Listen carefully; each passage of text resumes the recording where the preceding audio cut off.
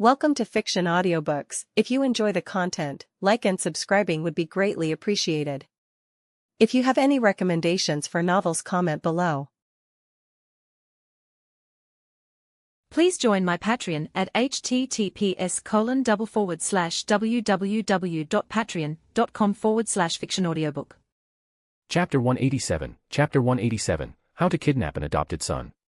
After Odin's death, the entire Colosseum plunged into a deep, almost suffocating silence. Neither mortals nor gods could utter a word. What Odin had become left an indelible mark on the hearts of all who witnessed his confrontation with Alex. The sight of a once wise ruler, so consumed by madness that he was willing to sacrifice all mortals, and possibly even the gods, to summon an ancient deity, shook everyone to their core. The mystery of which god Odin intended to summon remained unsolved. However, Odin's final words were known only to Alex and Brunhild. Gradually, the spectators averted their eyes from the spot where Odin had perished and turned their attention to Alex. At that moment, Brunhild was tenderly kissing him, completely ignoring the crowd. None of those present, mortal or divine, doubted for a second Alex had saved them from certain doom. The gods, however, felt conflicted. On one hand, Alex had been created for their destruction, and his hatred for them was evident. On the other hand, he had locked himself in the arena with Odin, risking his life to face the mad god. Although calling it a battle seemed inaccurate, Alex had toyed with Odin, killing him repeatedly, as if to demonstrate his superiority. Alex paid no attention to the onlookers. His mind was elsewhere, focused on finishing what needed to be done. For now, however, he allowed himself to enjoy the softness of Brunhild's lips, refusing to let suspicion distract him. He knew that a conversation with Heimdall awaited him, Heimdall, who had fled the moment the battle began. The god undoubtedly knew more than he let on, particularly about the essence and identities Alex used in his clones. For Brunhild, this moment marked the culmination of long-awaited vengeance.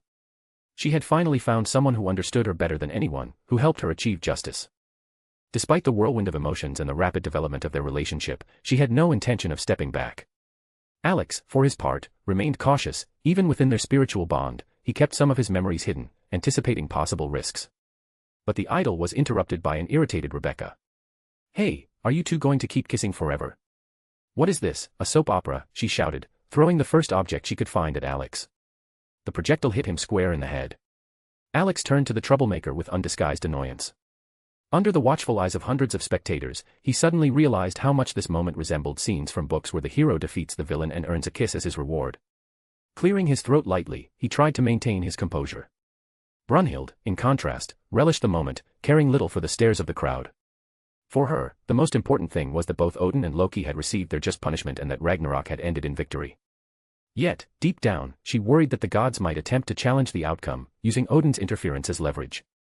But looking at Alex, she felt reassured. This man would leave the gods no chance. Under countless gazes, Alex suddenly turned his attention to where Rebecca and her trio of mischief-makers stood. Noticing him call his robo-dog, Brunhild was slightly surprised. "Gir, come here," Alex called loudly. Hearing the summons, Gir leapt down from the railing and began trotting toward Alex on his short mechanical legs. All eyes turned to the little robo-dog, who moved toward his master with remarkable determination. Now, those gathered in the hall could finally get a clear view of what was hidden beneath the armor. What they saw was an oddly shaped dog with green fur and a comically goofy expression on its face. Gir approached Alex and stopped next to him. Without wasting time, Alex took a microphone from his inventory and connected it to a special port on the robo-dog's neck. After finishing the setup, he squeezed the microphone in his hand and glanced at the spectators in the stands. "Test, test. Can you hear me?" Alex said, tapping the microphone to check its functionality. The crowd in the stands, consisting of both gods and mortals, looked at Alex with doubt, not understanding what he was up to. Even Rebecca and Brunhild, used to his unexpected antics, couldn't hide their surprise. "Perfect," Alex continued, clearly satisfied with the check. "Ladies and gentlemen, gods and mortals, I would like to announce that Ragnarok has come to an end. Humanity has won this battle. If anyone has objections, feel free to come down here. I will gladly help you come to the right decision." His words echoed through the Colosseum, causing a wave of murmurs. No one dared to argue, especially after the obvious hint that Alex was prepared to resolve any disagreements in his own way. None of those present, neither gods nor mortals, dared to step onto the arena and face him head-on. Odin's death, with his terrifying power, still left an indelible impression. Even those who believed that all the gods combined couldn't defeat Odin now doubted their certainty. The chief gods of the pantheons remained silent, meeting Alex's gaze with pride, but none attempted to dispute his words. Seeing that there were no objections, Alex decided to continue.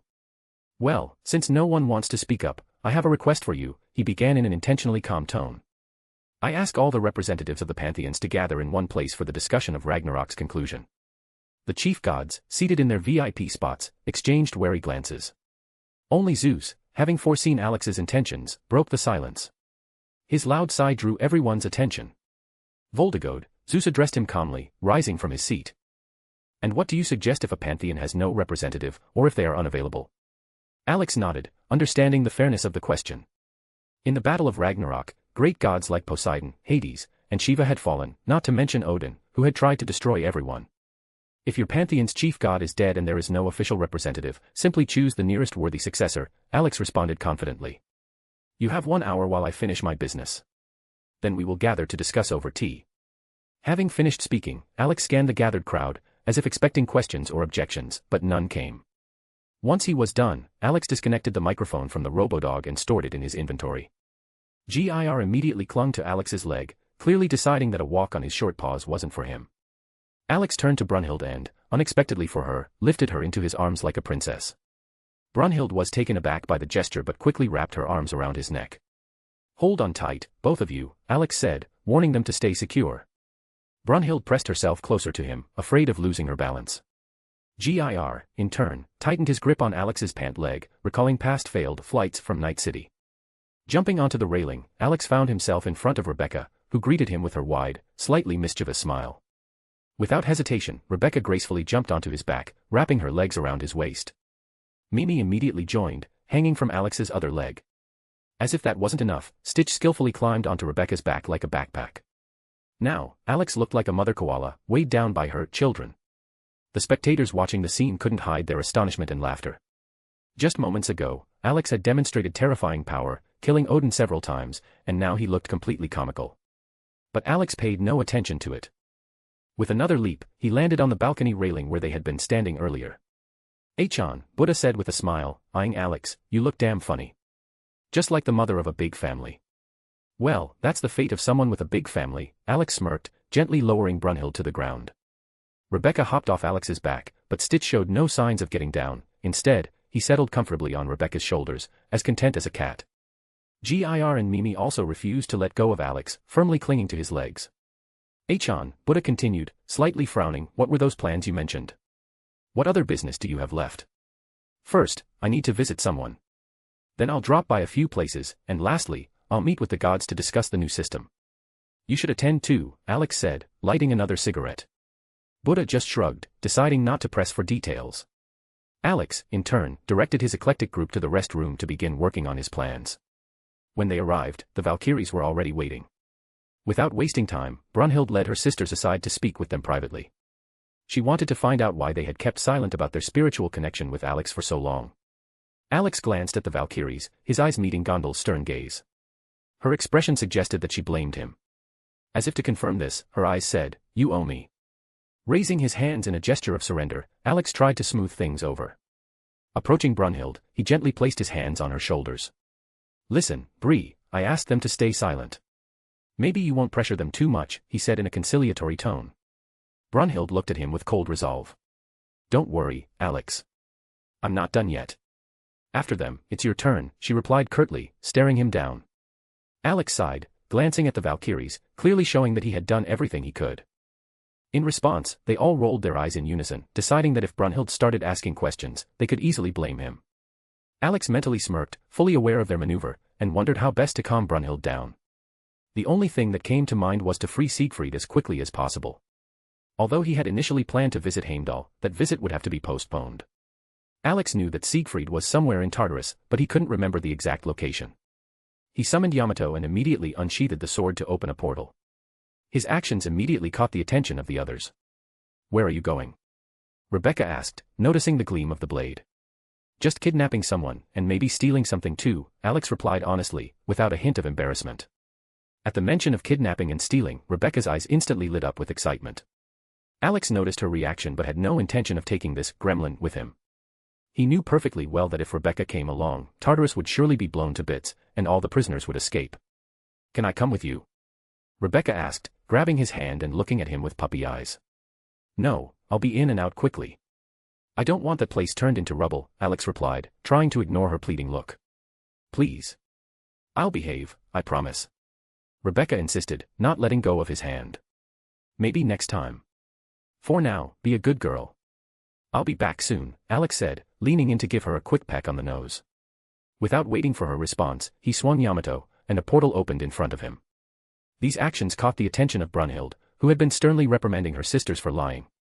She wanted to ask Alex where he was going but didn't have time. The portal had already closed behind him. Brunhild frowned, puzzled, not understanding what Alex was planning. She could no longer read his thoughts through their spiritual connection, nor could the other Valkyries. Turning to Rebecca, she saw that the girl was standing with a pout, looking like a child who had been scolded. After passing through the portal, Alex found himself at the massive gates leading into Tartarus. He looked up, studying their majestic and ominous appearance. The huge doors were adorned with the jaws of a monster, and they were bound with heavy chains, as if reinforcing security measures. Not a bad idea, but they could have made something more pleasing to the eye instead of monster fashion shows, Alex muttered, lighting a cigarette. Glancing at the gates one more time, he walked closer, contemplating the best way to get inside. The simplest option would be to kick them down, but he quickly dismissed that thought. Such an action could lead to all the prisoners escaping. All right, let's do it the old-fashioned way, Alex muttered, stroking his chin. Using one of his abilities, reminiscent of Alucard's power, Alex passed through the massive doors as if they didn't exist. On the other side, he was greeted by gloomy corridors filled with rows of cells stretching into the endless distance. A prison is a prison, no matter the dimension. Only the quality of the prisoners differs, Alex commented, exhaling smoke through his nose as he continued on his way. Looking around, Alex decided to move forward to find the cell where Siegfried was held. His arrival caught the attention of all the prisoners, who watched him with interest. To them, Alex was a new visitor, someone they hadn't seen before. He walked confidently through the corridors of Tartarus, ignoring the prisoners' stares. However, soon Alex realized that Tartarus was a massive dungeon, and finding someone specific was like searching for a needle in a haystack. He stopped, thinking about the situation. The only solution that came to his mind was to find the guards and ask them for directions to Siegfried's cell.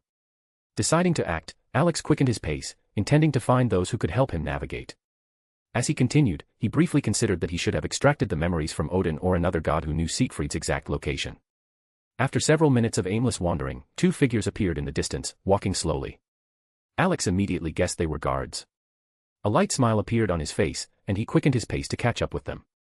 "Hey, you two, stop," he called loudly. Hearing the unfamiliar voice, both guards turned in sync. Their gazes immediately locked on Alex. Recognizing him as Alexander Voldegod, the one who had caused a stir during Ragnarok, the guards were flooded with fear. They knew about his massacre of Poseidon and the killing of Odin. Threatening such a person was akin to suicide.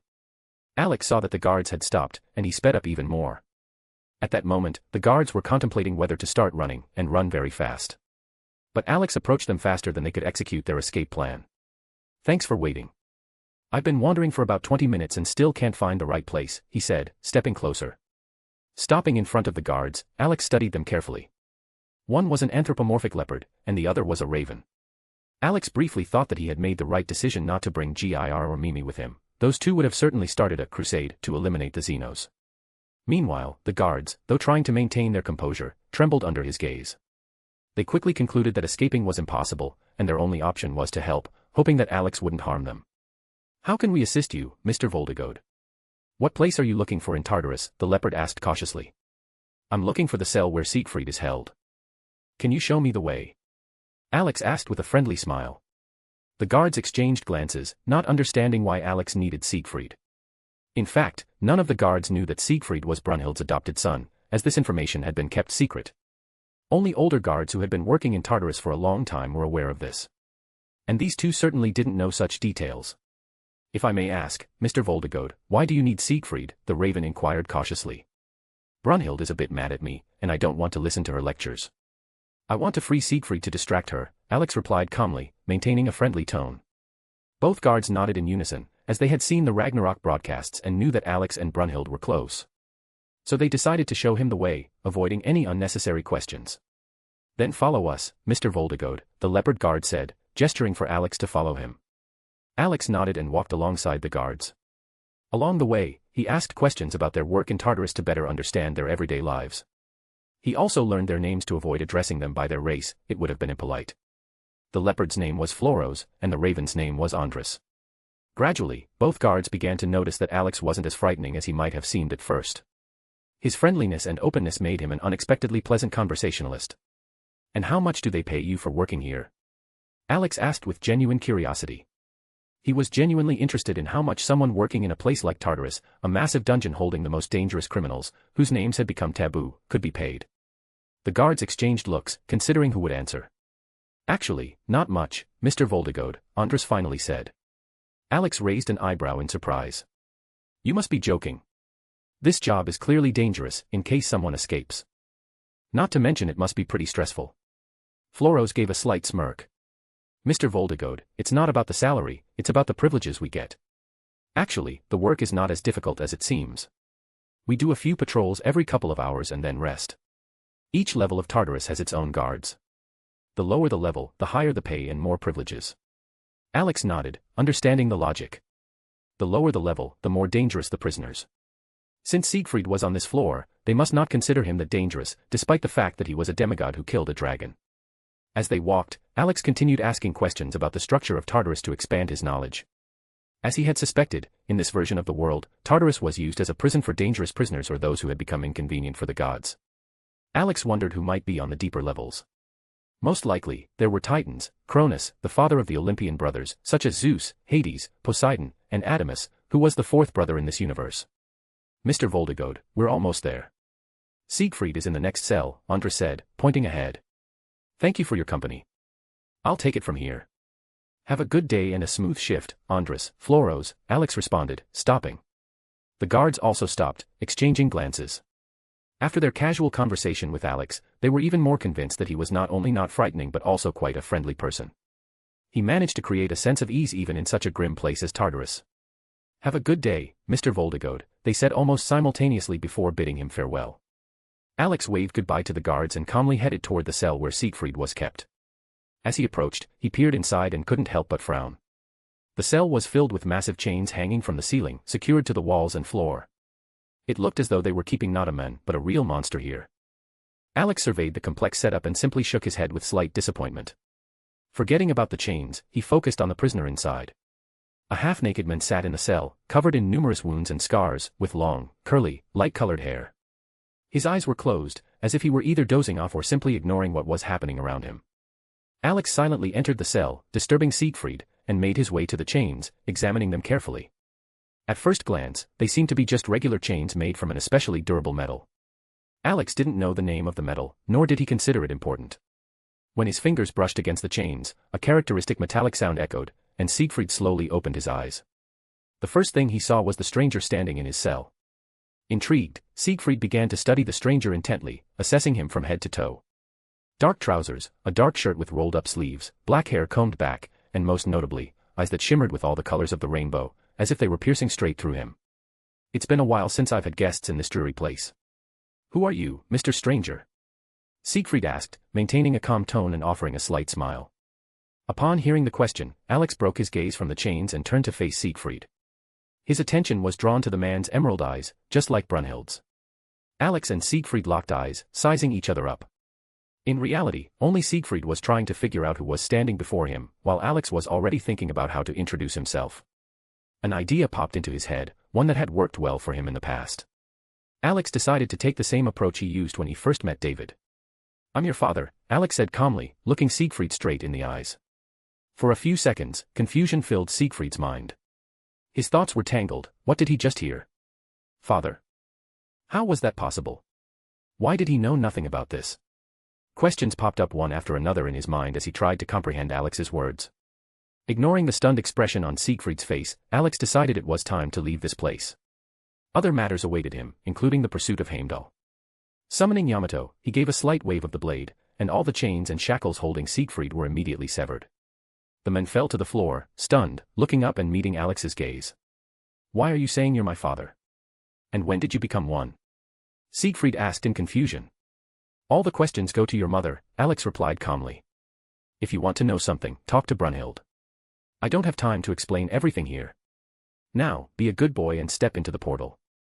With these words, Alex opened a portal using Yamato. Siegfried continued to watch him suspiciously. However, upon hearing Brunhild's name, he started to get an idea of what was going on. Still, he remained doubtful. Why had Brunhild never mentioned this person? When had she gotten a partner? The last time she was here, she hadn't said a word about it. And because of this, Siegfried began to suspect that Alex was lying. Even if you mentioned Hilda's name, I don't believe you, Siegfried said firmly, refusing to go toward the portal. Alex glanced at Siegfried, frowning. His eyes twitched slightly, betraying his irritation. Patience was not a trait he could boast about, especially when dealing with young men who needed something explained. If it had been a girl in Siegfried's place, Alex might have gladly laid everything out with some proof. But since it was a guy, he decided to take a simpler and harsher approach. I said, get in the portal, Alex said coldly, disappearing from his spot. Siegfried didn't even have time to blink before Alex was already behind him. Without wasting a second, Alex kicked him hard, sending the boy straight into the portal. With a whistle, Siegfried was sent flying into the portal, disappearing as Alex calmly followed, stepping through as though strolling through a park. Meanwhile, in the break room, where his group had stayed, there was a calm confusion. No one knew where Alex had gone, not even the Valkyries connected to him through the spiritual bond. Brunhild, who had just been reprimanding her sisters, now found herself staring at the spot where Alex had left through the portal, wondering where he was headed and what was happening. Her thoughts were interrupted when the portal suddenly opened, and Siegfried flew out of it. Surprise was reflected on Brunhild's face, as well as on her sisters' faces, who were watching in shock as the boy landed face first on the floor with a loud thud. Oh, that's rude, Siegfried muttered, sitting up and rubbing his reddened forehead. Looking around, he noticed Brunhild, who stood there, seemingly struck by lightning. A wide grin spread across Siegfried's face. Sister Hilda. Long time no see, he said cheerfully, waving his hand. Her shock was replaced by confusion, but Siegfried's words quickly brought her back to reality. How did you get here? She asked, unable to hide her bewilderment. Although she had seen Siegfried appear from the portal, comprehending what was happening took some effort. The only thing that came to mind was that Alex had somehow entered Tartarus and pulled him out. A strange guy appeared, said he was my father, and then kicked me into the portal. Siegfried shrugged, trying to explain the situation in a way that didn't sound completely insane. He expected shock or disbelief, but the reaction from those around him was oddly calm, which made him slightly uncomfortable. As he mulled this over, Alex stepped out of the portal. His expression was clearly satisfied. Well, I've kidnapped your son from Tartarus. So, am I forgiven? Are you no longer angry with me? Alex asked with a smirk, meeting Brunhild's gaze. Brunhild noticed Alex, his face beaming with a pleased smile, as if he had just successfully completed something important. She walked toward him and stopped directly in front of him, looking him in the eyes. Alex raised an eyebrow, waiting to see what she would say or do. Brunhild leaned in a little closer, her movements slow and almost cautious. Then, she lightly brushed her lips against his. The kiss was brief but sincere. The scene caught Siegfried's attention. He stared in surprise at his usually strict, always composed older sister. Such behavior from her was so unexpected that he could barely express his feelings in words. I'll think about it, Brunhild said softly, a gentle smile lighting up her face. Alex rolled his eyes and sighed, realizing she had forgiven him for the deception. All right, you two go ahead and chat and all that. Meanwhile, I'm going to take care of a few other things before we go talk to the gods, he said, turning toward the door. Where are you going again? Rebecca asked, frowning. I'm going to catch one idiot for a little chat, Alex replied, opening the door. He knows too much and ran off first. Need to have a word with him. Without waiting for further questions, Alex stepped into the hallway and focused, trying to locate Heimdall. There was something strange about this god. Even if Heimdall had the ability to see the 9 worlds, as the legend said, that didn't explain how he could know so much about characters from other universes. Once Heimdall's location became clear, Alex opened a portal and, stepping through it, found himself right where he needed to be. He emerged cautiously, so as not to attract unnecessary attention, and made his way toward Heimdall with the demeanor of someone determined to get answers. To be continued. Chapter 188, An Unexpected Guest from Another Universe. The lounge was steeped in tense silence after Alex left again without explaining his intentions. Those who knew him well understood, if he was heading out to visit someone, it rarely ended well for his target. Rebecca, her face set in a pout, still stared toward the spot where he had vanished. Brunhild, on the other hand, appeared calm. She had a good idea of where Alex had gone. Her suspicion was confirmed. His target was Heimdall, a god whose behavior had raised eyebrows. After all, there was no way he could have known the identities of the clones Alex had used to participate in battles. Buddha, sprawled lazily in a chair, seemed to have decided to take advantage of the moment to rest before the upcoming tedious meeting.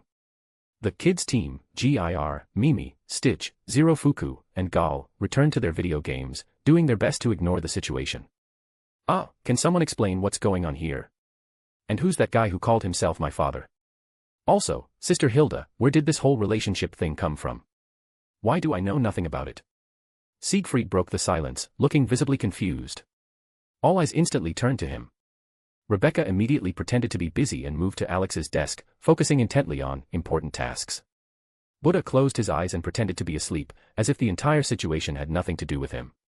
The kids' team dove even deeper into their games, acting as though they were the most riveting activities in the world. The Valkyries tactfully looked away, as if giving Brunhild full freedom to handle the brewing storm on her own. You're all unbearable, Brunhild muttered, casting a stern glance around the room. He's your son. It's your job to explain everything to him, Rebecca replied without turning her head. Sighing, Brunhild motioned for Siegfried to sit across from her. He noticed the peculiar harmony of the situation, even though everything seemed chaotic at first glance. His gaze lingered on three strange creatures he had never seen before. Meanwhile, Brunhild was debating where to start, so much had happened that day that it was hard to pick a beginning. Meanwhile, Alex had already found Heimdall's location and opened a portal without hesitation. Entering the god's quarters, he quickly scanned the room, paying little attention to its decor. Heimdall appeared oblivious to the uninvited guest. He was engrossed in his search, every cabinet and drawer had been turned upside down, but that didn't deter him. The god was feverishly looking for something, muttering under his breath. Where did I put it? He murmured, opening yet another drawer. Leaning against a table with one elbow propped up, Alex watched the scene with evident indifference. At one point, he focused his gaze, attempting to discern Heimdall's true essence. What he saw made his eyebrow rise in surprise. The god's essence resembled a kaleidoscope, and Alex knew only one being in the multiverse with such a trait. This person definitely didn't belong in this world. Not wanting to waste time, Alex spoke to announce his presence. Need a hand? He asked in a bored tone, finally catching Heimdall's attention. Without stopping his search, Heimdall heard the voice behind him but paid no mind to it. No, thanks. I can manage. I left it here somewhere, he muttered absently, continuing to rummage through his belongings. Alex smirked, patiently waiting for the realization to hit Heimdall that he wasn't alone in the room. A few seconds later, it finally did. Freezing like a machine, Heimdall slowly turned his head. His gaze met Alex's, who was sitting casually on a chair with his cheek resting on his hand. A playful, almost mocking smile spread across Alex's face, as if he were watching an amusing performance. Heimdall froze, his mind desperately searching for an explanation for what was happening. Why had Alex come here? What was the purpose of his visit? The only thing that came to mind was the possibility that Alex knew about the fighters who should not exist in this world. Realizing he had made a mistake, Heimdall decided to remain calm and continue playing the fool to the very end. Heimdall now understood that the reason Alex had come was because he knew the history of fighters from another world. What brings you here, Mr. Voldegode? Heimdall asked cautiously, carefully choosing his words. Heimdall's eyes darted around the room as though searching for an escape. Alex, with undisguised amusement, watched his panicked attempts to hide his confusion. However, Alex had another question: where was the real Heimdall? Could this imposter have killed the true god using his magic? But what bothered him the most was how the gods hadn't noticed the fake. And what do you think I'm here for? Alex asked with a smile, adding a hint of mockery to his voice. Heimdall's eyes again flicked nervously around the room, eventually landing on a rainbow-colored sphere on a shelf. It shimmered in all hues, and that was the item he had been searching for. Alex calmly observed him until he noticed where his gaze had landed. Following his eyes, Alex too saw the sphere. Raising an eyebrow, he decided to check what it was. With a single motion, he pulled the sphere toward himself. The rainbow-colored sphere seemed to obediently float into his palm. Heimdall watched bitterly as it disappeared out of his reach. Alex examined the sphere closely, completely ignoring Heimdall's presence. He quickly realized that the energy inside it was similar to the one emanating from Heimdall himself, but more concentrated, as if it were a separate source of power. Mr. Voldegode, perhaps you could return the sphere to me. It's a family heirloom. It's dear to me as a memento, Heimdall said with feigned sorrow, attempting to invoke sympathy. Alex looked up at his face, which seemed genuinely upset, as if something truly precious had been stolen. If it weren't for the long week spent with his fiancée Loki, Alex might have believed this pitiful act. But the over-the-top dramatization was so obvious that he just smirked. Noticing the mockery in Alex's eyes, Heimdall clicked his tongue in irritation. How about you stop pretending, Heimdall? Or should I call you Kishua Zelrich Schweinorg? The old vampire obsessed with little witch girls, and the possessor of the second true magic, kaleidoscope. Alex said in a light, but biting tone, spinning the sphere in his hand. When Alex revealed Heimdall's true identity, the figure before him began to change. Before him stood a tall man with short gray hair and a neatly trimmed beard of the same color. The stranger's attire, entirely in black, exuded an air of elegant severity, a black cloak with a short cape over a suit jacket, pristine white gloves, black trousers, and shoes. Alex, surveying him from head to toe, showed no surprise. He had already heard of the old vampire, known for his fascination with young witch girls. How did you figure out it was me? How do you know me? How did you learn about my obsession and the second true magic? Zelrich, no longer hiding his curiosity, asked as he examined Alex intently. Alex gave a slight smile and raised one finger, signaling that he was ready to answer. Zelrich, catching the gesture, eagerly awaited an explanation. The vampire used his magic, trying to find information about Alex, but all his efforts proved useless. Alex's future was hidden from him, and his past seemed non-existent. Alex appeared to be an anomaly, living only in the present. Let's start with the first question, Alex said, raising his index finger. Your essence looks like a kaleidoscope, and that brings us to the second question. I only know one person who possesses such a power, you. Pausing for a moment, he raised two fingers. Now, regarding the other questions. If you're familiar with the theory of the multiverse, the explanation becomes easier. Every world is, in some way, a story for another world. So, in one of these worlds, your existence is part of such a story. It describes your abilities, your obsessions, and even the fact that you stir up conflicts for fun, relishing the chaos. Zelrich nodded thoughtfully, processing what he had heard. He wasn't surprised that somewhere, his world might have been used as the source of a fictional story. However, he was extremely curious as to why Alex had sought him out. So, what do you need from me, Voldegode? Does it have something to do with the fighters who weren't supposed to be part of Ragnarok? Zelrich asked with a smile, sitting down on the nearest chair. Hearing the question, Alex pulled a pack of cigarettes from his pocket. Do you smoke? He asked, offering the pack. No, it's bad for you, Zelrich replied with a light laugh. Old guys like me have no use for it. Alex smirked as well, lit a cigarette, and, exhaling the smoke, continued the conversation. You're right. I'm here because you knew about the fighters who shouldn't have been in this world. Although Dracula was indeed here. And where did I mess up? Zelrich asked with genuine interest. To keep it short, from the very beginning. Somehow, you knew who I was, even though I'm not from this world. Then came the story of the Pantheon, and finally, Might Guy. 1 case is a coincidence.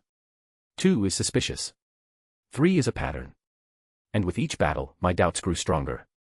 Zelrich just smirked but couldn't hide his admiration. Alex, looking out the window, calmly finished his cigarette, as though their conversation were a normal chat between an old acquaintance and a young upstart. Zelrich nodded, realizing he had messed up at the most obvious point. He had already suspected that the stories about the warriors he had recited while pretending to be Heimdall had raised suspicions. However, now Zelrich had the answer to another question that had been bothering him. Alex clearly was not from this world. But what intrigued him most was another aspect, how Alex managed to travel between worlds, or more precisely, between universes. Alex calmly observed Zelrich's reaction, his curiosity piqued by how the vampire had managed to cross the multiverse. The second true magic, the kaleidoscope, from what Alex knew, only allowed one to see and move between parallel worlds, nothing more. Well, I suppose it's my turn to ask questions. How did you end up in this world? More specifically, how do you manage to travel between universes if the kaleidoscope doesn't have that ability? It's limited only to parallel timelines, perhaps the past and future, Alex said, pointing his cigarette at his conversation partner. Hearing the question, Zelrich gave a self-satisfied smile and glanced at the rainbow sphere in Alex's hands. Alex immediately noticed the look. It was exactly as he had suspected, the key was in that sphere. It was practically pulsing with Zelrich's magic, and its purpose was becoming increasingly clear. Without waiting for a response, Alex began to analyze. It was likely that a normal human body couldn't generate enough energy to overcome the kaleidoscope's limitations. Zelrich's magic allowed him to move only between parallel timelines, but the sphere acted as a battery, compensating for this shortcoming. It's all thanks to the sphere you're holding. It contains my magic. If I charge it up, I can travel to another universe, Zelrich explained proudly. So, my suspicions were correct. The sphere allows you to bypass the kaleidoscope's limitations, Alex nodded, confirming his thoughts. Zelrich choked slightly upon hearing Alex's precise analysis and looked at him with surprise. How had this person understood the mechanism so quickly? While they conversed, Alex tried to determine which Holy Grail war should be beginning at this point. The major events, as he knew them, were tied to the Third and Fourth Wars. However, he didn't particularly want to visit this universe, not just because there was a likelihood that Alaya or Gaia might send counter-guardians after him, but also because his actions there could have serious consequences. Alex particularly despised the Matu family, considering them to be scum. If he found himself in that universe, the first thing he would do would be to annihilate them. The only thing that might draw him there was the idea of robbing Gilgamesh to seize all the legendary artifacts, including the Gi-Balg with Scathach. From Zelrich's words, Alex learned that the Fourth Holy Grail War was about to begin. He had time to think about potential intervention. Well, it's time to wrap up. I still need to talk to the gods and start putting plans into motion to change this world, Alex said, extinguishing his cigarette. Leaving already? Zelrich asked calmly, looking at his companion. Zelrich had enjoyed Alex's company. He saw him as an intelligent, powerful individual who didn't recklessly abuse his strength. However, he had no idea that Alex used his power for more unusual purposes, such as creating chaos or weapons he never intended to use. Yes, time waits for no one. So much to do before I start new endeavors. By the way, Catch, this is for you, Alex said, standing up from the chair and tossing the rainbow sphere into Zelrich's hands. Don't you want to visit my universe when you're done here? I think you'd like it there, Zelrich offered with a wide smile. Zelrich already imagined the chaos Alex could cause with nothing more than his presence. His mind painted pictures of possible disasters, especially considering how Alaya and Gaia would react if they noticed Alex in the timeline. Upon hearing Zelrich's question, Alex squinted thoughtfully, but he clearly wasn't in a hurry to give a definitive answer. He already had plans for potential travels, including the need to track down other Nyan avatars. Moreover, it had turned out that the most powerful of them had already extended his tendrils into other universes. I'll think about it. I might visit your universe, but only to add to my weapon collection, Alex said, shrugging. I don't want to waste energy on local problems, especially knowing that Alaya and Gaia will definitely stick their noses into my business. And, I really can't stand it when idiots poke around where they don't belong. Zelrich laughed, flashing a wide grin. Haha. You're right, those two will definitely come asking questions if you start doing something on a large scale like you have here. Well, I won't insist. But if you decide to drop by, you know where to find me. Alex merely nodded and headed for the door. His hand had just touched the doorknob when he suddenly turned around, casting a sharp glance at Zelrich. The vampire raised an eyebrow, waiting for Alex to speak. And before I leave, Alex began in a grim tone, his eyes glowing with an ominous violet light. I recommend you destroy the Matu family to the last. If I do it, the consequences will be far worse. I'll wipe out all the magical families who dare interfere with my affairs. So, my advice, act before I show up in your world. Because neither Alaya nor even Gaia will be able to stop me. The violet glow in Alex's eyes made Zelrich freeze. For the first time in many centuries, he felt real fear. There was something in that gaze that made his body instinctively tremble. Zelrich frantically considered what the Matu family could have done to anger Alex. How did they piss you off so much? He asked cautiously. Figure it out yourself, you've already researched the parallel timelines. But if you don't do it, I will. Now, if you'll excuse me, I have more important matters to attend to. With a wave of his hand, Alex left the room, leaving Zelrich in a stupor. Slowly, a smile appeared on the old vampire's face, which was soon replaced by loud laughter. Zelrich knew exactly how the Matu family had angered Alex. And he could only sympathize with the fact that the Matu family had provoked a real monster. Ha ha ha. This is going to be fun. His arrival will definitely drive Alaya and Gaia mad. And the other magical families will get their share too. I can't wait for him to show up in my world, Zelrich said, activating the rainbow sphere. A portal, resembling a kaleidoscope, opened behind him, immediately engulfing his figure, and the room was plunged into silence. Meanwhile, Alex walked down the corridor, contemplating his potential visit to Zelrich's world. His thoughts wandered between the idea of stealing several artifacts, saving the necessary people, and simultaneously restoring order among the magicians. He remembered that he hadn't asked Zelrich where he had hidden the original Heimdall. Sighing, Alex decided to put those questions aside for later and focus on the current matters, finishing Ragnarok and implementing a new system, if the gods supported his idea. Stopping, he instantly teleported to the rest area where the others were.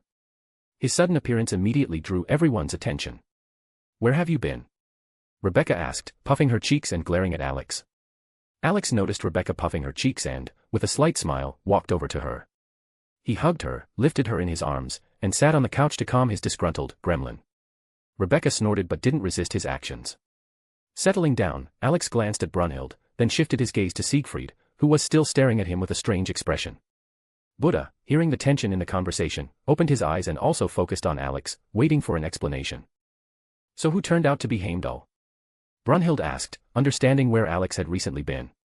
Her question grabbed everyone's attention. Now everyone was waiting for the answer to uncover the mysterious identity of Heimdall. Many knew that Alex had suspected him, especially after his clone took the form of a person who didn't exist in this world. Heimdall turned out to be an old vampire from another universe, obsessed with magical girls, Alex replied calmly, as if speaking about something completely ordinary. Buddha couldn't hold back and laughed loudly, realizing the absurdity of what was said.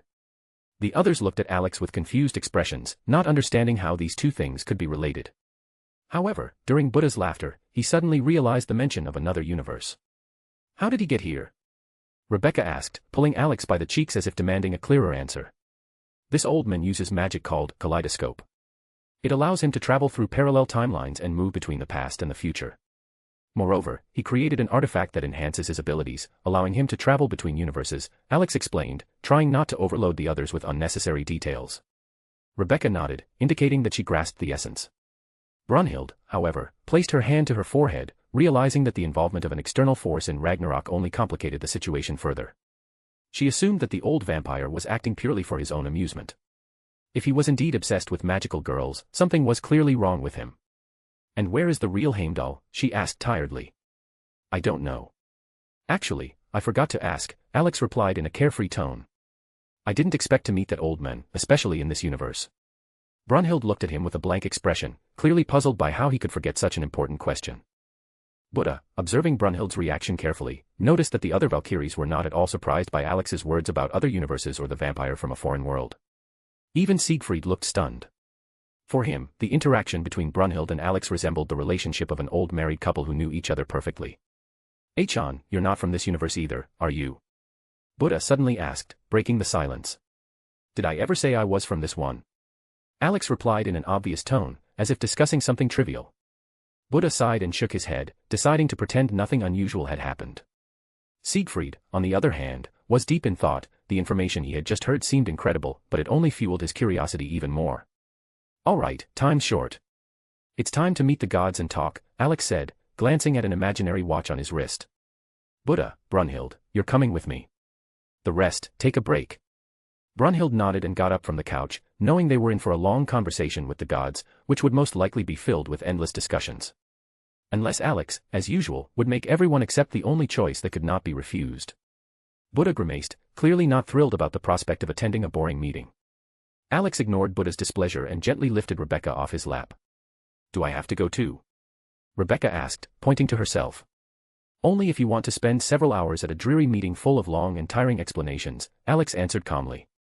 All right, have fun, Rebecca said, lying back down on the couch, clearly eager to continue her rest.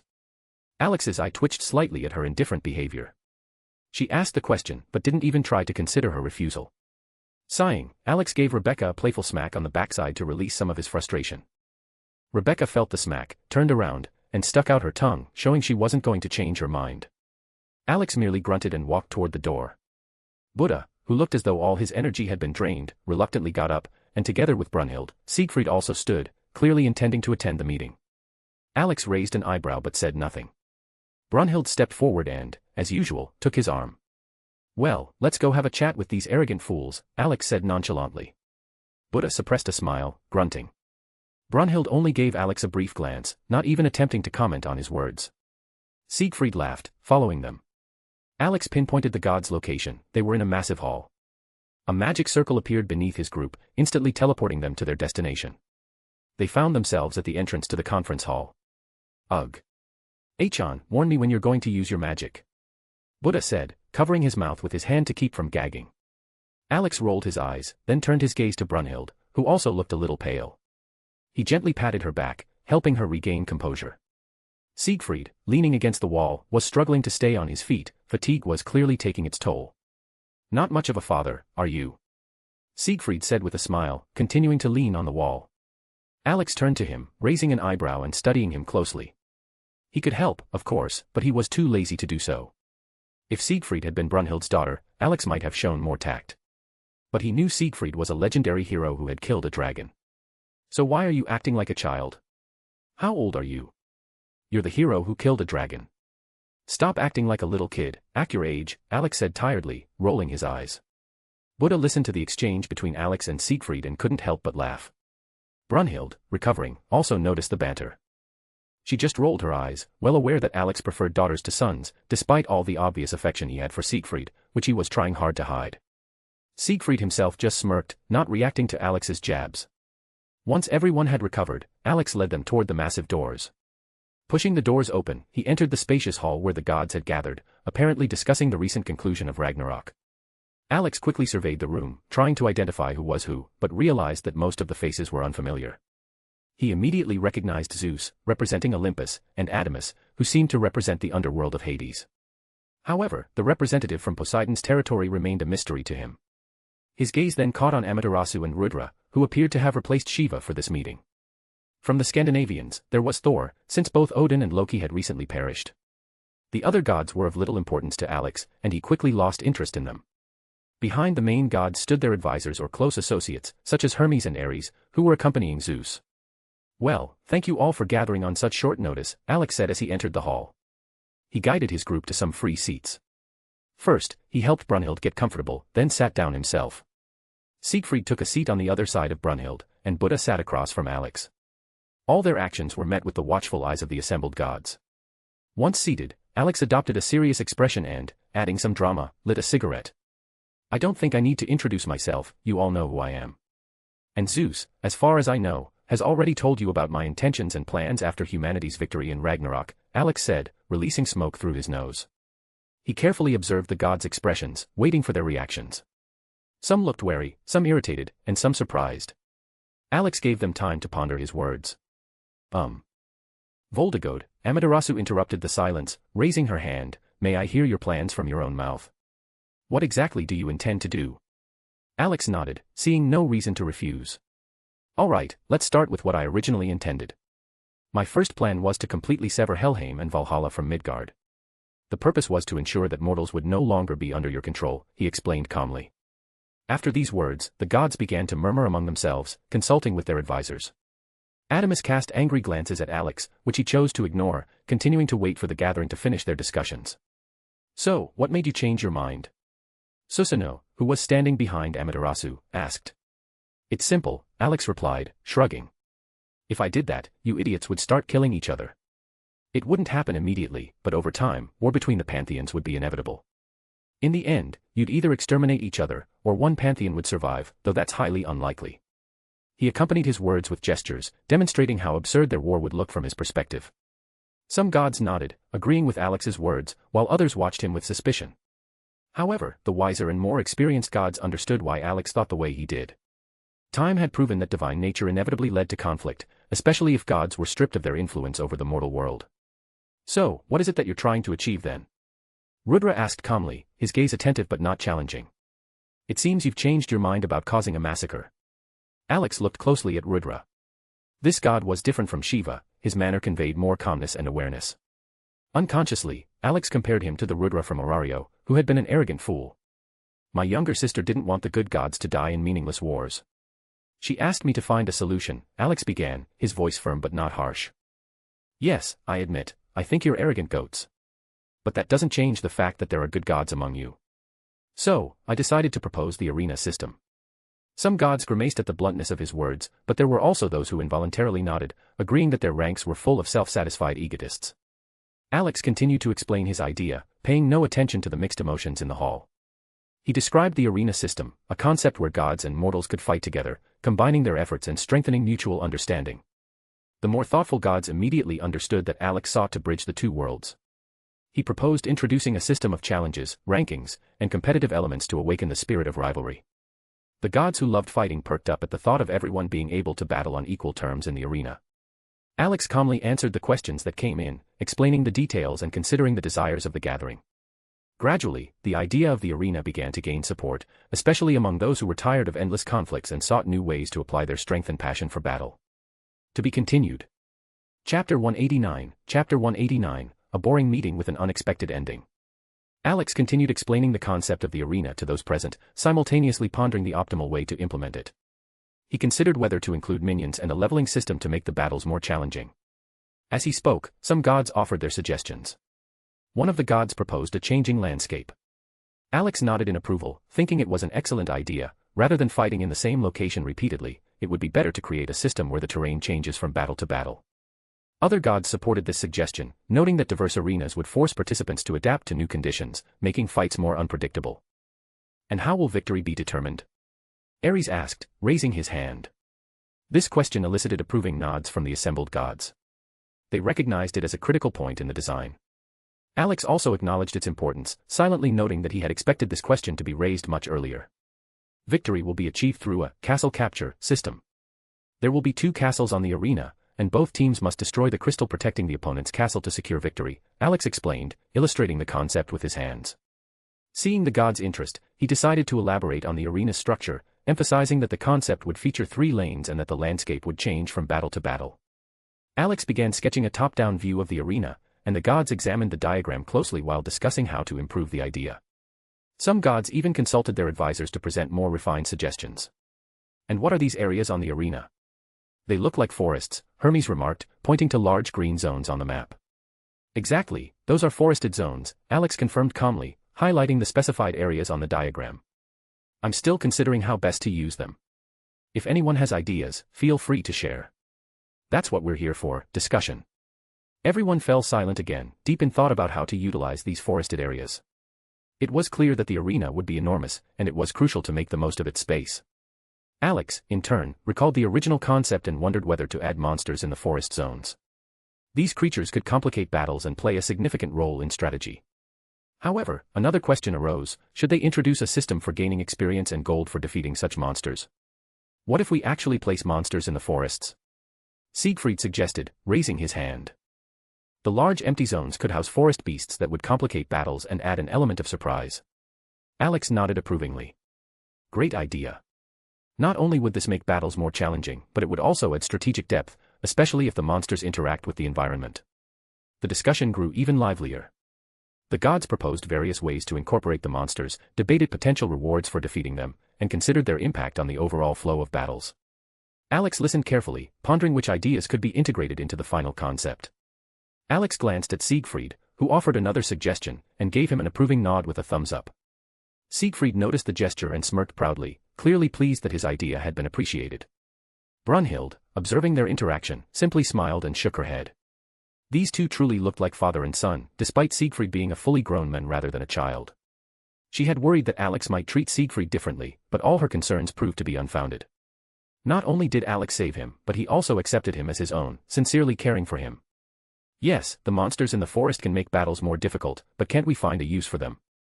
It would be foolish to leave them as they are without extracting some benefit, said one of the gods, clad in armor, expressing his opinion.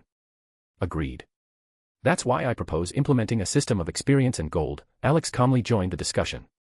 Explain further, Voldegod. What do you mean by an experience and gold system? Zeus asked, his voice tinged with interest. Alex paused for a moment, rubbing his chin. He wanted to present his idea in a way that was as clear and convincing as possible. All eyes were on him as he considered the details. An experience system, he thought, would allow fighters to gradually restore their strength, but limitations for the gods would need to be set to maintain balance.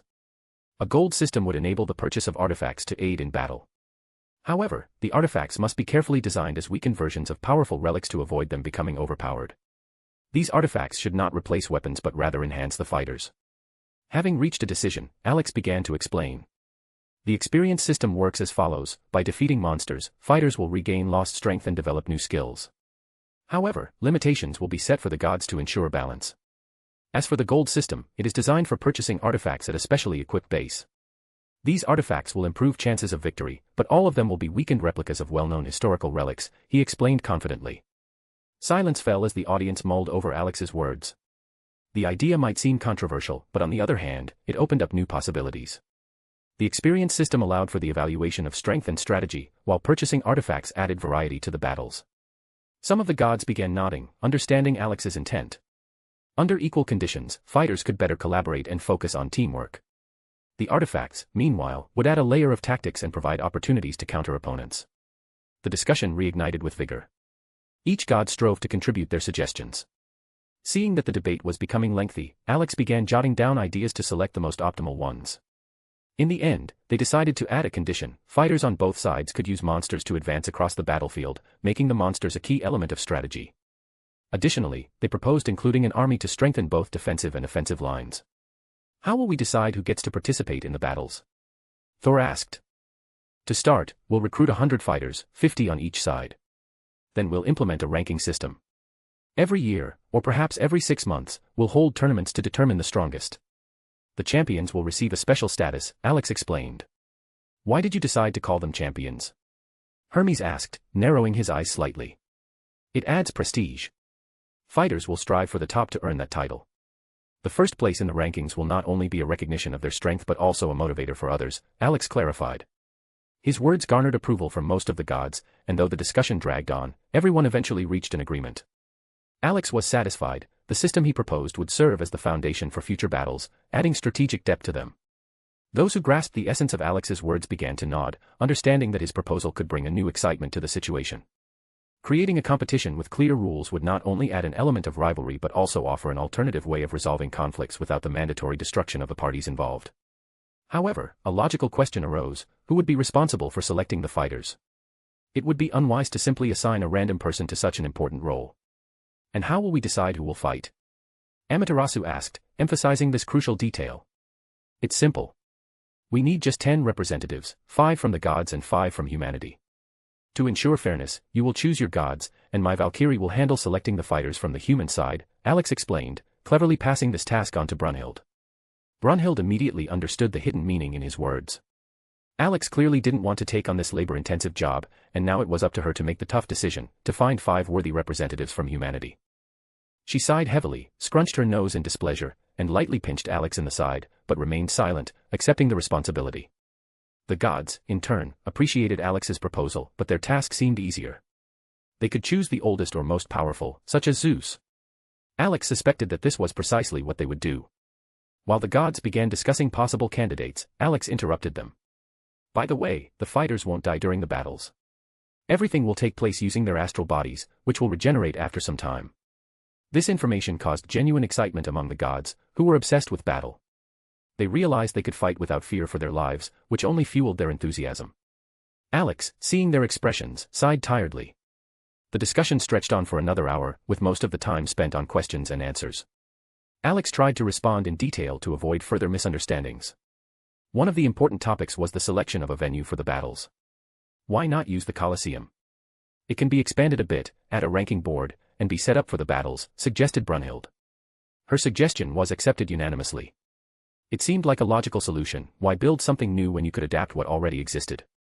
However, there was still the question of how to implement such a transformation to accommodate a large number of participants and spectators. I'll take care of that. Your task is to choose the representatives. Everything else is my responsibility, Alex declared. And how do you plan to manage such a massive task on your own? Rudra asked skeptically. That's my concern. Creating a separate space is easier than it seems.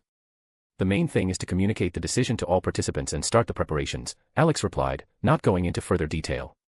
The gods nodded, though they remained intrigued. Alex was planning to use runes and magic, as he had when creating his workshop. This time, the task was more complicated. He not only needed to create an arena with a changeable landscape but also organize the transfer of astral bodies, ensuring the fighters' physical bodies remained safe. Furthermore, Alex had planned a surprise for the gods, especially for Brunhild.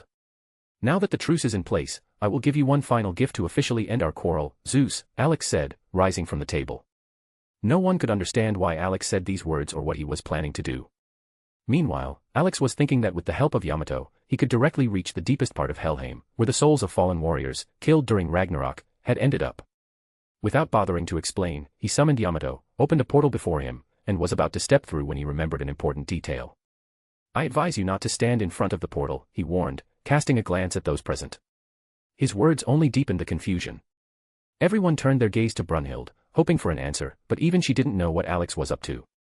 During Volander, she had been occupied with studying his memories and hadn't fully grasped all the nuances of his plan. Alex stepped through the portal and found himself in a strange and mysterious place. Listening to his senses, he moved forward until he reached a particular area. Before him hovered spheres, some of which were connected by invisible threads. Alex immediately realized that these were the souls of the Valkyries, tied to Lubu and Adam. He remembered that the first Valkyrie was named Regenleaf, and she had a gentle nature, resembling a librarian. The second was named Rangriz, who had been Lubu's companion. Although Alex didn't know much about Rangriz, it didn't concern him.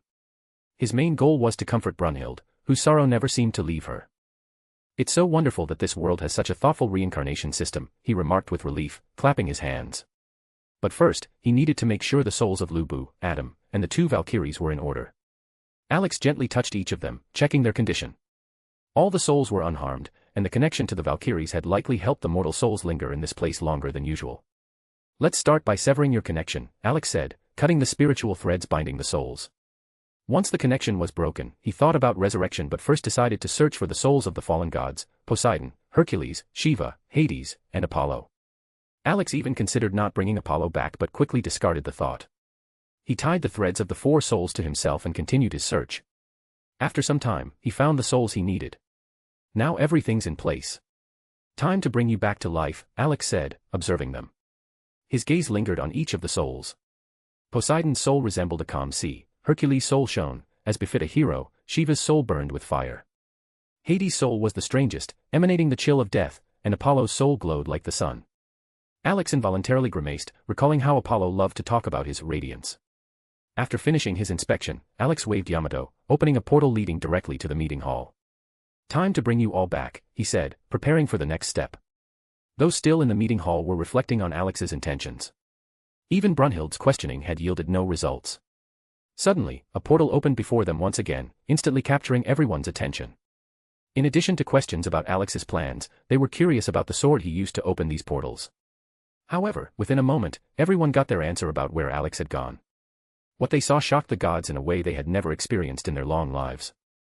The first to emerge from the portal was Lu Bu, who landed face first. Following him, with a dull thud, fell Adam, landing on top of Lu Bu. Then, Poseidon shot out of the portal, sliding face first across the marble floor straight toward the table where Zeus was sitting. After him, Hercules came through the portal, crashing heavily onto the floor. Shiva, who followed, spun several times in the air before slamming into the wall.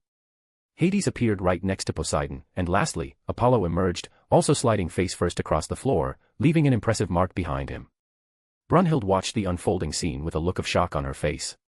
She immediately understood that Alex had done this intentionally, especially with Apollo. However, it wasn't just her who was shocked. The other gods in the hall were also stunned. None of them had expected to see the fighters who had perished during Ragnarok suddenly brought back to life. Siegfried, on the other hand, struggled to suppress his laughter as he watched the gods tumble out of the portal as though launched from a catapult. Buddha, in contrast, remained calm. He knew about Alex's plan to resurrect the fallen fighters, but seeing it unfold before his eyes was much stranger. Finally, Alex stepped out of the portal himself, holding 2 Valkyries like sacks of potatoes.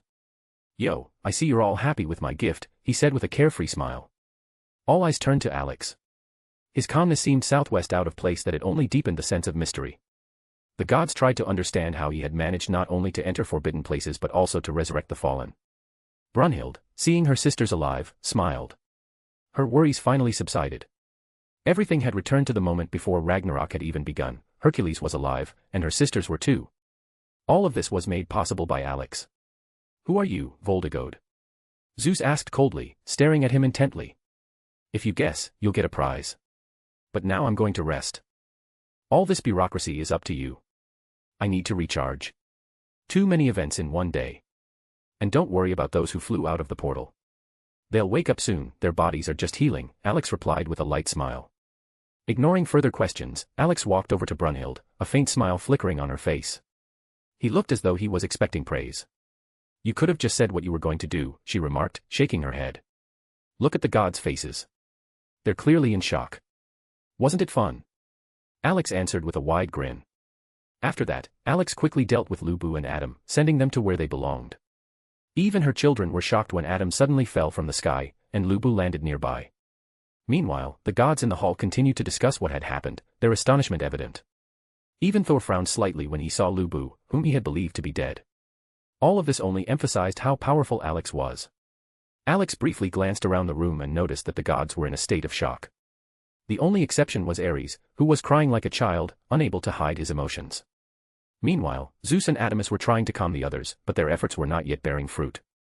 Alex realized it was time to leave before the situation escalated further. The weapons of Poseidon and Hades, which were still in his inventory, he had no intention of returning under any circumstances. Through their spiritual connection, Brunhild sensed Alex's growing unease and immediately understood that it was connected to these trophies. Realizing that swift action was necessary, Alex decided to do what any sensible person would do in such a situation: strategically retreat. "Alright, you guys figure things out here. And if you have any questions, contact my secretary," Alex said with a light smile, using his teleportation magic. None of those present even had time to react before Alex and his team disappeared from the meeting hall. Alex and his group found themselves in a cozy resting room. Alex looked satisfied but quickly sensed the strange atmosphere. He looked around and noticed an unexpected guest. An elderly man sat on the couch, holding a cup of tea. He wore a white shirt, a black vest over it, neat black trousers, and polished shoes. His white beard and hair were carefully trimmed, and his hair was combed back. Alex immediately recognized who he was. It was his new father, the Creator.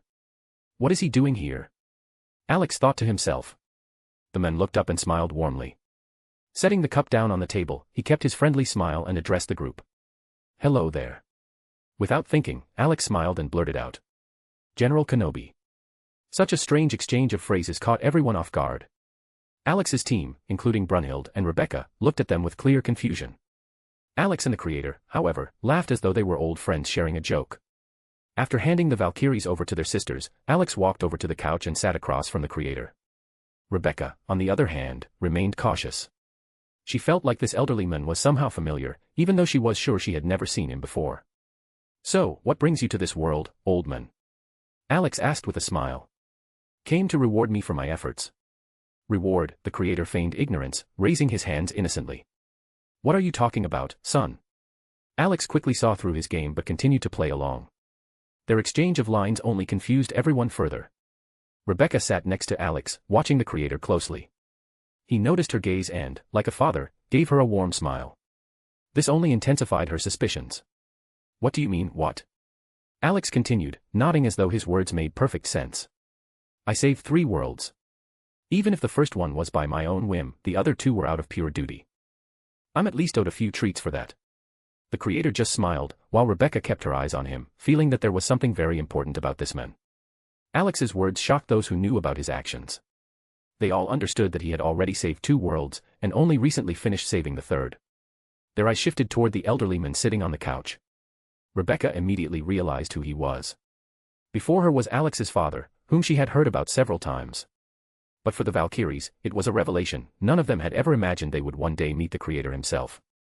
Meanwhile, Alex and his father exchanged tense glances, as if playing a silent battle of wills, trying to see who would break first. Well, what is it that you want? The Creator spoke, breaking the silence. More weapons again. Son, you need to give up this obsession. How many artifacts have you created, only for them to just sit there unused? And I know you're planning to get more, then start borrowing from others. It's a collection, Alex replied calmly. Every collector needs something to collect. But you know, I do need compensation. It's not fair that I work for free. Even in Night City, I got paid for my help. But here, I save worlds and get nothing. Am I asking for too much? These words led to an animated discussion between Alex and his father. Alex stubbornly argued that he deserved a reward for his achievements, while the Creator both agreed with him and cleverly avoided a direct answer. Their banter resembled more of a father-son argument than a serious conversation. Those watching the scene were stunned. Despite their words, both Alex and the Creator wore smiles, as if they were just teasing each other. Rebecca, however, could no longer bear the strange scene. She realized that the man in front of her was Alex's father, but the whole situation still seemed utterly absurd to her. Wait, Alex, can you explain why your father is here? She finally asked, voicing the question that was on everyone's mind. Alex and the Creator exchanged glances, as if deciding who should reveal the truth. Alex sighed, realizing that he was the one who would have to explain. Remember when we were in Hawaii, and I said I felt drawn somewhere? Well, that was old man. He nodded toward the Creator. He pointed me to this world like that. But that doesn't explain why he's here, Rebecca said, crossing her arms and staring intently at Alex. Child, the Creator interjected with a kind smile, this world is one of those I personally created. I came to visit my son and praise him for the work he's done, especially considering that he decided to change this world for the better. Alex nodded, realizing that his suspicions were correct. The Creator had indeed personally created this world, and that was the reason Alex ended up here. Since the Creator himself couldn't interfere directly, he had indirectly invited Alex to do the necessary work. This also explained why the Avatar Nyan Nyan, known as the Black Man, couldn't enter this world without certain conditions. Rebecca was about to ask why the Creator hadn't intervened himself, but she recalled Alex's words that the Creator was forbidden from getting involved in the affairs of his creations. Of course, I'm glad you appreciated my efforts, Alex smirked slightly and extended his hand. But, you know, you'd better pay for the job I did. I could have just killed Odin and that would have been it, but I chose to guide this world to a better future. And, by the way, that's not part of my duties. So, come on, pay up. The creator seemed unsure whether to laugh or cry. He was still astonished by Alex's character and his obsession with weapons. All right, he said with a slight sigh. What do you want? Alex, rubbing his hands together, declared, well, since that one-eyed guy kicked the bucket and took his Gungnir with him, the collection's incomplete. So, hand me a new Gungnir. The creator smirked, shook his head, and handed over a golden spear, shining with power, clearly surpassing Odin's previous weapon. Alex eagerly grabbed the spear and began stroking it as if it were a child. His actions caused mixed feelings among the onlookers, who began eyeing him suspiciously, seeing the fanatic expression on his face. After checking the spear, Alex immediately withdrew it, and Gungnir fused with his soul, floating among the other artifacts bound to him. With the task complete, Alex decided it was time to let everyone get better acquainted with his father. For most, it was a true shock. The creator himself was sitting before them. However, Rebecca took the situation much more calmly, addressing him as if he were a father-in-law. Gradually, the atmosphere relaxed, the conversation became casual, and the questions turned more personal. No one even noticed how quickly the day passed. Alex, however, was already thinking about the future. To finish up his business in this world as quickly as possible, he decided to use his clones. This approach would allow him to complete everything within a week, or even sooner. To be continued.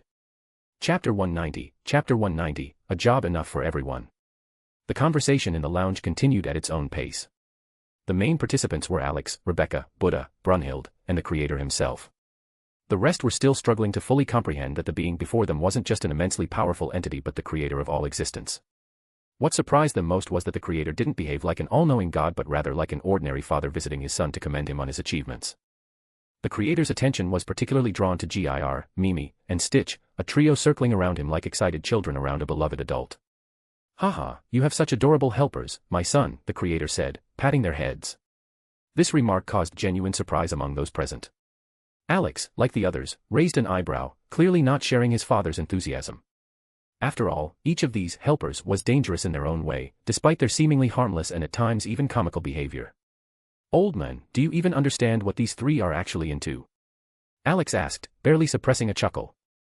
Of course, all children have their hobbies. What's so strange about that? In time, they'll grow up and start behaving more responsibly, the creator replied with a smile, continuing to pet Gir, Mimi, and Stitch as if entirely unconcerned. This confidence seemed Southwest out of place that even Rebecca couldn't suppress a skeptical look. Everyone knew the trio weren't children but highly intelligent and cunning beings. Gir and Mimi were robo-dogs equipped with advanced AI, each capable of solving complex problems. Gir was an indispensable assistant to Alex, while Mimi played the role of an analyst. Stitch, although an artificially created organism, possessed an extraordinary adaptive mind that allowed him to tackle the most challenging issues in mere minutes. Alex and the others understood all too well that their behavior resembled mischievous children pretending to be obedient only in front of their parents. Well, son, it's time for me to go. You've got plenty of work ahead of you, and I wouldn't want to get in your way, said the creator, rising from the couch. Maybe you could help. This world is your creation, after all, Alex suggested hopefully, raising an eyebrow slightly. A gentle, kind smile appeared on the creator's face. Alex immediately realized that his request was futile. If the creator interfered, it would break his own rule, not to meddle in the affairs of his creations. After all, free will ceases to exist if a father starts controlling every detail of his children's lives. Son, you volunteered to take on this task yourself. So, see it through to the end, the creator replied with the same kind smile. Well, I tried. All right, I'll figure it out somehow, Alex replied, standing up from the couch. Alex approached the creator and decided to hug him goodbye, despite knowing that for a being like the creator, the concept of time was merely an abstraction. The creator looked at him and simply smirked, experiencing a long-forgotten feeling. All of his children had long since become independent, carrying out their respective tasks. Well, all except one exceptional case, Lucifer, who was currently amusing himself in another universe, bothering a detective while trying to make sense of his feelings. When Alex released the embrace, the creator dissolved into the air as if he had never been there at all. Alex sighed, watching him disappear, then turned to the others, who were still in mild shock from the entire ordeal. It was hard for them to process that the great creator could act so much like a caring father. Why the faces? You look like you've seen something unbelievable, Alex said with a smile, trying to lighten the tense atmosphere. All eyes turned to him. The expressions on the faces of those gathered ranged from astonishment to disbelief. The only explanation they could come up with was that Alex was simply used to the fact that his father was the creator. But even in a world full of gods and powerful beings, meeting the one who created everything around them was truly overwhelming. You know, Achan, I don't even have words. I think I'll go to bed instead. This day has worn me out, Buddha said lazily, waving his hand as though nothing important had happened. Alex grimaced at his words. Throughout the day, Buddha had either slept or eaten, and during the meeting, he tried to remain unnoticed. The only moment he seemed to exert himself at all was right now. Smirking, Buddha left the room, heading to his resting place. Behind him, barely keeping up, ran Zirofuku, who considered Buddha his mentor and father. Alex shook his head, thinking about how Buddha always remained the same. He turned his gaze to the others. The Valkyries seemed unwilling to leave. Moreover, the two who had been sleeping earlier were now awake and eagerly questioning their sisters about what had happened. Well, the day's over, so I can rest. Do whatever you want, just don't disturb my sleep, Alex said, pulling a huge bed out of his inventory. The appearance of the bed didn't surprise anyone, it had become a common occurrence. Alex, using magic, changed into simple sleepwear, a t-shirt and shorts. Approaching Rebecca, he easily lifted her into his arms. Her clothes also immediately changed into a nightgown. Settling into the bed, Alex hugged Rebecca like a pillow.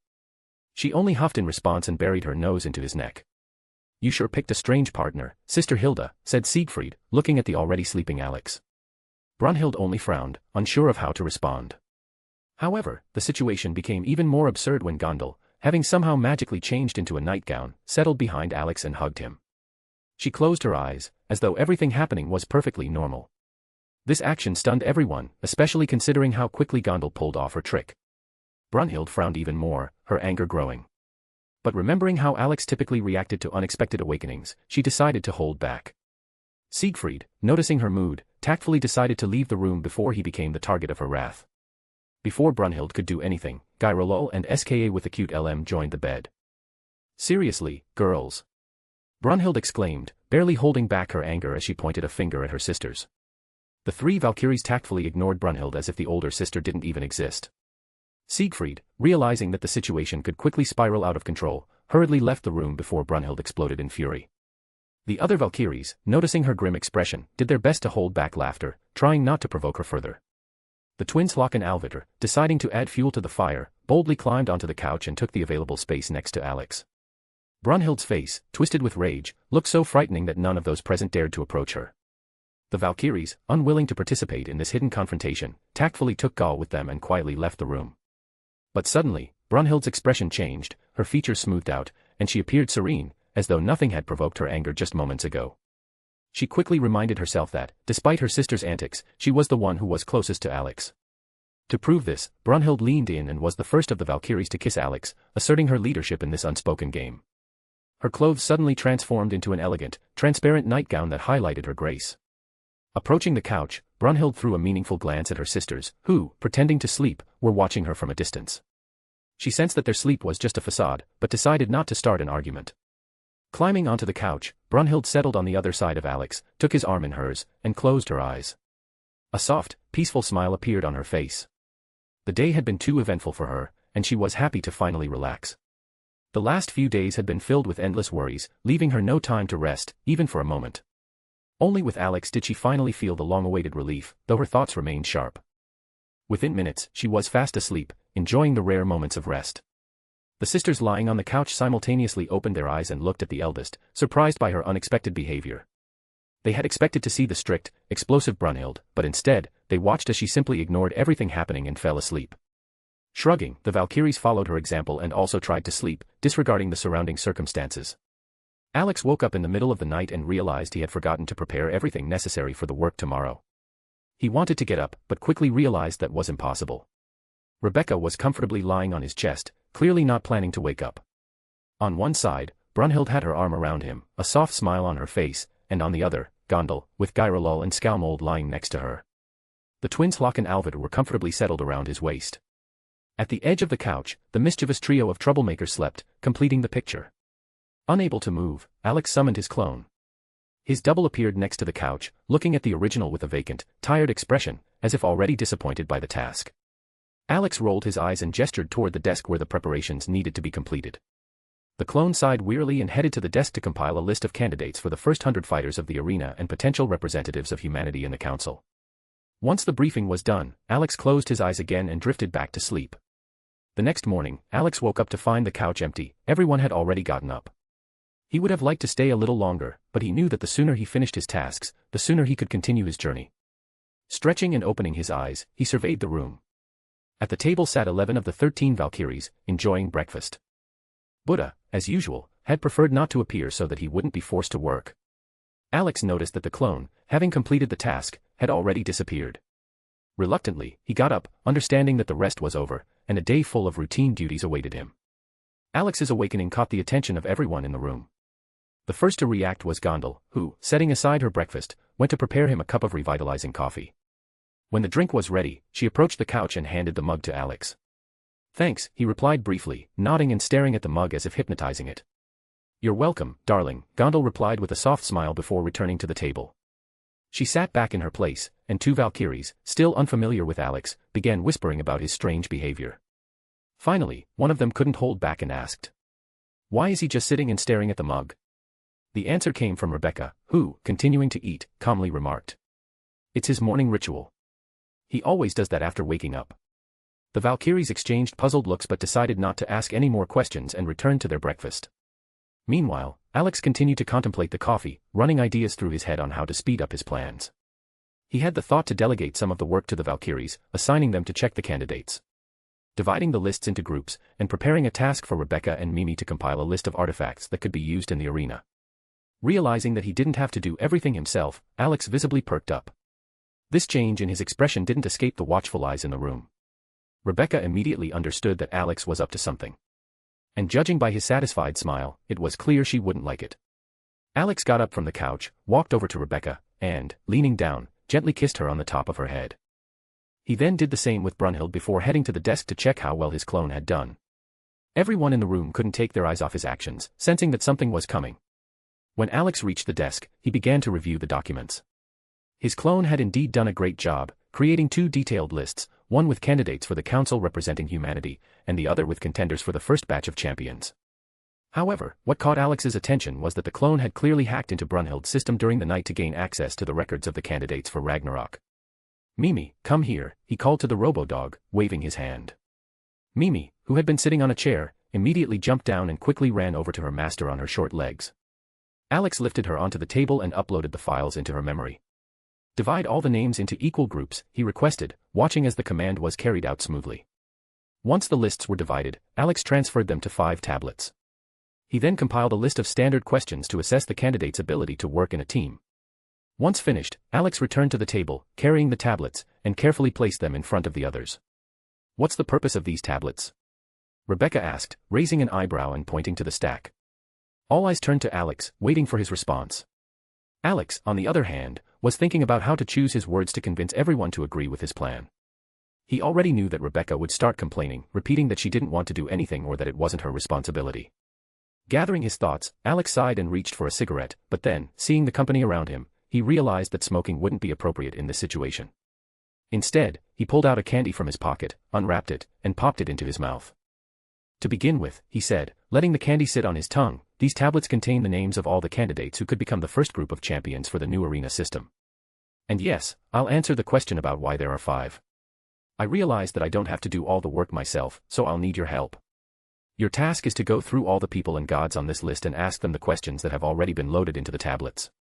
With those words, Alex pushed the tablets to the center of the table. The Valkyries gathered around stared thoughtfully at the devices. Some of them were clearly hesitating about whether they should take on the task. Brunhild, casting Alex a blank look, silently accepted the fact that he was once again adding responsibilities to her plate. She would have to find candidates capable of representing humanity in the council. Among the others, Hlock was the first to take action. She quickly grabbed the top tablet and threw Alex an assessing look. "So, what do we get for helping? You said yesterday that any job should be paid," she asked, a slight smile on her face. Alex shrugged and raised a finger. "Anything you want, within reason. And nothing that'll make me work harder than building the arena," he said. Hlock nodded in satisfaction. The other Valkyries, tempted by the offer, began to consider what they could ask for in exchange for their help. Some, who were more familiar with Alex's memories, understood that his limit of reason was a very flexible concept. He often did much more than what was required. "But there are only 5 tablets, and there are 11 of us," Gyrolol pointed out, indicating her sisters. "I made 5 because I was hoping you'd break into groups and work as a team to get this boring task done," Alex explained. "So, you admit it's a boring job?" Alvitra asked sarcastically, resting her chin on her hand. Yes, but mine is even more boring. And, by the way, the very bottom tablet is for Brunhild. It contains information about potential candidates for the council, Alex added, pulling the tablet from the stack. He handed it to Brunhild, who sighed heavily, realizing that she couldn't escape the work. Rebecca, watching this, smiled broadly, thinking that this time her hard-working nature would free her from duties. But her joy was short-lived. Alex turned his head toward her, causing her to freeze instantly and try to pretend she hadn't noticed. There's work for you too, Alex said, poking Rebecca on the cheek. You'll need to analyze the entire list of artifacts and sort them into categories. But I don't want to. It's boring, and you know this kind of work isn't for me. Rebecca protested, crossing her arms over her chest. I know, Alex agreed, smirking. That's why Mimi will help you. Your main task will be just sorting the artifacts and categorizing them. With these words, he tugged on Rebecca's cheek, causing her to grumble in displeasure. Rebecca could only sigh heavily, realizing she had no choice. While Alex was convincing her to get to work, the Valkyries began to split into groups to complete the task. Looking at the list of questions, they quickly realized that these questions were designed for a single purpose, to weed out arrogant idiots and those unable to work as a team. The division into groups went quickly. Hlock and Alvitra, being twins, decided to work together. Gall joined Brunhild, thinking it would be boring to stay idle. Thrud teamed up with Rangriz, Hrist with Regan Leaf, and the last pair formed between Gyrolol and Skalmold. Only Gondel was left without a partner. Even if all the remaining sisters had been present, one would still be left without a pair. Alex scanned the Valkyries who had divided into groups and nodded, satisfied with their organization. Ladies, thanks in advance for your work. And don't rush, he said, emphasizing the main point. According to my calculations, I'll finish building the arena in about a week. So, there's no need to rush and try to get through the whole list of candidates in a hurry. The Valkyries nodded in unison, deciding to follow Alex's advice and work without haste. After breakfast, everyone went their separate ways. Rebecca stood up from the table with a disgruntled, pouty expression and headed for Alex's desk. Only Alex and Gondel remained, if you didn't count Gir, who didn't know what to do with himself. Mimi was helping Rebecca, and Stitch decided to stay by Mom to assist her. Well, shall we go too? Alex asked, smiling at Gondel. Of course, she replied calmly, slightly opening her eyes. Gondel took Alex's arm, and they made their way to the stands. When they arrived, the Colosseum was empty. Alex looked around the huge arena and couldn't help but shake his head. Just yesterday, it had been alive with the fight for humanity's survival, and now, the whole place seemed abandoned. Pushing aside unnecessary thoughts, Alex created several clones to assign them different tasks. He decided to focus on the main problem, how to arrange it so that the astral body of the fighter appears in the arena, excluding the possibility of final death. At the same time, he needed to figure out how to establish an experience and reward system. All right, you know what to do, he addressed his clones. Okay, the clones lazily replied in unison. Alex's eye twitched nervously. As it turned out, his clones had inherited not only his intelligence but also his laziness. Despite this, they quickly dispersed to their tasks, getting to work on the arena setup. Alex asked Gir to project a model of the arena to better visualize how everything should look. He found a flat spot, pulled out a folding table, and prepared to study the projection. Lighting a cigarette, Alex took a drag to clear his mind. Gondel stood nearby, pondering possible improvements, and decided to suggest one of her ideas. How about making the arena a floating island? It would solve a lot of problems, she proposed. Alex thoughtfully stroked his chin. That's a good idea. It would certainly simplify some tasks. But what about the spectators? How do we give them the chance to watch the battles, he asked, gazing intently at Gondel. She smiled, seeing that Alex was seriously considering her suggestion, and prepared to offer a few solutions. Gondel fell into thought, reflecting on the idea. To her, the concept of the arena already seemed strange and almost unreal, especially considering that fighters wouldn't die permanently. The experience and gold system was completely foreign and incomprehensible to her. Alex was also contemplating various options, trying to find the optimal solution. His only idea so far was to install large screens so that spectators could watch the battles. But then another problem arose: how to allow spectators to follow their favorite fighter without losing track of the overall battle. As Alex looked at the holographic diagram, an idea suddenly struck him.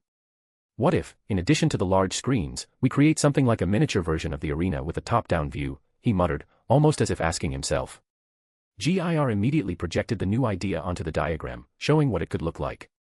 Gondel was once again impressed by Gir, who was truly a marvel of technology. However, Alex's suggestion made her think from the perspective of the viewer. She carefully examined the spots where the screens were supposed to be placed, then shifted her gaze to the miniature arena Alex planned to set up. Interesting option, Gondal began, tapping her chin with her index finger. But how will it look for the spectators? The screens will allow them to see the fighters, but the miniature arena from a top-down view. Will it be clear and convenient? Alex smiled, sensing that his idea might be well received. It'll be an exact copy of the arena, just smaller, with a top-down view. Spectators will be able to follow their favorite fighters as if they were watching them from a bird's-eye view, he explained, pointing to the diagram to show what it would look like. Gondal nodded, realizing the potential of this solution. Meanwhile, Alex called one of his clones.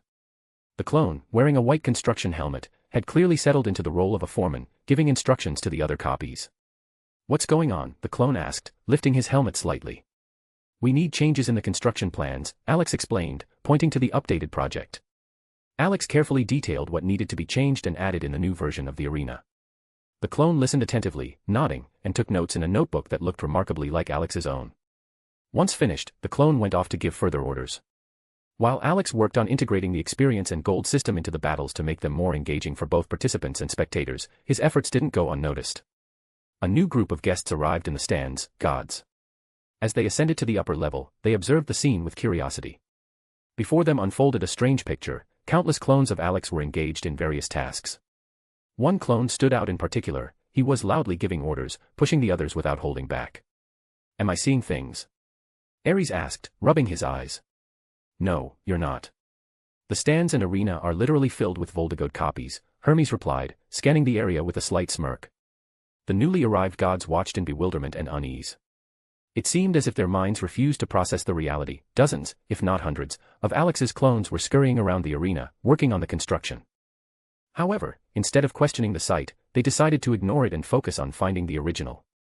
One of the gods eventually spotted Alex, who was standing by a table, studying diagrams and taking notes. The only way to identify him as the original was by the presence of Gondal next to him. Among such a large number of clones, even the gods could easily get confused. The group moved toward him, their interest evident. "I see you've been working non-stop since morning, Voldegode," Zeus remarked, signaling his presence. Alex and Gondal simultaneously turned toward the voice. In front of them stood a group of gods led by none other than Zeus. Alex immediately noticed that the Olympian brothers had arrived in full force: Poseidon, Hades, Adamantus, and Zeus himself. They were accompanied by Ares, Hermes, and Apollo.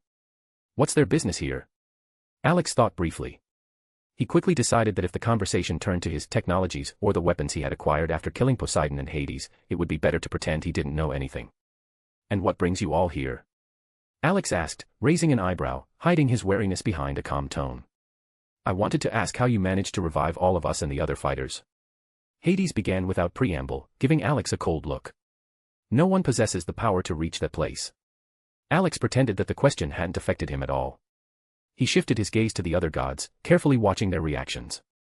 Even the usually silent Poseidon and Adamantus appeared interested, though their expressions remained nearly unchanged. Poseidon, as always, looked like a living statue, and Adamantus seemed to be suffering from constant dissatisfaction. "Well, just because one of you can't do it doesn't mean I can't," Alex replied with a slight smirk. "As I told Zeus, guess who I am, and you'll win a prize." His nonchalant tone made it impossible for the gods to continue their interrogation. Gondal couldn't help but giggle, covering her mouth with her hand in response to his joke, while Hades, clearly disappointed, realized that Alex wasn't about to reveal his secrets.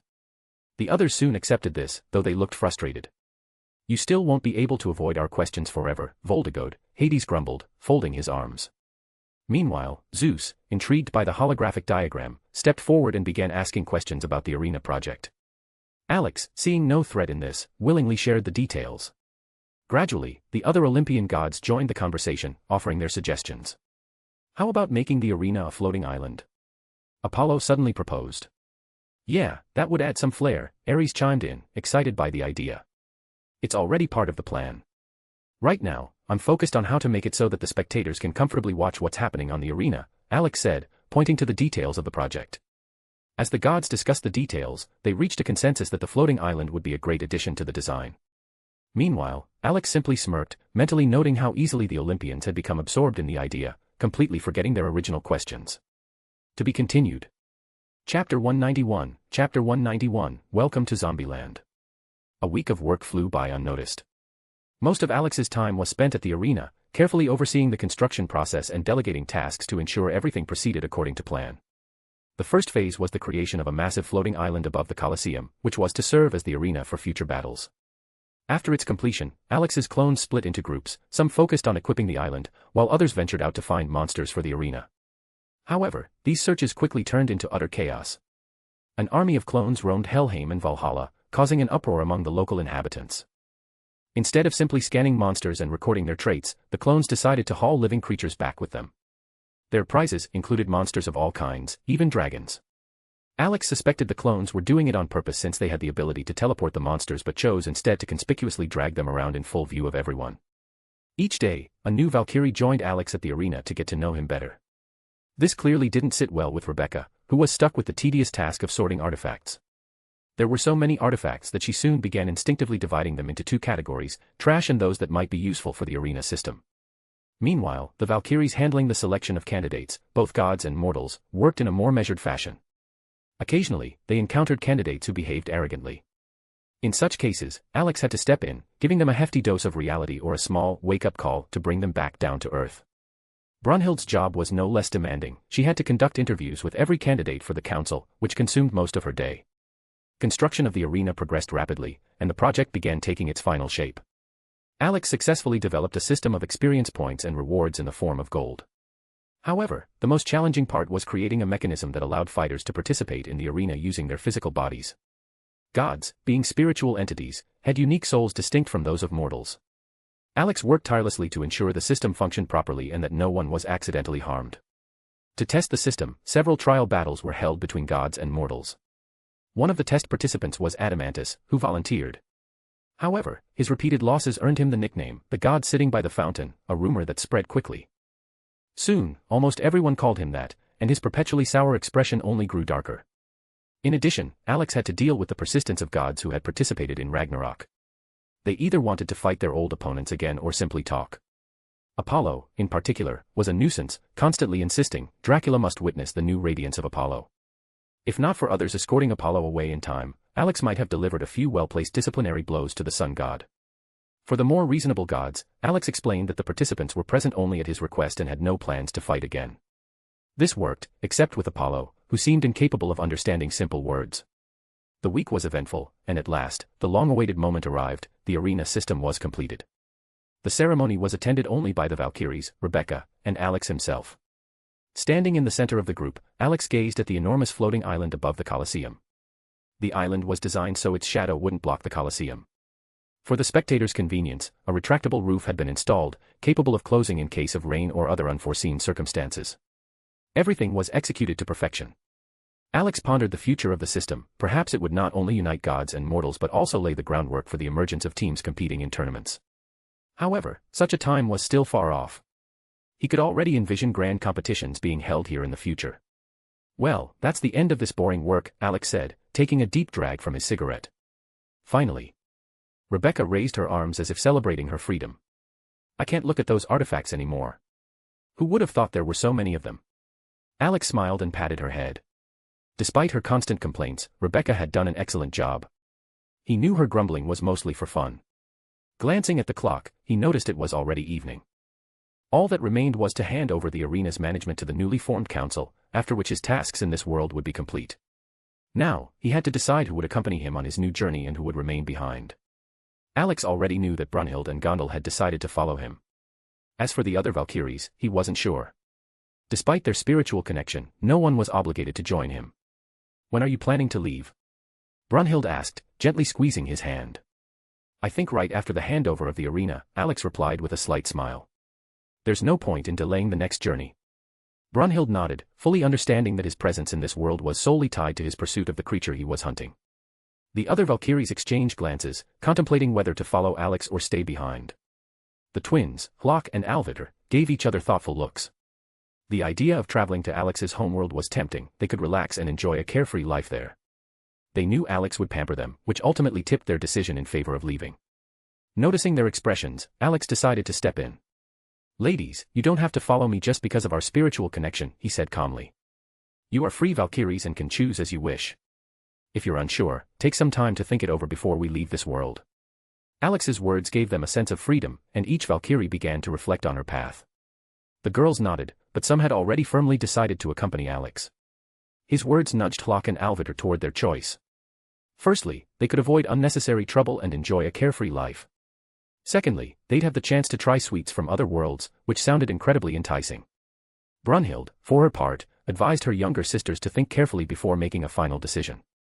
She reminded them that if they left, it was unclear when Alex would return to this world. With guidance from their elder sister, the Valkyries considered whether they should leave, but Alex didn't dwell on it. If all the Valkyries chose to follow him, he would find a role for each of them. Even for a Valkyrie like Regan Leaf, who preferred solitude and the quiet of libraries, Alex could devise a suitable role. His home was filled with diverse personalities who could get along well. Moreover, he wasn't worried about their safety. The Valkyries could enter his spiritual realm, where they would be under his protection. All right, ladies, take your time to decide. If you're coming, start packing. I'll handle the transfer of rights to the arena in the meantime, Alex said, waving a hand as he went off to take care of business. Alex stepped aside and teleported to another location. He appeared near the building chosen as the council's meeting hall. Glancing at the clock, Alex realized that most people had probably already left the building. He wasn't particularly concerned about who was chosen for the council. He had completely entrusted the task to Brunhild. Alex knew how thoroughly she approached selecting people, so he had no doubt about her decisions. When it came to the council members of humanity, he was at ease. As for the fighters for the arena, or the so-called champions, the selection process proved more difficult. Many expressed their desire to participate, demonstrating teamwork skills and a love for battle.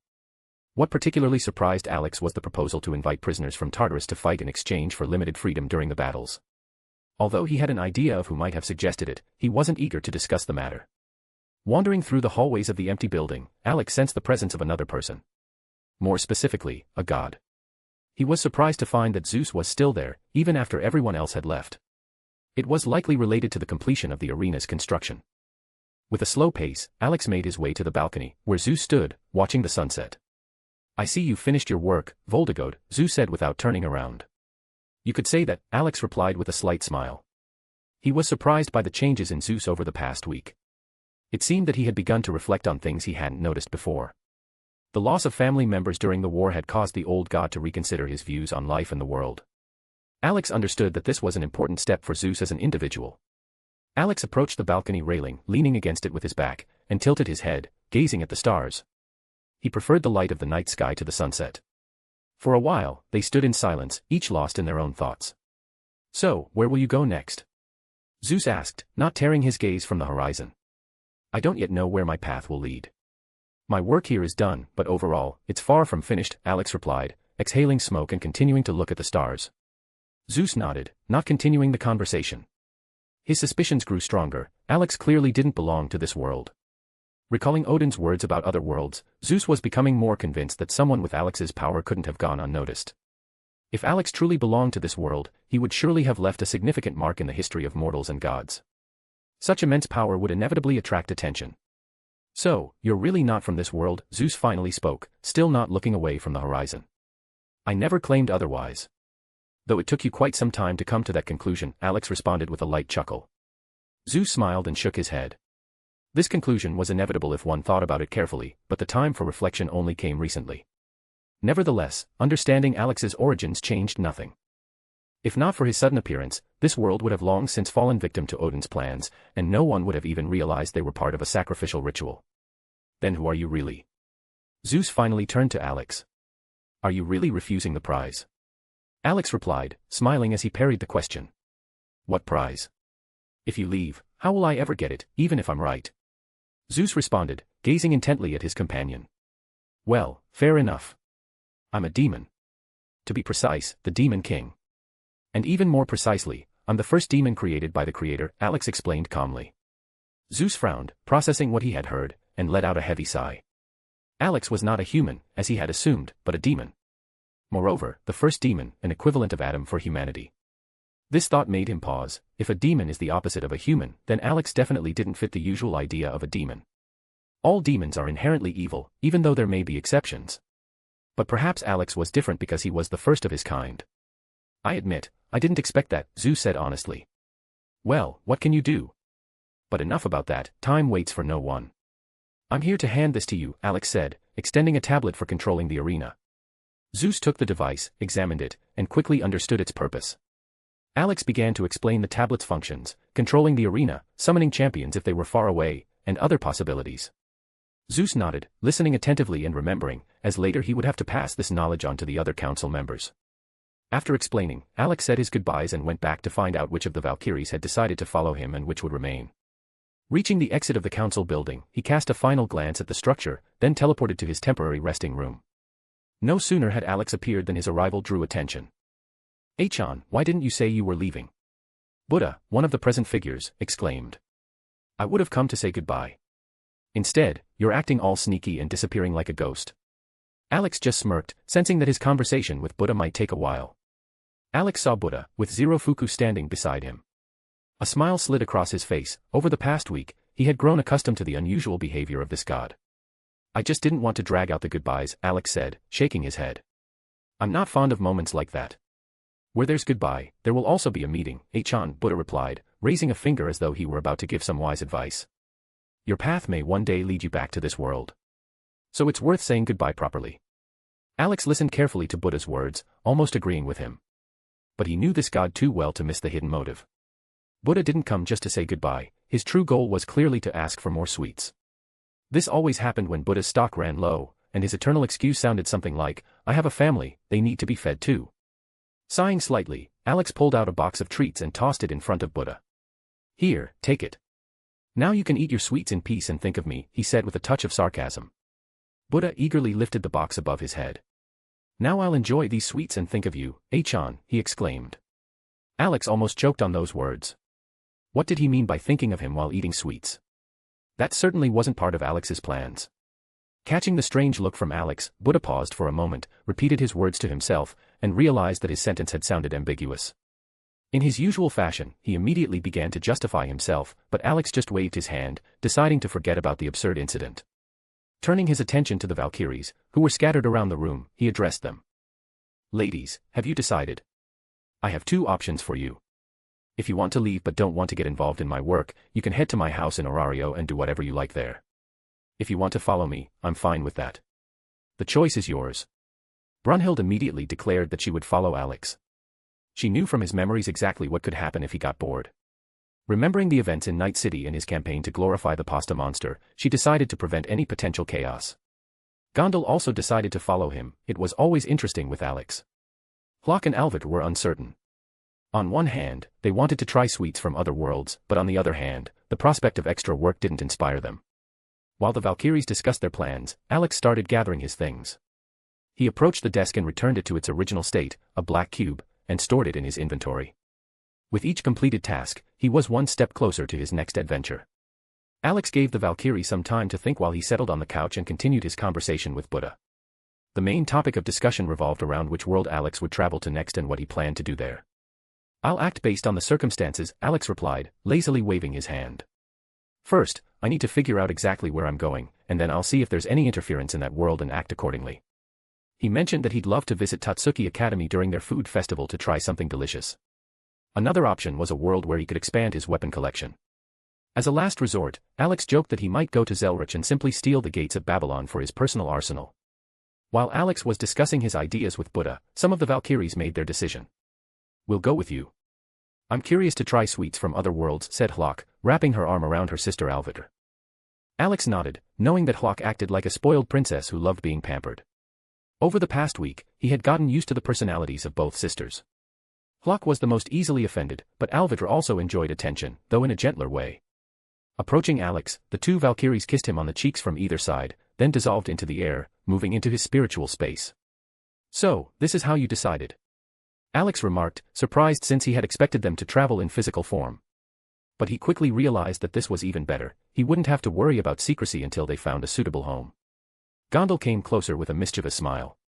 "I'll go with you too, darling. Did you think you could escape?" She quickly kissed Alex on the lips and vanished, joining the others. The rest of the Valkyries followed Gondal, deciding to accompany him. Alex reassured them that if anyone wanted to stay behind, he could send them to Orario at any time. Now, only Brunhild and Gaul remained outside of his spiritual space. Gaul clearly didn't want to be left alone but was too shy to use Volinder with Alex. So, she decided to follow him in physical form. Alex hadn't expected nearly all the Valkyries to decide to come with him, except for two who preferred to stay as judges and commentators. "Well, I guess it's time to go," Alex said, addressing those gathered. Rebecca seemed the most excited. The past week had been intense for her, and she was eagerly anticipating a fresh start. Gir and Mimi clung to Alex's legs, not wanting to walk through the portal on their short paws, while Stitch settled on Rebecca's shoulder. Calling Yamato, Alex opened the portal and turned to Buddha. "See you, Buddha. As they say, if fate allows, we'll meet again." "You're right. Farewells are just an excuse for a new meeting," Buddha replied with a wide smile. After a short parting hug, Alex led his group through the portal. On the other side, they found themselves in an empty alley. Alex quickly realized they had entered a modern world, but something about the surroundings made him uneasy. The street seemed too quiet for the time of day. By the sun, it was around 2 or 3 in the afternoon. "So where are we?" Rebecca asked, looking around. "Not sure yet.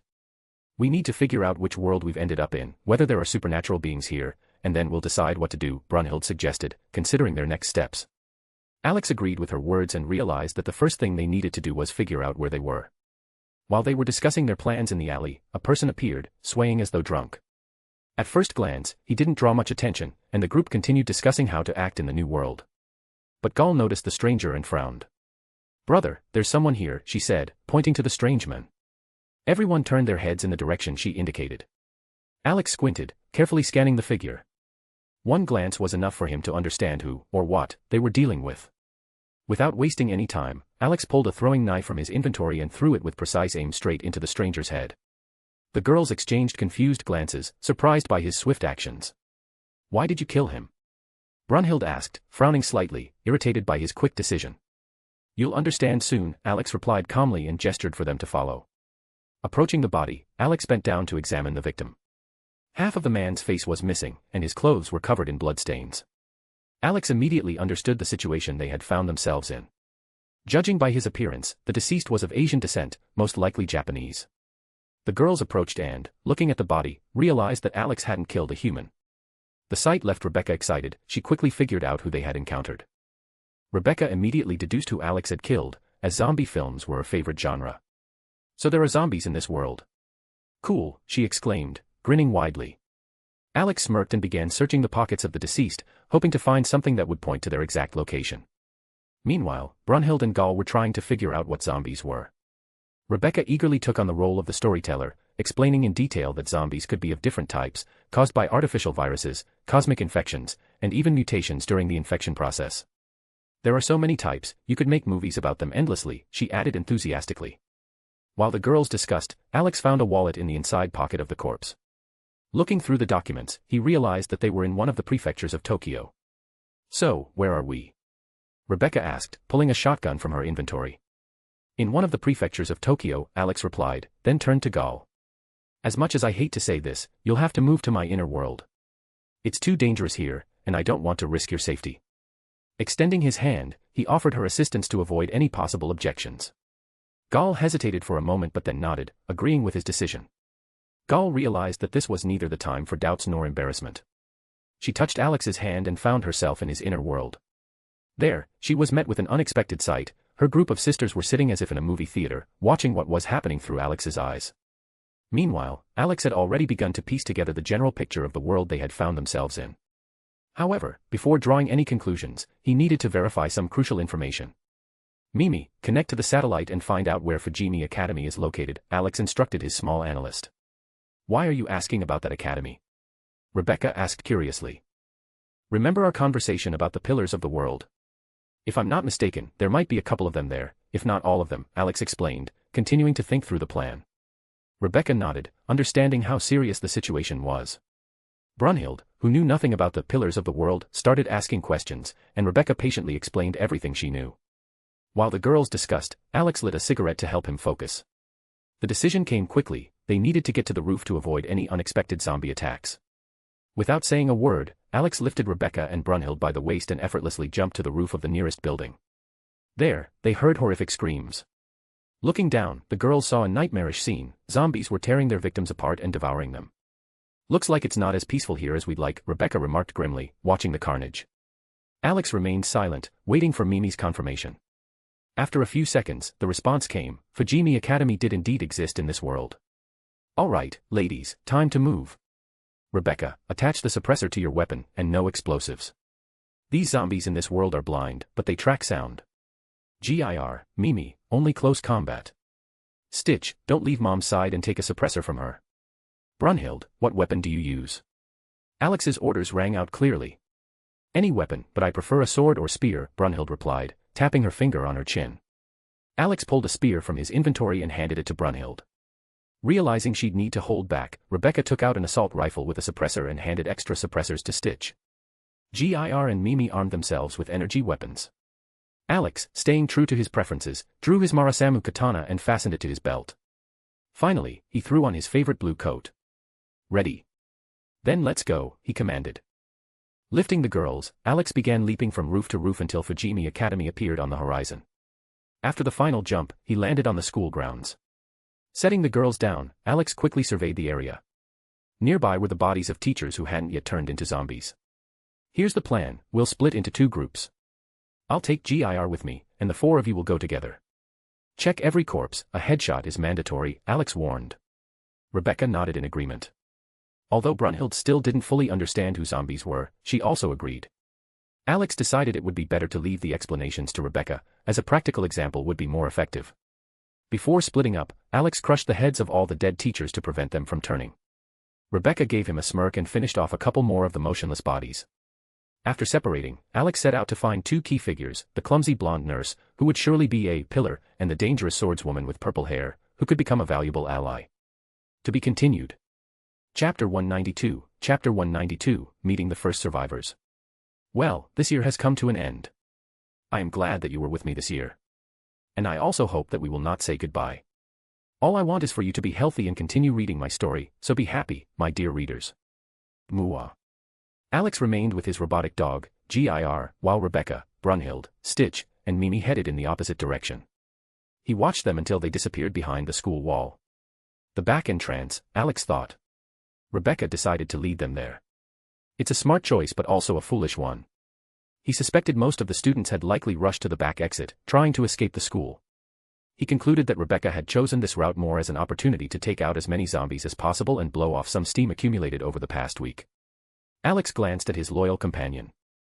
Think your mom will blow something up, he asked Gir, suppressing a chuckle.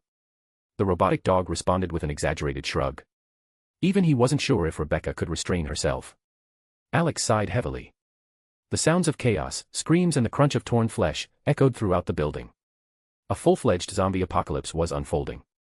The infection spread rapidly, claiming more and more victims. Alex crouched next to the corpse of a teacher and began rummaging through the man's pockets. Finally, he found a wallet, extracted some coins, and smiled. Are you serious? Gondal's voice rang out through their spiritual connection. Looting corpses. That's immoral. It's not looting, it's collecting spare change, Alex replied, tossing the coins in his hand. Gotta keep myself entertained somehow. Gondal's sisters fell silent, deciding it was best not to try and understand Alex's actions. This task had seemingly fallen to Brunhild, who was still struggling to make sense of his logic. Alex stood, called Gir, and headed for the main entrance. The school's lobby greeted him with a horrifying sight, the torn-apart bodies of students lay scattered everywhere. Alex barely had time to think that the zombie apocalypse here seemed to be progressing more slowly when the corpses began to stir. Why do I even bother tempting fate, he muttered, flicking a coin at the nearest zombie. The metal pierced the creature's head, ricocheted, and killed several others before embedding itself in the wall. Alex smirked, lit a cigarette, and walked forward at a leisurely pace, occasionally sending coins into the skulls of the undead.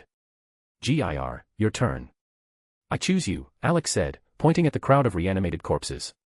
The robotic dog silently activated its power hammer and charged into the fray. Each swing turned zombies into bloody pulp or sent them flying into walls with a sickening crunch. Alex grinned and followed at a calm pace, supporting Gir. With precise coin throws. Within minutes, the lobby was cleared. Alex approached a map on the wall to locate the nurse's office. After pinpointing its location, he and Gir moved on. Climbing to the next floor, Alex barely noticed a pair of zombies tumbling down the stairs. The reanimated corpses writhed at his feet, trying to grab his boots. One swift kick from Alex shattered the first zombie's skull, while Gir finished the second with a hammer strike. Alex's once clean boots were now splattered with blood. He shot Gir a stern look, but the robotic dog feigned ignorance and indifferently continued up the stairs. Cheeky little punk, Alex muttered, smirking as he followed his companion. Gir pretended not to hear his master's remark and focused on the path ahead. Alex simply shook his head and resumed climbing. His coins quickly ran out, and the thought of searching every dead student's pockets for more irritated him. Spending gold coins to kill a few zombies felt utterly impractical, despite his wealth. Eventually, he decided to pull an iron rod from his inventory, a simple but reliable tool for smashing skulls. Following the map, Alex and GIR moved upward. Along the way, they encountered only a few stray zombies, no more than 2 or 3 at a time.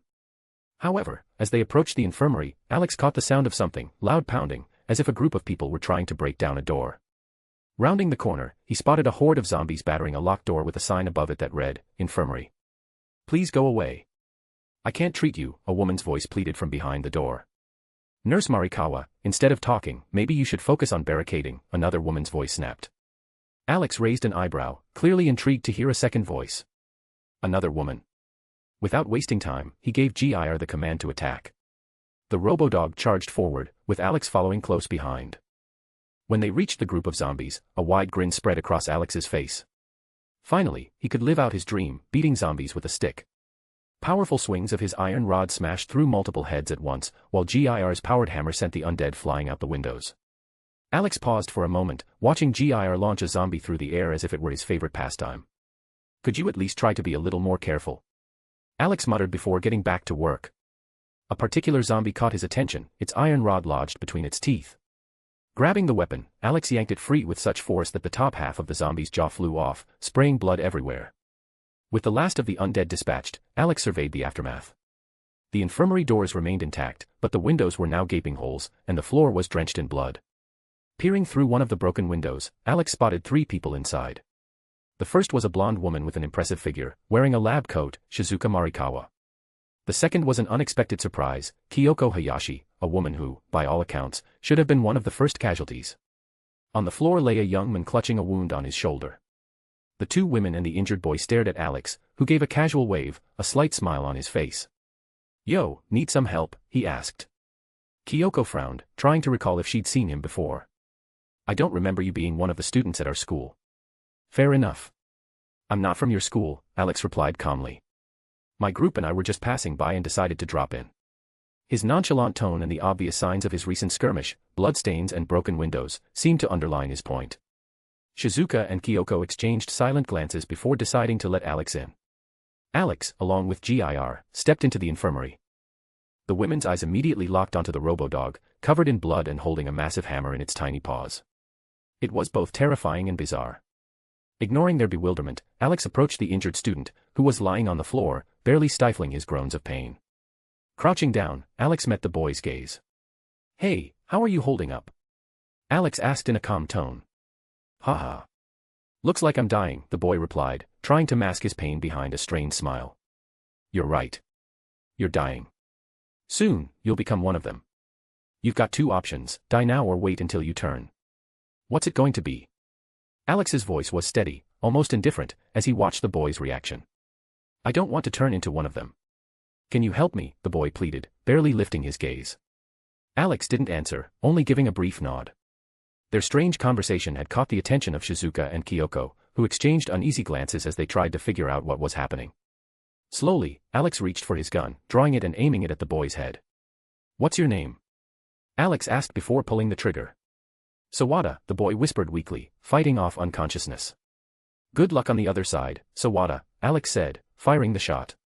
The loud gunshot echoed through the corridors. Alex knew it would attract the zombies, but he didn't want to crush the teenager's skull with an iron rod. Sawada's body slumped and lifelessly fell to the side. Shizuka and Kyoko stared at Alex in shock, their faces reflecting terror and confusion. "Why did you kill him? Maybe he could have been helped." Kyoko shouted, pointing at Alex with a trembling hand. Alex turned to them, ready to explain that the teenager was beyond saving. But before he could speak, a new figure appeared in the doorway. A tall girl with purple hair and blue eyes, wearing a blood-stained school uniform, stood holding a bloodied wooden sword. It was Seiko Busujima, familiar to all anime fans. He was already beyond help. He could have turned at any moment, Seiko said calmly, taking in the scene. Alex nodded in thanks for her explanation. Meanwhile, Seiko studied Alex, her gaze fixed on his eyes. He met her stare, sensing a dangerous, even bloodthirsty nature hidden within her.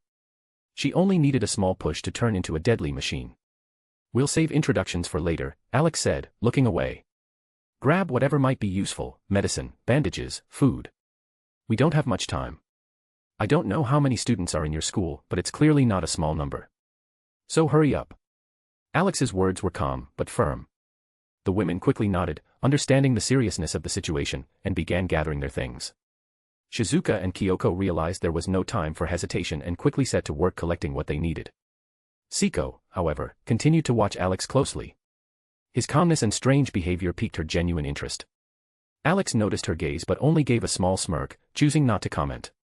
Gir took up a position at the entrance of the infirmary, ready for any threat. Meanwhile, Alex lit a cigarette to gather his thoughts. His mind was filled with questions he wanted answers to. Could zombies be resurrected with the Ingle spell? Or maybe enhanced by using Iglum? These magical experiments required time, the right place, and of course, materials, a couple of zombies to start. Alex also wondered how zombies created with Iglum would behave. Would they be accepted by regular zombies as part of their pack, or would they be attacked as outsiders? While he pondered, Siko subtly studied him from head to toe. What caught her attention most were his unusual rainbow-colored eyes. She had never seen anything like them. Finally, unable to resist, she approached him. "You're not from our school, are you?" Siko asked, looking him directly in the eyes. Alex snapped out of his thoughts and met her gaze. "Sort of. My group and I were passing by and decided to check out what was going on here. After all, the city is literally flooded with zombies," he replied, exhaling smoke through his nose. Shizuka, having finished packing, interrupted the conversation. "And what's that weird thing with the hammer? Why does it look so unusual?" "Don't call it a weird thing, it might get offended. It's my assistant.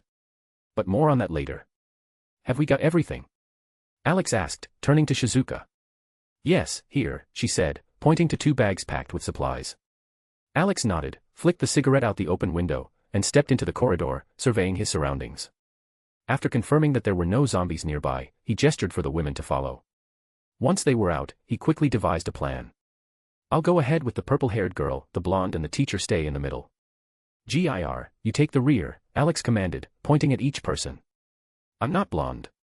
My name is Shizuka," she pouted, offended. "All right, Shizuka. You'll stay in the middle with the teacher. Now, let's move carefully. Stay away from the windows and classrooms," Alex said, rolling his eyes. The group moved forward, Alex and Siko at the front, Shizuka and Kyoko in the center, and Gir bringing up the rear. However, Alex noticed the women were moving slowly and realized why. Their skirts were making it hard to move freely. Siko also noticed this but acted decisively. With a single swing of her wooden sword, she sliced through Shizuka's and Kyoko's skirts, making them more practical for movement. "Hey! That's a limited edition Prada skirt. How could you?" Shizuka exclaimed loudly. "I'll get you a new one." "But don't fall behind," Alex replied, trying to suppress a smile. "You promised," Shizuka grinned slyly. Alex sighed and nodded. He tried to move slowly so the group could keep up with him. Every time a zombie appeared, it was either him or Siko who dealt with it. Siko, noticing the katana at Alex's waist, was curious as to why he preferred using an iron rod to beat the zombies rather than using his weapon. She was even more intrigued by how coldly he killed, as if he couldn't care less. "Gir, where's your mom?" Alex suddenly asked, stopping at a crossroads. "That way," Gir answered briefly, pointing with his little paw. Alex nodded, but to the women, their brief exchange seemed mysterious. They were still trying to figure out what Gir was and who his mother was.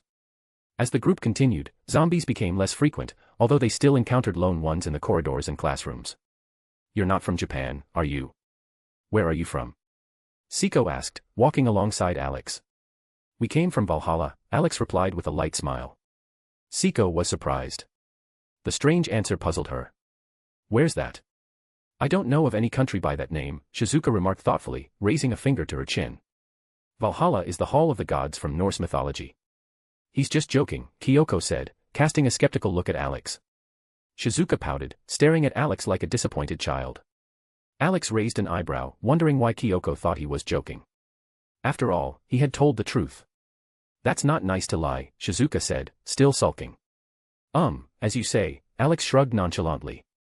Siko watched him closely, trying to understand what lay behind his words. She couldn't shake her curiosity about why he said he came from Valhalla. However, Alex didn't rush to explain. There was no time for that now. He was focused on finding Rebecca and Brunhilde. Thoughts of Rebecca troubled Alex. Despite having Brunhilde, responsible and reliable Valkyrie, by her side, Rebecca had enough spunk and courage to stir up chaos.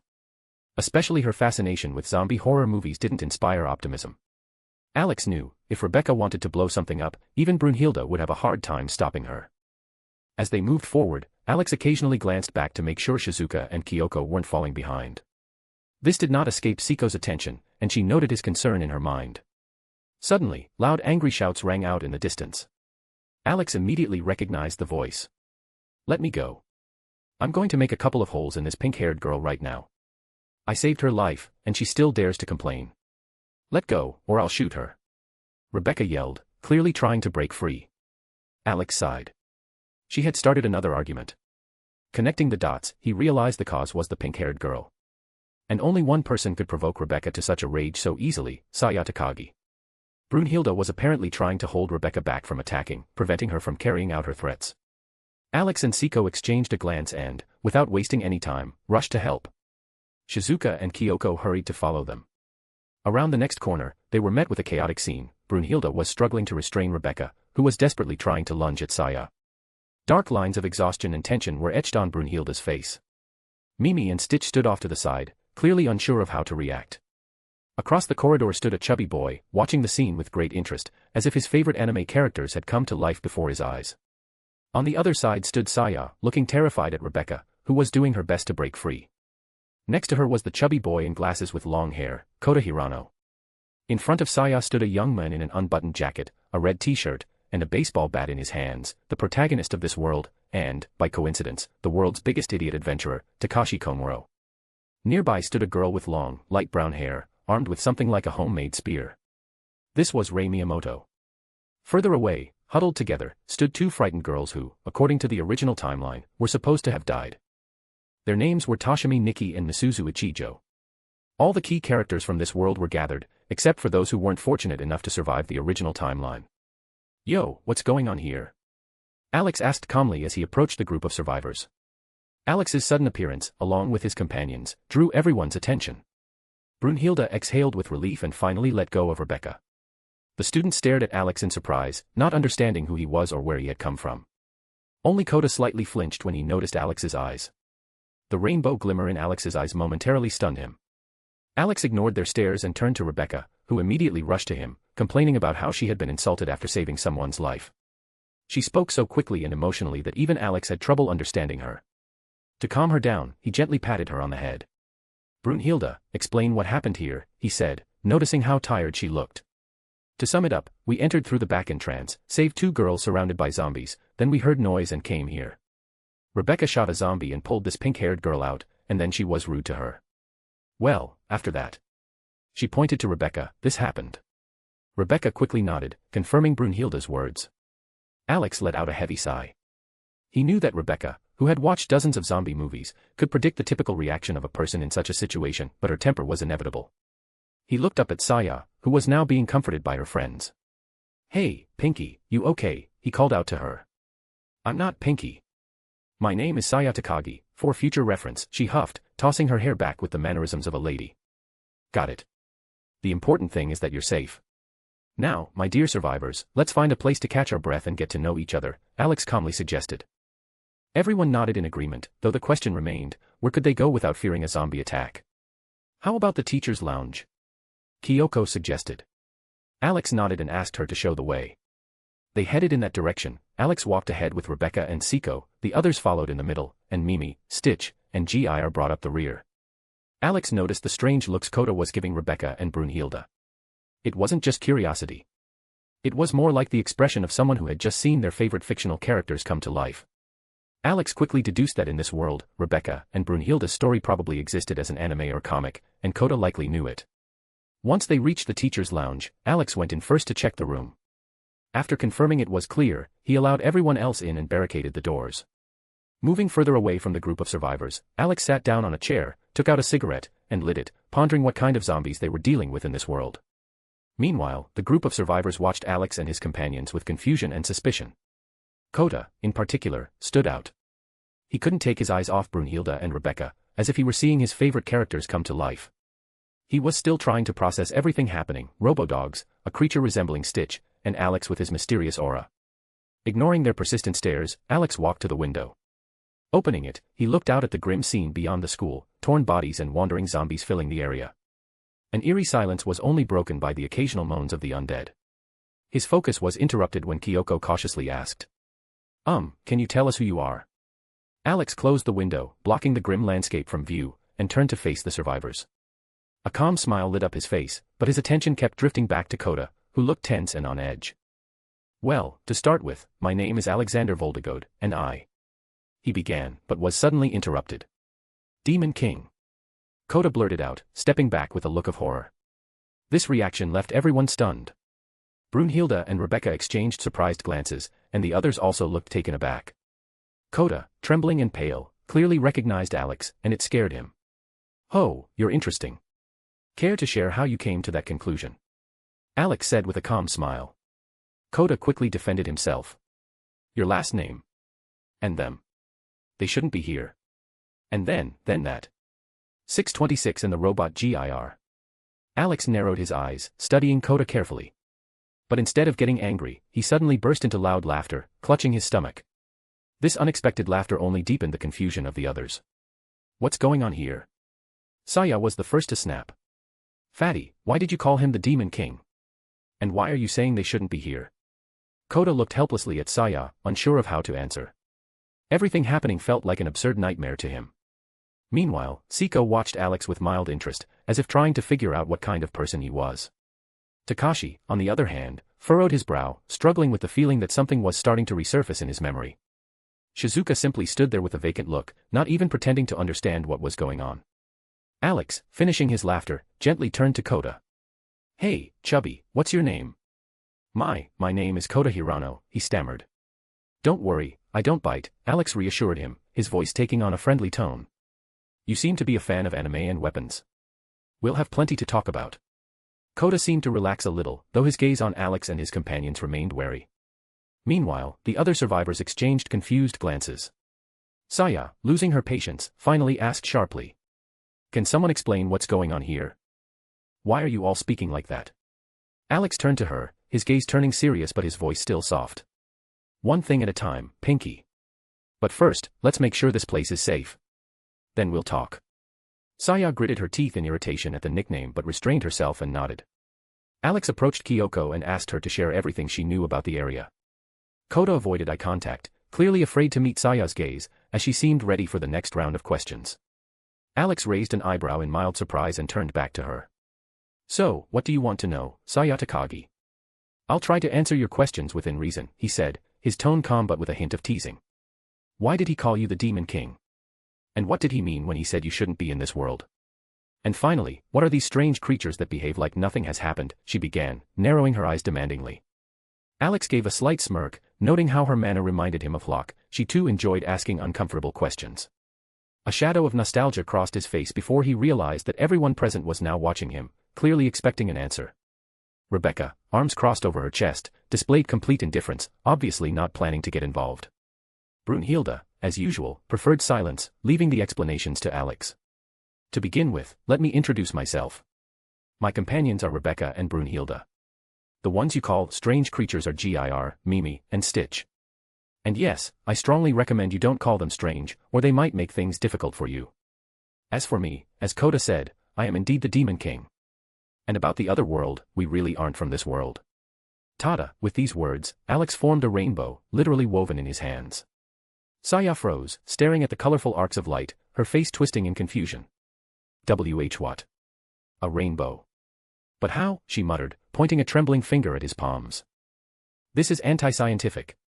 You can't create a rainbow without refraction of light, and certainly not with your hands." Saya began rambling, trying to process what was happening. Alex couldn't help but frown. She was more surprised by the rainbow than by the fact that they came from another world. Scanning the others, he noticed they were all focused on his hands, seemingly forgetting the more significant part of the conversation. Pinky, the rainbow in Alex's hand surprised you more than everything else." "What a child," Rebecca added with a smirk. "A child? Do you even know who I am? I'm a genius, and..." Saya began, her indignation fueling another verbal battle. Alex simply tiredly placed his hand on his forehead. He realized that if Saya and Rebecca stayed near each other, their arguments could go on forever. Meanwhile, Shizuka watched the rainbow with delight, as if it were a magic trick, and demanded Alex repeat it. Kyoko looked bewildered, contemplating how absurd the situation was becoming. Siko closely studied Alex, clearly intrigued. Takashi looked pale, struggling to stay on his feet while Ray tried to help him deal with a headache.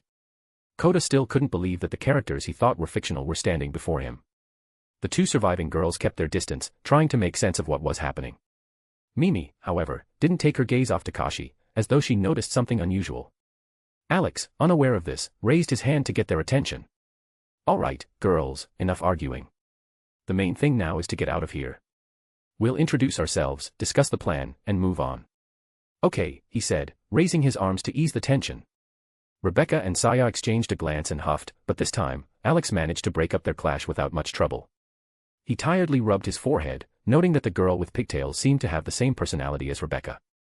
When the situation finally calmed down a bit, everyone started introducing themselves one by one. Alex was pleased that no one had panicked so far, but he suspected that once they were safe, the realization would hit, bringing a new wave of questions. His gaze fell again on Mimi, who was still observing Takashi. Alex squinted slightly. He'd need to find out later what she noticed. To be continued. Chapter 193, Chapter 193, The First Social Experiment in Zombieland. Another day and another chapter. Here comes 2025.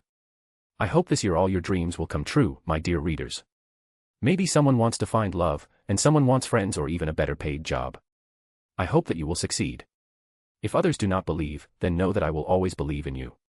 Fight. Alex decided to let the survivors take a break and catch their breath. Realizing that such moments of respite were a rare luxury in their current situation, the others gratefully embraced the idea. Someone suggested turning on the television to watch the news and get a sense of what was happening outside the academy, where zombies had overrun everything. As the TV flickered to life, breaking news reports filled the screen. Reporters urged residents to stay indoors and avoid the infected, mistakenly described as people suffering from rabies. The footage showed chaos, panic in the streets, soldiers attempting to restore order, and riots erupting in cities. Alex and his group paid little attention to the broadcast, except for Brunhilde. For her, such a situation was unfamiliar, and she struggled to hide her unease. Rebecca, on the other hand, appeared completely unfazed. She had seen similar scenarios play out in horror movies. Alex approached the window, lit a cigarette, and leaned on the windowsill, staring outside thoughtfully. His attention lingered on how Kota had called him the Demon King. Alex smirked. It felt strange considering he was nothing like Enos Voldegod. This moment didn't go unnoticed. A purple-haired girl with a cold gaze observed his every move intently. Meanwhile, Alex pulled out his phone to gather some information. He started by looking up Rebecca. Typing her name and the world associated with her into the search bar, he quickly came across details that upset him. In her original timeline, Rebecca was supposed to die. That explains why I felt such hatred when I met Atom Smasher, Alex thought, suppressing a rising wave of anger. Next on his list was Brunhilde.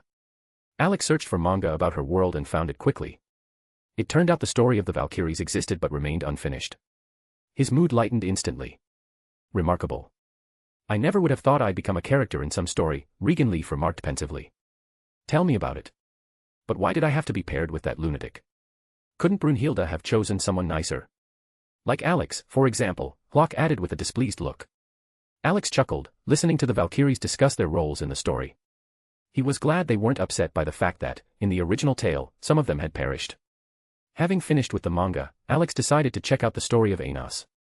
Typing in his name, he found nothing, which puzzled him. How is that possible? The original Voldegod is Enos, he thought, trying to suppress his irritation. Finally, Alex searched for his own name. His eyes widened when the search results revealed a manga. Opening the first chapter, he saw himself. Heh, looks like our Demon King is also a character in someone's story, Gyrolol commented with a light laugh.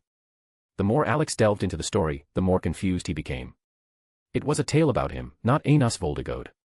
The only explanation that came to mind was that two beings with identical power couldn't coexist in the same reality. This revelation stirred a storm of emotions in him, ranging from shock to suppressed frustration. Siko, who had been observing him with interest, noticed how quickly his expression shifted. She decided to approach. So, you really are the Demon King? Siko asked, standing beside him. As Siko posed the question, her gaze instinctively flicked to Alex's forehead, as if expecting to see horns. However, there was nothing outwardly supernatural about him. The only feature that set him apart was the peculiar color of his eyes, though even that didn't seem like definitive proof of his otherworldly nature. Alex, setting the manga aside, turned to Siko. Deciding that revealing the truth about himself would only bring unnecessary headaches, he opted to play it off as a joke. Everything could be attributed to harmless cosplay, and the rainbow trick could be explained with pseudoscientific nonsense, hard to believe but even harder to disprove. Nah, just a joke. We're cosplayers, Alex said with a carefree smile. His words made everyone turn to him. Even Rebecca and Brunhilde shot him suspicious looks, clearly not entirely convinced. Alex calmly gestured to them, signaling that he had everything under control. Siko tilted her head, clearly puzzled by his decision to simplify things so drastically. Kota opened his mouth to say something, but a stern glance from Alex quickly shut him up. Saya, meanwhile, gave him an even more skeptical look, but Alex skillfully ignored all the gazes directed at him. In his head, he could hear the Valkyrie's muffled laughter. Then who are you really? Siko asked with a faint smile. We're mercenaries. Cosplay is just a hobby. Came to Japan to relax and all that, Alex shrugged, as if it was the most ordinary thing in the world. The skeptical stares aimed at him were obvious. It was clear that the others found it hard to believe his story. But Alex, a master at delivering convincing nonsense, knew that the fewer questions there were, the fewer problems would follow. After all, if his true identity were exposed, it would only lead to a barrage of awkward inquiries and requests he had neither the desire nor the time to deal with. Then how do you explain it? Saya demanded, stomping her foot and stepping up to him. You just admitted to being the Demon King, and now you're claiming to be a cosplayer? And what about the rainbow trick? She jabbed a finger at his chest, demanding answers. Alex, maintaining his composure, turned his phone screen toward Saya, showing a manga page where the character was an exact replica of himself. Saya scrutinized the image, trying to find even a single difference between Alex and the manga character. The others also gathered to take a look, only to find the same uncanny resemblance. The only real difference was in their clothing. To further convince them, Alex displayed illustrations of Rebecca and Brunhilde. Fine, let's say you're cosplayers, Saya said, finally softening a little. But how do you explain the rainbow trick, the two robot dogs, and Stitch? All tech, Alex replied calmly. As for Stitch, we're mercenaries. Found him in a lab during one of our missions. He looked so much like the cartoon character that we couldn't just leave him there. Tech. Kyoko interjected, clearly unconvinced. Then how do you explain that your tech is decades ahead of anything that exists now? Well, I'm just a genius, Alex grinned widely. Built it all myself. Just because others can't doesn't mean I can't. I'm a fan of anime and weapons, so I couldn't resist creating all this stuff. Including my katana, he added, pointing to the weapon at his side. His words elicited mixed reactions. Some regarded Alex with suspicion, others with admiration, but no one could come up with a solid argument to refute his claims. Most of the group seemed to believe Alex's explanation, but one person remained a skeptic, Kota. He continued to scrutinize Alex with obvious doubt. Alex, noticing this, merely smiled and gave Kota a warning glance, silently advising him to keep quiet. Kota quickly nodded in understanding, signaling that he got the message. Meanwhile, Siko became intrigued by Alex's katana and asked to see it. Without hesitation, Alex handed the weapon over to her. For him, this katana was one of his favorite tools, and he saw no reason to hide it. While Siko examined the blade, Alex briefly glanced at Rebecca and Brunhilde, who, judging by their expressions, were not thrilled with the situation. He gave a reassuring gesture, signaling that everything was under control. Although reluctant, the two girls decided to trust Alex and accepted the cosplayer's explanation. Saya, in turn, watched the trio with clear curiosity. It was as if she was trying to figure out who these strange people were and what kind of trio of odd beings stood before her, but the trio ignored her, clearly offended by her remark about strange creatures. Alright, now that everyone's calmed down, we need a plan. First, how to get out of here, second, where to find shelter to ride out the first wave, and also stock up on supplies. Alex clapped his hands to draw everyone's attention. What do you mean by first wave? Shizuka asked, slightly confused. The first wave is the chaos that always comes with the start of any apocalypse. People begin losing their minds, and disorder becomes the norm. They just need a reason to completely lose their sense of reason, Rebecca replied lazily, yawning. Shizuka, partially understanding what had been said, nodded but decided not to press further. Alex, realizing that long explanations weren't needed at the moment, asked for a map of the area to locate stores and possible shelters. This would also give him the opportunity to conduct experiments on the zombies to determine if they could be restored to their human form or, as assumed, were soulless and driven purely by instincts. First, we need to figure out how to get out of here. There are too many of us, so driving separate cars is not an option. Also, there's a chance we'll run into more surviving students. We need to be prepared for our group to grow, Alex pointed out the obvious. What about the school bus used for field trips? Ray suggested, raising her hand. Perfect. Find the keys. Once we have them, we'll head out. Time's running out, and we also need to grab supplies, Alex ordered. Everyone began searching for the keys. Alex approached the window to assess the situation outside. It was relatively calm beyond the academy's grounds, with zombies scattered in various directions. This gave hope for a successful escape, but Alex knew they couldn't take any risks. He pondered the strange nature of these zombies. Too many things seemed suspicious, especially the potential for mutations in the future, which could complicate survival. When the keys were finally found, everyone checked their gear. Alex noticed Coda holding a homemade nail gun and decided it was time to give him more reliable weaponry. Rebecca, give the chubby guy a pistol. He can handle it, Alex said, addressing the girl. Rebecca puffed her cheeks in disapproval, clearly reluctant to part with one of her babies. But Alex's stern look quickly persuaded her. With a sigh, she drew a pistol from behind her back and handed it to Coda. Coda, upon receiving the weapon, practically glowed with happiness. Did Christmas come early? This is a pistol. It's beautiful, he exclaimed, stroking the weapon as if it were a precious treasure. Rebecca, unable to hold back, threatened him. Listen here, fatty. If anything happens to my pistol, I'll turn you inside out. With these words, she shoved a couple of magazines and a silencer into his hands, finishing with a stern look. Coda nervously nodded, noticing the seriousness of Rebecca's threat. Alex, seeing the tension, placed a hand on Rebecca's head and gently patted her to calm her down. He knew how attached she was to her weapon. After a final glance at the assembled group, Alex made sure everyone was ready. His attention briefly lingered on Takashi, who seemed to no longer be suffering from a headache. However, Alex couldn't help but wonder why Mimi was watching him so intently. Deciding to leave that question for later, he focused on the task at hand. Quick briefing, Alex began, drawing attention. Zombies are blind, but they react well to sounds. So, move quietly and watch where you step. Siko and I will be in the front. Those without weapons stay in the center. Coda, Rebecca, and Stitch, you cover the center. Ray, Takashi, and Brunhilde, you cover the rear. Gir and Mimi bring up the rear. Got it. The group nodded in confirmation. Alex was the first to step into the hallway, carefully surveying his surroundings. At the end of the hallway, he noticed a few wandering zombies. Picking up a random object from the floor, he threw it, killing the zombies with precise throws. He then gestured for the others to follow. The group moved cautiously, keeping a watchful eye. Alex, realizing that a simple metal pipe was no longer of interest to him, handed its bloodied handle to Takashi. It's better than your bat, Alex said with a shrug. Takashi reluctantly left his bat by the classroom door and accepted the pipe. The group continued moving. Alex checked around every corner, assessing the situation. On their way to the stairs, he reminded everyone to be cautious near windows leading into classrooms, as zombies could be hiding there. Rebecca, glancing into classrooms, immediately eliminated zombies with precise shots. Reaching the stairs, Alex heard noises from below. Signaling for the group to stop, he went to scout. On the lower floor, he saw a group of students surrounded by zombies. Without hesitation, Alex jumped over the railing and quickly cut down the nearest undead. He then rushed to the students, helping them escape from the encirclement. Hearing the commotion, his group quickly followed him down. Rebecca covered him, taking down zombies with her shots. When the last of the zombies were defeated, the students breathed a sigh of relief.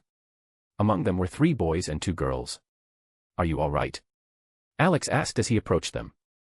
Thanks for saving us, one of the teenagers responded. Everything's fine. We're leaving here. You're welcome to come with us if you want, Alex offered, nodding toward his group. The teenagers exchanged glances before nodding in agreement. Alex quickly assigned them to positions to ensure safer and more efficient movement. As they moved down, he explained the rules for behavior to avoid attracting the zombies' attention. Moving cautiously, the group reached the first floor. The exit was close. However, Alex noticed a large group of zombies emerging from around the corner. The others tensed as they saw the number of enemies. Now, we move as quietly as possible, Alex said, looking at everyone. If anyone accidentally draws their attention, run to the bus. I'll cover you. His words focused everyone. The group began to move with extreme caution. Alex was ready for anything. Everyone nodded in understanding. Alex stayed in the corridor, covering their retreat as the others headed for the exit. Rebecca was the first to step outside and noticed many zombies wandering the school grounds. Their disorganized movements created a sinister atmosphere. One of the girls who had recently joined the group tripped, snagging her foot on a zombie's corpse. As she fell, she slammed into the shoe racks with a loud crash. The noise instantly drew the attention of nearby zombies. Panic swept through the group. For heaven's sake, I told you to watch your step. Alex exclaimed in frustration. He waved his hand, signaling toward the bus. "All right, everyone to the bus, we'll cover you." The group quickened their pace, hastily heading for the exit. Alex remained in the corridor, holding the line. Seiko stayed behind, contrary to expectations, not moving with the others. "Why did you stay?" Alex asked, turning to her. "It's more interesting with you," she replied with a slight smile. "And I want to see how you handle the katana." Seiko pointed to the katana that Alex was holding. He shrugged and motioned for her to go ahead. As the zombies closed in, Alex swiftly decapitated the nearest creatures with a single sharp motion. Seiko turned around just as he finished his strike and watched him with interest. After taking care of the closest zombies, Alex followed her.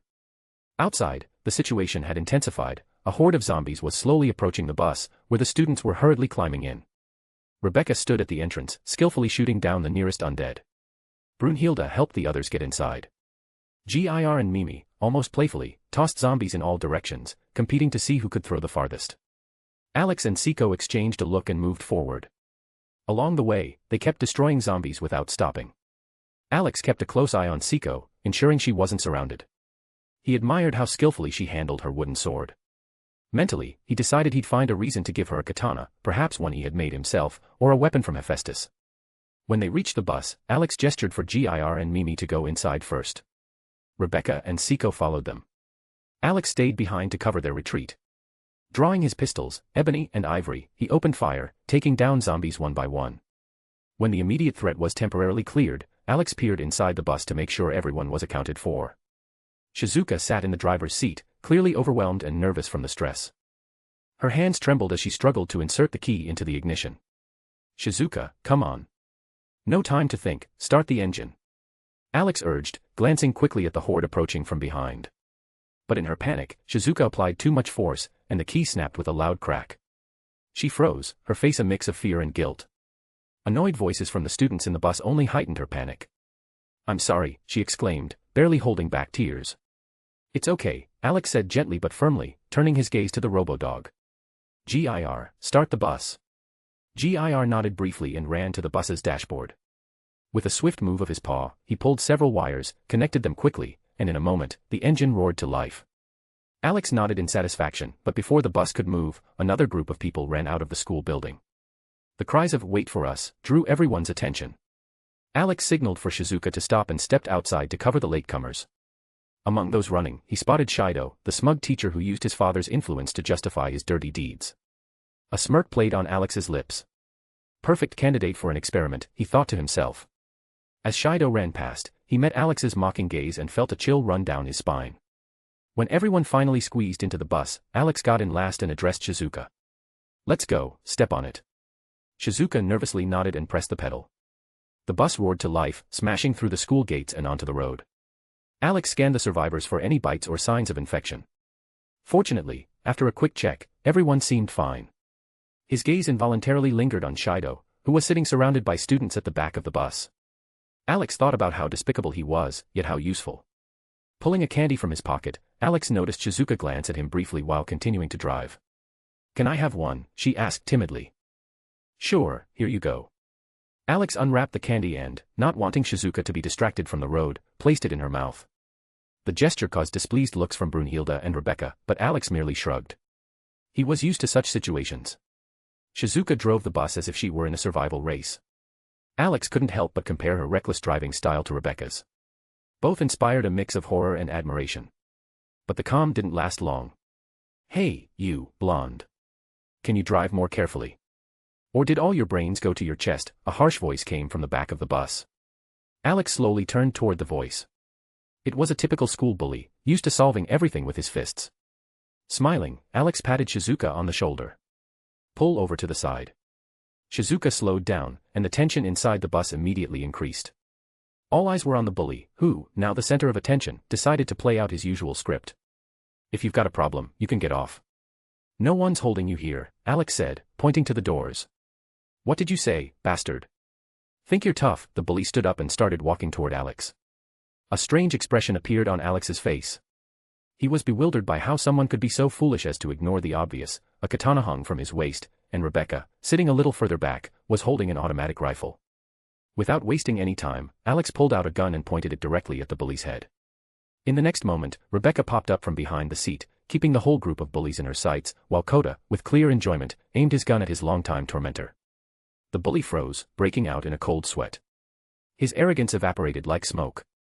Alex smirked as he observed the change in his expression. Well, what's the matter? Lost your nerve? Not so tough when you're staring down the barrel, huh? Alex said mockingly, lowering the gun. Alex continued to look at Shido with disdain while the tension in the bus escalated. His finger rested lightly on the trigger, and the bully under the gun's aim noticeably began to get more nervous. Alex weighed whether to rid himself of the problem immediately or let the situation unfold. But his irritation grew, especially after noticing how the guy had been blatantly ogling Rebecca and Brunhild. Now, let's not fight. We're all in this together, Shido's voice rang out, attempting to take control of the situation. We need to be united. So, to avoid further conflict, I suggest we elect a group leader. Alex shifted his gaze to Shido, barely holding back a smirk. Even the way this slippery guy spoke annoyed him. Alex had known exactly how this would play out and decided to run a little experiment. And who exactly are you? Alex asked, still keeping the gun trained on the bully's head. I'm a teacher, Koichi Shido. As an adult and one of the surviving educators, I believe my candidacy for leader makes the most sense. I'm older, more experienced. Shido began with deliberate confidence and a smile that made you want to wash your face. Alex gave a crooked grin and slowly reached into his pocket, pulling out his phone. He was curious about how clean this guy really was. Not everything about him had been mentioned in the manga or anime, and Alex wanted to dig deeper. Shido, you say? Let's see. He murmured, scrolling through the screen. Father's a politician, known for his shady dealings. And here you are, using your family's status to cover up your dirty business. Impressive, Koichi Shido. Shido noticeably tensed. Sweat appeared on his forehead, and the fake confidence began to fade. I don't know what you're talking about, he tried to brush off, feigning innocence. Alex smirked but his voice turned cold. You might not understand. But you have two choices, you can leave the bus voluntarily, or I can throw you out myself. We're all. Shido began, but Alex cut him off. I don't care. The choice is yours. And don't even look at your students, if any of them try to step in for you, I'll toss them out too. Now hurry up. Realizing there was no way out, Shido turned to his students. The male members of the group, naively believing in their teacher, began to protest. However, the female half, including Rei, looked at him with disgust. Even Shizuka and Kyoko regarded Shido as trash. All right, I see you're not leaving voluntarily, Alex gestured with his hand. Gir, Mimi, throw this bastard out, and anyone who supports him. Gir and Mimi jumped out of their seats and headed towards the school bully supporting Shido. Shizuka prudently opened the doors at Alex's request. The first one out was the bully, who didn't even have time to realize what had happened. Next, Shido was thrown out, shouting curses and struggling to believe how easily he had been tossed out. After him, two more guys followed, desperately trying to justify their leader. The girls from Shido's group tactfully averted their gazes, fearing they might be thrown out as well. Alex narrowed his eyes, examining the remaining girls. He recognized one of them as Miku, but he couldn't remember the name of the other. As far as he knew, both of them would soon die trying to protect Shido. Alex walked over to the open door and stared at the stunned boys outside.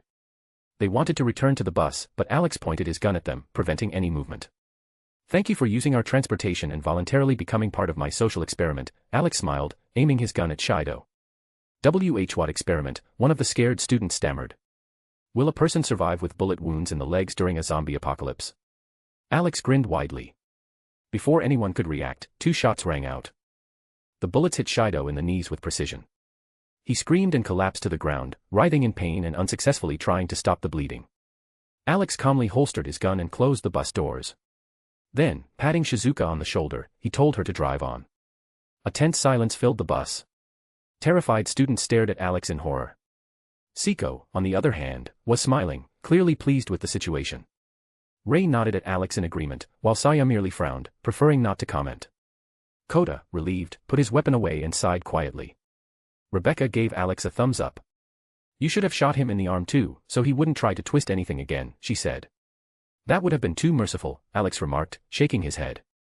Meanwhile, Takashi, the protagonist of this world, couldn't hold back. His face was flushed with anger. Why did you have to shoot him? That's so cruel, he asked, glaring at Alex.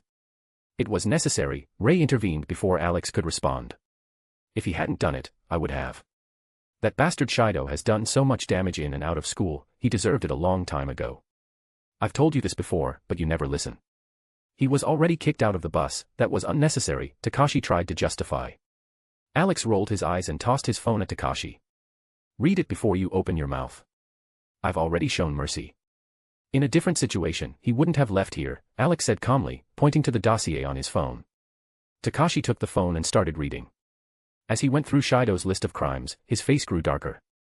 The others sitting nearby started peeking over his shoulder. The more they read, the more they frowned. Rei, who already hated Shido, only became more resolute in her contempt. The other students from different groups, though curious about what was going on, chose not to come closer, fearing Alex. Meanwhile, Alex approached Shizuka, leaning against the back of her seat, and asked, "Where's the nearest store? We need to replenish supplies." Alex was talking to Shizuka, but in the background, there were still tensions. Rei, arms crossed, looked at Takashi again. "Well, are you convinced? I told you Shido was scum." Takashi started, but unable to find the words, he fell silent. He returned Alex's phone and drifted into his grim thoughts. Rei snorted and moved to sit somewhere farther away from him. Alex scanned the remaining group. There were too many of them, and it was clearly causing complications. Ideally, he would have sent them all to Takagi's house to unload the extra responsibility. But for now, they needed to replenish supplies and find a place to rest. I hope Shizuka remembers the way to her friend Rika's house, Alex thought, watching the road ahead. To be continued. Chapter 194, First Stop in Zombieland. After Alex threw Shido and his lackeys out of the bus, the tension inside lingered. Takashi, the young hero with a savior complex, tried to argue that Alex's actions were too harsh. However, after looking at Shido's dossier, which Alex handed him, Takashi quickly fell silent, realizing Shido was truly a societal scumbag. His attempts to defend everyone now seemed pitiful, and he retreated into himself, sitting quietly. Amid this conflict, Alex calmly stood behind Shizuka, watching the road and occasionally chatting with her. He enjoyed her kindness and light-hearted nature, which reminded him of Hestia. Although he knew it wasn't entirely fair to compare the two, sometimes it was hard to avoid such thoughts. Shizuka appeared focused, but there was still a spark of optimism in her eyes, despite the grim circumstances. Meanwhile, Kyoko, the teacher, tried unsuccessfully to calm the frightened students. Most were still shaken by recent events. Rebecca and Brunhild, on the other hand, looked relaxed. Rebecca enthusiastically talked about various zombie movies, and Brunhild listened with a gentle smile, occasionally nodding. Siko caught Alex's gaze and gave him a mysterious smile. Her poise and almost predatory aura reminded Alex of the legendary Okita Tsuji, a similar blend of calm confidence and underlying danger. Alex shifted his attention to Saya. Deep down, he hated to admit it, but even before ending up in this world, she had struck him as one of the most intriguing characters. Her snobbishness reminded him of Hermione from Harry Potter, but despite that, he found her endearing. When Saya noticed his gaze, she huffed and turned away, prompting a small smirk from Alex. It reminded him of Hestia or Rebecca when they were displeased about something. Shizuka, pull over at the nearest gas station or store. We need to stock up on supplies, Alex said, giving her shoulder a light pat. I'm not sure there's anything suitable nearby, she replied, frowning slightly. Alex pulled out his phone and quickly checked the map.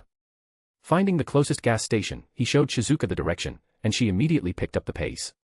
The sun was already setting outside, casting the surroundings into twilight. A few minutes later, the bus pulled up to an old gas station. Shizuka stopped by one of the pumps, but none of the passengers hurried to get off, clearly afraid of zombies. Listen up, kids, Alex's voice cut through the tense silence. We need to refuel the bus and gather supplies. I get that you're tired and scared, but I'm not here to babysit. So, either you help, or you stay here without us. Got it? We don't want to go out, it's too dangerous. You and your group are stronger than us, only you can handle it, one of the boys replied, his voice trembling as he avoided Alex's gaze. Rebecca stood up and leaned over the back of her seat. Listen here, you little brat, she said icily. I'm not as kind as my husband. If you don't start pulling your weight, you won't last long here. Next time, no one's going to save you. Got it? The boy swallowed hard, realizing arguing was pointless. Alex chuckled quietly, watching Rebecca. Her decisiveness and cold confidence reminded him once again why she was his indispensable favorite gremlin.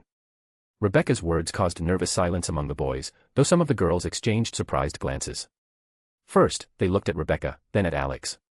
Alex simply nodded, showing he fully agreed with her statement. He had no intention of coddling this group either. I'll go.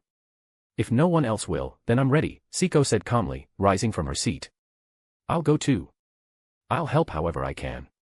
Unlike some people, at least I'll try to do something, Saya added, standing up resolutely. Count me in, Ray announced, making her way to the front of the bus. Alex cast a disdainful glance at the boys. He could understand their fear, but fear was a luxury they couldn't afford right now. How long would they survive without food and water? And when the initial wave of the epidemic subsided, people, far more terrifying than zombies, would become the real threat. In some cases, death by zombies would seem merciful compared to what survivors might do. All right, got it. Listen carefully. I'll go inside and clear the building. You stay near the bus and keep watch. Make sure no one sneaks up on us. Remember, the danger comes not only from zombies but also from people, Alex said as he stepped out of the bus. Once outside, he carefully surveyed the area. His priority was ensuring there were no threats nearby. Zombies couldn't harm him, but for the others, even a small cut could prove fatal. Seeing no immediate danger, Alex motioned for everyone to exit.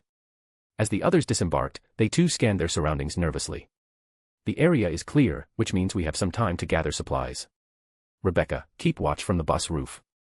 Coda, check the area behind the station with GIR. The rest of you stay close to the bus until I give the signal, Alex commanded. Mind giving me a lift, handsome? Rebecca asked with a playful smile.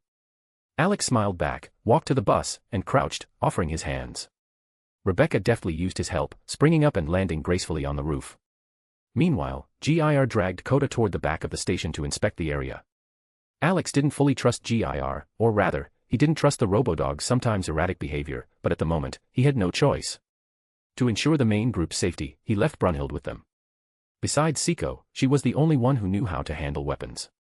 Alex headed toward the gas station building to activate the pump and check the storage area for food. Siko followed, offering her assistance. Be careful, Alex reminded her as he noticed her walking alongside him. I'm fine. I know my limits, Siko replied with a smile. I hope so. I'd rather not end up in a situation where I have to kill you, Alex said with a wry smirk. Siko smiled back at his remark and kept pace. Alex cautiously opened the door, considering how best to check the premises for zombies. The only idea that came to mind was to create a small noise. Siko caught up to him, peering inside and scanning the interior. She was curious why Alex hadn't entered yet. He, meanwhile, studied the layout before making a move that might attract attention. Bloodstains smeared the floor, scattered remains lay about, and mangled bodies rested in a distant corner. Even the station clerk hadn't escaped a gruesome fate. What are you doing? Siko asked, her tone tinged with curiosity. Assessing the area. I'll try to lure any zombies out if they're in here, Alex replied, his eyes fixed on the room. Siko nodded and joined him in surveying the scene. Alex was confident that such a large building was bound to harbor zombies, it was only a matter of time. Drawing his katana, he struck it twice against a nearby counter, creating a loud, echoing clang.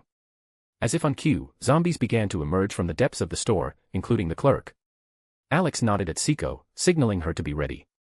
She returned the nod, and the two waited for the undead to get closer. As the zombies shuffled forward, Alex decided to test the mechanism of his katana. Placing his hand on the hilt, he waited for the creatures to come within striking distance. One of them, reaching out with decaying arms, moved into the katana's attack range. Alex activated the mechanism, and the katana shot out of its sheath, striking the first zombie in the jaw. The blow was so powerful that the undead's head literally exploded, fragments scattering in all directions. Alex jumped, caught the blade midair, and cleaved the zombie in half. Siko watched his maneuver in surprise. The trick with the katana was impressive, but she wasn't about to fall behind. Suppressing her astonishment, Siko got to work.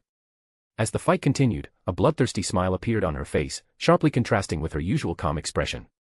Once they had taken care of the zombies, Alex surveyed the room to ensure there were no more threats. He remembered from some films that zombies could still move after their heads were severed. After finishing his check, Alex turned to Siko. She was still in a frenzy, coldly dispatching the last of the undead. The same bloodthirsty smile remained on her face. Alex raised an eyebrow, mentally comparing her to Okita Soji. That small samurai had also been incredibly bloodthirsty. Alex recalled how Okita once forced the mighty Adamus to sit by a fountain, simply by chasing the god across the battlefield. Smiling at his thoughts, he pushed the memories aside and approached Siko, gently patting her on the shoulder. I didn't expect to see this side of you. Pleasantly surprised, he said with a small smile. Siko returned to reality and gave a sheepish smile, realizing she had gotten carried away. She remembered how, in her last frenzy, she had mutilated a pervert who had been harassing girls. She also noticed that Alex showed no fear or disgust toward her bloodthirstiness, only mild surprise. Doesn't it scare you, girls like me? Seiko asked, a little surprised. Why should it scare me? You haven't seen what Rebecca is capable of. She once blew up an entire warehouse. And you're not the first bloodthirsty samurai I've encountered, Alex replied, shrugging. And who was the first? Seiko asked with interest, eager to satisfy her curiosity. Alex gestured for Seiko to follow him to check the storage area. He also wanted to confirm if they could stay overnight at the gas station. There was a risk that zombies would become more active at night. At the same time, Alex considered asking Shizuka to contact her friend Rika. It could be a good excuse to go after her, and an additional sharpshooter in the group would never hurt. If there were other fighters with Rika, it would make the team's movements even easier. Seiko followed Alex without question, carefully observing the premises. Well, the first one was Okita Soji. He's a lot like you, he gets carried away sometimes too, Alex remarked with a smile. You met a samurai named after the legendary Okita Soji? Seiko asked, genuine interest in her voice. Alex merely smiled mysteriously but did not respond. Even if he had confessed that he had met the real Okita Soji, Seiko would likely have believed him. However, such openness could call his current identity into question. Alex decided it was not the right time to reveal his secrets. While checking the storage area, Alex found that there was enough supplies to last for several months. However, as expected, there were no essential medications, they were rarely found at gas stations. Alex knew that medicines would be needed in the future, especially in case of illness or infection.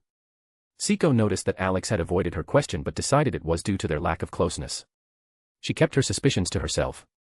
Alex, on the other hand, carefully examined the storage for safety and concluded that the place was suitable for spending the night. That's everything. Let's head outside, he said, gesturing for Seiko to follow him. I have a few options, but first, I want to hear what the others think. What are you planning? Seiko asked, walking beside him. I think we should stay the night here, Alex replied. It's still unknown if zombies become more aggressive at night. In movies and games, there are different types of these creatures. We need to figure out what to expect. Today's the first day, but things could get worse. In the worst case, they might start mutating, and then... Alex fell silent, not finishing his thought. Seiko listened carefully to his explanation. Her understanding of zombies was limited to them simply being reanimated corpses, but she decided to trust Alex. In her opinion, he knew more than she did. Alex, however, hoped they were just simple, slow zombies. But he knew how his luck worked, it often played cruel tricks on him. For now, there was too little information about the zombies, and he didn't have time for experiments. First and foremost, he needed to find a safe place, gather the group, and develop an evacuation plan for the country. Alex didn't rule out the possibility that governments might begin bombing cities in an attempt to contain the outbreak. Stepping outside, Alex noticed Kota and Gir. They had come out from the other side of the gas station and were talking animatedly. Alex squinted at Gir, suddenly thinking that Kota might also be a fan of the Warhammer universe. He tiredly rubbed his forehead, wondering if his group could handle one more maniac. How's everything on your side? Alex asked, catching the attention of the duo. A couple of strays, and that's it, Kota replied. The rest is surrounded by a fence. Alex nodded, signaling the group, and headed toward the bus where the others were waiting. He noticed that everyone had finally gathered their courage and no longer tried to whine about being scared to go outside. Looking around, Alex saw Rebecca calmly finishing off a couple of zombies that had been aimlessly wandering nearby. As he approached the bus, he waved at her to signal that she could jump down from the roof. Rebecca, standing at the edge of the roof, made eye contact with Alex. Seeing his smile and open arms, she jumped without hesitation. Alex caught her effortlessly and gently set her down on the ground. He then turned to the group to share some important information. However, the sky was already beginning to darken, and there was less and less time to think. So, 2 pieces of news, Alex began, holding up 2 fingers. The first, there's enough supplies in the storage to last for a few months. The second, less pleasant one, there's a chance zombies will become more active at night. So I suggest we wait out the night here at the gas station. We need to make a decision quickly before the sun sets completely. Why do you think zombies could be more active at night? Saya asked, adjusting her glasses and looking at Alex carefully. I don't know, Alex replied honestly. That's why I'm saying they might be. It's the first day, and we should be ready for any scenario. Saya nodded, agreeing that such a possibility was feasible, though she wasn't an expert on zombies. Rebecca and Kota, who knew more about zombies than the others, also nodded in approval. Alex understood that he could have just insisted on his idea, and the group would have followed. But he needed time to test what the local zombies were capable of. Enough thinking. Pack up your things and let's head to the storage. We'll finally be able to catch our breath and eat. I'll move the bus to the back of the station so some idiot doesn't steal it, Alex said, waving his hand to end the discussion. Guys, grab some rags and take the bodies out of the building. No one wants to sleep with the smell of decay, he added, pointing at the young men. The guys turned pale, but Alex didn't feel sorry for them. He headed to the bus and started the engine. However, none of them moved toward the bodies. What are you waiting for, princesses? Move it, or do you need a kick to get going? Rebecca intervened, clearly annoyed as she kicked one of the guys in the leg. Her words worked better than any persuasion. No one dared to argue with Rebecca, knowing her personality was far more dangerous even without the rifle she held. Alex glanced out the window and smirked as he watched Rebecca literally force the guys to work. Once he saw they had finally started moving toward the storage, he shifted his focus back to the road and continued driving the bus. A few minutes later, Alex noticed someone was following him. It was Ray. Her face showed irritation, and she was clearly avoiding being near the others. Alex raised an eyebrow in surprise. Why didn't you go with the others? He asked, looking at the girl. I don't want to see Takashi's face, Ray muttered, her tone cold. Your boyfriend? Alex asked with feigned interest, pretending not to know. No, Ray replied sharply, crossing her arms. He's a childhood friend. But he's acting like a complete idiot. He constantly ignores what people tell him, and then acts like a victim, as if everyone's mistreating him and abandoning him. Alex chuckled as he listened to Ray. He could only imagine how many more dramatic moments awaited them ahead. He nodded, giving Ray the chance to vent while he parked the bus. Everything she was saying, Alex already knew, but something about Takashi's behavior continued to trouble him. Ray explained how she had stayed back a year to be in the same class as Takashi, and yet he acted like a complete idiot and didn't even understand her actions. Alex listened, offering a few short comments, but his mind was elsewhere. He thought to himself, if he had had a childhood friend like that in his past life, he would have been thrilled. But, alas, his life had turned out differently. He sighed, recalling the carefree days of his past before his reincarnation. He missed those times when he could relax, not constantly worrying about death at every turn. Now, rest had become something out of reach. After parking the bus, Alex got out and helped Ray climb down. Then he locked the doors to keep the vehicle secure. Have you called your family? He asked, looking at her. Yes, but the connection cut out while I was talking to my father. He's a cop, and my mom's a housewife. She used to work in the police too, but decided to focus on the family, Ray replied with a sad smile. If you want to try calling again, ask GIR, Alex said, lighting a cigarette. He's my assistant, a green robot dog. He has access to a satellite, he can help. Ray looked at him in surprise, gratitude reflecting in her eyes. Alex didn't think much of it. At times like this, everyone wanted to know what was happening with their loved ones. Of course, he also understood the other side of things. Sometimes such calls happen at the worst times, when all you hear on the other end are screams and death. Thanks, Ray said, unexpectedly hugging him. Anytime. I know what you're feeling, he replied, patting her on the back. Aren't you worried about your family or friends? She asked, releasing him. They're fine. You don't need to worry about them, Alex dismissed. In reality, in this world, he had no family or friends to worry about. All his loved ones were back in Orario, and some of his friends remained in Asgard after Ragnarok. Ray nodded but quickly changed the subject, starting to ask about his life before coming to Japan. Alex, without going into too many details, explained that he had been a mercenary in America before his vacation. He left out certain aspects of his work to avoid frightening her. Ray understood, as her father had dealt with people like that in his job. As they talked, they reached the storage area. Ray, walking past Takashi, snorted in displeasure and quickly disappeared inside. Takashi only frowned, watching her leave. As Alex walked by, he gave Takashi a pat on the shoulder, as if hinting that solving this problem would be up to him. Entering the room, Alex noticed that the girls were busy checking the supplies. He found a free spot to sit and take some time to think things through. Now that everyone was relatively safe, he had time for plans and a few experiments. After a while, the guys returned with pale faces, clearly shaken by the recent task of removing zombie corpses. After ensuring everyone was accounted for, Alex stood up to clarify the situation. So, we have a temporary shelter, but we can't relax. We're only staying here for one night to wait out the darkness. I strongly recommend everyone eat and rest. Tomorrow we'll continue moving. If anyone wants to contact their family, you can do so through my assistant, GIR, Alex said, pointing to the robot dog. The group, though exhausted, agreed with his words. Alex understood that the night was still ahead, and it could bring surprises. GIR raised his paw, gesturing that he was ready to help. The group nodded in acknowledgement, deciding to have a snack first. With limited resources, the choice was instant noodles. Alex left the warehouse, taking the water heater with him. Some of the girls wanted to take a shower and change out of their bloody clothes, but there was no opportunity for that just yet.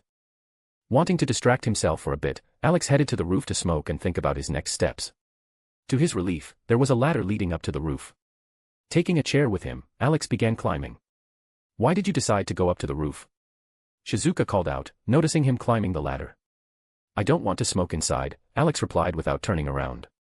"The roof is quiet and spacious, plus the fresh air helps me concentrate." Once on the roof, Alex placed the chair in the center and made himself comfortable. Lighting a cigarette, he began to think. His plan of action was forming in stages.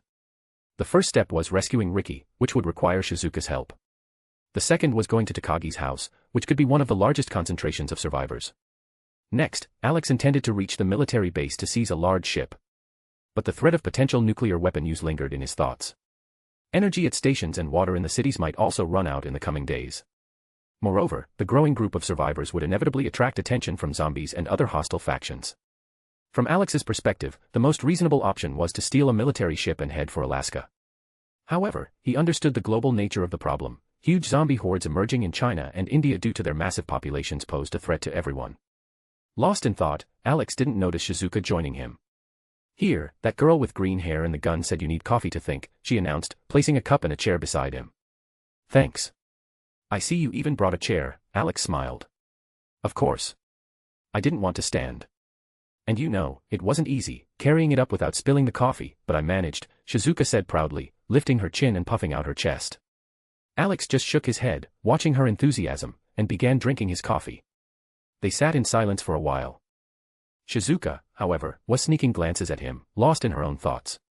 She thought about how Alex had appeared at the right moment and saved her, like a knight on a white horse, though the horse was a strange-looking green dog with a huge hammer in its paws.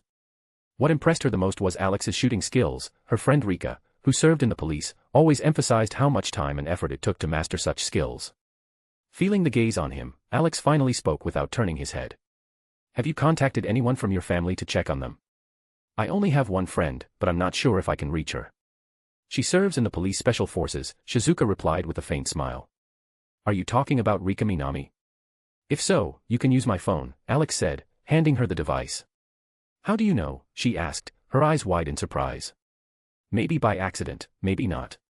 I just checked each of your files," Alex answered innocently, shrugging. Shizuka didn't know how to react to Alex's words. She still had to understand that he was very meticulous about certain things. Alex always made sure to keep everything under control and know who he was dealing with. Seeing Shizuka's shocked expression, he quietly chuckled. Of course, he couldn't tell her that he knew part of the history of this world, but he was sure that since he ended up here, events would inevitably deviate from the original timeline. "So, are you going to call or not?" Alex asked, waving the phone in front of her face. "I will. But just so you know, it's rude to dig into a girl's secrets," Shizuka replied, puffing her cheeks. "All right, next time I won't," Alex promised with a smirk. Shizuka continued to sulk, puffing her cheeks, but took the phone and started dialing her friend's number. As she expected, the connection was unavailable. Alex, noticing her disappointment, silently took the phone from her hands and, without explaining, connected to a closed channel. In moments, he managed to establish direct contact with Rika. When a shocked Rika answered the call, Shizuka still didn't realize that Alex had used a closed channel for this. Instead, she began chatting casually, happy to have reached her friend. Alex, however, already imagined Rika's shocked expression. She looked so stunned that describing her emotions in words would be difficult. Rika was as surprised by Shizuka's call through the secured channel as anyone could be. Alex decided not to interfere with the conversation and, leaning back in his chair, continued drinking his coffee while gazing at the stars that were slowly appearing in the night sky. His thoughts had already drifted far away. Once everyone went to sleep, he planned to take GIR and head out for reconnaissance to study the zombies up close. To be continued. Chapter 195, Time for Zombie Experiments. At one of Tokyo's airports, a SWAT team had just finished a briefing. It was led by a woman named Rika Minami, the best friend of Shizuka Marikawa. Rika was a tall woman with purple hair, tanned skin, and sharp eyes. Her figure was accentuated by the standard black tactical uniform with a bulletproof vest, which fit her perfectly. After completing the briefing, she ordered her subordinates to take their positions and be ready for anything. Once the last of them left the room, Rika sank into a chair with a sigh of relief. But her thoughts once again turned to Shizuka, her naive and slightly clumsy friend. "Oh, Shizuka. I hope you made it out," she muttered quietly, staring at the ceiling. Rika and Shizuka had been friends for many years. They lived together, mostly because of Rika's insistence, as she understood how impractical and awkward her friend could be. Rika always tried to look out for Shizuka, and now, being far away from her, she couldn't find peace. As she mentally cycled through options, she forced herself to dismiss the urge to call. Communication was down, and the only channel available for contacting headquarters wouldn't allow a personal conversation with Shizuka. Rika hoped her friend had made it home, where she had a prepared Humvee ready to escape the city in case of danger. Her thoughts were interrupted by the ringing of her work phone. Surprised, Rika picked up. Sergeant Rika Minami speaking, she responded in a clear, professional tone. Rika-chan, Yahoo. It's Shizuka, came a familiar, energetic voice. Rika froze, then suspiciously pulled the phone away from her ear, as if not believing what was happening. For a few seconds, she studied the screen, trying to process how her friend was somehow actually calling. Rika even pinched her thigh to check if she had accidentally fallen asleep. The sharp pain confirmed reality. Hello, Rika, can you hear me? Don't tell me something's wrong again. Shizuka's voice carried a hint of annoyance. I hear you, Shizuka. It's just. I'm so glad you made it. Rika quickly replied, trying not to let her friend hang up. That's good. And how are you, Rika? These things are everywhere, attacking everyone, Shizuka said, her voice filled with relief at being able to talk to someone close. I'm fine. But how did you even get out? And, how on earth are you calling me through a secure channel? I don't recall you knowing such tricks, Rika said with a smirk, her relief evident in her voice. Oh, that. Well, I was at school when it all started. Students began turning into those things. But then Alex appeared, like a knight on a white horse. He saved me. Then we met a few other survivors and left the school together. Now we've stopped at a gas station to spend the night. Alex says zombies might be more active at night. Shizuka began cheerfully recounting, her voice remaining lively despite the chaos around her. Rika listened silently, her eyes half closed. Her heart finally calmed, if only for a moment. Shizuka was safe, which meant her efforts hadn't been in vain. As she listened to Shizuka's story, Rika nodded, lost in thought. She was curious about who Alex was, the one who had saved her friend. The name was clearly not Japanese, and if such a person had truly been at the school, Shizuka would have mentioned him before. Moreover, Rika understood that helping a group escape from a zombie-infested school and escorting students required exceptional skills. She was worried that Shizuka might have trusted a stranger, but she felt slightly reassured knowing that her friend, though somewhat clumsy, was good at judging people. So, who is this Alex you're talking about? Rika asked, trying to keep her tone calm. Well, he's like a character from, what's it called? Oh, right, manga. He looks like he came straight out of one. And he even has a green robodog with a giant hammer, Shizuka began enthusiastically describing Alex. The more Rika listened, the more she rubbed the bridge of her nose. Shizuka's words sounded increasingly absurd. A character from a manga, and a green robodog with a hammer. What was this, the future where such things were commonplace? And mentioning the girls in Alex's group, who also looked like manga characters, only added to her confusion. Rika's first thought was that Alex and his companions were cosplayers who had come for a festival. But she quickly dismissed this theory, cosplayers were unlikely to not only survive but also rescue others. Shizuka, stop. That's not what I meant. I'm asking what his job is, how he managed to save you, Rika said in a tired yet warm tone. Shizuka paused for a moment, as if trying to recall, then replied, oh, you mean that? Wait a second. Hey, what is it you said you do again? Oh, got it. He says he's a mercenary, or something like that. Rika could hear Shizuka chatting with someone in the background. It was presumably Alex. His voice sounded young, but Rika couldn't make out the details. However, the word mercenary made her wary. Why was a mercenary near a school? She'd need to gather more information to understand. Meanwhile, Alex sat next to Shizuka, sipping coffee and gazing at the starry sky. The silence around them struck him as suspicious, there wasn't a single sound from the wandering zombies.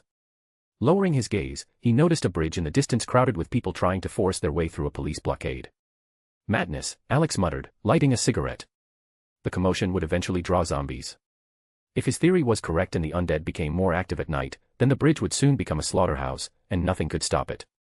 Alex exhaled smoke, watching it swirl into the cool night air. People in panic always behaved the same way, like rats on a sinking ship, blind to the water waiting to drown them. In such situations, the best decision was to barricade oneself at home, wait a few days, and then venture out. But as often happened, people either ran recklessly or froze in fear, paralyzed into inaction. Alex knew many would die of hunger, too afraid to leave their shelters.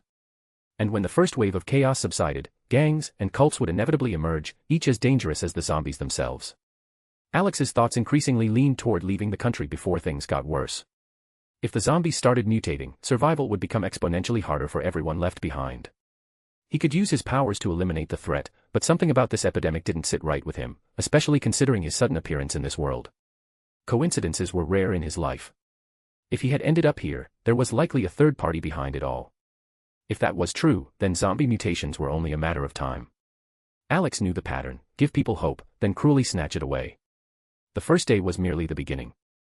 For now, he decided against revealing his powers to avoid exposing himself to this new player, who might already be observing. He planned to study the zombies first and then proceed with his strategy. While Shizuka chatted away on the phone, Alex delved into his thoughts about the current situation. Suddenly, Ray climbed onto the roof, holding a cup of instant noodles. Seeing Shizuka engrossed in her conversation, Ray shifted her gaze to Alex. He was seated on a chair, coffee in one hand and a cigarette in the other.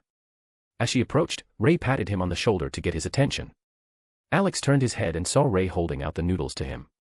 "Here, this is for you." "Sorry, it's the best we have right now," she said, handing him the cup.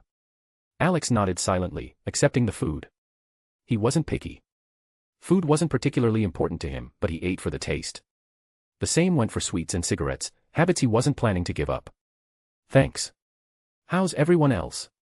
Were you able to reach your parents?" he asked, starting to eat. "Everyone's slowly starting to recover.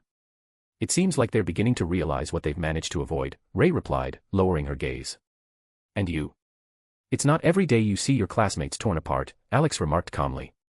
Ray was surprised by his tone but decided it was related to his mercenary experience.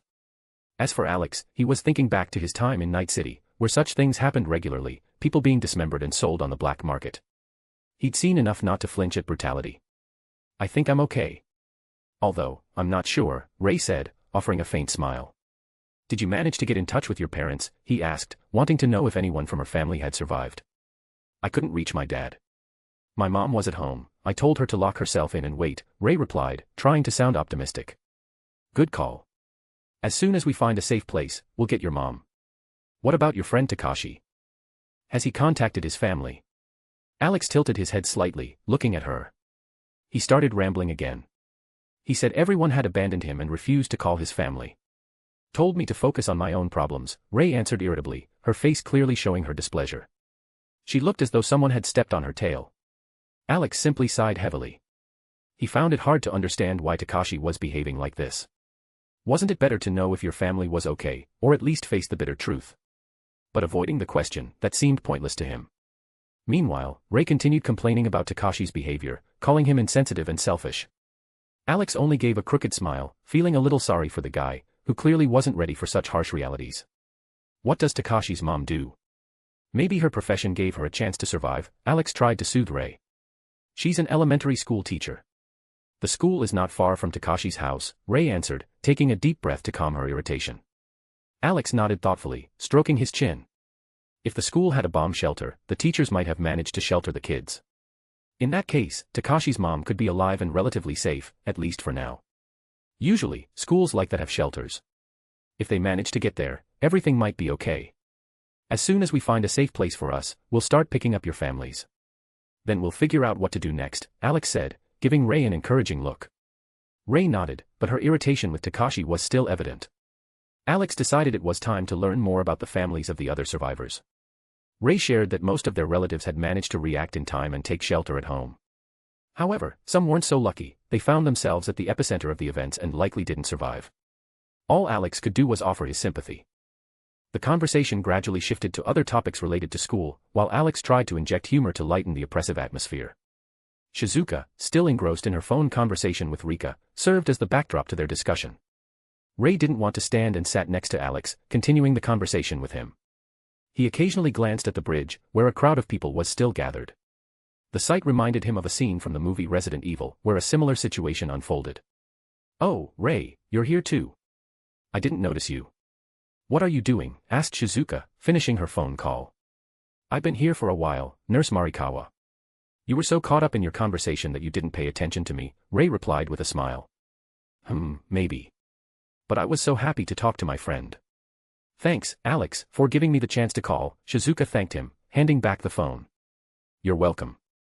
Once things calm down a bit, we'll go get your friend," Alex said with a smile, putting the phone back in his pocket. Shizuka smiled widely and nodded before the conversation wrapped up. After finishing his conversation with Shizuka and Rei, Alex went down with them to assess the situation.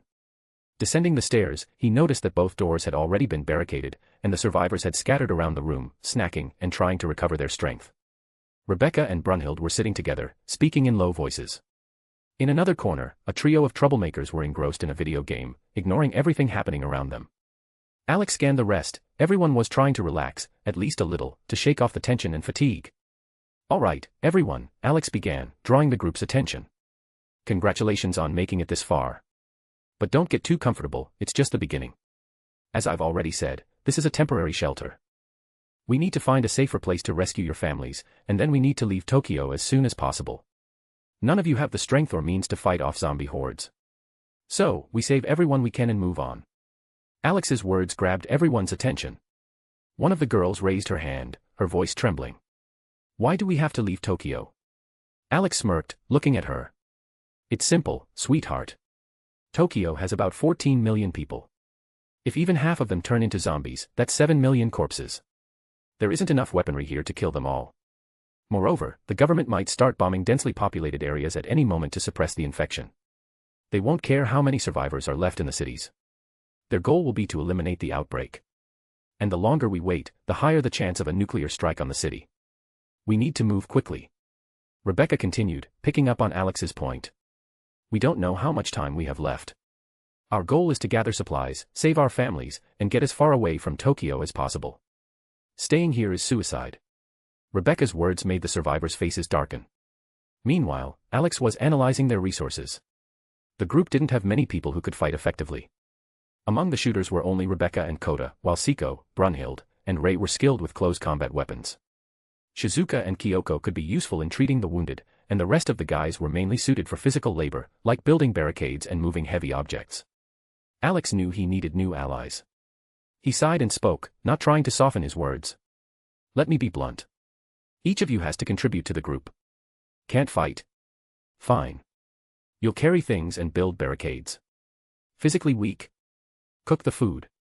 Yes, this applies to the girls too. You're scared and worried, but you don't have a choice. Either you work, or you die." His straightforwardness made the survivors lower their heads. They all understood that Alex was right. He had already done more for them than they could have asked, saving them from a school full of zombies. The fact that he was going to help them find their family sent a clear message. He wasn't going to coddle them, but he was willing to lead them if they started working. "And one more thing," Alex added. "Tomorrow morning, we move out. We need to load as much supplies into the bus as possible and fill up all the empty cans and bottles with gasoline. Food and fuel are your best friends in the apocalypse. Now, get some rest. We've got a lot of work ahead of us tomorrow. I'm on duty tonight, so you can sleep easy." His confident tone calmed part of the group. Alex scanned them all, wanting each of them to understand that this wasn't just an order. This was their chance to survive. The survivors nodded in silence, unwilling to argue with Alex. They understood they had no other choice. However, Alex waved for Rebecca and Brunhild to follow him. Climbing to the roof of the building, he began explaining his plans. His main goal was to keep everything related to their group a secret. "Do you think this world is like Night City?" Rebecca asked, crossing her arms over her chest. "Until I check, I can't be sure. But if I'm here, something definitely went wrong. Tonight, when everyone falls asleep, I'll catch a few zombies for experiments. We need to figure out what we're dealing with. Rebecca, you'll handle the planning. Find a safe spot on the map for shelter and mark the locations where we can replenish supplies. When the group grows, I want you to teach the survivors how to handle firearms, and Brunhild, how to use melee weapons." Alex spoke calmly but confidently, outlining his plans. "All right, but first, we need to find the weapons. I'm a jack of all trades, but I can't pull a machine gun out of my pocket without revealing our abilities. And you've decided to keep yours hidden, so weapon hunting is on you, handsome," Rebecca smirked, winking at him. "If you manage to find enough weapons or make some, I'll try to train these mortals," Brunhild replied, leaning against Alex. "But don't expect much. You know I'm a strict teacher." Alex merely nodded. He understood that the first thing they needed to do was find Rika and her group. This would significantly simplify the task of gathering resources.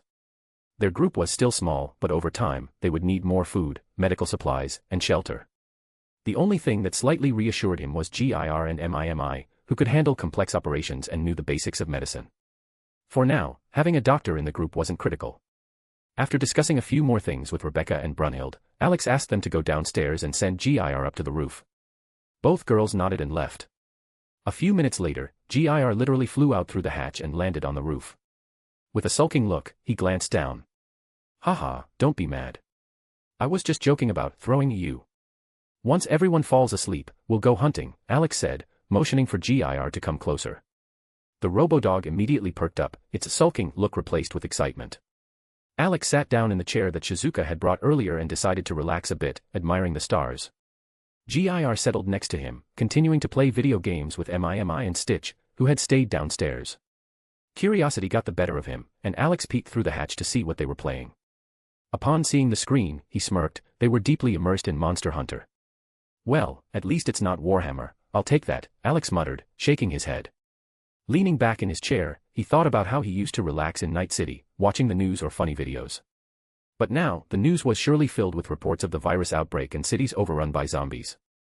Alex sighed. The times when he could indulge in simple pleasure seemed so far away. A few hours passed. Alex looked down from the roof and saw that everyone was already resting. Only Stitch and MIMI continued to play video games, oblivious to the time. Alex patted GIR on the head, signaling that it was time to move. The robo-dog nodded and tucked the console into a tiny pocket, almost magically. Alex shook his head, still not understanding how no one noticed that this trio literally pulled devices out of thin air. Perhaps the others simply preferred to ignore this fact. With GIR perched on his shoulder, Alex jumped off the roof and casually set off to search for nearby zombies for his experiment. Unfortunately, their base was located on the outskirts of the city, near the river, which made the task more difficult. Alex decided to head further into the center, avoiding residential areas. The center was pure chaos, but the chances of finding zombies there were higher. Quickening his pace, Alex began moving across the rooftops, enjoying the coolness of the night air. Stopping on one of the roofs, he crouched down, watching the street below. Zombies wandered through the streets, but something about their appearance seemed strange. Their eyes glowed red, a detail that was noticeable even in the dark. No way. Is this Dead Rising, or are they mutating like in Dying Light? Alex muttered, eyeing the zombies. Or maybe it's a mix of all zombie types. Looks like they're not as blind as they were during the day. The night is definitely changing their behavior. What do you think, GIR? The robo-dog, comfortably settled on his shoulder, responded thoughtfully. Maybe. The mutation could go further. They'll get stronger, smarter, and start creating hives. Alex nodded, processing the information. If the zombies developed a collective intelligence, the situation would become catastrophic. Humans wouldn't be able to withstand such a force and would quickly become food for this new predator. But for now, those were just theories. The priority was to figure out what was making the zombies more active at night. Continuing forward, Alex finally spotted a small group of zombies huddled in an alley. They simply bumped into each other aimlessly, not trying to leave the space. Perfect, first target for the experiment, he said, standing at the edge of the roof.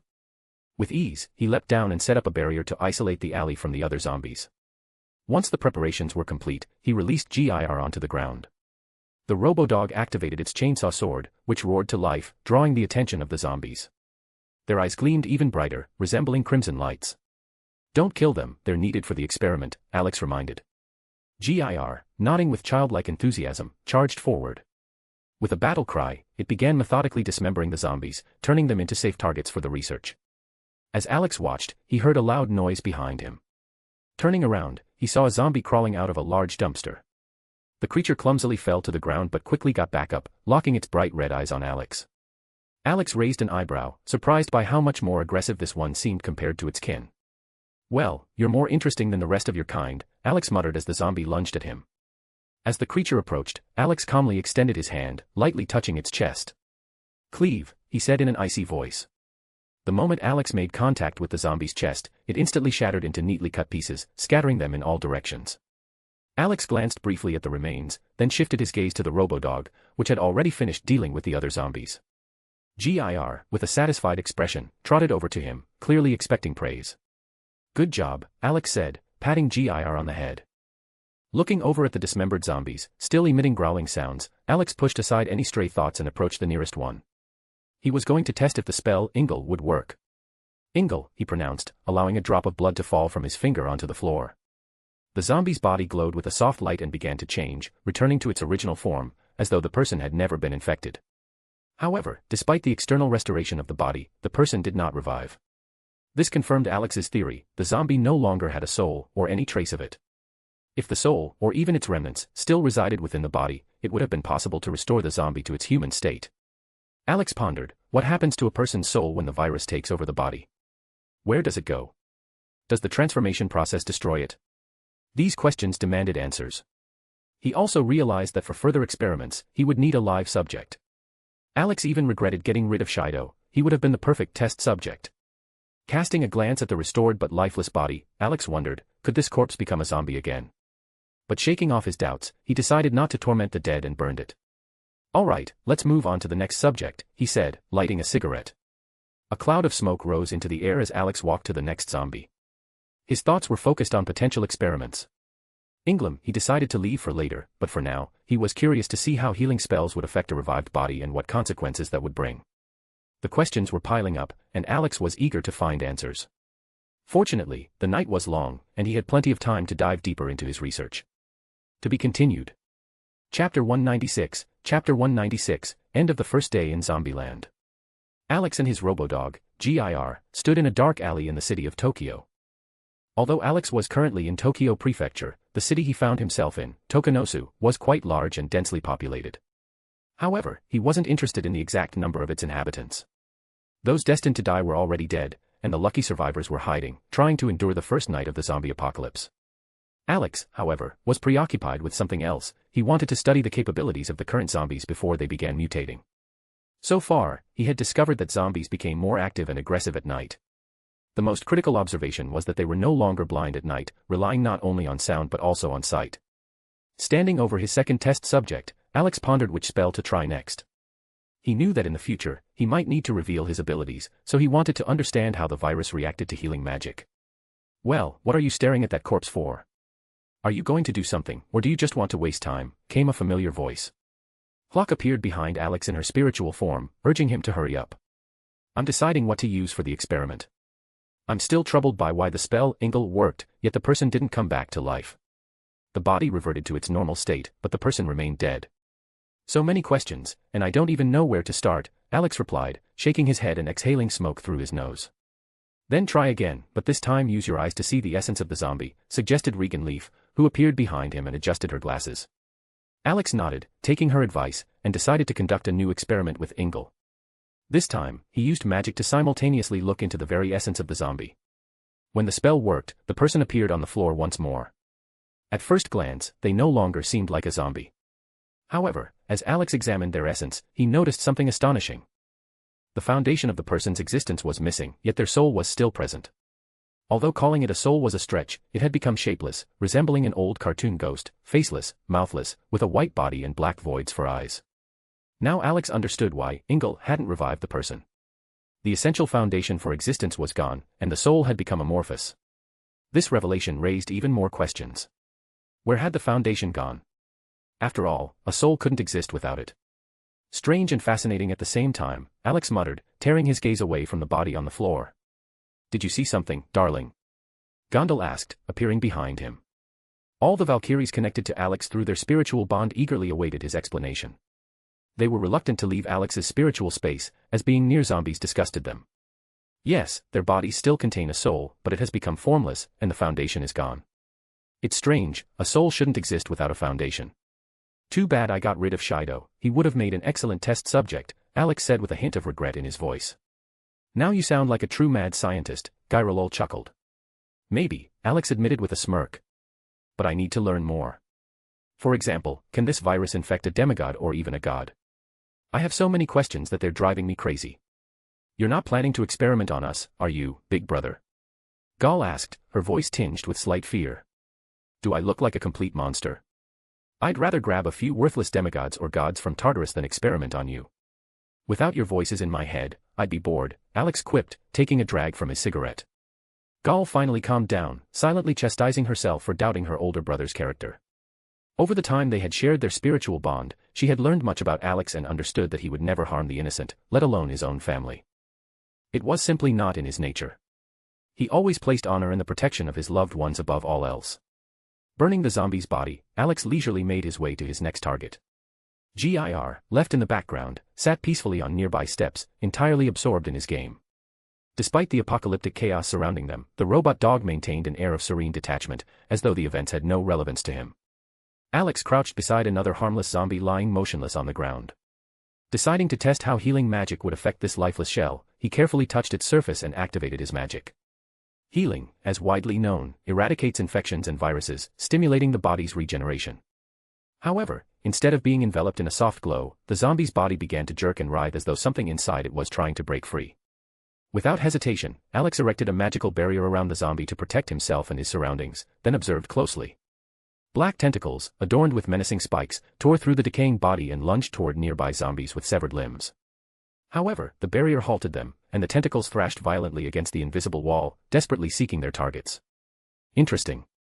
I didn't expect healing magic to have such an effect on a zombie, Alex murmured, thoughtfully stroking his chin.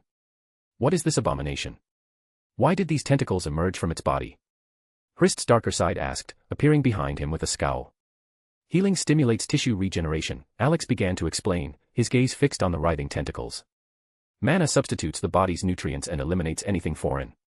However, the virus has already become part of the body, so the healing magic must have accelerated its development. This caused a mutation. It confirms my theory that zombies will eventually start evolving. The tentacles, writhing and trembling, looked like something out of a nightmare.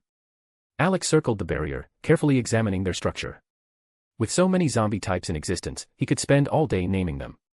As he scrutinized the tentacles, Alex realized they weren't related to Ouroboros but something entirely different. He recalled seeing something similar in a game or perhaps a movie, though he couldn't place it. The Valkyries, present in their spiritual forms, watched the experiment with keen interest, quietly discussing the unfolding scene among themselves. These tentacles remind me of something, Alex muttered, furrowing his brow. But it's not the Ouroboros virus, more like something out of an old movie or game. Unable to pinpoint the memory, he decided not to overcomplicate matters and burned the body along with the tentacles inside the barrier. Alex knew there were many experiments still ahead. Approaching the next zombie, which began growling despite its severed limbs as he drew near, Alex paused to think. Why do they react to me but not to Gir? He wondered but quickly deduced the answer. The robot wasn't made of flesh and thus didn't trigger the zombie's instinctive drive to attack. This time, Alex chose to use the Inglam spell. Its nature was to transform a living being into a vengeful zombie, fueled by hatred and pain directed at the one who killed it. Alex prudently activated a barrier around the zombie to prevent any potential fallout. Inglam, he said calmly. The spell's energy enveloped the zombie, and Alex froze, waiting to see what would happen this time. A magical circle appeared beneath the zombie's body, glowing with a soft red light. Gradually, this light began to envelop the zombie, dissipating as it went. The zombie's body began to slowly regenerate, severed limbs, which Gir had previously detached with his sawsword, rapidly grew back. However, the process didn't stop there. The zombie's muscle mass began to increase, transforming it into something of immense size. Alex watched the ongoing changes with clear interest. He knew exactly what zombies created with the Inglam spell should look like, but this result was clearly outside the norm. The only explanation was that Inglam had triggered a mutation far stronger than the previous healing spell. When the process was complete, the zombie before Alex resembled a tank from the game Left 4 Dead. A massive mutant, with bulging muscles and a terrifying appearance, it snarled and violently slammed against the barrier, trying to reach Alex. Didn't expect to encounter something like this, Alex muttered thoughtfully, studying the mutant. Are you talking about your games, where you run around and shoot zombies? Scalmold asked skeptically, appearing behind him in her spiritual form. Something like that, Alex huffed. Though I haven't played in a while. There's simply no time for it.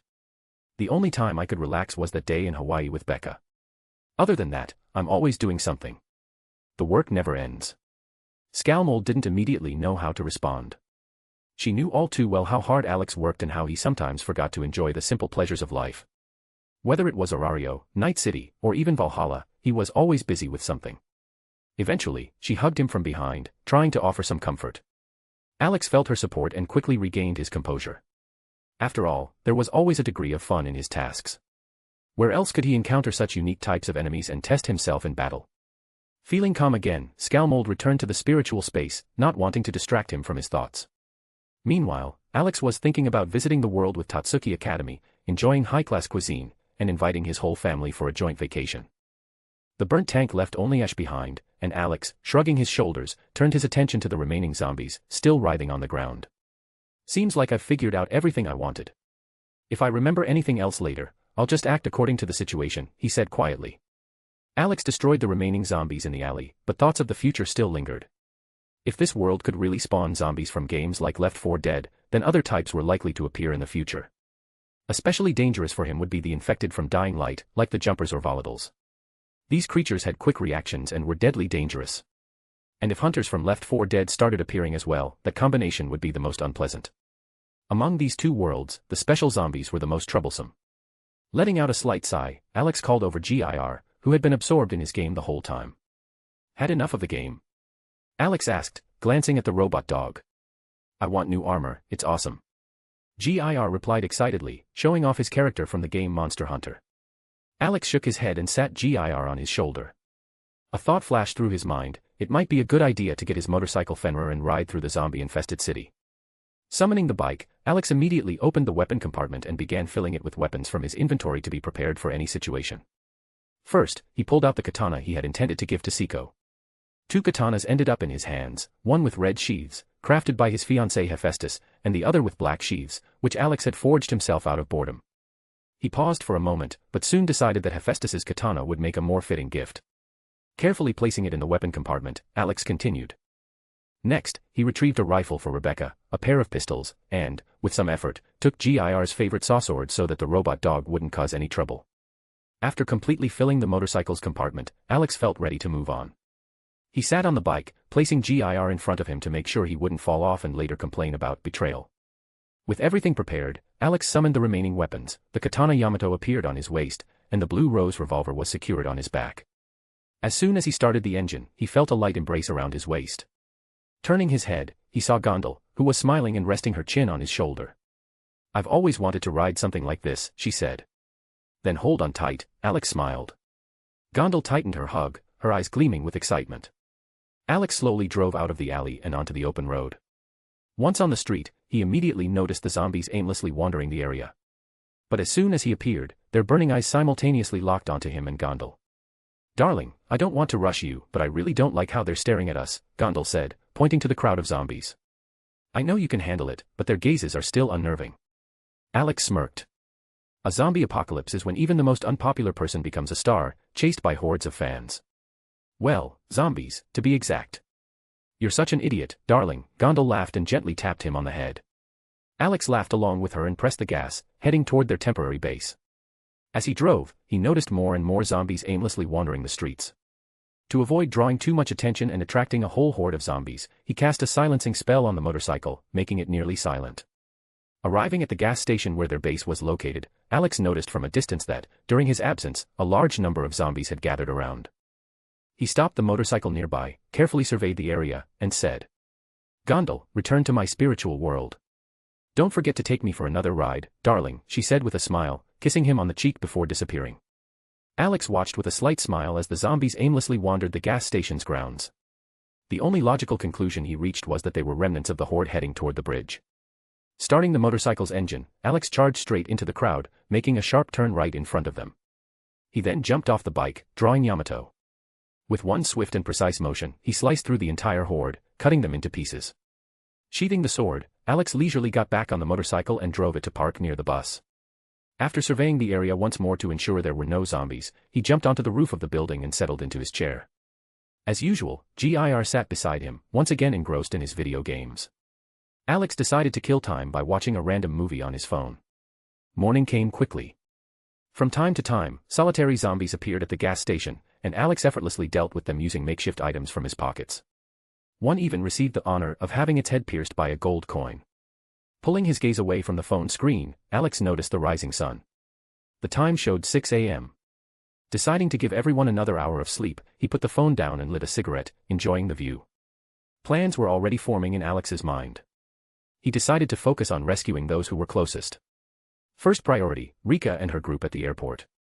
They could add some much-needed combat strength to his team, which was mostly composed of students and, in the future, their families. The Sai family had enough guards capable of participating in raids, but the problem lay with her father. He allowed the survivors to sit idle while his people risked their lives every day. As much as Alex wanted to get rid of the useless people, there weren't many options.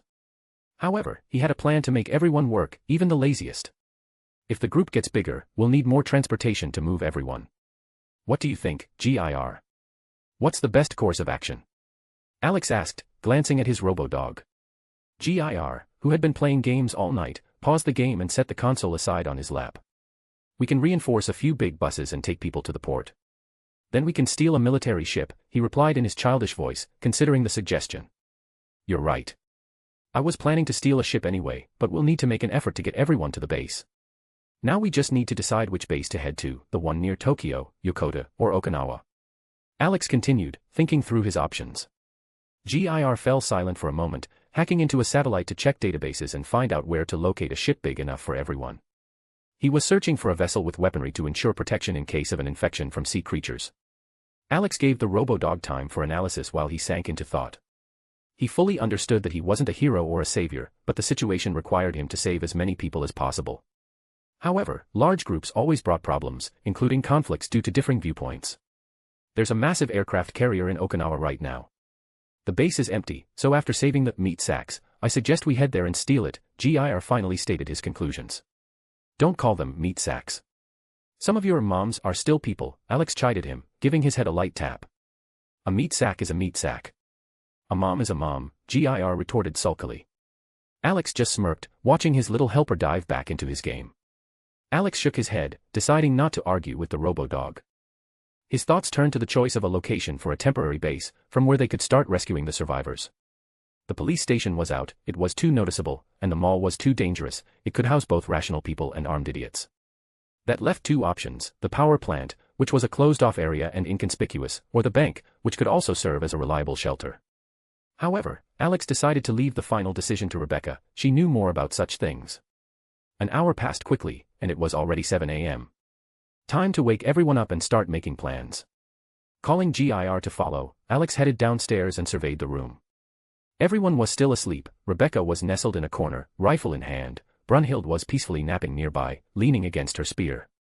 The other girls from the first group had huddled together in a tight circle, clearly preferring to stay close to Rebecca and Brunhild. Rei, Siko, Saya, Shizuka, and even Kyoko were at the center of this improvised camp.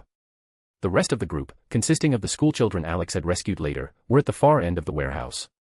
Alex snorted, turned to GIR, and signaled to start the music. Good morning, Vietnam.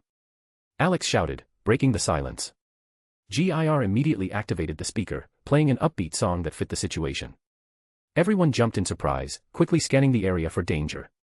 Their eyes quickly focused on Alex, who stood there, smiling smugly, while the music blared on, preventing them from fully relaxing. Turn off that damn music. Rebecca yelled, throwing the first object she could find at Alex. Alex easily caught the flying empty beer can. It seemed Rebecca had decided to unwind a little while he was on roof duty last night. He waved his hand, signaling GIR to turn off the music once everyone had fully woken up. Good morning, my dear survivors. Congratulations, you made it through another night. Now, let's get to work. Freshen up, have breakfast, and get ready to load supplies into the bus. We've got a lot to do. Rebecca grumbled as she got up, lazily kicking Alex in the leg before heading off for a snack.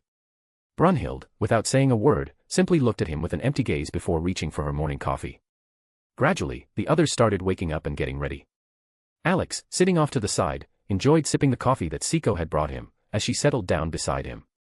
He watched the group, realizing that it was time to change clothes. Walking around in blood-stained clothes was clearly not a good idea. Rebecca, slurping instant noodles, glanced at Alex skeptically.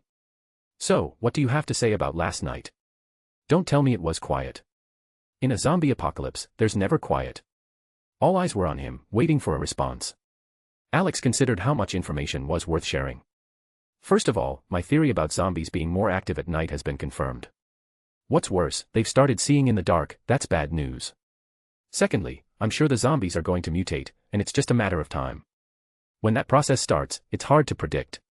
So, we stick to the plan, rescue the survivors, head to the port, steal a ship, and head to Okinawa. His words made everyone think, but no one argued. Alex already had a clear plan in mind, and it was obvious he knew what he was doing. Those who didn't know the full potential of zombies felt a bit of dread hearing about the possible mutation. Rebecca and Brunhild immediately realized that Alex had discovered something last night and, most likely, conducted a few experiments as he claimed. Brunhild considered whether to contact her sisters, who were in his spiritual space, to learn more.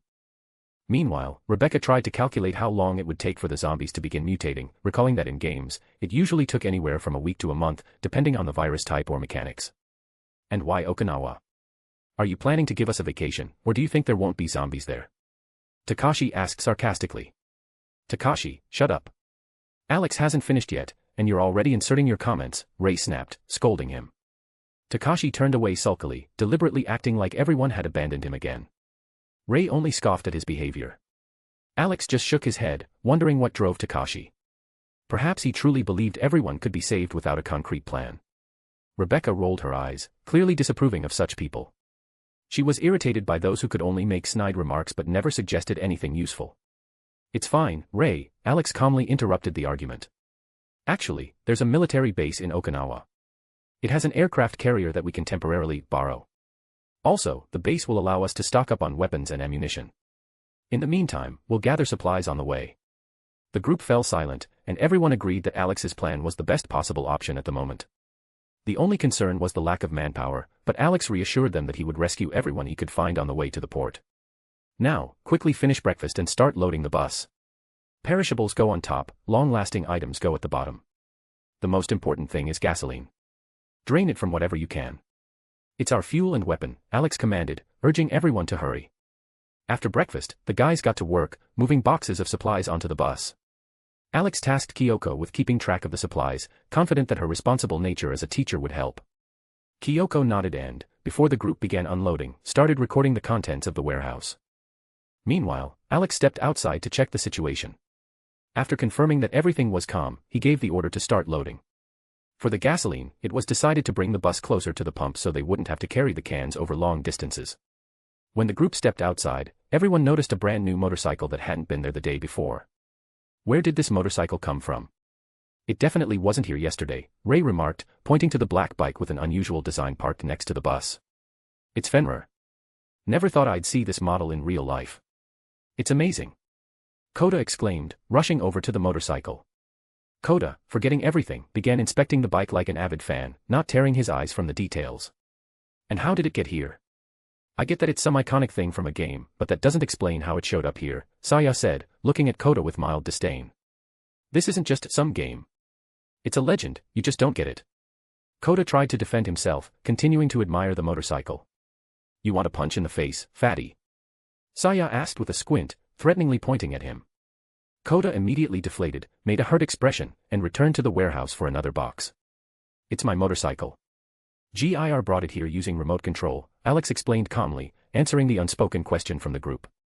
They first looked at Alex, then at the robo-dog standing nearby. Realizing that the explanation was veering into fantasy territory, the group collectively decided to ignore the details. After the appearance of two robo-dogs, they had stopped being surprised. Brunhild, who had never seen Alex's motorcycle before, took a genuine interest in it. Rebecca, on the other hand, remembered how often she had ridden with Alex on that bike during their spontaneous dates while working. By the way, you're lucky. I've got something for you, Alex said, waving the girls over. He approached the motorcycle, pressed a button on the panel, and hidden compartments on both sides opened, revealing weapons. Koda, returning with a box, noticed this process. His eyes lit up with excitement, and he began fanboying again upon seeing such an unusual feature. Ignoring the reactions of those around him, Alex calmly began distributing the weapons. All right, let's start. Here's your rifle, Rebecca. You'll grab the ammo yourself. A katana for Siko. A folding spear for Ray. Saya, I'm not sure what to give you. Pick something, but please, don't accidentally kill anyone, Alex said with a slight smile as he handed out the weapons. Actually, I know how to shoot. I've been training since I was a kid, just so you know, Saya replied proudly, picking up a pistol and twirling it in her hands. What about me? Shizuka raised her hand enthusiastically. You get nothing. I'm afraid you'll hurt yourself before you hurt anyone else, Alex remarked dryly, eyeing her. How rude. I'm very responsible, in case you haven't noticed, Shizuka pouted, pretending to be offended. Yeah. When I see your responsibility, we'll talk. For now, be a good girl, Alex said, placing a hand on her head and ruffling her hair slightly. Shizuka nodded obediently but continued to pout. Alex just smirked and shifted his gaze to Koda, who was looking at the motorcycle with such adoration as if it were his idol. Koda, I've got something for you, too. Give Rebecca her pistol back, I've got toys you'll like more, Alex said with a slight smile. Koda's eyes lit up, and he quickly returned Rebecca's pistol before rushing over to Alex with an eager expression. Alex handed him both a handgun and a submachine gun. Kota began muttering in admiration as he examined the weapons, but soon received a kick in the rear from Saya. Struggling to regain his composure, he hurried back to the bus, continuing to help with the loading. Alex glanced at the others. "You'll get your weapons when you learn how to use them. I don't want anyone accidentally shooting their own," he said seriously. The guys simply nodded, understanding the responsibility. Takashi shrugged and silently returned to his work. While the men carried heavy boxes of supplies, the women helped move the lighter items to speed up the process. To be continued. Chapter 197, Chapter 197, Moving to a New Base and Rescuing Survivors. Guys, I wouldn't mind your advice on what can be done in this world. I have a couple of ideas, of course, but maybe your advice will help me complete the overall picture. Peace. The girls, having received their weapons, immediately began examining them, marveling at the craftsmanship. The weapons particularly impressed Siko and Rei, who already had experience handling melee weapons. Siko drew the katana from its sheath, running her fingers along the blade in appraisal. The more she observed, the greater her admiration grew. Her father, who had once taken her to a traditional swordsmith, couldn't have come close to such perfection. This katana was a masterpiece. Rei, meanwhile, studied the folding spear. Her eyes sparkled with amazement. She had never seen such a versatile weapon, perfectly suited for both mid-range and long-range combat. She couldn't imagine a spear being designed with such brilliance. Saya, who had received a submachine gun, confidently inspected it as though handling something entirely familiar. Alex watched her with mild surprise. Her professional handling of the weapon left him nodding in approval. After finishing her inspection, Siko made a few smooth, precise movements to test the balance of the katana. Satisfied, she returned the blade to its crimson sheath. Alex couldn't help but wonder what his fiancé, Hephaestus, would say if she knew her katana was now in the hands of such a skilled swordsman. She would probably just shrug and remind him, "The katana belonged to you, so you're free to do with it as you please." Siko noticed another katana at Alex's waist, one that hadn't been there the day before. The black sheath and white hilt complemented his style perfectly. "I see you've got a new katana yourself," Siko noted, pointing at Yamato. "It's not new. It's a family heirloom. My father passed it down to me. It's sort of a coming-of-age gift," Alex replied, removing Yamato from his waist. Meanwhile, Kota, who had been carrying boxes, spotted the new weapon and immediately dropped his load, running toward Alex. This earned the ire of the others, especially those still hard at work. "What are you doing, you idiot? Why'd you drop the box?" Saya yelled, giving Kota a solid kick to the leg. Kota grabbed his bruised leg and hopped around, trying to dull the pain.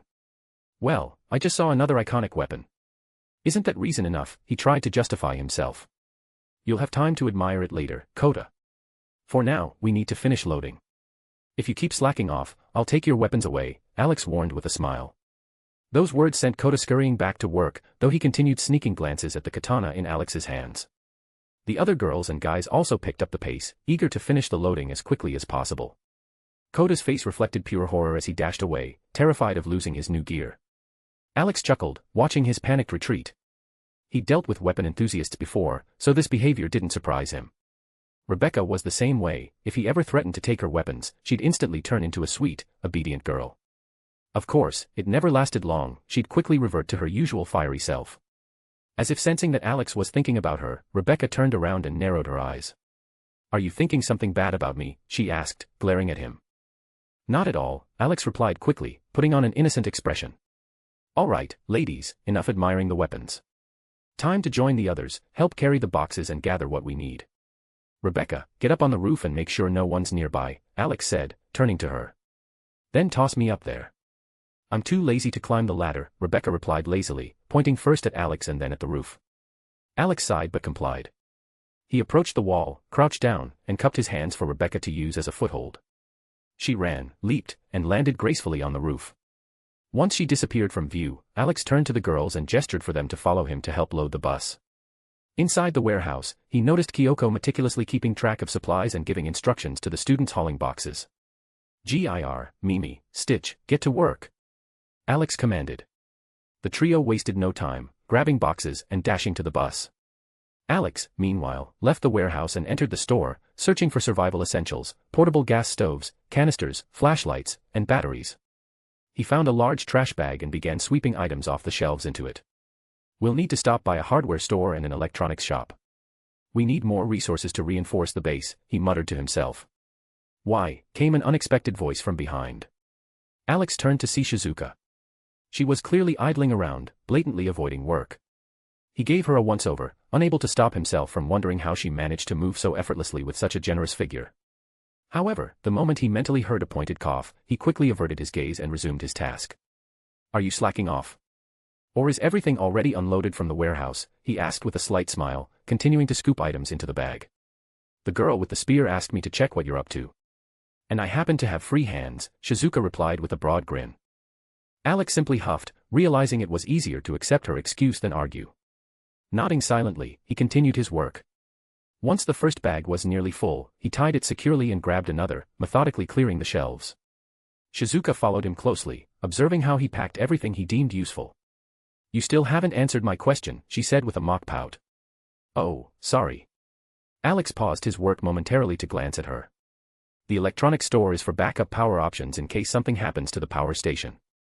The hardware store is for reinforcing our temporary base. Over time, our numbers will grow, which could attract zombies. Better to prepare ahead.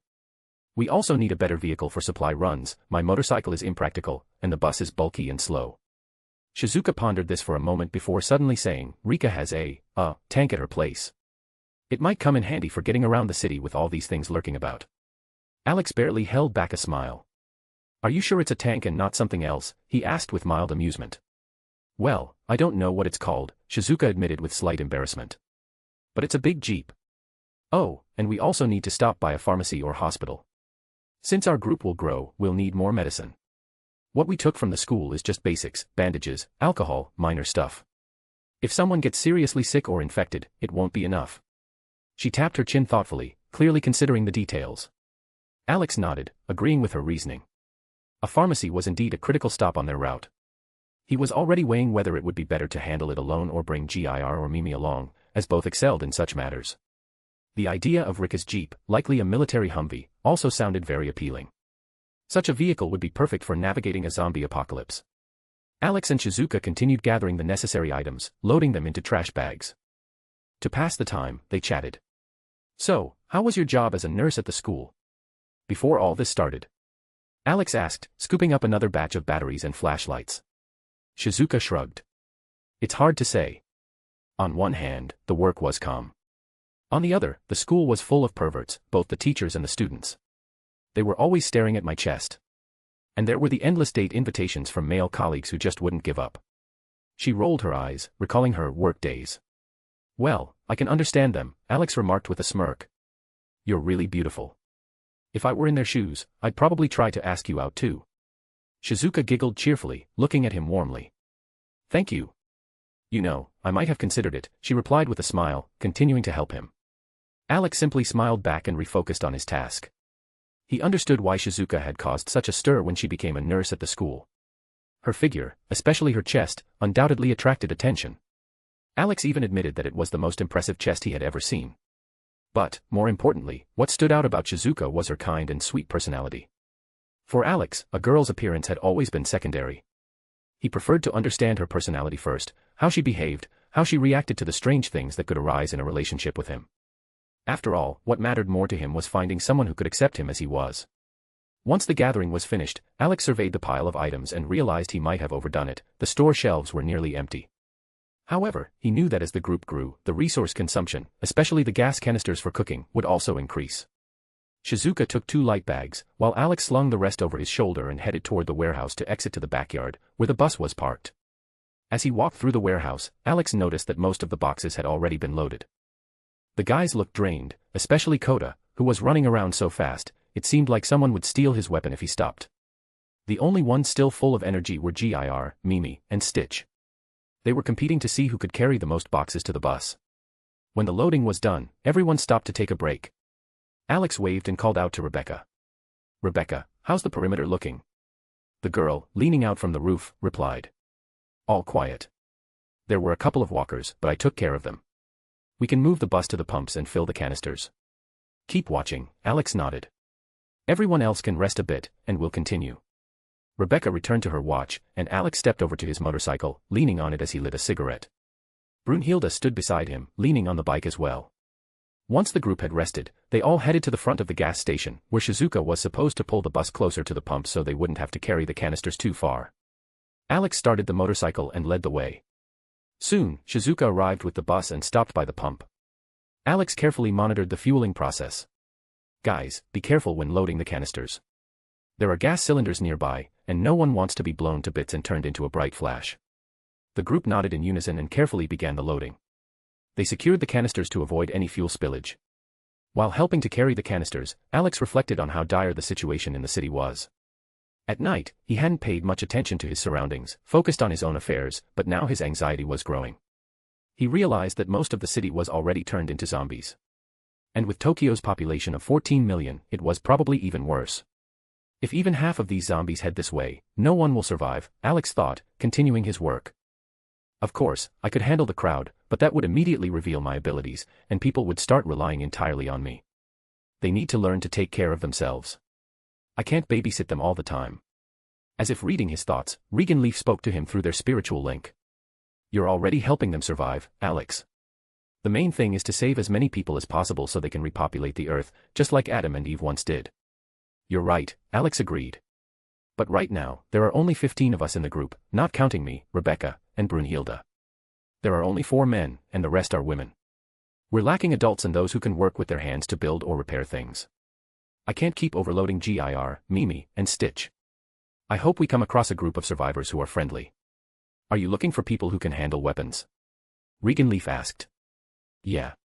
Right now, the only ones with any experience are Koda, who underwent military training in America, and Saya, thanks to her past life in a wealthy family. If we hand weapons to the others, they'll probably shoot themselves more than hit a zombie, Alex said, evaluating the situation. Alex was discussing future plans for this world, mentally communicating with the Valkyries. He had already realized that a single world couldn't be a mishmash of genres, but this theory still needed confirmation. If this world was indeed overrun with zombies, it probably meant the world had become a playground for some cosmic entity collecting energy from a dying world. The souls of living beings had always been and remained the most powerful source of energy.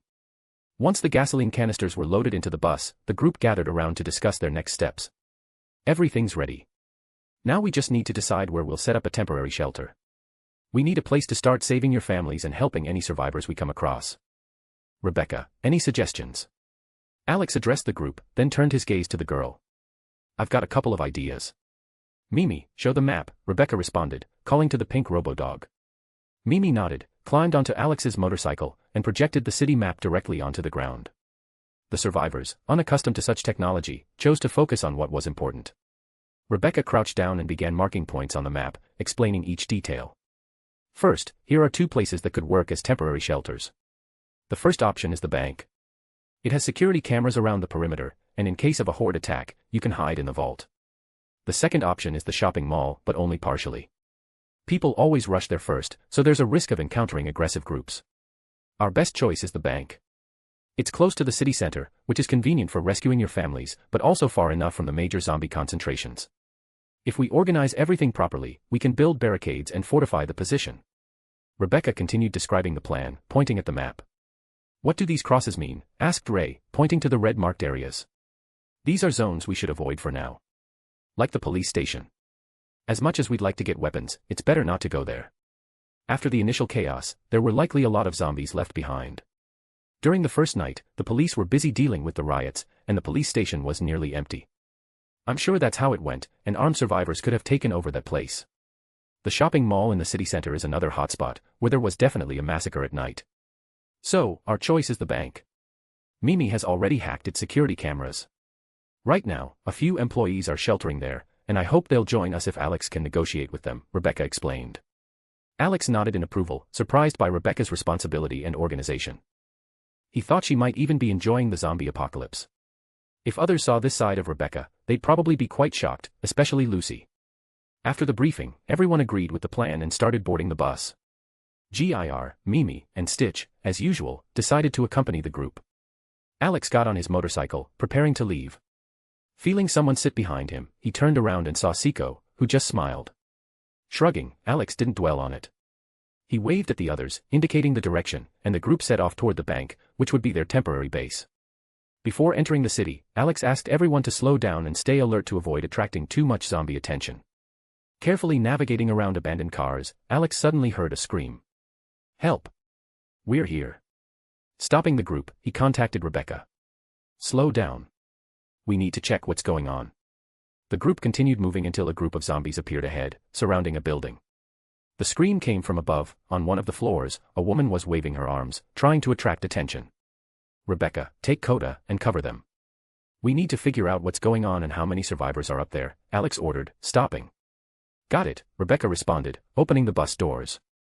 Alex and Seiko jumped off the motorcycle and, without wasting time, rushed toward the group of zombies breaking into the building. While they dealt with the nearest zombies, Rebecca and Coda provided cover, accurately shooting the enemies. When the last of the zombies fell, Alex surveyed the area, wiped the blood from his katana, and turned to Seiko. Bring my motorcycle closer and tell them to move the bus here, he instructed. Seiko nodded silently and headed toward the group. Meanwhile, Alex decided to check who among the survivors had called for help. Approaching the door, he knocked lightly with his knuckles. Hey, are you all still alive in there? He called out loudly, trying not to scare the people inside. After a moment, the door cautiously creaked open, and a girl with ash blonde hair peeked out. She gave Alex a wary look, then scanned the surroundings, ensuring the threat had passed. Only then did the door open fully. Standing before Alex was a young woman in a police uniform. Thank you for helping us, she said with a slight bow. Her voice trembled from exhaustion. There were so many. We just didn't know what to do. Fortunately, we spotted your group. My name is Officer Asami Naoko. It's all right, Alex responded, sheathing his weapon. I'm Alex. You could say you got lucky. We were taking a detour due to roadblocks. Fate smiled on you. How many are here? If you don't mind, can we discuss it inside? Asami nodded and gestured for him to come in. Alex, remaining cautious, followed her inside, carefully scanning the room for any potential threats. Through their communication link, he asked Rebecca and the others to stay outside until he was sure it was safe. Upon reaching the second floor, Alex saw a group of 4 police officers and about 20 survivors. Among them were men, women, and a few children. Alex quickly assessed the situation and addressed everyone. Who's in charge here? A woman with short black hair stepped forward. I'm Officer Matsuki Matsushima. Thank you for your help. But where is your group headed? We're planning to set up a temporary base in a bank, then start rescuing our families and helping other survivors. If you want, you can come with us. We could use some extra hands, Alex offered. The survivors began discussing the offer. Alex calmly waited, answering their questions. He explained that there would be work for everyone, including the children, though their tasks would be simple, helping with cooking and cleaning. He made it clear that he had no intention of burdening the children with hard labor. Alex wasn't a monster exploiting kids. After a brief discussion, the survivors agreed to join Alex's group. Are any of you skilled in electricity or construction? Alex asked. I worked as an electrician before this nightmare started, one of the men raised his hand. I've been working in construction with the guys my whole life, another man added, pointing to himself and his companions. Great. Take what you need and follow me. Leave the extra junk for now, we'll come back for it once we've settled in, Alex instructed. The people eagerly began gathering their belongings, realizing that their survival was now in the hands of this organized group. Alex returned to Seiko and the others to prepare for the next phase. Alex quickly scanned the group of survivors, noting that most of them were families. A thought crossed his mind, these people were incredibly lucky, they managed to escape with their loved ones in such a chaotic situation. But not everyone here could boast such luck, many had probably lost contact with their families forever. He didn't dwell on these thoughts, knowing that it was more important to focus on the survivors now than on the past. Gathering the group, Alex started heading downstairs. In total, there were about 20 people, including 5 police officers who at least knew how to handle weapons. The group of builders and the electrician were of particular value, their skills would greatly ease the upcoming tasks. At the bottom, his team was already waiting, curiously eyeing the new arrivals from the building. We've got some new members, Alex began, nodding toward the survivors. But you'll meet them later. The main thing right now is to get everyone settled and head out. As the survivors exited the building, they were noticeably surprised to see that most of the rescuers were schoolchildren. The police officers quickly realized that everyone was listening to Alex and understood that he was in charge of this eclectic group. While the newcomers were settling into the bus and loading their belongings, Alex, Rebecca, and Coda kept watch over the street in case zombies appeared. When everyone was inside, Alex asked Kyoko to explain the group's plan to the survivors in more detail. She nodded and went to the bus. Then Alex turned to Rebecca. Keep an eye on the new arrivals, he said quietly. If anyone seems suspicious, let me know. Rebecca smirked but nodded. Got it. In times like these, not many people keep their sanity. Once the bus was fully ready to go, only Alex and Seiko remained on the street, with Seiko already settled on his motorcycle. Why did you ask Rebecca to watch the newcomers? Seiko asked, watching him. Alex started the motorcycle and turned to her. Because in groups like this, you sometimes get, let's say, special individuals. People are always more dangerous than any monsters. That's always been the case, it is now, and it always will be. And what will you do if one of them harms another or tries to attack a woman or a child? Her gaze grew serious, and her hand rested on his shoulder. You'll see if that happens, Alex replied curtly. But I can tell you one thing, they definitely won't like it. And the others will learn their lesson. With those words, he signaled to depart, and the bus slowly began moving behind the motorcycle. During the journey, Alex thought about the next steps. The first thing to do upon arrival at the bank was to ensure safety and find a place to sleep. The rest of the plans could be made after everyone had settled in. A few minutes later, they arrived at the bank. Alex got off the motorcycle and called to GIR. Let's go check what's inside. Inside, it was surprisingly quiet. No zombies were visible, which in itself was a good sign. Perhaps the bank employees had managed to block the doors and were being quiet enough to stay unnoticed. Following the corridors, Alex and GIR arrived at a room where a group of bank employees had gathered. They looked frightened but calmed down quickly when Alex explained that his group was going to use the bank as a base. The employees asked to join the group, to which Alex agreed, laying out some simple rules. Those who don't work, don't eat. The employees nodded in agreement and followed him to the bus to help unload the supplies. Once outside with the bank employees, Alex gestured for everyone to gather around so he could explain the situation to everyone at once. First, we need to unload all the supplies and move them to the storage area. It's the safest place in the building, he began. After that, we'll focus on reinforcing the bank so that no zombies can get in by accident. If it hasn't been explained to you yet, I'll say it again, if you have relatives nearby but haven't been able to contact them, reach out to my assistants. Alex pointed to the two robo-dogs, one pink, the other green. They'll help you. If you manage to make contact, ask your relatives to hide for a couple of days until we get everything ready. Our goal is to organize a safe evacuation for your families.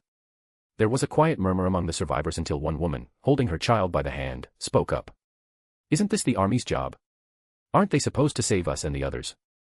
Alex sighed, preparing for the unpleasant but necessary explanation. I don't want to shatter your hopes, but the army will likely fall first. No matter how much weaponry they have, it's not enough against an army of the dead that grows by the hour. That's why we have to rely on ourselves. We'll save as many people as we can, and then we'll begin the evacuation. But first, unloading supplies and building barricades. The first night in the bank will be crucial. The survivors listened silently, many struggling to accept Alex's words. However, the truth was clear, outside help was unlikely to come. The army was focused on the major cities, and sooner or later, it would be powerless against the endless tide of zombies. Let's get started. We don't have much time. After sunset, zombies become more active, so we need to finish before the sun goes down. Alex concluded his speech, reminding the survivors of the main task. He lifted Rebecca onto the roof of the bus so she could provide cover from above while the others carried the supplies. He assigned the police officers and Coda to inspect the perimeter, reminding them not to wander too far or go alone. As for himself, Alex took GIR and went to inspect the bank building. He checked the doors for sturdiness, examined the windows, and looked for weak spots that needed reinforcement. He also circled the back of the building to assess the situation and decide where to place additional barricades. He moved quickly but carefully, mentally noting which materials could be used for protection. A long night awaited, and every step was crucial to ensuring the group's safety. To be continued. Chapter 198, Setting up at the new base. While the survivors carried supplies into the bank's vault, Alex and his robo-dog, GIR, inspected the building to determine where defenses needed to be strengthened and where barricades would be most effective. Alex noted an important detail: the bank was a standalone structure, not connected to any neighboring buildings. This significantly simplified their task. If the bank had been attached to other structures, fortification and defense would have been far more challenging. Reaching the back of the bank, Alex discovered a fence and a parking area previously used for armored cars. Peering inside, he saw no vehicles but realized the space would be perfect for parking their bus. Particularly useful was the indoor loading area where armored cars had once driven in for loading and unloading. What do you think? If we completely barricade the front doors and use only the back exit, will it work? Alex asked, turning to GIR. The robo-dog tilted its head toward the parking lot, then looked back at Alex. It should work. If done right, this parking area could serve as an excellent evacuation point if necessary, GIR replied after a brief pause. Alex nodded and continued inspecting the building, asking GIR to record all his suggestions and analyze possible improvements. He was particularly concerned about the power and water supply systems. Electricity could go out at any moment, and the risk of contaminated corpses affecting the water supply was a serious threat that couldn't be ignored. We need to gather data on the zombies and set up surveillance cameras, Alex mused aloud. It's unclear how soon they'll start mutating. Additionally, we need to organize autonomous power. We can install solar panels and wind turbines on the roof, but we'll need to find the equipment first. Water's easier. I'll create a magical filter to prevent contamination. After circling the building, Alex encountered Coda and a group of police officers finishing their patrol of the area. Anything unusual? Alex asked as he approached them. A couple of stray undead, nothing serious. One of the officers replied. I'm thinking we should completely barricade the front entrance and use the back parking lot for our operations. It'll simplify things, especially if we need to send out teams to look for survivors, Alex explained. Great idea, Coda agreed. It'll give us better control over the situation. When the fortifications are done, start reaching out to your colleagues and families. Some of them might also be in tough situations. But remember, things could get much worse, Alex added, looking at the officers. How much worse? It's already practically the end of the world, Matsuki said skeptically. Zombies could start mutating and become even more dangerous.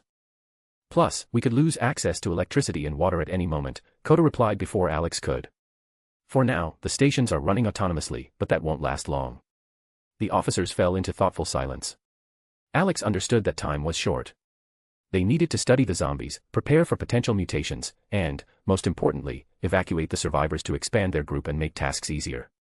On the way back, Alex spoke with Coda, asking about his training in America. Coda explained that he had been a firearms enthusiast and, while living with his parents in the U.S., had trained under a retired Navy SEAL. The police officers listening to the conversation were surprised. They had previously thought of Coda as just a school kid who knew his way around weapons. Now they saw him in a new light. This chubby guy clearly knows what he's doing, the officers thought. Alex, Coda, and the police officers returned to the bank's main entrance, where the survivors were still carrying supplies into the vault. Rebecca sat atop the bus, keeping a sharp lookout for any threats. Brunhild, Siko, Ray, and Saya guarded the bus, ready for any surprises if zombies appeared. Alex waved to the women, signaling that everything was fine, and headed toward the bus to help unload the remaining supplies and finally move the vehicle off the street. While helping move boxes into the bank's vault, Alex noticed Kyoko checking the inventory list. How long will our supplies last for the group? Alex asked as he approached her. About 2 to 3 weeks if we ration carefully, Kyoko replied, quickly estimating the amount of food and water available. Then tomorrow, we'll start scouting nearby houses for more supplies. The group will grow, and we'll need more food. We need to stock up before the evacuation, Alex said thoughtfully, nodding in thanks. Leaving the vault, Alex stepped into the courtyard and noticed Shizuka tending to the children, checking them for injuries or illnesses. She carefully treated any cuts or scrapes she found. Are the kids all right? Alex asked, drawing her attention. Yes, aside from being a little shaken and having a few minor wounds.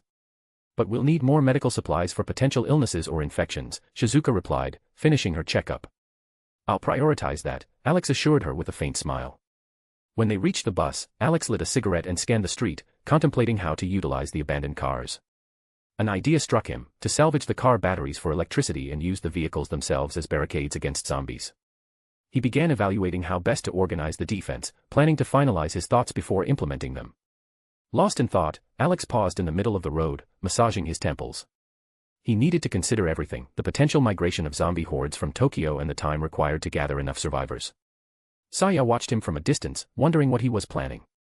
Though she considered herself a genius, she admitted that she couldn't have come up with anything as brilliant as Alex's ideas, let alone his creation of 2 intelligent robo-dogs. What are you thinking about? She asked, walking up to him. About how to use this street. If we set up barricades, they'll slow the zombies. But if we do it wrong, we'll have hordes gathering here every morning, and we'll have to clear them out. I'm also considering booby-trapping the street for emergencies, Alex explained, sharing part of his plan. Trapping the streets is a good idea. But what if it blows up prematurely? And where are you going to get explosives? Saya countered, serving as the voice of reason. You're right. What would you suggest? Alex turned to her, curious about her opinion. We could reinforce the cars with spikes to slow the zombies. As a last resort, we could set up an electric fence, Saya suggested, brushing her hair back with an air of sophistication. Alex chuckled, considering her words.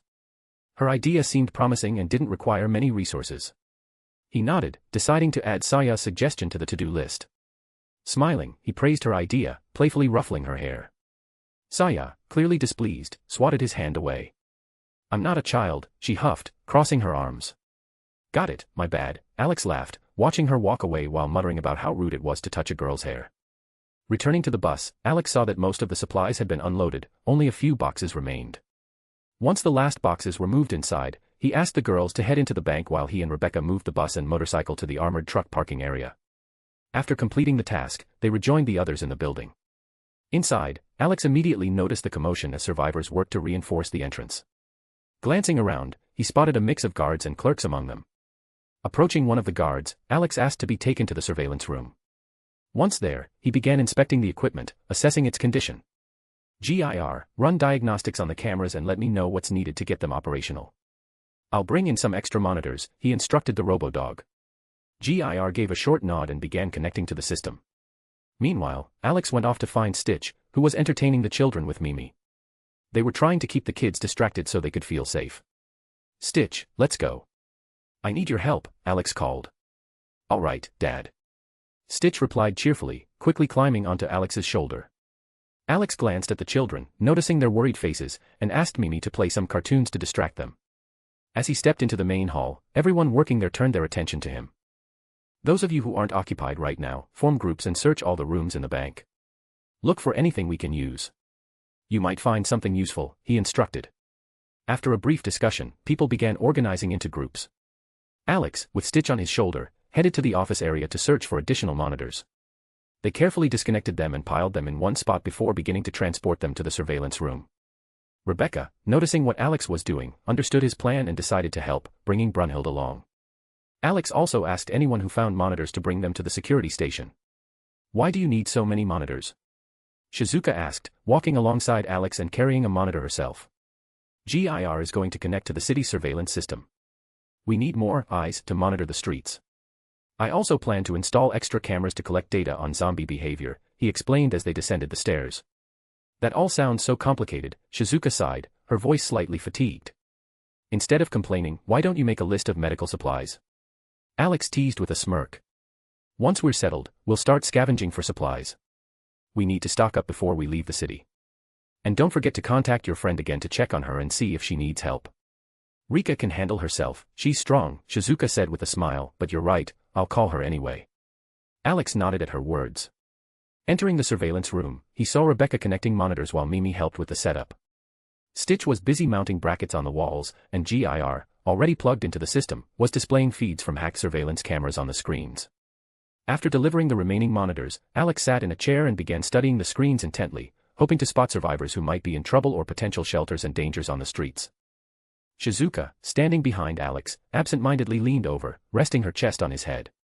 Feeling the softness on his head, Alex couldn't help but think he could sleep on such a pillow forever. He even got distracted from his work until he heard a mental cough from Brunhild, snapping him back to reality. "Well, we're almost done here. How's it going on your end?" Rebecca asked, sitting on Alex's lap. "So far, so good, but we need more cameras. Data collection is crucial in our situation," Alex replied, gently patting Rebecca on the head. Brunhild entered the room carrying a few additional monitors. "Do you still need more screens, or is this enough?" she asked. "Put them in that corner," Alex gestured toward an empty space. Brunhild nodded, placed the monitors in the corner, and sat beside Alex, leaning against him. Shizuka remained behind him, her chest still resting on his head, while Rebecca stayed on his lap, assisting with the setup. Brunhild, not well versed in technology, simply observed the proceedings. Soon, Siko, Ray, and Saya peeked into the room, curious about what Alex was up to. They were greeted by a transformed space, screens filled the walls and corners, displaying scenes from the city streets. "This looks like a villain's lair from old movies," Ray remarked with a smile. "Or like the room of some nerd or pervert too scared to step outside," Saya added, examining the screens closely. Alex felt his eye twitch at Saya's comment but chose to ignore her. Instead, he continued adjusting the cameras, instructing GIR and Mimi to monitor any odd behaviors in the zombies and report on any survivors who might be in trouble. Seeing how focused Alex was on his work, the girls decided to move their belongings into the surveillance room and set up camp there for the night. Before Alex could say anything, mattresses and pillows appeared on the floor. "Wait, are you planning to stay here?" he asked, looking at the girls in surprise. "It's safest here with you. Plus, I don't sleep well around strangers," Shizuka explained as she sat on her mattress. Alex just sighed but didn't ask them to leave. While the others reinforced the entrance door, Alex studied the map, planning where to install additional cameras. Evening came, and most of the work was done. The girls were particularly happy that they found a room with a hot shower in the bank. All the women went to freshen up, and Alex headed to another part of the building to discuss their next steps. How do you even walk with those? Doesn't your back hurt? Rebecca asked, laughing as she grabbed Shizuka's chest. I'm not responsible for them being this big. My mom's were even bigger. Shizuka huffed, trying to push Rebecca's hands away. The room filled with laughter, giving everyone a brief respite from the chaos around them. The other girls took a good look at Shizuka's chest, trying to imagine what she meant by even bigger, and exchanged doubtful glances. Rebecca merely grunted, dismissing the conversation, and continued washing her hair with shampoo. Brunhild, ever composed, ignored the talk and focused on finishing her shower quickly so she could return to Alex. How could they be bigger? Ray asked in surprise, glancing at Shizuka. Isn't it hard to walk with them? She reached out to touch them, but Shizuka quickly jumped back. Of course, it's hard, Shizuka muttered, fending off Ray's persistent hands. You have no idea how hard it is to find a cute bra my size. Not to mention, guys are always staring. All guys? Rebecca asked, thoroughly working shampoo into her hair. Well, not all. Shizuka trailed off, thinking. Take Alex, for example. From the start, he didn't look at my chest.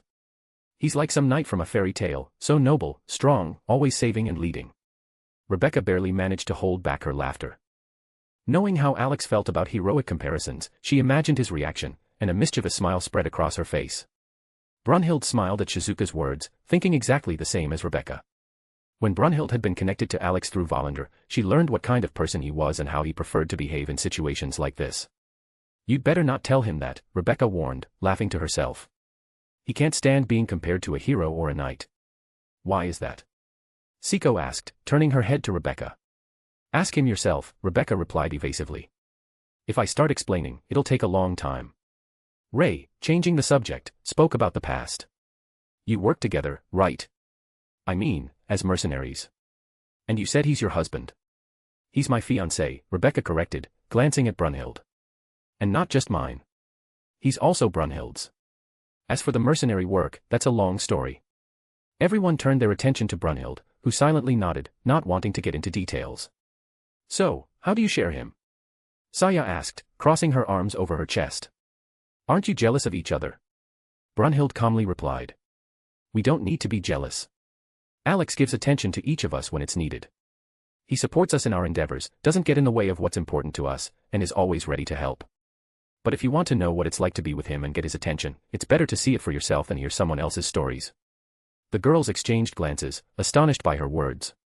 Their curiosity piqued, and they bombarded Rebecca and Brunhild with questions about their relationship with Alex. Meanwhile, Alex was with the men, discussing plans for reinforcing the building, gathering resources, and rescuing survivors. First, make a list of the necessary materials, he said to Tadashi, the construction worker. We need to know exactly what to bring back to base during our raids. We've already surveyed the interior and the main hall, Tadashi replied. We have an idea of what needs to be done, but we can't manage without extra hands. Gather a group of the available people, Alex suggested. Explain what needs to be done and organize the work. After a brief discussion, the men began assigning tasks. Alex listened carefully to their suggestions, mentally calculating every step. Tadashi nodded and started discussing the list of materials with his colleagues. While the builders worked on the list, Alex turned to the police officers and the bank security staff. Guys, I think we should split into groups and scout the nearby areas for food and useful items. We might even encounter survivors. The more people join our group, the better, but that also increases resource consumption. So, tomorrow morning, we'll begin raids on the nearby houses. You're right, Kota agreed, thinking aloud. If we find survivors, it'll increase our workforce, but supplies aren't unlimited. Alex nodded and continued. Therefore, I recommend splitting into groups now so we can start our raids tomorrow morning. The most important thing is that everyone has contacted their families, friends, or colleagues. Some have already managed, but there are still those who haven't been able to reach anyone due to being busy, one of the officers replied. Once everyone has made contact, I suggest we make a list of people to evacuate. It will help us act more efficiently. Great idea, Alex agreed. Such a list will make the rescue operations easier. But first, we need a vehicle to move quickly and safely. We can use minibuses. They're spacious and suitable for transporting people and supplies, one of the security guards suggested. Alex agreed and repeated important information for everyone. Don't forget to warn everyone you're contacting to be extra cautious during the night. Zombies become more active after dark. And you, officers, contact your colleagues to find out what's happening in other areas. Explain our situation and gather as much information as possible. The discussion continued, and Alex asked for the map. He began marking locations where supplies could be gathered for raids. In these conditions, it was important to act quickly, before other groups beat them to it. Alex understood that more weapons would be needed for protection, not just from zombies, but also from aggressive survivor groups. In apocalypse-like situations, people lose their humanity and discard social norms. During the discussion, Alex suggested that the police train civilians on how to handle weapons. Some of them objected, thinking it was dangerous. Alex responded firmly. In these conditions, there's no such thing as civilian or officer. The survival of the group depends on every member. If we don't work together, everything will collapse before we have a chance to leave the city. Despite the objections, most of the officers agreed with Alex's reasoning, understanding that civilians had to know how to defend themselves if none of the officers were around. Before they all went their separate ways, Alex reminded them. Don't forget to make lists of necessary items and people who need to be evacuated. This will make future raids easier. Then he turned to the only electrician in the group. Tsukumo, you have a task too. Take a couple of people and check the electrical panels in the basement to prevent any power surges. Also, teach the guys what to do and how to do it. This will come in handy in the future. No problem, you can count on me, Tsukumo replied with a smile and went off to find assistance. I've already trained interns at my previous job, so I'll manage. Alex nodded and told everyone to get a good rest before tomorrow. It would be an even more intense day than today. People began to scatter to spend time with their loved ones or friends. Alex headed for the observation room. Entering the room, he found 3 local gamers still engrossed in playing video games, as if nothing unusual was happening. The day's commotion clearly hadn't affected them. Smiling to himself, Alex sat in the chair and began reviewing the footage from the cameras. Until the sun disappeared over the horizon, the zombies continued following their usual patterns, with no significant changes. A few minutes later, Rebecca entered the room, drying her damp hair with a towel. "What's up, handsome?" she asked with a grin, sitting right on Alex's lap. "Reviewing footage from the cameras. How about you? Feeling refreshed? Alive again?" Alex smiled, briefly glancing away from the monitors. "Not sure about alive, but a hot shower is definitely the best thing that could happen," Rebecca replied, wrapping her arms around his shoulders and leaning into him. Alex softly kissed the top of her head and returned to watching the screens. A couple of minutes later, Brunhilde entered the room with 2 mugs of coffee. She placed one in front of Alex, kept the other for herself, and took a sip with obvious enjoyment. Gradually, the other girls began to join, bringing plates of dinner with them. "Thanks, girls," Alex said, starting to eat while keeping his eyes on the monitors. At the same time, he was considering where to install new cameras to expand their coverage and gather more data. Information about the world they were in was critically important. The virus that turned people into zombies clearly couldn't have appeared for no reason, especially considering the mutations Alex had observed during experiments. 2 identical zombies could mutate completely differently, pointing to the virus's extraordinary adaptability. This meant that even more dangerous strains of the infected would appear soon. Tonight, I'll need to install additional cameras, Alex thought. Maybe I'll even stumble upon something interesting or save some survivors. To be continued. Chapter 199, Chapter 199, When night falls, it's time to work. Alex and a group of girls sat in the security room, now unrecognizable after he had transformed it into a temporary base. The space was filled with numerous monitors streaming video feeds from surveillance cameras installed across the city. All the data was processed not only automatically but also with the help of 2 robotic dogs, Gir and Mimi, who analyzed the footage and prioritized information by importance. During dinner, Alex and the girls occasionally glanced at the screens, searching for anything useful. However, all the cameras displayed were empty streets or zombies aimlessly wandering through the city. They understood that the real action would begin at night when the infected's behavior patterns changed. In addition to monitoring the zombies, Alex pondered the origin of the virus and gathered information about this world. He had 2 main theories. The first was the classic but most logical one: the virus was the result of a failed corporate experiment in genetic manipulation. However, the simultaneous outbreaks across the globe suggested a deliberate act. Someone had orchestrated this chaos intentionally. If a corporation was behind it, questions arose: who did it, why, and who might be pulling the strings? The only individual Alex could associate with such widespread destruction was the avatar of Nyarlathotep. It was plausible that this being deceived humans by promising eternal life, enhanced bodies, and other benefits in exchange for their help in spreading the virus. If the avatar was involved, the diversity of mutating zombies made sense. Alex only hoped the avatar hadn't introduced a marker from dead space into this world. If that were the case, the situation would spiral into a much graver scenario. The last thing Alex wanted was for Earth in this universe to become a massive biomass sphere. The second theory was simpler: the avatar of Nyarlathotep had merely scattered the virus worldwide and was now watching humanity perish in agony. However, Alex knew that avatars rarely acted directly. They typically used mortal puppets, offering them power in exchange for loyalty. If Nyarlathotep had taken this route, it was essential to find out who had become its conduit.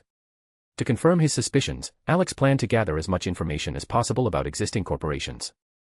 Only then could he determine which one might have caused the zombie apocalypse. "Have you contacted your families again?" he asked the girls, pushing aside his empty plate. "I think they should know we found a temporary safe haven. We'll start rescuing them soon." The girls froze for a moment, surprised by the question. Saya frowned, her face reflecting a mix of sadness and irritation. Alex recalled her story from the original timeline. Her father, Soichiro Takagi, had prioritized saving random civilians during the apocalypse, completely neglecting his daughter. When they finally reunited, he had coldly remarked, "I'm proud of you, you've lived up to my expectations." Alex knew that if he were in Soichiro's place, he'd burn down half the city to save his daughter rather than waste resources on helpless people who refuse to help themselves. "I spoke to my mom today," Saya finally said after a pause. "She's worried about me and kept asking how I'm holding up. But I don't want to talk to my father anymore. Yesterday, he said that if I survived, it was thanks to his parenting. Instead of worrying about me, he's busy saving people who do nothing but sit around waiting for help. I don't understand why Mom supports his decision. But you, Alex, were clear from the start: no one here is allowed to slack off. Everyone has to work for the greater good." Her voice was laced with frustration and sorrow. Alex said nothing, but a glimmer of understanding flashed in his eyes. He could see how hard it was for Saya to come to terms with her father's actions, but he knew she would soon have a chance to find answers to her questions. The girls looked at Saya and felt genuine sympathy for her, given her father's obvious coldness. Alex and Brunhild quietly nodded, agreeing with her words. Alex was certain he didn't want people relying on him too much. He was willing to provide protection, lead the way, and shoulder the bulk of the struggle. However, his plans didn't include babysitting the survivors. Alex expected that once they reached a safe place, people would learn to rely on each other and their own strengths. He saw his role as giving them the push they needed to rebuild their world. From there, things would have to take their course. Ray, being Saya's classmate, gently hugged her, offering support. Saya felt the warmth of the comforting gesture and, after a brief hesitation, accepted the embrace. Rebecca and Brunhild also shared in the sympathy, especially Rebecca, who understood what it meant to be rejected by one's parents. Though their situations were different, it didn't stop her from empathizing with Saya. "And you, Ray, were you able to get through to your father? Or did you speak with your mom again?" Alex asked, shifting his attention to another girl. "There's still no word from my father. I thought about calling his headquarters, but everyone there is busy, and no one really knows where he is. But I did manage to speak with my mom again. She said she helped the neighbors find shelter, and now everyone's hiding in our house. I warned her that zombies get more active at night and suggested she close the windows and keep the lights off," Ray replied, still holding Saya. "How much longer are you going to keep hugging me? I'm not a child." Saya grumbled, trying to hide her embarrassment. "I've already gotten used to my father being like this, so I don't need comfort." Ray smiled and let her go, while Alex chuckled at Saya's tsundere behavior. He was glad that, despite the circumstances, she wasn't giving up and was trying to keep herself composed. Brunhild silently admired Saya's resilience, considering it a mature response. Rebecca, too, mentally added points to Saya for her reaction. The atmosphere in the room lightened a little as the group collectively laughed at Saya's awkwardness. She snorted and turned away to hide her reddened cheeks. "What about your friend Takashi? Has he finally decided to call his parents?" Alex asked, changing the subject to avoid embarrassing Saya further. "No, he's still acting like an idiot," Ray replied irritably. "I called his mom myself. Like you said, the teachers evacuated the kids to a bunker under the school. We're lucky the principal was too cheap to demolish it and used it as a storage space instead. They still have electricity, water, and food supplies for now. I told her we'd come to get them soon." "That's great news for Mrs. Komuro. Does Takashi know his mom is alive?" Alex asked, raising an eyebrow slightly. "I tried talking to him, but he's just spouting nonsense. Let his mom deal with him and knock some sense into him. He should have been relieved to know she's alive, but instead, he's sulking again," Ray said, frustrated. "His reaction is understandable," Brunhild observed calmly. "He watched his classmates being torn apart by zombies. He's afraid of the harsh reality and prefers to shut himself off from it. That's a normal human response. Once his only close family member is rescued, he'll gradually come around and stop acting this way." The key is to give him time and support. Her calm, rational analysis of the situation caused Ray to soften slightly, though irritation at Takashi still lingered in her expression. Alex cast a curious glance at Brunhild, whose way of speaking and reasoning amazed him with its resemblance to that of a professional psychologist. He was even tempted to compare her to the other girls, who reacted more calmly to what was happening. However, Brunhild, with a stern look, silently made it clear that he had better not voice his thoughts unnecessarily. Rebecca was equally taken aback by her friend's behavior, not expecting the usually stern and straightforward Brunhild to analyze others' emotions so deeply. Even the Valkyries within Alex's spiritual space observed her with suspicion, doubting whether this was truly their sister, who typically preferred issuing orders to offering advice. I get it, but he's still annoying, Ray said wearily. He wants to look like a hero, but he has no plan and no idea what to do. Even Kota figured out how to act faster and helped Saya escape. But Takashi just hopes everything will magically sort itself out. Don't compare them, Alex said, shaking his head. Kota, unlike Takashi, isn't just a high schooler. He trained under a retired Navy SEAL in America. That, let's say, gives him a bit of an edge. That chubby guy? Saya asked skeptically, frowning. Are you serious? Maybe he just made it up. Sure, he's a gun enthusiast and into geeky stuff, but it's hard to believe a military guy trained him. Alex smirked and pulled up Kota's dossier on his tablet, compiled using GIR's program. The program, created back in their days in Night City, could collect extensive data on a person and consolidate it into a convenient file. Saya stepped closer to read it. Intrigued, the other girls glanced at the screen as well. As they read the details, they were pleasantly surprised. If he trained under a Navy SEAL, why did he let everyone bully him? Saya asked, turning to Alex. How would I know? Alex shrugged. Maybe he lacked the resolve to take the final step. Sometimes, crises like this become the point where a person finds the strength to overcome their weaknesses. But that's just my guess. You can ask him yourself tomorrow if you're so curious. Whatever, I don't want to talk to him about it, Saya huffed, returning to her seat. He's better off hanging out with those police officers. It seems like he's fitting in well with their group. Especially with the women. Honestly, I'm also surprised at how skilled he is with weapons, Ray admitted, sitting down next to Saya. If it weren't for the zombie apocalypse, no one would have even guessed he had those abilities. Well, everyone has hidden sides, Alex remarked philosophically, his eyes returning to the screen. Especially in situations like this. Everyone settled back into their seats, chatting to pass the time. They shared stories about themselves, trying to get to know one another better. In the background, the sounds of a video game echoed, played enthusiastically by the trio of troublemakers, GIR, Mimi, and Stitch. Alex couldn't help but notice that if GIR and Mimi were here, how would the survivors be able to reach their loved ones to check on their situation? The answer came quickly. Both robots, unwilling to be distracted from their game, simply connected several phones so people could make calls without their involvement. This caused Alex's eyes to twitch involuntarily. He hadn't realized how these two, along with Stitch, had found themselves a new hobby. I still don't understand how you managed to create something like this, Saya said, watching the two robodogs engrossed in their game. They're incredibly smart and useful, not to mention that they can fight. How did you create something so far ahead of modern technology?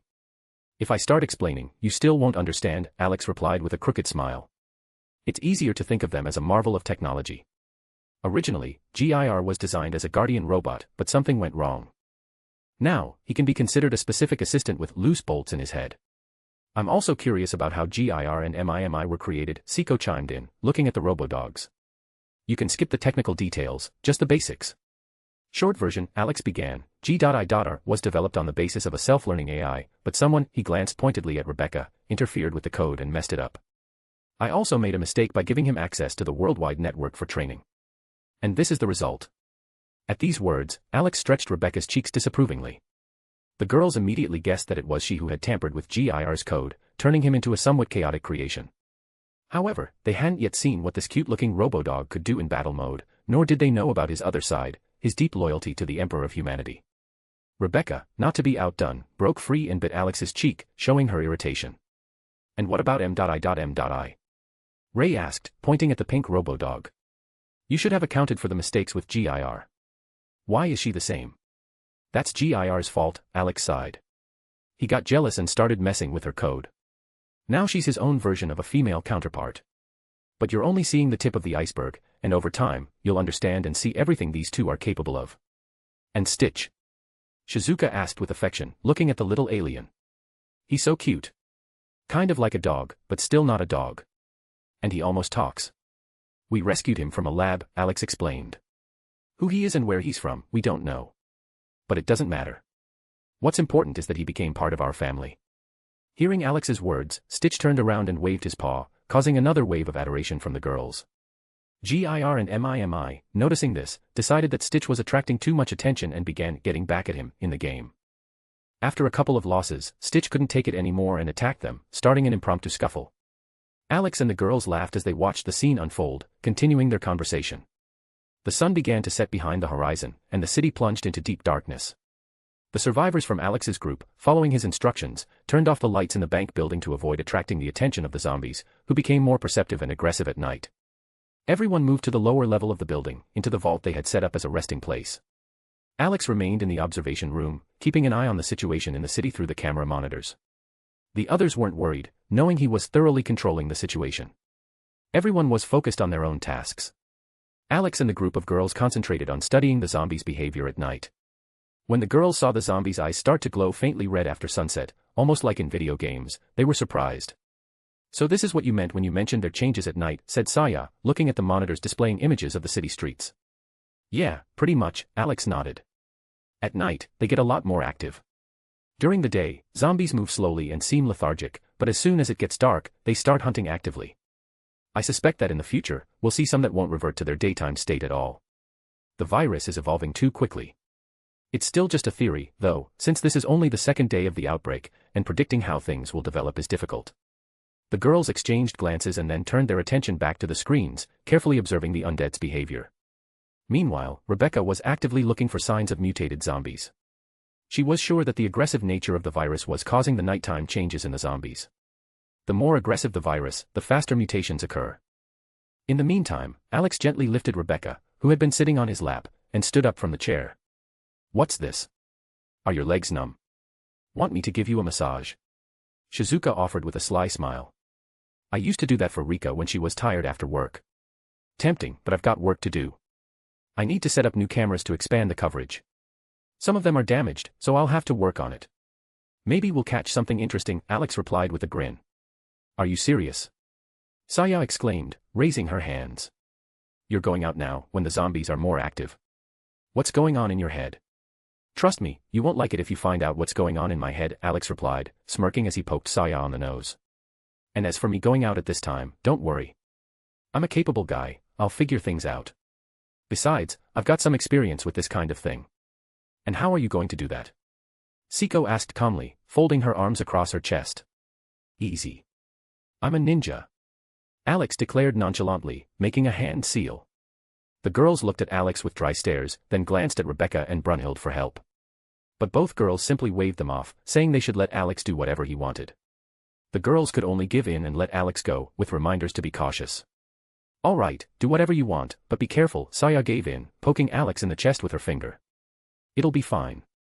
It's not my first time, Alex replied, turning to his robo-dogs. GIR, Mimi, which one of you is coming with me? The robo-dogs exchanged glances and then started playing rock, paper, scissors. GIR won in 3 rounds and immediately ran up to Alex, proudly giving him a thumbs up to express his excitement. Alex shook his head, sat the dog on his shoulder, and turned to Mimi, noticing her disappointment. Don't be sad, Mimi. I'll take you next time, I promise. And you, he addressed the girls, if you want to watch what's going on, ask Mimi to connect to GIR's camera. She'll be able to broadcast the whole operation to you in real time. The girls could only nod silently, no further questions arising. Alex exited through the back door of the bank, finding himself in the armored car parking lot. The weather was cold, and the night shrouded the city in thick darkness, broken only by the occasional sound of scraping and growling from the zombies. Alex turned to his robo-dog GIR for help. Show me the locations for camera installation to expand the visibility zone. The robo-dog began processing the information, and soon an image with marked points appeared on Alex's phone. Quickly scanning the map, Alex let out a quiet sigh. The distances between the points were significant. He knew he'd have to run a lot. These points were located in potentially dangerous areas where zombies might start gathering or even create nests. After checking the map once more, Alex jumped over a fence, landing in a narrow alley. His gaze landed on the wall of a neighboring building. He moved closer, crouched down, then suddenly leapt, pushing off the wall with his feet to get on the roof. Once on top, Alex paused and checked the map again. The decision came quickly, move across the rooftops, this way. he'd avoid attracting unwanted attention from zombie fans who might start chasing him. Meanwhile, the girls in the bank connected to the stream and watched his actions with interest. Does he always move like this? Saya asked, surprised, watching Alex's smooth jumps from roof to roof. This is something new, Siko replied with a smile, barely hiding her admiration. Alex, meanwhile, was heading toward the first point but suddenly stopped. The brief pause was not from fatigue, but from the desire to add some eyes on the street. Taking out his communicator, he connected with Rebecca. I need your eyes. Connect to the cameras along my path and let me know if you see anything unusual. Rebecca immediately got to work, ignoring the curious glances from the other girls who were trying to figure out what she was looking for. Alex continued moving, listening to the sounds of the night. The only things he heard were the scraping of feet and the low growl of zombies wandering the streets. After jumping onto the next building, Alex saw a bridge in the distance where there had been a police checkpoint the day before. Now the place looked deserted, which didn't bode well. He crouched down to get a better look and lit a cigarette. Why are you standing still? Enjoying the night view, came Rebecca's voice from the communicator. Not exactly, Alex replied, exhaling smoke. I'm listening to what's going on around. Check the cameras on the bridge, I want to understand where everyone went. Got it, checking, Rebecca responded, her voice immediately replaced by the sound of typing.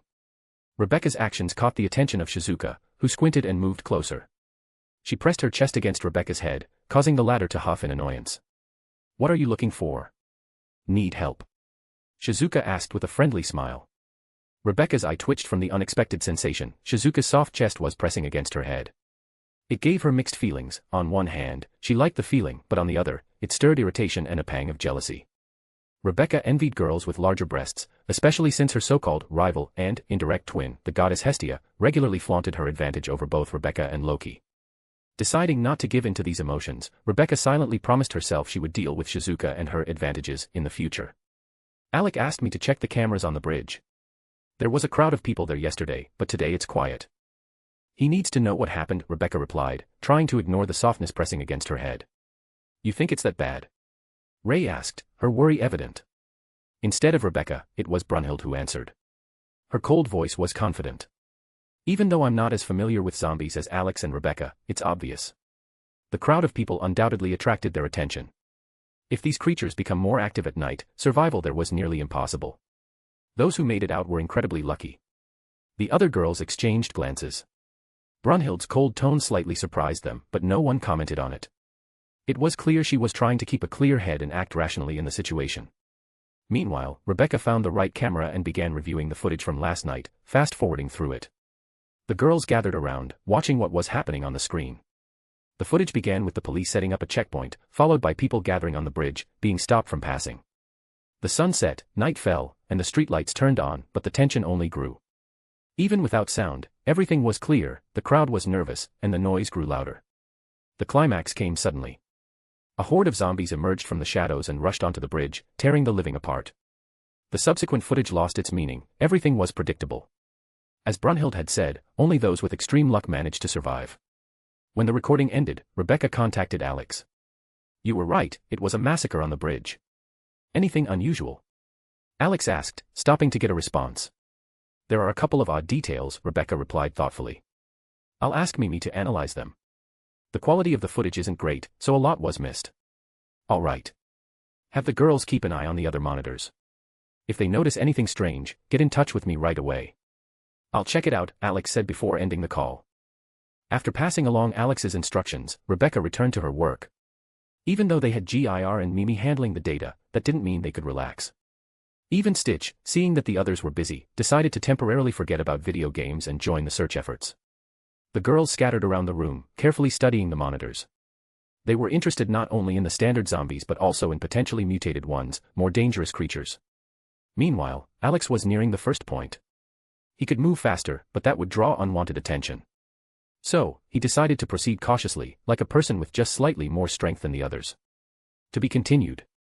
Chapter 200, Who's to blame for all this? In a spacious, comfortably furnished office, a man sat behind a massive desk. His face was lit by a faint smile, and his appearance was remarkably unassuming, one of those people you'd instantly forget after passing them on the street. He wore a formal black suit paired with a white shirt and a red tie. His short black hair was neatly styled, and a pair of glasses with gold frames rested on his nose. Yet, the most striking feature about him was his eyes, bright yellow, both unsettling and mesmerizing. The office resembled the private study of a wealthy estate owner. Tall bookshelves, a soft carpet, and dim lighting created an atmosphere of comfort. A soothing flute melody played softly in the background, adding to the tranquility. The man held a book with a black cover adorned by a golden illustration of a mysterious eye. Turning the pages, he read with evident enjoyment, occasionally sipping from a cup of hot beverage. It seemed as though nothing in the world could disrupt his serenity. However, the peace was interrupted by a knock at the door. "Director, may I come in?" a restrained voice called from outside. "Enter," the man replied without looking up from his book. The door opened slowly, and a man dressed in standard office attire stepped inside, a white short-sleeved shirt and black trousers. A badge hung around his neck, displaying the name, Caleb Williams. He held a tablet close to his chest as if it contained information of great importance. Caleb approached the desk and briefly glanced at the director's nameplate, Nemen Neferhotep. As always, the name sent a shiver down his spine, exotic, unusual, and faintly intimidating. Many employees whispered that it sounded like the name of an ancient prophet or a figure from forgotten myths, but no one dared to joke about it. The director commanded absolute respect, even from the board of trustees, which only added to his mystique. Caleb stopped near the desk, hesitating to interrupt the director's reading, and stood waiting. As the director read, Caleb found himself lost in thought. He tried to understand how such an inconspicuous-looking person had achieved such influence. The director's charisma was almost tangible. It was thanks to him that the small company he had inherited had, over 10 years, transformed into a powerful corporation spanning nearly every sector, from utilities to military technologies. Caleb couldn't stop marveling at how deeply the corporation had integrated into all facets of society, becoming an essential part of it. Finally, the director finished the page, placed a bookmark with care, and closed the book. Setting it aside, he removed his glasses and looked at Caleb for the first time. The piercing gaze of those yellow eyes seemed to go straight through him. Summoning his courage, Caleb took a deep breath. "Director, these are the latest data on the company's project," Caleb said, carefully placing the tablet on the desk and sliding it closer. The director's gaze shifted to the tablet, where data was displayed, and he began to review it with his usual unhurried precision. Caleb couldn't help but note the methodical way in which the director approached every task.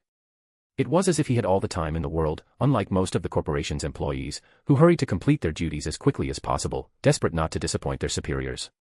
But one glance at this man was enough to understand. He, the director himself, made the rules, not followed them. Everything the corporation had achieved was his doing, and Caleb felt this acutely in that moment. No matter how high he had climbed on the career ladder, as head of the analytics department, a division that monitored global events and reported directly to the director, Caleb still felt like a newcomer. Especially in the presence of a man who had transformed an unremarkable company into a powerful corporation spanning all sectors, from domestic services to military technologies. Pushing aside unnecessary thoughts, Caleb gathered his courage and began his report.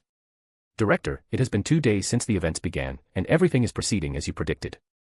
The contagion is spreading at a stable pace. However, we've identified several discrepancies in our calculations, which have already been accounted for in the updated models." The director raised an eyebrow without looking up from the tablet. "And what discrepancies are these?" "We anticipated that the infected would exhibit aggression during nighttime or in areas lacking daylight," Caleb began. "However, we did not account for the fact that specimens in such conditions would begin mutating at a significantly faster rate. This was unforeseen.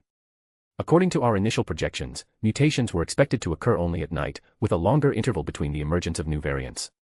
Yet, our field agents have already documented several new forms that were previously unobserved." The director gave a slight nod to indicate he was listening and continued scrolling through the data on the tablet. Feeling that the conversation was progressing smoothly, Caleb continued. "The research department has requested authorization to capture one of these new specimens for detailed study. They want to determine the reasons behind the accelerated mutation and what these creatures are capable of. So far, no clear similarities have been observed between these mutated forms and the experimental specimens we studied in the laboratories." The director paused on one of the photographs taken by field agents.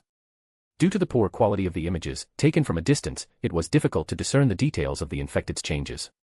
Nevertheless, he carefully examined each photo until he reached the last one. Raising his gaze to Caleb, he asked, "And what does the research department propose?" "They intend to capture one of the specimens to conduct experiments and determine whether these new forms can be controlled, as we've managed with other types of infected. So far, these creatures have only been observed in one location, a metropolis called Haran. Our agents refrained from attempting a capture, fearing potential equipment failures, and immediately sent the data for further analysis," Caleb replied. The director contemplated for a moment, then slowly nodded. "Let them proceed as they see fit. The priority is that our plan continues without deviation." He placed the tablet on the desk and slid it aside, returning to his usual calm demeanor. Caleb nodded, retrieving the tablet. As he held it, he remembered another request that had arrived before his meeting with the director. It was a request from the board of trustees, who were curious about the current plans and their progress. The board wanted to hear directly from the director. Something else, the director asked calmly, noticing Caleb hadn't left. The board of trustees wants to know when we will transition to the second phase. Caleb asked the question that had been on their minds. The director paused for a moment, then looked at Caleb with a faint smile and posed his own question. Caleb, tell me, what is our company's ultimate goal? Our company strives for the evolution of humanity, Caleb replied without hesitation. Exactly. Our goal is to lead humanity to the next stage of evolution, the director said with certainty, holding Caleb's gaze. In just the first 2 days of the outbreak, all undesirable elements have already been eliminated. Those who remain are either fortunate survivors or those capable of becoming part of the next stage. But this is only the end of the second day. We mustn't rush. The survivors need to feel a false sense of safety in the shelters they've built around themselves. The director paused, as if checking whether Caleb was following the train of his thoughts. Humans have a unique ability to adapt, but for this to happen, they need to be subjected to pressure gradually, step by step. If we rush and begin the second phase too soon, we risk ruining everything that has been carefully planned. Do you understand what I mean? Yes, Director. But the Board of Trustees is concerned. The emergence of new specimens, which should not have existed, is causing them unease. They fear that the virus, continuing to mutate uncontrollably, will jeopardize all your years of hard work, Caleb responded, expressing the board's concerns. The director let out a quiet hum, as if he had anticipated such worries, and said, "Pass on my words to them. Everything happening right now, including the unforeseen events, is part of the plan. There is no perfect plan, small deviations are acceptable. The appearance of new specimens only confirms that the process is proceeding correctly. If new forms are emerging, it means there will also be those capable of controlling the virus. That's what we are aiming for." The director spoke calmly and confidently, leaving no room for objections. "I understand, Director. I'll convey that," Caleb said, giving a slight bow, then turning and heading for the exit. The director watched him leave, and once the office was again immersed in silence, the sound of a flute melody played from an old player. To its soothing notes, the director stood and approached the large window behind his chair. The view revealed something far from a cityscape. Instead, before the director stretched a giant underground bunker with incredibly high ceilings. Below, corporation workers scurried back and forth, like diligent ants, tirelessly working for the benefit of the colony. The director's yellow eyes gleamed brightly in the dim light of the office, and a barely noticeable smile appeared on his face. He observed the orderly chaos with a sense of deep satisfaction. Everything was going according to plan. While an extremely important conversation was taking place in an unknown location, one that could shed light on the larger picture of events, it remained within the walls of the corporation behind all the horrors happening in the world. None of those who had become victims of its experiments had any idea they were part of a grand project. If Alex had seen the director's face, he would have understood exactly what was going on. But right now, Alex had completely different concerns. Alex was busy installing cameras at key points needed for surveillance. After finishing with the first camera, he moved on to the next location, which clearly didn't inspire optimism. Jumping down into an alley, he stopped before a sealed hatch, his expression clearly showing that he didn't want to go down there. "Do I really have to go in there?" he muttered, reluctantly looking at the hatch leading to the sewers. "Stop acting like a kid and get down there," Rebecca's voice sounded through his communicator. "It smells so bad that even the livestock would be envious. I don't want to breathe that in all the way." Alex grimaced as if he could already smell the awful stench. "You've been in worse places, so stop whining and get in the damn sewer," Rebecca snapped, losing her patience. Alex only sighed heavily. Gir, his loyal robo-dog, gently patted his head with its paw, as if comforting him. Alex smirked crookedly. One of the few comforts at that moment was the fact that he had equipped Gir's suit with a cleaning system designed to deal with blood and dirt. Sighing again, Alex pulled a pack of cigarettes from his pocket. He lit one, hoping the bitter taste could overpower the awful stench. Taking a drag, he kicked the hatch, sliding it aside, and, gathering his courage, jumped into the sewer. Once inside the dark tunnels, Alex took out his phone to check the route and looked around, checking for any zombies nearby. After confirming the area was quiet, he began moving along the indicated path. From time to time, he had to turn, strictly following the route. Finally, reaching the desired spot, Alex stopped and looked down, where the water was flowing. There, he was met with a sight that made him tense. "Becca, are you still there?" he asked, contacting Rebecca. "I'm here. What's going on?" "Don't tell me you've gotten lost again, like last time," she replied, struggling to hold back laughter. "No, I'm not lost. I'm already at the spot. Am I the only one seeing this? Alex looked down at several meaty cocoons wriggling, as if something inside them was moving. The cocoons reminded him of scenes from the movie Gremlins, where the monsters were in similar slimy casings, preparing to transform into their horrific forms. Rebecca glanced at the monitor showing the feed from GIR's optics and snorted, catching the attention of the girls nearby. They gathered around to see what had surprised her so much. It's not just me seeing this, others are too, Rebecca said, frowning. I told you, the virus is too aggressive. The mutation is happening faster than we expected. We might see new types of zombies in a day or two. Maybe even tomorrow, Alex agreed thoughtfully, attaching the camera and aiming it directly at the cocoons. What about the other cameras? Have you spotted anything suspicious in other areas, or are the signs of mutation only here? Rebecca frowned, staring at the monitor, and began checking other zones to see how far the process had progressed. Everything happening indicated that they were on the brink of something truly dangerous. Rebecca shifted her gaze to the girls, waiting for their responses, but they shook their heads one by one, indicating that they hadn't noticed anything unusual. On the streets, red-eyed zombies were still wandering, continuing their erratic movements. They say they haven't seen anything unusual. Even mutated zombies haven't been spotted yet.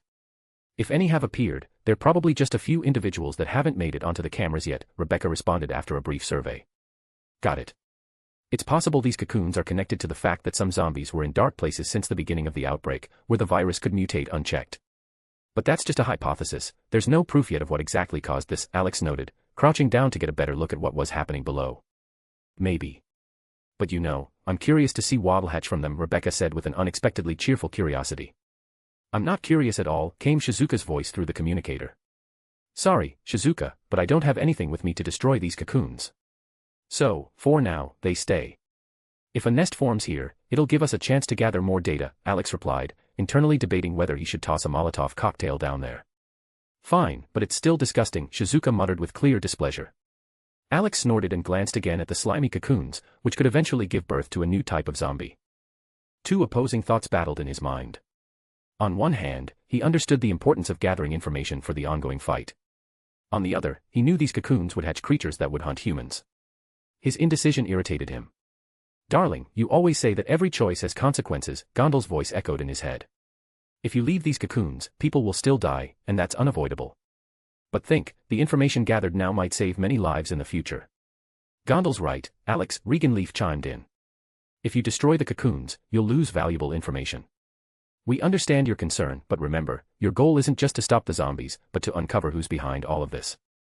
Every day, people are dying. If you miss this chance now, you might not be able to protect those who can still be saved.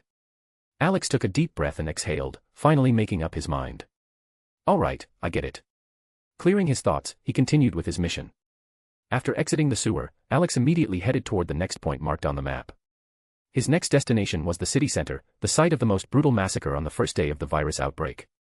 After setting up a camera on a skyscraper overlooking the street, Alex moved on to the third location, the bridge leading toward Tokyo. This camera was meant to monitor the horde that might potentially move from Tokyo in the future.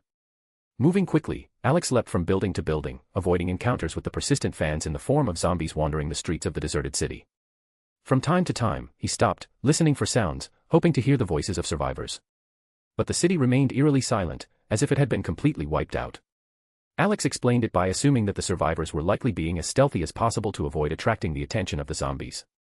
An hour spent running through the city allowed him to set up cameras at key points. Finally, he arrived at the residential area. Rebecca, ask Shizuka if she needs anything.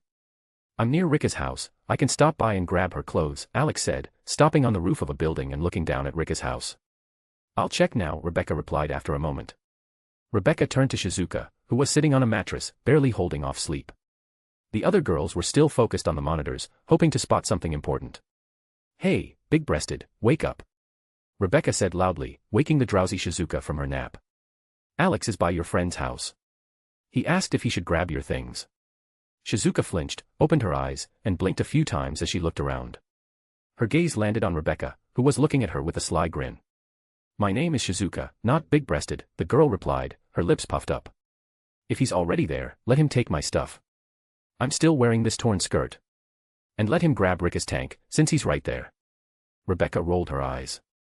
Got it, I'll pass it along. Unhappy, Shizuka got up from the mattress and walked over to Rebecca, clearly showing her displeasure.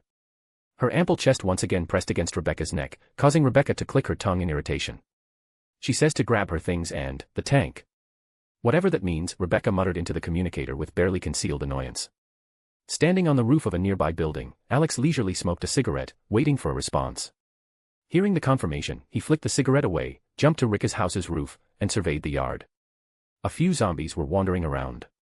"Gir, close the gates and the fence, so no more show up," Alex said calmly, removing the robo-dog from his shoulder. Gir nodded, jumped down, and hurried to the gates while Alex dealt with the zombies. Landing on the ground, he swiftly and quietly took care of all the infected, then made his way into the house. "Well, let's go find her stuff," he said with a smile to Gir when the dog joined him. On the second floor, they split up. Alex entered the first room he found, which turned out to be Rika's bedroom. His attention was drawn to a massive safe. Wasting no time, Alex ripped the door off the safe and found an arsenal of weapons inside. "This will definitely come in handy," he muttered, stuffing ammunition and weapons into a sheet, which he rolled into an improvised sack.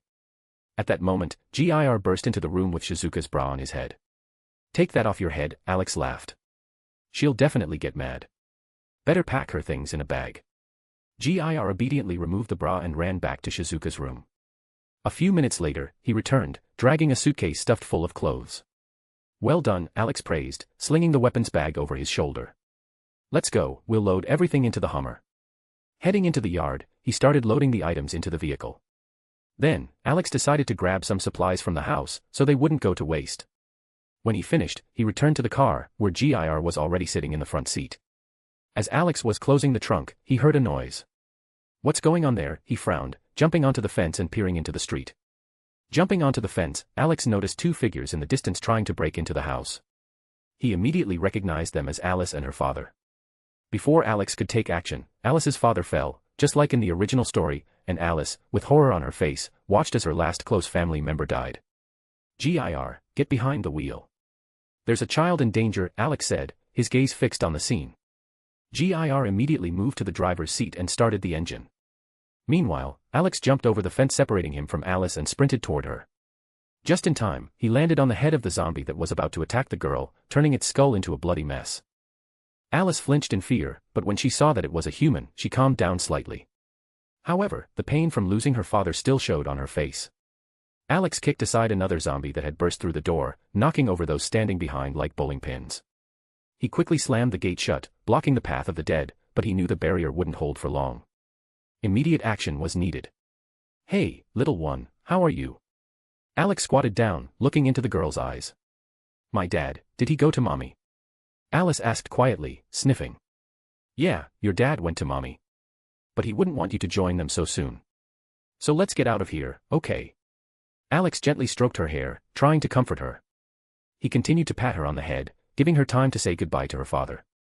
Alice glanced once more at the lifeless body, whispered a farewell, and got to her feet. "Climb onto my back and hold on tight." "It might be a bit bumpy," Alex turned, allowing her to climb up. Alice wrapped her arms around his neck, and Alex made sure she was securely positioned. Then, without wasting any time, he jumped over the fence and signaled Gir.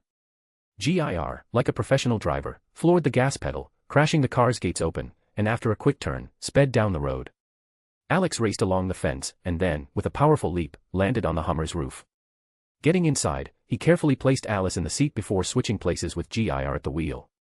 "Keep an eye on Alice while I drive," he said, and Gir, with a quick glance, sat next to the girl. As if on cue, the zombies on the street turned their heads toward the car. Their eyes glowed with a red light, and they charged at the Hummer like a crazed herd. Alex hit the gas, running over the zombies in his path, and turned onto the intersection, heading back to the bank. "Rebecca, I'm on my way." "Something went wrong, but I'll be there soon," Alex said over the radio. "What happened?" Rebecca asked, sensing the tension in his voice. "I saved a kid. Setting up the cameras in one night won't be possible." "Got it. We'll have everything ready for your return," she replied. Ending the conversation, Alex focused on the road. Meanwhile, Gir tried to distract Alice from her heavy thoughts, entertaining her. Alex listened as the girl slowly started to cheer up, smiling at the robodog's antics, and he sighed in relief. "Tomorrow will be a new day, but for now, I need to make sure Alice is safe," he thought, his gaze fixed ahead. To be continued. Chapter 201, Time for Raids. Alex raced the Humvee through a residential neighborhood, trying to shake off the persistent fans in the form of zombies who refused to let up. Clutching the steering wheel tightly, he swerved sharply at intersections, steering the vehicle away from yet another cluster of undead. But just as he lost one wave, another appeared on the horizon.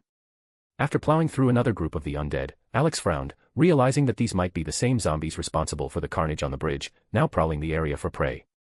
In the back seat, Alice, whom he had recently rescued, was still in shock from the loss of the last member of her family. Gir, attempting to distract the girl from her dark thoughts, turned on some upbeat music and started bouncing playfully like a stuffed toy, prompting Alice to cling to him tighter. Well, considering this feels like a scene from Tokyo, this song fits perfectly, Alex quipped, drifting through another turn. Accelerating out of the corner, he floored the gas pedal, leaving the pursuers behind, and headed for the bridge. Deciding not to take any more chances, Alex opted for the shortest route to the safe zone. As the bridge came into view, he relaxed slightly, determined not to lead a horde of zombies back to the bank. No one wanted to clean up that mess the next day. Slowing down, Alex carefully navigated between abandoned cars, making sure not to damage the Humvee. "Becca, we're almost there. Get the gates ready," he said through the communicator. "I see you. Just don't bring your fans with you." "Nobody wants them partying outside our door," Rebecca replied with a laugh. Chuckling, Alex shook his head and continued driving. As they approached the bank's perimeter, the area seemed much calmer than the chaotic residential district. Alex had deliberately stuck to the outskirts, avoiding the city center, where the zombie density was undoubtedly higher. Reaching the bank, he turned into an alley and stopped at the steel gates. They creaked open slowly, allowing the Humvee to roll onto the property. Once the gates shut behind him, Alex parked and turned to Alice and Gir. "Stay in the car while I unload the supplies," he instructed. Opening the trunk, he began unloading crates and bags onto the ground. Meanwhile, the girls emerged from the building and headed toward him to help. "My hero. You brought my things. Let me hug you," Shizuka exclaimed, throwing herself at Alex. She hugged him tightly, burying his face in her soft chest. Alex felt warmth spread through him and briefly thought he wouldn't mind staying like that for a while. For a fleeting moment, he even mused that being smothered by such pillows wouldn't be the worst fate. However, the moment was short-lived as Saya and Rebecca quickly pulled Shizuka away from him. Alex sighed, disappointed by the loss of that pleasant sensation, but before he could catch his breath, Rebecca noticed his reaction and kicked him in the leg. "Let go of me. I'm not done thanking him," Shizuka protested, struggling against the other girl's grip. Brunhild, standing modestly to the side, simply shook her head at the scene but remained silent. Breaking free from their grasp, Shizuka dashed toward Alex again, intent on hugging him once more. Alex didn't mind, but his attention was caught by a faint movement nearby. He instantly tensed. Before Shizuka could take another step, Alex swiftly shoved her aside. Something blurred through the air, a zombie lunged right where Shizuka had stood moments before. Alex grabbed the attacker by the neck and slammed it into the ground with force. To finish it off, he stomped on its head, crushing it completely. Everything happened so quickly that none of the girls even had time to scream. They stood in shock, staring at Alex, who had already eliminated the zombie and saved Shizuka. "What the hell just happened?" Saya blurted out, pointing at the now neutralized undead. "Looks like we've just encountered our first mutated zombie," Ray said thoughtfully, her brows furrowed. Alex crouched next to the zombie, studying it closely. It bore a resemblance to the hunter from Left 4 Dead, a nimble and fast predator. Shizuka, still shaken from the incident, gazed at Alex, her admiration for him shining even brighter in her eyes. The other girls moved closer, standing behind him. They were curious about this type of zombie, which had somehow managed to breach their tall fence. Finishing his inspection, Alex stood up and lit a cigarette. "Care to explain how you managed to catch that zombie mid-air and slam it into the ground?" Saya asked, adjusting her glasses, clearly irritated by his calm demeanor. "I told you, I'm a little special." "Get used to it," Alex said casually, blowing out a puff of smoke. Saya fumed, clearly dissatisfied with his vague response, but Alex merely pretended not to notice her glare. Rebecca crouched next to the zombie's body, studying it and wondering just how far the virus had mutated to enable such feats. "How did it even get in here?" "We're behind a tall iron fence," Ray said, still examining the zombie. "It came from over there," Alex said, pointing to the roof of a nearby building. "From the roof? But how? Shouldn't it have been killed by the fall from that height?" Saya immediately switched to researcher mode, eager to learn every detail. The virus gave it that capability. Now we know that encountering mutated zombies is a reality. Tomorrow, we'll need to warn everyone to be extremely cautious during their raids, Alex said, flicking his cigarette away. Without much effort, he grabbed the dead zombie by the leg and tossed it back over the fence. The girls exchanged astonished glances, watching Alex perform the task with complete nonchalance. "Shouldn't we have gathered more information about it to share with the others?" Seiko asked with interest, closely observing his actions. I already got all the information we need, Alex replied with a grin, giving her a thumbs up. And how exactly did you do that? Crouched down, poked it a couple of times, and that's it. That doesn't sound like proper research. Saya huffed, jabbing Alex in the chest. Alex chuckled, exhaling another puff of smoke as he shrugged. I've got my methods, Saya. You wouldn't understand. Teasingly, Alex pinched her nose, clearly trying to rile her up further. Saya swatted at his hand, but her attempts were futile. Alex skillfully dodged her every swipe and kept poking her nose. This finally pushed Saya over the edge, her irritation resembling that of a cat whose tail had been stepped on. Clenching her teeth, she lunged at him as if ready to sink her claws in. Remaining unfazed, Alex placed a hand on her head, holding her at arm's length. The other girls shook their heads, barely suppressing their laughter as they watched the spectacle. Let me go. I'll show you what happens when you grab my nose. Saya yelled, struggling to break free. Yeah, right. If I let go, you'll attack immediately, Alex said with a smirk. So pick one. Do you want to know what I figured out about this zombie, or are you going to keep trying to catch me? Both. Saya shot back, gripping his arm. It's simple, Alex began, glancing back toward the zombie. It managed to sneak up because it jumped from the roof of that nearby building. The virus enhanced its body, especially its limbs. Essentially, this zombie is a hunter, silently stalking its prey. Think of it like a cheetah hiding in tall grass. Saya paused, clearly not ready to give up. All right, enough standing around, Alex said, releasing Saya's head. Grab your stuff and take it inside. We've got a lot of work tomorrow, and I'm so tired I don't even remember the last time I had a decent sleep. The girls exchanged glances and nodded in agreement. As Saya walked past, she stealthily stepped on Alex's foot. He merely smirked in response. Rebecca, grabbing the bag with weapons, headed off to check their condition to prepare for the morning. Seiko and Ray took boxes of supplies and went inside. Meanwhile, Brunhild approached the car to help Alice get out. Seeing her, the little girl wasn't scared. On the contrary, she felt warmth and reassurance, as if an older sister was standing before her. Brunhild lifted Alice into her arms and carried her inside. Gir followed, holding Shizuka's bag of belongings over his head. Only Alex and Shizuka remained outside. She stood nearby, studying his profile, but didn't move. Alex turned his head, wondering why she was lingering. Thanks for saving me and bringing my stuff, Shizuka said suddenly, standing on her tiptoes, approaching him, and gently kissing his cheek. She then quickly hurried inside. Alex felt the warmth on his cheek as he watched her go, a slight smile on his face. He lit a cigarette and then began checking the area. Walking along the fence and confirming its security, he returned to the building to inspect the main hall. After making sure everything was fine, Alex headed to the observation room. The girls were busy with their own tasks. Shizuka was checking on Alice, who was sitting in Brunhild's lap. Gir, Mimi, and Stitch had started playing video games again, and Rebecca was disassembling weapons. Alex lay down on the mattress spread out on the floor and soon fell asleep. The next morning, he woke up to a soft sensation on his face. It didn't take long to figure out that Shizuka had turned over in her sleep and was using his head as a pillow.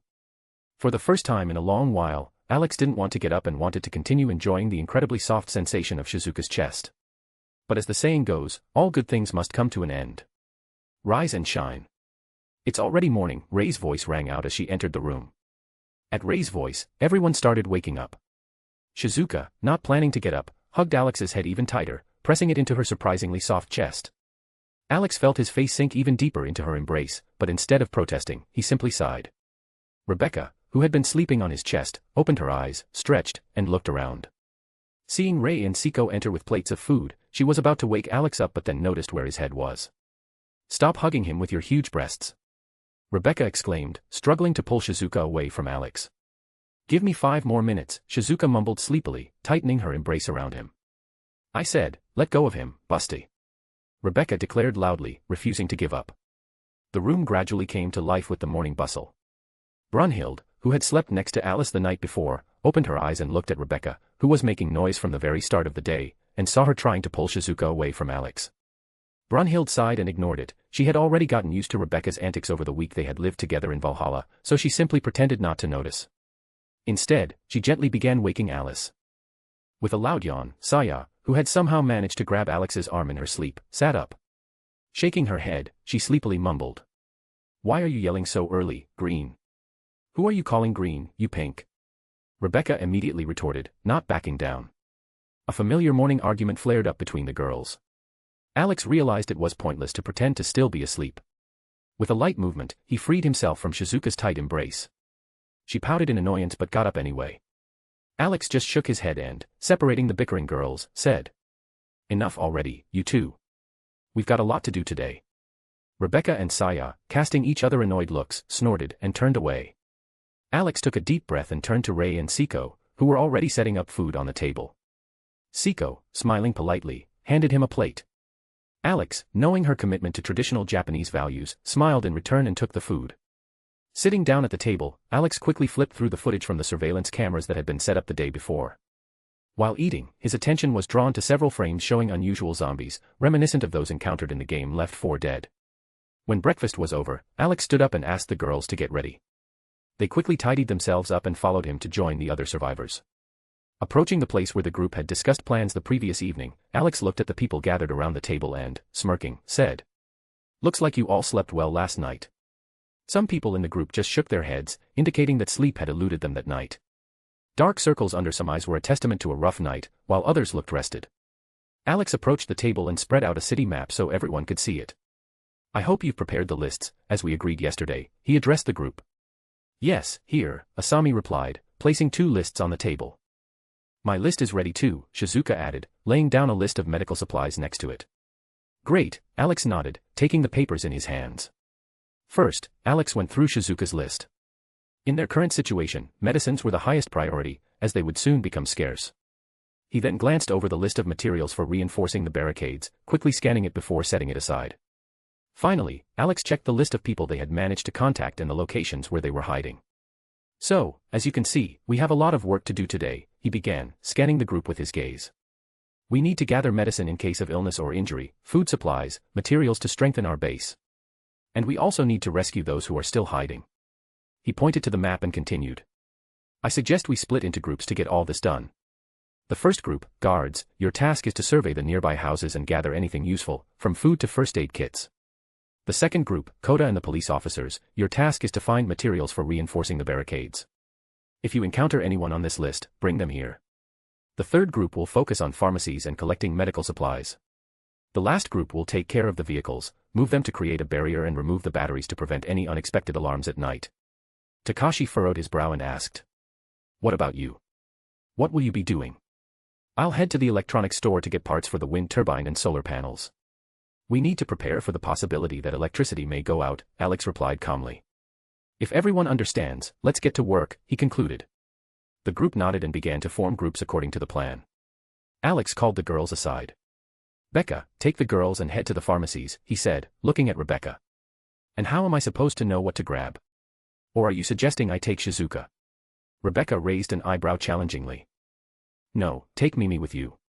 She knows what we need. Your task is to gather everything essential. If you find any transportation, use it," Alex said softly, placing a hand on her head. "All right, you've convinced me," Rebecca replied nonchalantly, spreading her arms out. Smiling, Alex ruffled her hair. He was calm. With her strength, gained in Orario, zombies wouldn't pose a threat to her. Before they left Orario, Rebecca had reached level 4 faster than anyone, clearing multiple floors filled with monsters. Alex instructed GIR to stay at the base and monitor security to protect Shizuka and Alice in case of any unforeseen situations. When everyone was ready, they headed out to the backyard of the bank, where an unexpected sight awaited them. "Where did the Humvee come from?" Kota asked in surprise, looking at the military SUV. "I brought it in last night," Alex replied, lighting a cigarette. "I was setting up cameras around the city and came across it." Everyone looked at Alex with an expression that seemed to shout, "Are you serious right now?" But he skillfully ignored their stares. Approaching his motorcycle, Alex opened the weapon compartment and pulled out communicators to distribute to the groups. Just then, Rebecca returned, hauling a bag stuffed with weapons and throwing it down with a loud thud in the center. "Here, arm yourselves," she said casually, crossing her arms. Alex surveyed the gathered group and, handing out communicators to the leaders, began a brief briefing. "All right, basic briefing for those who weren't paying attention. First rule, don't split up. Second, a headshot is mandatory. Third, no wandering in dark places. And last, but most importantly, always stay in contact and forget about heroics. If you get bitten, well, let's just say I highly recommend either jumping out of a window headfirst or putting a bullet in your skull. Got it? Why can't we go into dark places?" Takashi asked, furrowing his brows. Don't tell me, Coda responded darkly, as if he already knew the answer. Right thinking, Coda, Alex nodded. New types of infected are starting to appear. They hide in dark places, basements, tunnels, and similar shelters. Stay away from these zones. Alex's words caused unease in the group, but everyone understood that following the rules was key to survival. Damn it, Coda cursed. So, be extra careful. And lastly, before entering any building, make some noise. Let the zombies come to you, don't let them surprise you. With that, Alex finished the briefing, and everyone nodded, signaling their readiness. The group of police officers, including Coda, climbed into the Humvee to help survivors on the way. The builders and guards armed themselves with makeshift weapons and set off for supplies. Rebecca, along with Ray, Brunhild, Seiko, Mimi, and Stitch, jumped into the nearest vehicle and headed to their destination. Only Alex and Saya remained in the parking lot. He turned to her with an eyebrow raised, clearly surprised. Why didn't you go with Rebecca's group? I'll help you, Saya replied, confidently tossing her braid. I'm a genius, I can handle any solar panels and wind turbines. All right then, Alex said, shaking his head with a slight smile. Since you're with me, we'll have to move differently. I wanted to take my bike. How differently? Saya asked, becoming cautious. You'll find out soon, Alex smirked and motioned for her to follow. They stepped outside the gate, and Alex waved at the camera. Behind them, the iron gates creaked as they closed. While Saya was still trying to figure out what was going on, Alex started stretching and loosening his muscles. Once done, he suddenly crouched down with his back to Saya. What are you doing? She asked warily. Hop on my back. It'll be faster. You're going to run while carrying me? Saya asked in surprise, still standing still. Exactly. Now stop wasting daylight, Alex said, rolling his eyes. Saya hesitated for a moment but eventually climbed onto Alex's back. Wrapping her arms around his neck, she blushed slightly at the close contact. Alex stood up, and Saya almost fell, but he quickly caught her before that could happen. Why are you groping me, you pervert? Saya exclaimed, starting to hit him on the head as she felt his hands on her rear. Then hold on tighter so you don't fall next time, Alex said, rolling his eyes and ignoring her blows. Saya let out a heavy sigh and tightened her grip around him. Feeling her firm hold, Alex started picking up speed toward the wall. Saya noticed this, got scared, and in panic, yanked his hair, trying to stop him. Ignoring her attempts, Alex accelerated, jumped, and pushed off the wall to climb onto the roof of the building. Saya, not feeling any impact, cautiously opened her eyes and saw that they were already on the roof. She turned her head and noticed how far behind they had left the cliff and the bank building. How did you do that? She asked, her voice filled with surprise. I told you, I'm a bit special, Alex replied with a grin, moving forward. This time, Saya immediately reacted and tightened her grip around Alex's neck. He continued jumping across rooftops, occasionally checking the map on his phone. The map marked locations where they could find the necessary materials. After a few minutes of moving, Saya began to relax, stopped being afraid, and even started enjoying the rooftop leaps. She was amazed at how unusual this journey felt for her. I never thought I'd be running across rooftops on a guy's back, she muttered to herself, smiling. Alex stopped on one of the roofs, looking at the map and thinking about the next move. Why did you stop? Saya asked, peering over his shoulder. There's a fork in the road, Alex replied, showing her the map. I'm deciding which store to go to first. How about this one? Saya suggested, pointing to one of the stores. Alex decided to trust her choice and headed in the indicated direction. Jumping across rooftops, he soon stopped at the edge of a building, carefully scanning the street below. There were few zombies in this area, they had likely scattered into the surroundings. Hold on tight, he warned her before she had a chance to ask anything. He jumped down, skillfully grabbing the ledges to descend. Saya barely had time to recover when Alex was already heading toward the electronics store. Once there, he immediately closed the doors to avoid any unexpected guests. Lowering Saya to the floor, Alex drew a black pistol from his holster. Don't move, I'll check if anyone's here before we look for supplies, he said, glancing at her briefly. I know, I'm not a kid, Saya retorted, kicking him in the leg, showing her displeasure over the rooftop jump. Alex knocked the barrel of the pistol against a metal shelf, making noise to attract the zombies. He repeated it several times, but no one appeared. Despite this, he didn't want Saya wandering alone and asked her to stay close. The girl silently nodded and followed him closely. After checking all the rooms, including the warehouse, Alex and Saya began searching for the necessary materials to build the windmill. Alex was glad he had asked the guys to remove the batteries from the cars near the bank beforehand, they would definitely come in handy later. In the warehouse, they systematically searched for everything they needed. After an hour, everything was gathered, they just needed to find transportation to take the materials back to the base. What about the van? Should we take one from here? Saya suggested, turning to Alex. Good idea, but we should check if it's still here or if the store employees managed to escape with it, Alex replied with a slight smile. They headed to the back of the store. Stepping outside, they noticed a van parked against the wall, but a few zombies were wandering nearby. Alex easily dealt with them, and soon they were at the vehicle. After checking the cabin, Alex started the engine and drove the van to the warehouse to load the materials. He parked it closer and, along with Saya, went back inside. The solar panels were the heaviest items, but for Alex, it was an easy task. After loading everything into the van, they climbed into the cabin. Glancing at the clock, Alex realized about an hour and a half had passed. Well, are you ready to go? He asked, starting the engine. The van smoothly pulled away, and soon they were on the road. Do you want to go back to your parents? Alex suddenly asked, his eyes focused on the road. Saya hesitated, staring out the window. I've thought about it. But when it all started, my father didn't even send anyone after me. He was saving the closest survivors. My mom told me about it, and I still can't understand what I felt back then. Acceptance. Disappointment. Maybe he always put his career above me.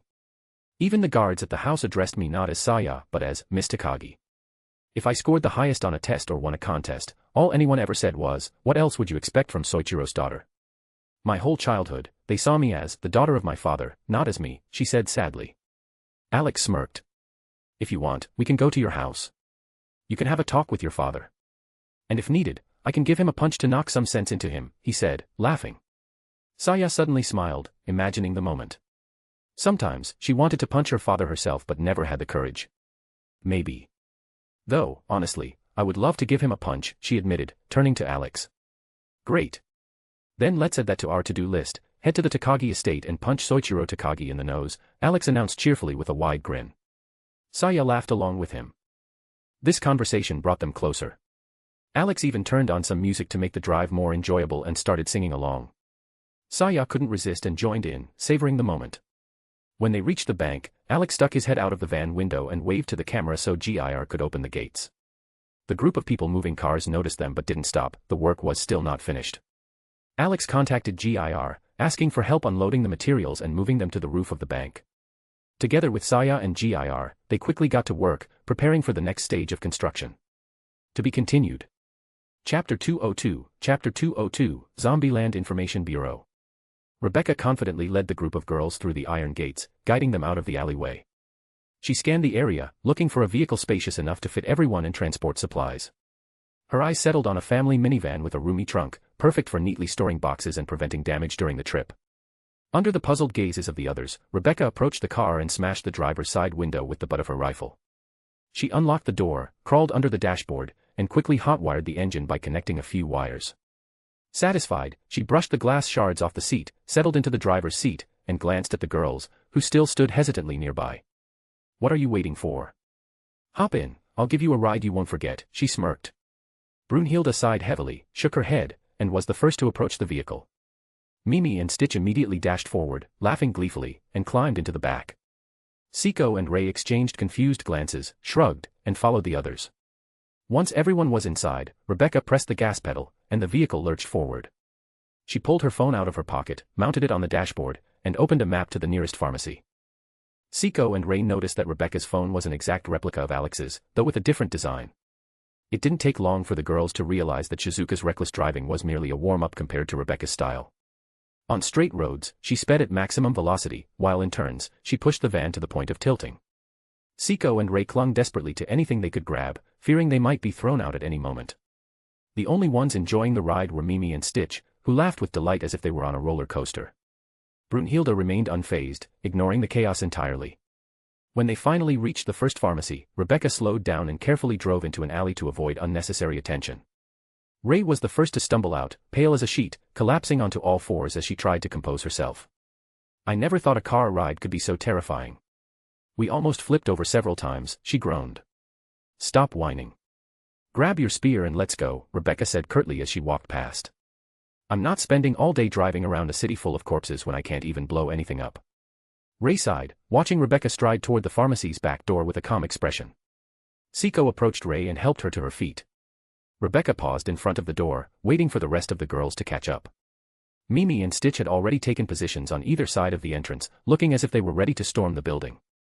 Once we open the door, check the room for zombies. Then, grab everything on the list. If you're unsure, ask Mimi, Rebecca instructed. Got it, the girls replied in unison. Rebecca nodded and turned to face the door. The group tensed, preparing for a possible attack. Seiko unsheathed her katana, and Ray adjusted her spear to a shortened mode for easier maneuvering indoors. Brunhilde took up the rear, ready to cover their retreat. Once everyone was ready, Rebecca raised her foot and delivered a powerful kick to the door. The iron doors flew off their hinges with a resounding crash, slamming inside. Seiko and Ray couldn't hide their surprise at the sheer strength of the seemingly frail Rebecca. Stepping in first, Rebecca scanned the room with her rifle at the ready. After confirming it was empty, she signaled for the others to follow. All clear. Come in. Seiko entered first, her katana poised.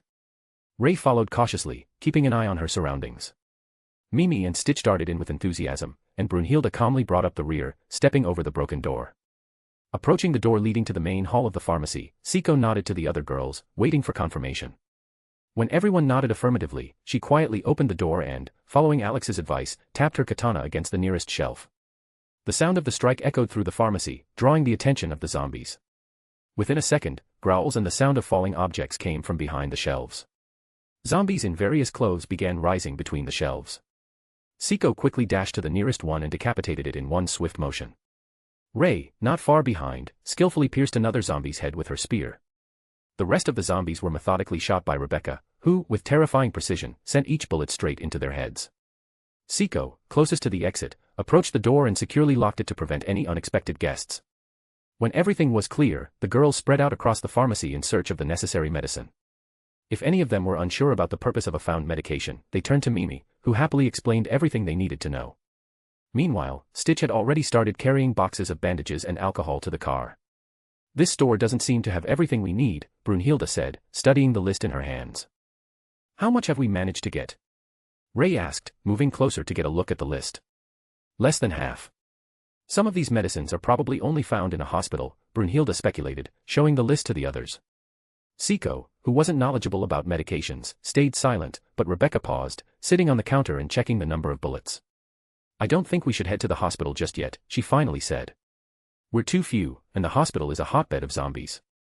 Unless we ask Alex, he could handle it. Ray frowned. You said yourself that it's crawling with zombies. Aren't you afraid to send him there alone?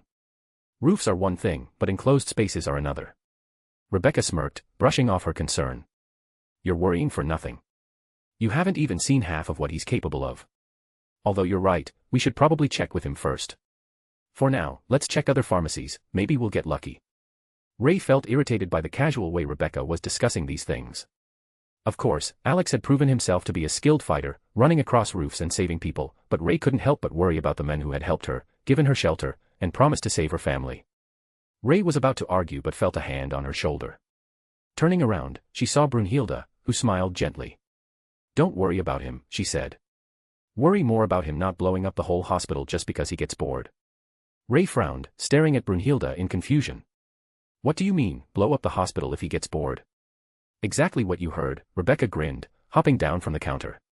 Let's just say Alex has a few loose screws. Sometimes it ends harmlessly, and other times it's complete chaos. One day, you'll understand what I mean. Ray was even more confused after Rebecca's words. Brunhilde, nodding in agreement, only intensified her bewilderment. Now Ray was genuinely curious about what Rebecca had meant by loose screws when it came to Alex. Seiko was also intrigued but decided to hold off on asking, intending to inquire about it directly from Alex later, confident that he would give her an answer. Once all the necessary medications had been gathered, the girls loaded them into the trunk and settled into the car. To everyone's surprise, Rebecca drove much more carefully this time, likely due to the fragile cargo. After reaching the next pharmacy, she parked nearby, as approaching the back entrance was impossible. Getting out of the car, the girls surveyed the area to ensure there were no threats. Once it was clear that there were no zombies in sight, they made their way inside the pharmacy. After clearing the place of the undead, they each set to work searching for the necessary medicines. So, how did you all meet? Ray asked, moving from shelf to shelf in search of medications. I met Alex through a mutual acquaintance. Back then, he was, how can I put it, going through a rough patch in life. He was looking for work, you know how it is, Rebecca began, sitting on the counter. What do you mean by a rough patch? Seiko asked, her interest piqued. Let's just say he lost everything due to some events. Our leader decided to test him, so he gave him a courier job, just to start, to see what kind of person he was, Rebecca replied casually. Ray and Seiko listened carefully, intrigued by how Alex's journey as a mercenary had started. Rebecca talked about how he had taken on various tasks, from gathering information to protecting people from overly persistent suitors. The girls, inspired by her story, asked clarifying questions, realizing that mercenary work was much more multifaceted than they had imagined. And how did you meet Alex, Brunhilde? Ray asked, turning to her. There was a war in my country, Brunhilde began. The rich oppressed the poor, and the people suffered. Then Alex, Rebecca, and their team appeared. Or rather, Alex himself intervened. He helped end the war, reconciled both sides, and even introduced a new system for resolving conflicts. Her words were confident but tinged with a hint of sadness, as if the memories of that time were both painful and something she was proud of. Ray and Seiko exchanged glances, realizing that behind Alex's carefree exterior lay a person capable of changing the course of history. Ray and Seiko stared at Brunhilde in surprise, not expecting to hear such an unusual story. As the girls continued searching for the medicine, the conversation gradually shifted to more personal topics. However, more and more questions seemed to revolve around Alex and his interests. Brunhilde quickly realized where Ray and Seiko were going with their questions and let out a heavy sigh. Some of her sisters had already shown interest in Alex, and now 2 more girls were joining in. Their conversation was abruptly interrupted when a group of men entered the pharmacy.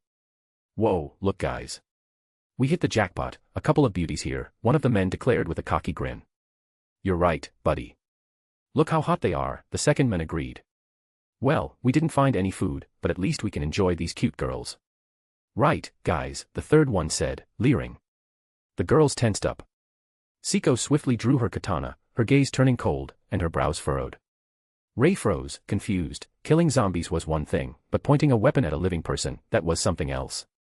Brunhilde, on the other hand, gripped her spear tighter, casting a displeased look at Rebecca, who stood with a wide, almost predatory grin. Stitch and Mimi, still in the adjoining room, continued searching the warehouse, unaware of what was happening. Hey, idiots, you've got 3 seconds to get out of here, Rebecca said, aiming her rifle at the men. Otherwise, you're going to have some extra holes in your bodies. Ha! Look, this little one is threatening us. One of the men began, but he didn't finish his sentence. A muffled gunshot rang out, and the man's head jerked back violently. His body crashed to the floor, and a dark pool of blood began to spread from the wound. The other men froze in shock for a moment, then stared at Rebecca with wide, horrified eyes as she kept aiming at them, still grinning with the same mocking yet terrifying smile. So, what's it gonna be?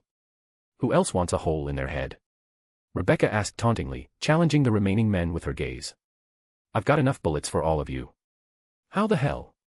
One of the men tried to say, but he didn't get to finish either. A second shot ended his life. Another man fell, shot in the head, landing beside his fallen comrade, unable to finish his sentence. The remaining men immediately lost all courage. They started backing away, to the sound of Rebecca's loud, taunting laughter. Brunhilde, Ray, and Seiko also noticed a strange-looking zombie slowly approaching the group of men. The men, however, had no idea that a zombie was closing in from behind them. The men now wanted to retreat and find a way to get their revenge later. Rebecca, noticing the zombie first, smiled even wider. We'll meet again, one of the men said, trying to act tough. I don't think so. Turn around, guys. You've got a surprise waiting, she said in a playful tone. The men heard strange sounds behind them, as if someone was slowly approaching, making gurgling noises mixed with disgusting belching. They turned around and saw a strange, bloated zombie with a swollen, decaying body, dripping thick fluid. Get lost, you fat dead bastard, one of the men shouted, kicking the zombie in the stomach with force. It turned out to be a fatal mistake. The bloated zombie made a deafening squelching noise and literally exploded, spraying the men with blood and foul bile. The girls, watching from inside the pharmacy, were surprised by the sudden scene. The group of men was in a daze, their ears were ringing, and one of them, still with his leg raised, looked as though he was trying to comprehend what had just happened. What the hell, muttered one of the survivors, unsuccessfully trying to wipe the sticky substance off his face. Then came the heavy thud of footsteps. The men, feeling the rising fear, turned around and saw another unusual zombie charging toward them, this time with a huge arm resembling a hammer. Shit, run, one of them shouted, but it was already too late. The zombie struck one of the men with a dull thud, knocking him to the ground, and instantly dragged him away. The others tried to flee, but they were surrounded by a crowd of ordinary zombies, attracted by the smell of blood and bile. Dull thuds and screams filled the air as the monsters attacked the remaining men. This is what happens when you play the villain, Rebecca smirked, watching the bloody spectacle unfold. Alright, girls, let's take care of the rest of the zombies and get out of here. Looks like this stuff is drawing them in. It's not just a guess, Brunhilde said, watching the monsters carefully. These zombies are completely ignoring us and focusing on devouring these men. If we can extract this liquid, it would make a great lure for zombies. And who was that strange zombie with the huge arm? Ray asked, surprised. Who knows? When we're done with these, maybe we'll see that zombie, Rebecca replied, starting to shoot at the zombies.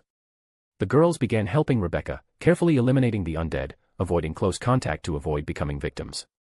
The sound of the battle drew Mimi and Stitch, who joined in. While Rebecca reloaded her weapon, the others finished off the zombies, preventing them from breaking through. Once the enemies were dealt with, Brunhilde was the first to step out of the pharmacy to find that strange zombie. Outside, she spotted it, a creature with one massive, almost stone-like arm and a small, deformed limb. Upon seeing Brunhilde, the zombie immediately charged at her, attempting to repeat its trick of grabbing her. Well, here you are, you big lug, Brunhilde said coldly, lifting her spear. As the zombie neared her, she gracefully stepped aside, positioning her spear at head level. The blade passed through the monster's neck, instantly severing its head from its body. The decapitated body kept moving for a moment before crashing to the ground with a loud thud. All right, girls, it's time to move on, Brunhilde said calmly, wiping the blade of her spear. There's nothing left for us here. The girls decided to take a look at the zombie whose head Brunhilde had decapitated. Stepping outside, they saw the unusual zombie lying nearby on the road. Its ugly, massive arm immediately caught their attention. What a strange specimen, Ray remarked, cautiously poking the huge, deformed limb with her spear. That arm was probably used to grab victims, Siko suggested, standing nearby. The girls agreed with her assumption, and Rebecca asked Mimi to gather data from the zombie's body in preparation for possible encounters with similar monsters in the future. After finishing the inspection, they returned to the pharmacy to load the medications into the car and head back to the base. We'll need to report that we encountered 2 new types of zombies, Rebecca said as she packed boxes into the trunk. Once everything was ready, the girls settled into their seats, and the car smoothly drove off. Hey, Brunhilde, you're a master with a spear, right? Can you teach me? Ray asked, looking at the warrior with curiosity. Of course, I can, Brunhilde replied calmly, turning around. But I'll warn you right now, I'm a strict teacher. I'll manage. Ray exclaimed enthusiastically. All right, but don't complain later, Brunhilde smirked. Because there will be no turning back. Seeing the sly smile on Brunhilde's face, Ray couldn't help but doubt her decision, but it was already too late. Brunhilde was determined to take the training seriously. The drive back was calm, except for Rebecca occasionally knocking down zombies that ventured onto the road. Maybe that's enough. Brunhilde remarked disapprovingly. Oh, come on, I'm just having fun, Rebecca replied, stifling a laugh. When they reached the base, Rebecca leaned out of the window and waved at the camera. The gates slowly opened, and the car entered the premises. The girls began unloading the medications. Alec, are you in the bank or still messing with the windmill? Rebecca asked over the communicator. I'm already in the bank. Saya and I are setting up the windmill and solar panels. What's up? Alex replied. We're back with the meds and need help with the boxes, Rebecca explained. We'll be down in a minute, he responded. A couple of minutes later, Alex, Saya, Shizuka, Alice, and Gir came out to meet them. Alex approached Rebecca, kissed her on the forehead, and then repeated the gesture for Brunhilde.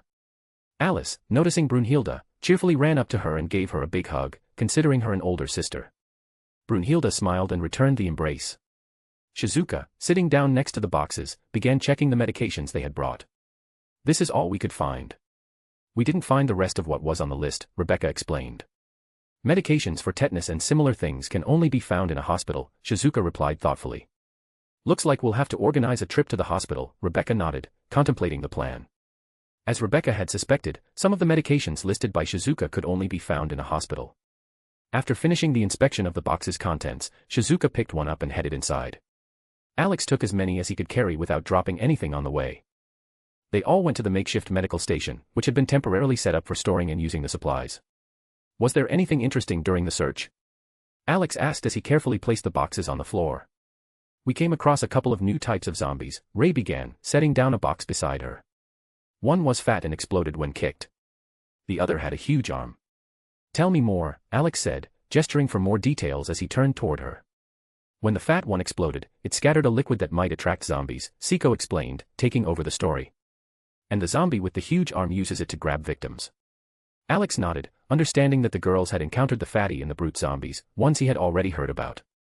This information was important for the survivors so they could be more cautious during expeditions. Once the unloading was done, Alex, Saya, and GIR returned to work on the windmill and solar panel installation. The girls who remained on the roof decided to watch the process. While Alex explained to Saya how to assemble the windmill, the others relaxed in the sun. GIR occasionally glanced at Mimi and Stitch, who were engrossed in playing video games. "All right, go play with them." "We'll manage," Alex sighed, waving his hand. Without wasting time, GIR dropped the tools and ran over to his companions. Alex just shook his head as he picked up the items left on the floor. Once the windmill was ready, Alex checked its operation. Satisfied that everything was working correctly, he moved on to installing the solar panels. The girls, who had been soaking up the sun, joined in, realizing it would be hard to manage alone. The work took half the day, but everything was completed, and the group from Coda, along with new survivors, returned. Alex had to go downstairs to explain the basic rules to the newcomers. They had no choice but to agree. After all the tasks were done, Alex stayed on the roof. The girls went downstairs to have dinner while he sat on the edge of the roof, dangling his legs, and lit a cigarette. A sudden thought lit up his face with a smile. Alex took out his phone and dialed a number. "Good evening, is this Sergeant Rika Minami?" he asked when the phone was picked up. Rika, who was on the airport roof monitoring the perimeter, looked at her work phone screen in surprise. She couldn't figure out who was calling her. Hearing her name and rank, Rika furrowed her brow even more.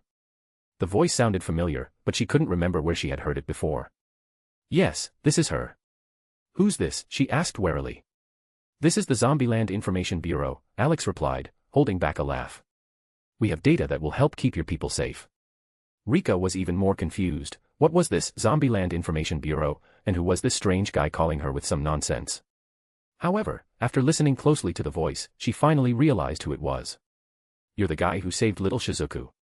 "The guy from the manga or something like that," Rika said, recognizing the voice. "Yep, that's me."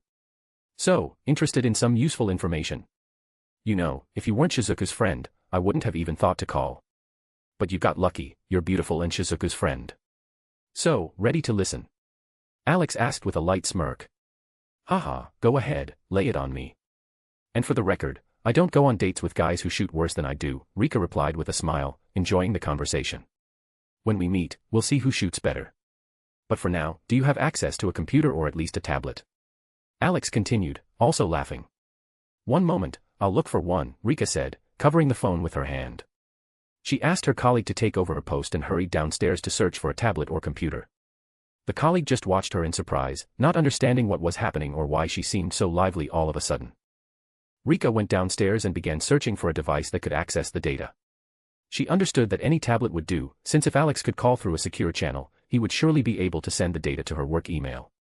Noticing a colleague with a tablet, Rika rushed toward him. "Hey, that's mine," the man protested when Rika snatched the tablet from his hands. "Stop acting like a child, go do your job," she snapped, kicking him in the backside and sending him away. The man just sighed and left, while Rika settled on a bench and opened her email. "I'm ready." "Go ahead and send your useful information," she said into the phone.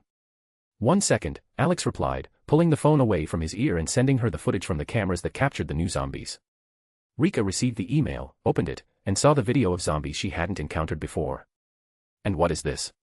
Maybe you could explain it to a beautiful lady like a real gentleman, so I don't have to rack my brain," she asked with a light smile. "Of course, anything for such a beautiful lady. Look, these are new types of zombies that have started to appear. The files show what they look like and how dangerous they are. 3 new types have been spotted so far, but there might be more," Alex explained. Rika carefully examined the recordings, feeling that this data could save lives. Rika mumbled something unintelligible as she opened the files and began studying the information Alex had sent. The first thing that caught her attention were the made-up names of the new zombie types and their abilities.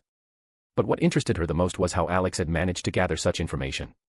This was clearly not something you could find in open sources, and it definitely wasn't something you'd find written on walls, especially considering it was video footage from surveillance cameras. It occurred to Rika that Alex had probably hacked into the city surveillance system and was gathering information that way. Impressed by his resourcefulness, Rika mentally praised him for this move. "So, if I understand correctly, you hacked into the surveillance cameras to monitor the situation in the city?" she asked, checking if her guess was right. "Something like that," Alex confirmed with a cheerful tone. "But because of this zombie apocalypse, some of the cameras went down, so I had to install new ones. Last night at midnight, I was running around the city setting them up. So, I expect a coffee for this information. Hearing that Alex had been running around the city at night installing cameras, Rika thought he was either incredibly brave or outright crazy. Everyone knew that zombies became more active at night and even faster than during the day. Only a madman would attempt something like that at night, when the danger was at its peak. You're just crazy if you decided to do that at night, she said, not sure whether to admire him or condemn him. I'm not crazy, I'm a ninja. So don't forget about that coffee, Alex replied, laughing. If you shoot better than me, I'll buy you not just coffee, but I'll throw in a nice bonus too, Rika said in a seductive tone. Well, that's a tempting offer. I don't even know how to respond, Alex responded with a smile. They continued chatting, discussing various topics. Rika found herself more and more intrigued by her conversation partner, whom she had never seen before. From his voice, she deduced that Alex was young, although Shizuku had mentioned that he had been a mercenary in the past. Alex sat on the roof of a building while Rika was in her temporary headquarters. Her passing colleagues gave her curious glances, not expecting to see her so engrossed in a phone conversation. All right, Rika, time to wrap it up. Work doesn't wait. And one last thing, if you need help, call me. Like they say, I'll come running, Alex said with a light smile. I'll gladly take your help. Plus, I'll get to see what you look like and check out how good you are at shooting, Rika replied with a smirk. Just make sure you call. You wouldn't want Shizuku to be sad, would you? Alex added in a more serious tone. All right, I'll contact you if I need help, Rika agreed, catching the shift in his voice. After the conversation ended, Alex stood up from the edge of the roof, stretched, and checked his watch. It was already evening, which meant it was time to head down and grab a bite. He still had another trip planned for the night to install the remaining cameras. To be continued. Chapter 203, everyone is busy with work. After finishing her conversation with Alex, Rika couldn't help but smile and chuckle softly. She didn't want to admit it, but their chat had truly helped her relax after the series of tense events that had recently overwhelmed the world. Their conversation didn't touch on serious topics, but that was precisely what allowed her to shed the heavy burden of tension pressing down on her. As the only senior officer among everyone currently stationed at the airport, Rika bore immense responsibility, coordinating others, making decisions, and issuing orders. She leaned back in her chair, closing her eyes for a few minutes to catch her breath and collect her thoughts. When she opened her eyes, she returned to reviewing the files Alex had sent. The 3 new zombie variants were troubling her, especially the one called the Hunter.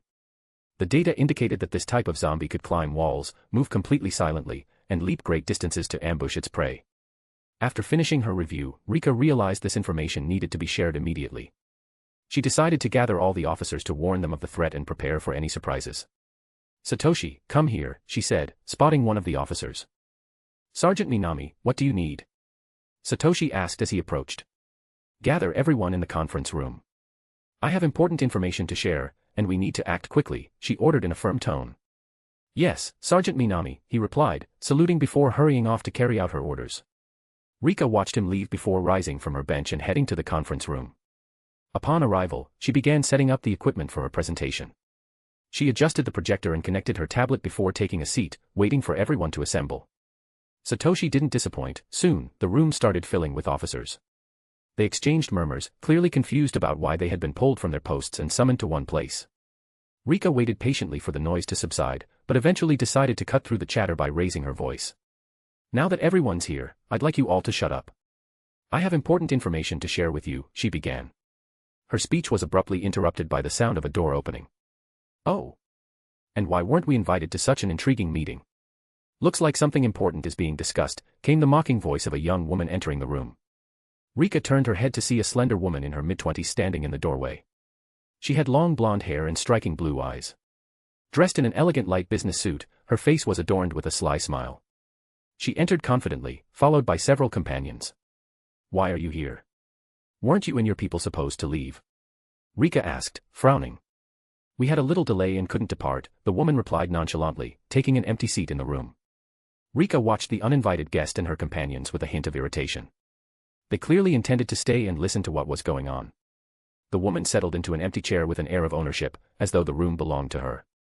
Her companions, who looked like bodyguards, positioned themselves strategically behind her.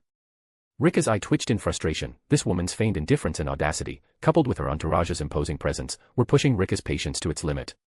The other officers preferred to stay quiet, wary of drawing attention to themselves. They had witnessed many heated verbal clashes between Rika and this uninvited guest and knew better than to get involved. I'll ask you again, why are you here? Rika asked, struggling to suppress the nervous twitch in her eye. What do you mean, why? The woman replied innocently, her voice dripping with mockery. You seem to be discussing something interesting, and I just couldn't miss it. Besides, your subordinates mentioned you have some valuable information. If that's the case, it wouldn't be fair not to share it with us. After all, we're all in the same boat, aren't we? My people are helping to handle this mess too, so it's only fair we get something in return, she added, her tone adopting the cadence of a seasoned negotiator. Rika took a deep breath, trying not to rise to the bait, and decided to ignore the guest. Her priority was to deliver the information to her team. The woman, noticing Rika's indifference, tilted her head in surprise, clearly puzzled as to why Rika hadn't engaged in their usual argument. Without acknowledging the reaction, Rika picked up her tablet and opened the file Alex had sent. Back to business. We have critical information that could save lives.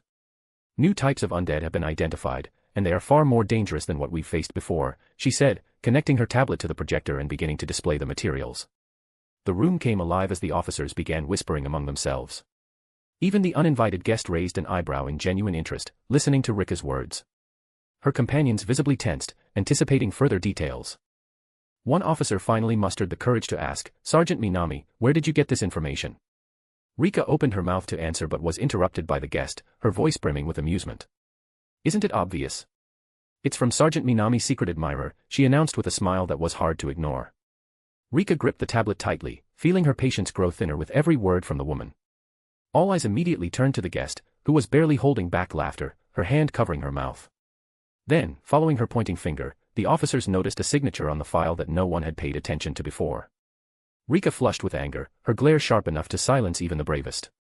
One officer, Hiroshi, couldn't suppress a quiet chuckle but quickly covered his mouth when he felt Rika's icy gaze. Hiroshi, you're on double shifts today. Understood. Rika said with a strained smile devoid of warmth. Yes, ma'am, Hiroshi replied hastily, wilting under her stare. The other officers cast sympathetic glances at the poor man. Everyone knew Rika was always strict and demanding on duty, relaxing only in informal settings, and even then, only around her closest friends. Now, if everyone has calmed down, I'll continue, Rika said, pausing until the room fell silent. The information I'm about to share comes from a new ally. He hacked the city surveillance system and gathered data on the new zombie types. She turned on the projector, displaying images and video recordings. The first type is the hunter. It has incredible reflexes, can leap great distances, and move almost silently along walls. During patrols, check elevated areas and carefully examine walls. Understood. Yes, ma'am, the officers responded in unison, their attention fixed on the slides. Rika nodded and continued. The next type is the boomer. It's slow and clumsy, but its danger lies in its contents. Inside, it carries a liquid that attracts other zombies. If you shoot or strike it, it explodes, spraying this liquid. Zombies immediately focus on anyone or anything it touches, whether human or undead. Any questions? No one dared to add anything, and Rika continued. And the last one, Charger. It has a massive, reinforced arm, which it uses to grab its prey. Its skin is tough enough to withstand bullets, and its grip is deadly. It charges at its target, grabs it, and drags it away to deal with it. Sergeant Minami, what if we just don't let it get close? One of the officers asked. If the data is accurate, it moves quickly. Once it locks onto you, dodging will be difficult, Rika explained, showing a video of a Charger attack. The briefing lasted about an hour. Each officer took careful notes, memorizing the specifics of the new threats. Even the usually carefree woman and her companions listened intently, silently processing the information. The officers were fully engaged, recording every detail. The information Rika had gathered was invaluable, but some of the male officers were still curious about who her mysterious admirer was. Many of the male officers had shown interest in Rika, but she had turned them all down, refusing to go on a date with anyone who shot worse than she did. Many had tried, but each received a swift kick in the rear from Rika herself. As the briefing came to an end, Rika turned off the projector and scanned the room, looking over her subordinates. If everything is clear, head to your posts. And be extra vigilant. Yes, ma'am, the officers replied in unison, heading to their positions. Rika was left alone, contemplating how much longer they would have to defend the airport. Since the early days of the epidemic, they had held these positions, evacuating high-ranking officials. However, checking each passenger for infection took a lot of time and made the mission extremely challenging. Now, with the knowledge of the new threats, they would have to be even more cautious. Her gaze drifted to the screen of her tablet, where the signature of the mysterious ally was displayed. She couldn't help but laugh at herself for not noticing it earlier. She thought she'd have to ask Alex about the signature. All the officers stood from their seats, chatting quietly among themselves as they headed to their posts. Only Rika, the woman, and her group remained in the conference room. The woman threw a thoughtful glance at Rika, then gestured for her people, and they left the meeting room. In the corridor, the woman, deep in thought, remained silent, chewing on her nail as she reflected on what she had heard. Her expression was focused, as if she were trying to piece together a puzzle from the information she had just received. The source of Rika's data piqued her genuine curiosity. "Coco, you've been quiet this whole time. What's bothering you?" one of the women asked, addressing her superior. "I'm curious about where Rika Minami managed to get this information," Coco replied, not looking up from the floor. "More specifically, I'm interested in who provided her with it. In our time, sharing such information for free is, to put it mildly, odd. Especially when it comes to detailed data like what we just heard." The group following Coco exchanged glances, clearly embarrassed. They knew that if something piqued Coco's interest, she would dig into it no matter how long the process took.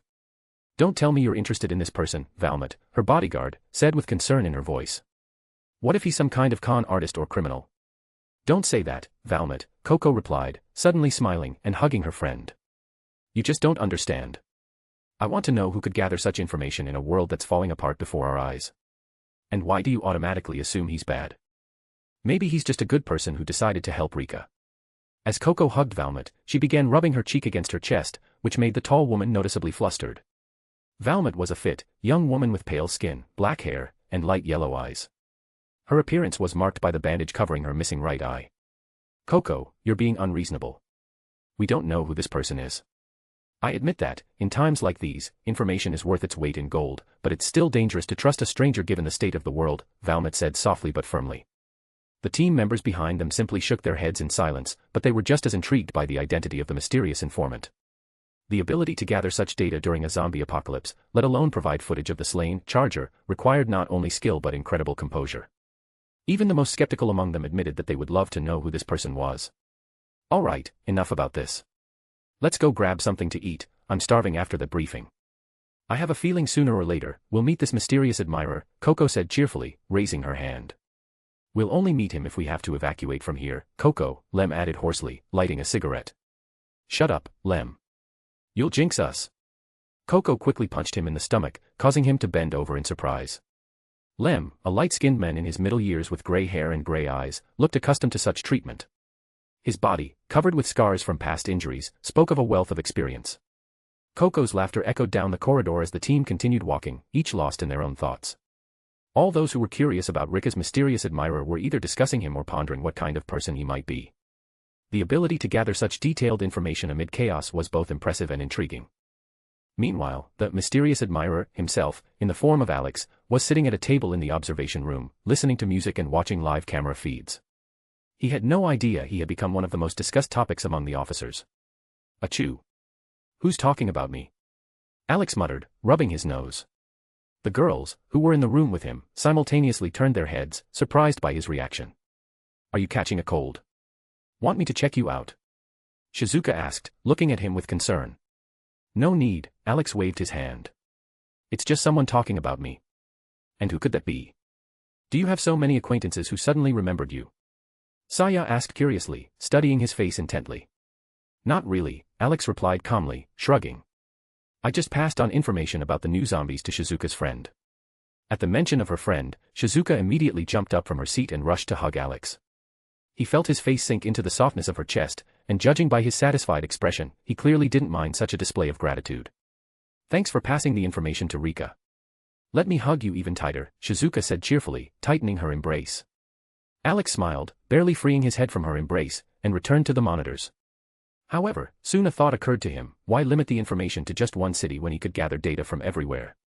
Shizuka, noticing that Alex had become engrossed in his work again, stood behind him, gently pressing her chest against the back of his head. "Saya, can you call GIR? He's needed now," Alex said, turning his head towards her. "Why?" she asked, reluctantly getting up from her seat. "I'll explain later. Just find that green robodog, I need him now," Alex said without going into further detail. "All right," Saya sighed and headed off to find GIR. A few minutes later, she returned holding the disgruntled robodog, clearly not thrilled about being interrupted from his video games. She placed GIR on the table and glanced at Alex, who merely smiled, looking at his assistant's offended expression. "Don't be mad. I really need your help." Hack the satellites and find out about the new types of zombies, Alex said, placing his hand on GIR's head. The robo-dog snorted but began working, obediently starting the hacking process. GIR nodded and got to work. Alex connected a cable to the port on the back of the robo-dog's head to direct the gathered information straight to the screen.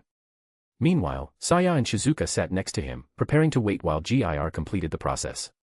After a while, Rebecca entered the room. Seeing GIR connected to the computer, she looked at Alex with interest. "What are you doing?" she asked, walking closer.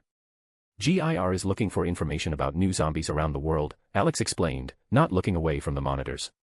Rebecca nodded understandingly and, without further ceremony, settled herself on Alex's lap, clearly showing no embarrassment or discomfort. Her gaze fixed on the screen. "Curious, what new types have appeared," she said, making herself more comfortable. Noticing Rebecca on Alex's lap, Saya shot her an annoyed look, which didn't escape Rebecca's attentive gaze. In response, Rebecca simply smiled at her with a victorious grin. "So, what are the others up to?" Alex decided to start a conversation to pass the time while GIR was working. "Brunhilde has taken over training everyone," Rebecca replied cheerfully. "You could say, everyone's having a hellish day right now." "Well, I can only sympathize," Alex remarked with a smile, shaking his head. "They probably won't be able to move properly tomorrow. Hopefully, she doesn't go overboard. We don't have time for a long rest." "Is she really such a tough teacher?" Shizuka asked, embarrassed. "You can check for yourself," Alex teased with a smile. "No, thanks. I'm a lover, not a fighter," Shizuka shot back, pressing her palms to her chest for emphasis. "Besides, I'm a doctor, and protecting me is your job. So, training isn't necessary for me." Alex merely smirked, gently patting Shizuka on the head. He thought about teaching her at least the basics of shooting so she could defend herself in case of extreme necessity. For now, he decided that leaving GIR or MIMI nearby for protection was the best option. An hour later, GIR finished gathering and organizing the data. Alex opened the files, bringing the information up on the screen, and slightly furrowed his brow upon seeing the names of two locations. Banui Island and the city of Hayron, he muttered, recalling these names from his past life, where they appeared in video games. "What are these places?" Saya asked, leaning in closer. "New zombies have been detected on the island, but there's no access to cameras. All distress signals are coming through radio transmissions. The same goes for Hayron," Alex explained. "So, we only have text descriptions and satellite images," Rebecca clarified, studying the screen closely. "Exactly. Unfortunately, no photos or videos. Just messages," Alex sighed, closing one of the files. "Thanks to whoever launched the satellites, but honestly, they could have done a better job." "Be grateful for what you have," Saya snapped, slightly irritated by his comment. "Most survivors are completely cut off from any information." All right, I give up," Alex raised his hands in surrender. Soon, Brunhilde, Siko, and a very tired Ray returned to the room. The latter looked as if she had run a marathon and was ready to collapse from exhaustion. She barely made it to her mattress and literally fell onto it, instantly losing all desire to move. Alex looked at her with mild sympathy, then addressed her. "Want GIR to give you a massage? He's a pro at it, and you'll feel like new." "I wouldn't mind," Ray murmured, not moving from her spot. Alex glanced at GIR, and the robo-dog immediately understood his intent. Jumping off the table, GIR ran over to Ray and carefully began massaging her back. The girl's face instantly lit up with an expression of pure bliss, and she allowed herself to relax. The other girls, watching the scene, began to wonder if a massage from GIR wouldn't be such a bad idea for them too. The line for a relaxing massage soon grew so long that Alex had to call in MIMI to help, so GIR wouldn't have to work alone. The girls who received the massage felt as though they were lying on soft clouds. Even Brunhilde, usually stern and focused, looked so peaceful that it was surprising.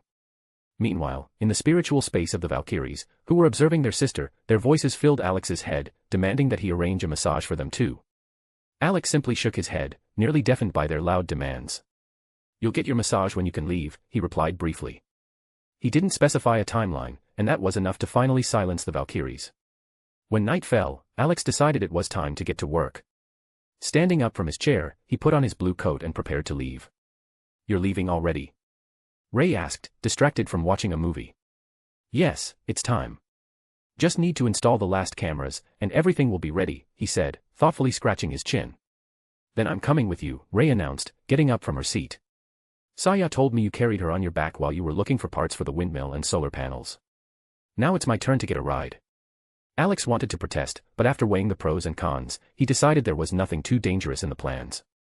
The other girls didn't object. Meanwhile, GIR and MIMI resumed their eternal argument, playing rock, paper, scissors. GIR won again, which caused MIMI to express her displeasure by glaring at the winner.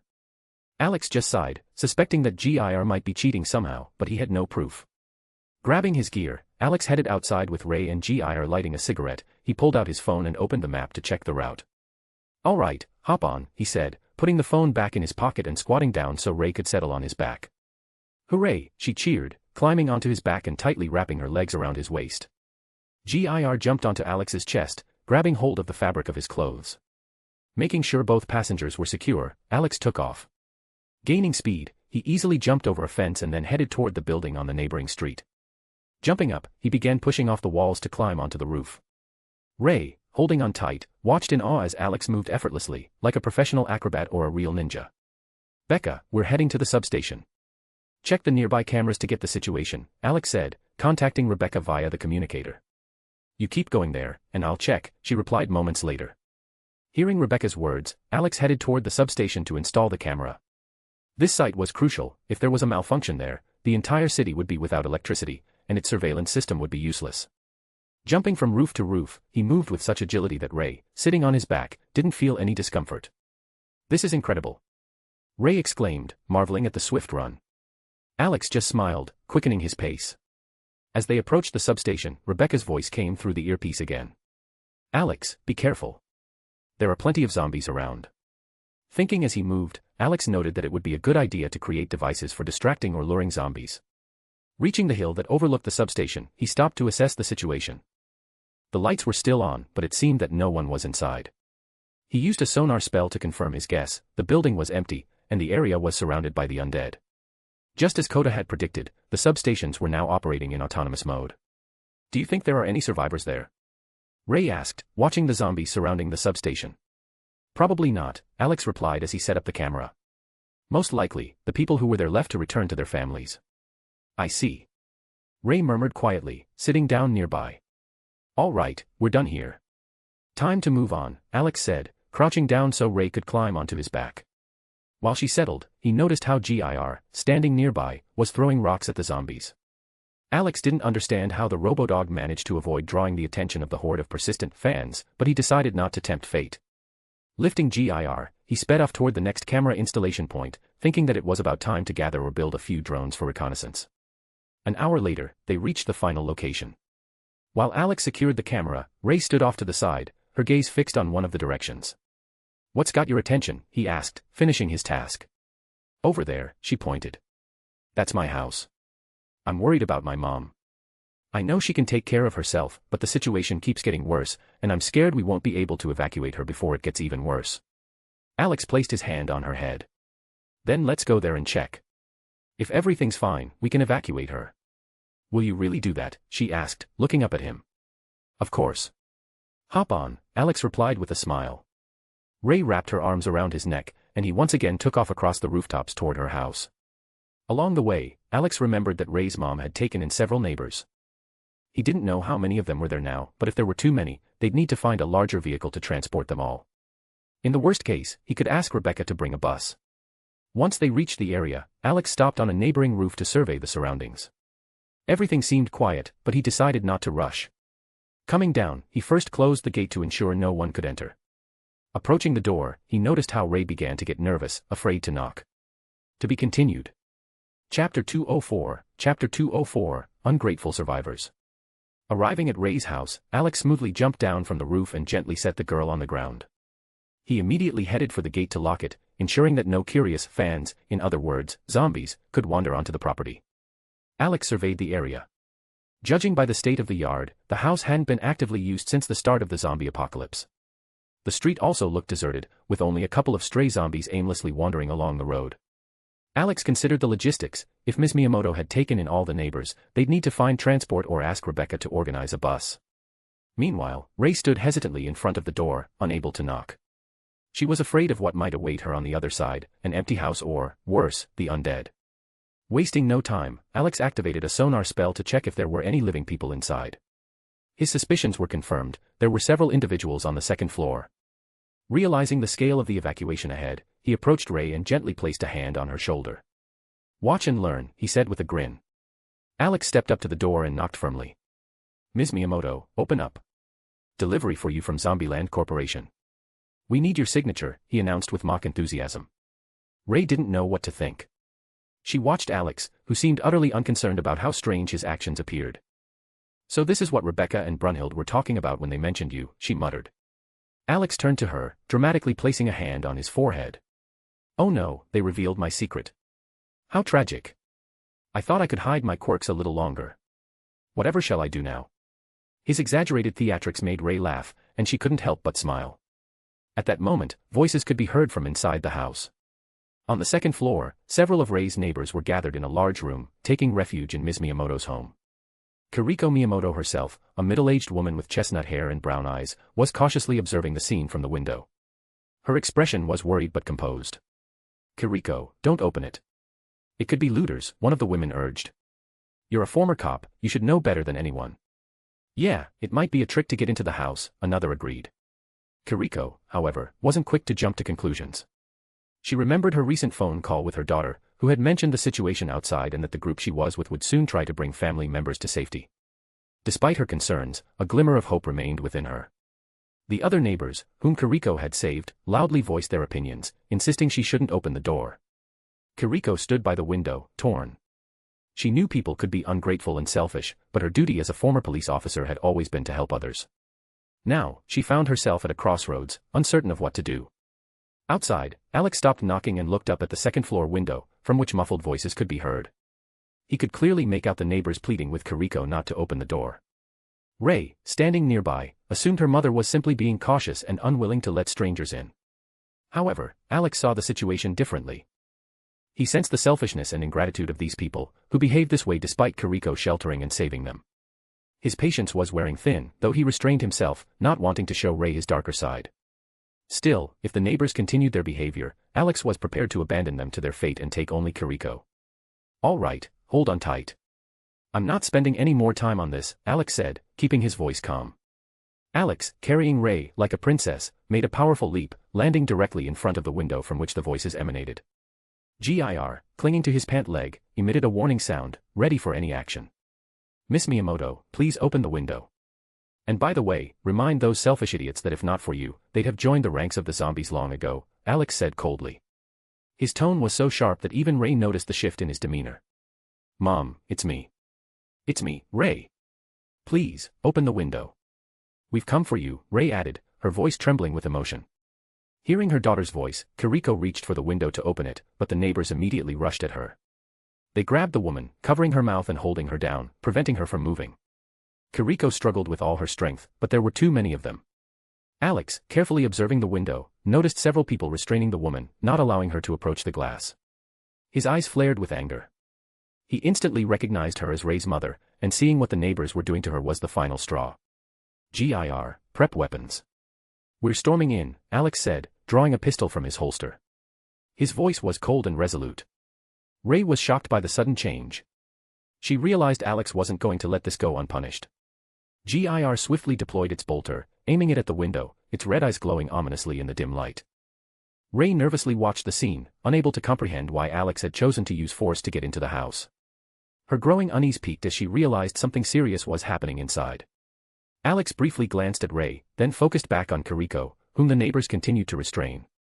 He signaled to GIR, which silently confirmed its readiness. Taking a few steps back, Alex charged forward and leapt through the window, shattering it into shards. GIR followed, showcasing an intimidating precision and synchronization. Take your hands off Miss Miyamoto, and no one gets hurt, Alex declared firmly, keeping the people restraining Kiriko at gunpoint. Who the hell are you? One of the men holding Kiriko began, but he never finished. A shot rang out, and the man's head exploded like a ripe melon.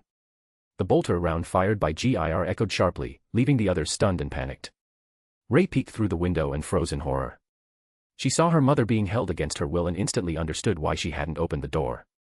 Anger welled up inside her as she recalled all the kind things Kiriko had done for these people. I'll say this one more time, nobody moves, or the next head goes flying, Alex warned coldly. Step away from Miss Miyamoto. The neighbors finally realized Alex wasn't bluffing. Under his and GIR's watchful gaze, they slowly began to back off. However, one man, seemingly determined to play the hero, grabbed Kiriko by the neck and snarled viciously. "Drop your weapon, or I'll strangle her." "Idiot," Alex muttered, firing a shot that instantly pierced the man's head. The sound of the shot echoed through the room, and the would-be assailant collapsed like a puppet with its strings cut. After that, no one dared even breathe too loudly, let alone resist. "Miss Miyamoto, get up and come over here," Alex instructed, keeping the others at gunpoint. "As for you scumbags, one wrong move, and my partner will give you a hole-filled performance." The survivors froze in place, staring at GIR, whose glowing red eyes glared menacingly as it firmly held its bolter at the ready. Obediently, they watched as Kiriko got up from the floor and approached the window. Alex helped her out, and Ray immediately embraced her. Mother and daughter clung to each other, finally feeling safe. Alex gave the survivors an icy look, debating whether to leave them alive. But common sense prevailed, people like that wouldn't last long in an apocalypse. "Good luck surviving in this new world, assholes," Alex taunted, heading toward the exit. GIR was the first to go through the window, continuing to keep the others under watch until the last moment. Alex followed, leaving the survivors to digest what had just happened. Alex jumped through the window, landing softly beside Ray and Kiriko. Both women looked at the survivors with expressions of anger and confusion on their faces. Kiriko still couldn't believe that the people she had helped countless times out of kindness were so ungrateful. She remembered how many times she had shared food, helped with household chores, and even healed some of them. Now, bitterness and disappointment were giving way to anger, which slowly built up inside her. "You can be angry later," Alex interrupted her thoughts. "Right now, we have a more pressing problem. The gunshots attracted zombies. We need to leave." He wrapped his arms around Ray and Kiriko's waists, not giving them time to protest. GIR gracefully jumped onto Alex's shoulders and settled confidently there. Without wasting any time, Alex jumped down through the remaining glass, smashing the iron gate to the yard. "Let the zombies come, let's see how they survive now," he said coldly, watching as the first of the undead began moving toward the house. Stopping to waste no more time on the neighbors, Alex headed in the opposite direction, still holding both women. A slightly mocking smile appeared on his face as he noticed the crowd of zombies already gathering around the house. "Young man, I understand everything, but I think I can run on my own," Kiriko finally spoke up, feeling somewhat uncomfortable with how he was holding her. "Maybe next time, Miss Kiriko." "This isn't the best time to test your stamina," Alex replied without slowing down. "Zombies are more active at night, and we need to find a car." "Mom, stop complaining. You should be thinking about what those assholes did. If we weren't here, they would have just killed you," Ray exclaimed, barely holding back her rage. "Who could have thought?" Kiriko started, trying to calm down. "I just didn't expect people to be capable of such things." "We'll talk about it later," Alex interrupted sharply. "Better tell me, who among your neighbors might have a car?" "Left and 2 houses down," Kiriko replied, pointing in the right direction. "I saw a car there earlier when I went out for supplies." Alex simply nodded, increasing his speed. He had to restrain his strength to avoid fully revealing himself. He had already shown far more than he should have, and now he was thinking about how to explain his actions if any questions arose. Upon reaching the indicated house, Alex jumped over the fence, still holding the women by their waists, and landed right in front of the car. Lowering Kiriko and Ray to the ground, he approached the vehicle. "Young man, didn't anyone teach you that you should be more careful with women?" Kiriko said, breathing heavily. "I almost left you my dinner." "I promise, next time I'll carry you like a princess," Alex replied with a slight smirk, breaking the car window with his elbow. "Just call me Kiriko, since you saved me," she waved her hand.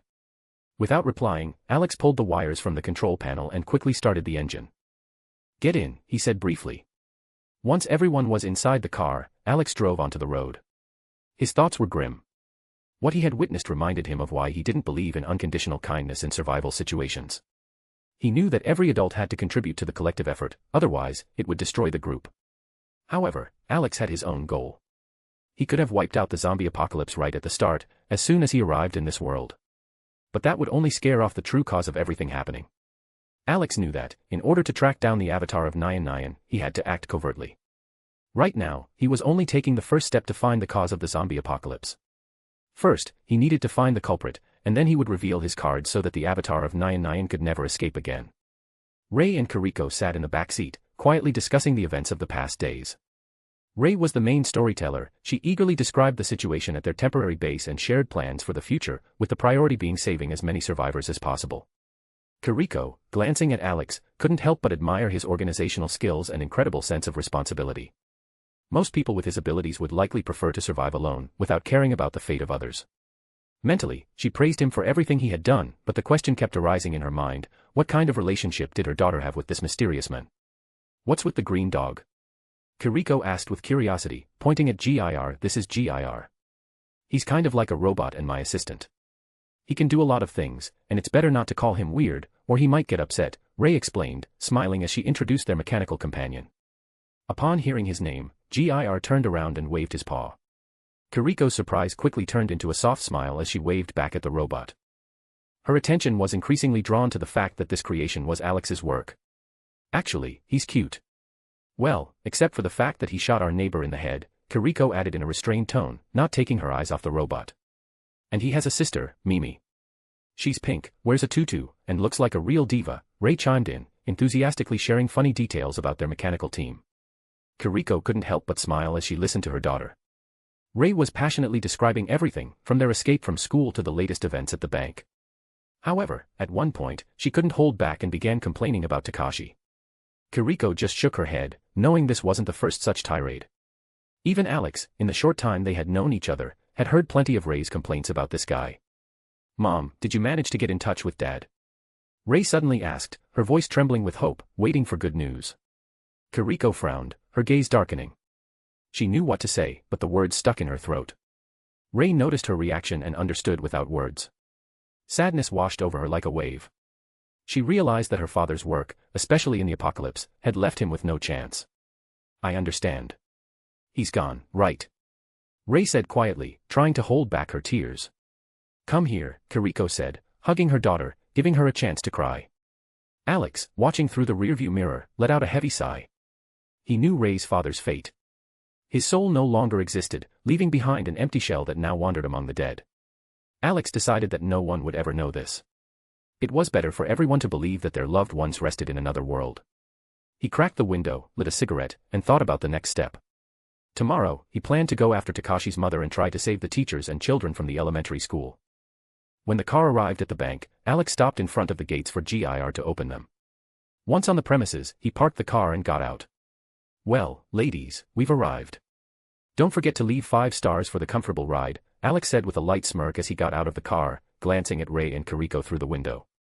Alex noticed that Ray's eyes were red from crying, but she wasn't crying anymore. It seemed like she had come to terms with the thought that her father might have turned into a zombie. Inside, Ray understood that this was inevitable, but she found solace in the fact that her mother was still alive, despite the recent events. Hearing Alex's joke, she smiled faintly. His attempt to lighten the mood gave her a bit of strength. I'll definitely leave a review. But next time, please don't run over zombies that are on the road. Rebecca did the same, and we almost flipped the car, Ray said, weakly smiling. I make no promises, Alex replied with a light smirk. I see you two are close. That's nice, Kiriko added, stepping out of the car with a warm smile. Ray slightly blushed at her mother's words but couldn't think of a way to deny them. Alex, on the other hand, just shook his head and walked ahead, heading for some coffee to clear his thoughts. Ray noticed that he didn't deny what had been said, and a subtle glow appeared in her eyes.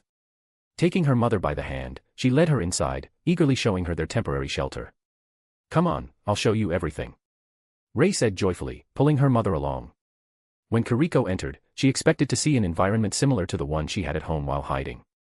However, she was surprised by how carefree the people in the shelter looked. Some were reading books, others were playing board games, and a group of children was watching cartoons. Everything seemed so peaceful that it was hard to believe what was happening outside, especially with the zombie apocalypse raging in the streets. Ray explained how everything was organized as she led her mother to the observation room. When they entered, Kiriko noticed that besides Alex, there were only girls in the room. Guys, we saved my mom. Meet her. Ray proudly announced, introducing Kiriko. Hello. It's way more peaceful here than anywhere else. But why is everyone in one room? Kiriko asked, looking around. Because with Alex, it's safe and not boring, Shizuka answered in a cheerful, carefree tone. Kiriko blushed slightly at her words and couldn't think of a response. Meanwhile, Alex was sitting in a chair, holding a coffee mug, trying to calm his nerves. You said your mom took in the neighbors when this whole nightmare started, Saya said, looking at Ray with interest. Why just save her? Because those assholes decided to saddle her with their problems. Had to drag her out by force, Alex answered grimly. Can we get the details? Not your usual short version, Brunhild interjected, casting a glance at his tense face.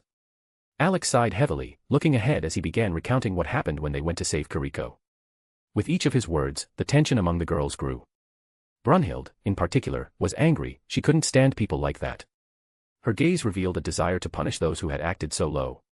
Saya, on the other hand, was deep in thought. Alex's words reminded her of the situation with her father. He had continued to take survivors into the group without asking anything of them in return. She understood that when the supplies ran out and hunger began to weigh heavily, this crowd might turn against him. Saya decided that she would need to ask Alex to come with her to her home to try to convince her father. And if he showed stubbornness again, at least take her mother to save her from the potential wrath of the hungry crowd. As expected. People are by nature disgusting and ungrateful creatures. Even if you save them, they don't owe you any gratitude. You could say you're lucky, Ray, that Alex agreed to come for your mom earlier, Rebecca said with clear cynicism, not hiding her disdain for humanity. We won't be like that, right? Right.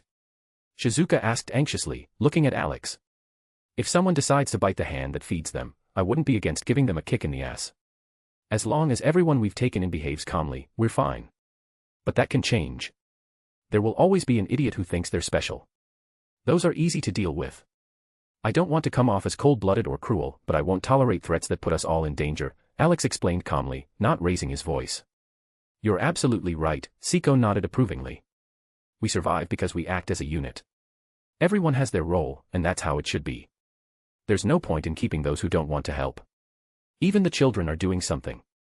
If anything goes wrong, I'll back you up. So will I. I might not be a fighter, but I'm ready to help in any way I can, added Shizuka, raising her hand. Alex smiled and shook his head. In the worst-case scenario, he was thinking about using hypnosis on those who caused problems.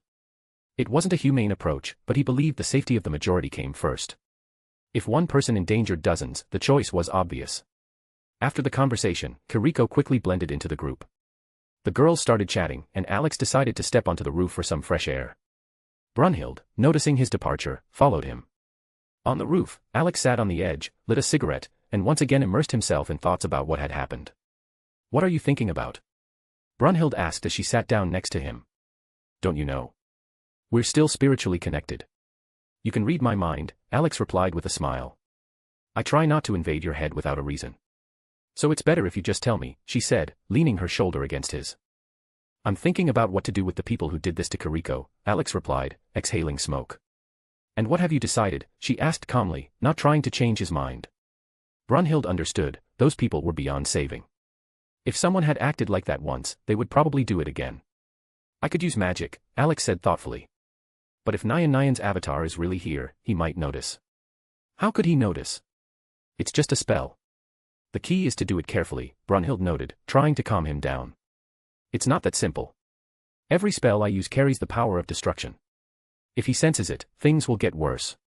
Either he'll run away, abandoning everything, or stop playing his games and destroy this planet, Alex answered, looking up at the starry sky. Then what are you going to do if you can't use spells? Came a calm voice from Gondal, who appeared on the other side of Alex. Alex turned, noticing Gondal, who had unexpectedly left his spiritual space. Brunhild, also seeing her sister, merely rolled her eyes and decided to ignore her appearance. Well, I'll act like in Valhalla, use something like chakra and martial arts.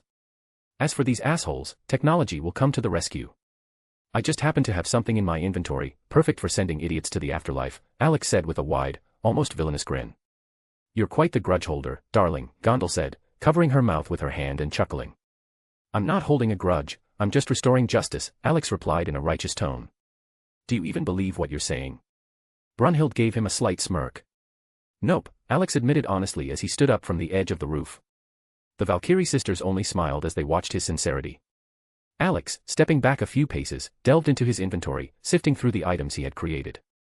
Finally, he pulled out an oddly shaped arrow and a bow. What an unusual arrow. What is it for? I understand you want to vent your anger on those ungrateful mortals, but I'm curious about what this arrow does, Brunhild said, stepping closer and taking the arrow into her hands. I was inspired by an old movie. In it, the hero fights an entire army in the jungle using explosive arrows. But this is my version, and it's much more dangerous, Alex said, grinning widely. Isn't it going to destroy the whole block? Or the whole neighborhood? Brunhild asked suspiciously, staring at him intently. Nope. It's a weakened version. It can only destroy a house. So relax. Now, ladies, step back, I need some space for the shot, Alex said, taking the arrow from Brunhild's hands. Brunhild still didn't trust Alex's words. She knew his creations too well to believe in the weakened version. Gondel also shook her head skeptically, but Alex paid them no mind. He confidently aimed at the house where the survivors were, the ones who had taken advantage of Kiriko. The arrow flew from the bow, describing an arc in the air. Alex and the two Valkyries followed its flight intently.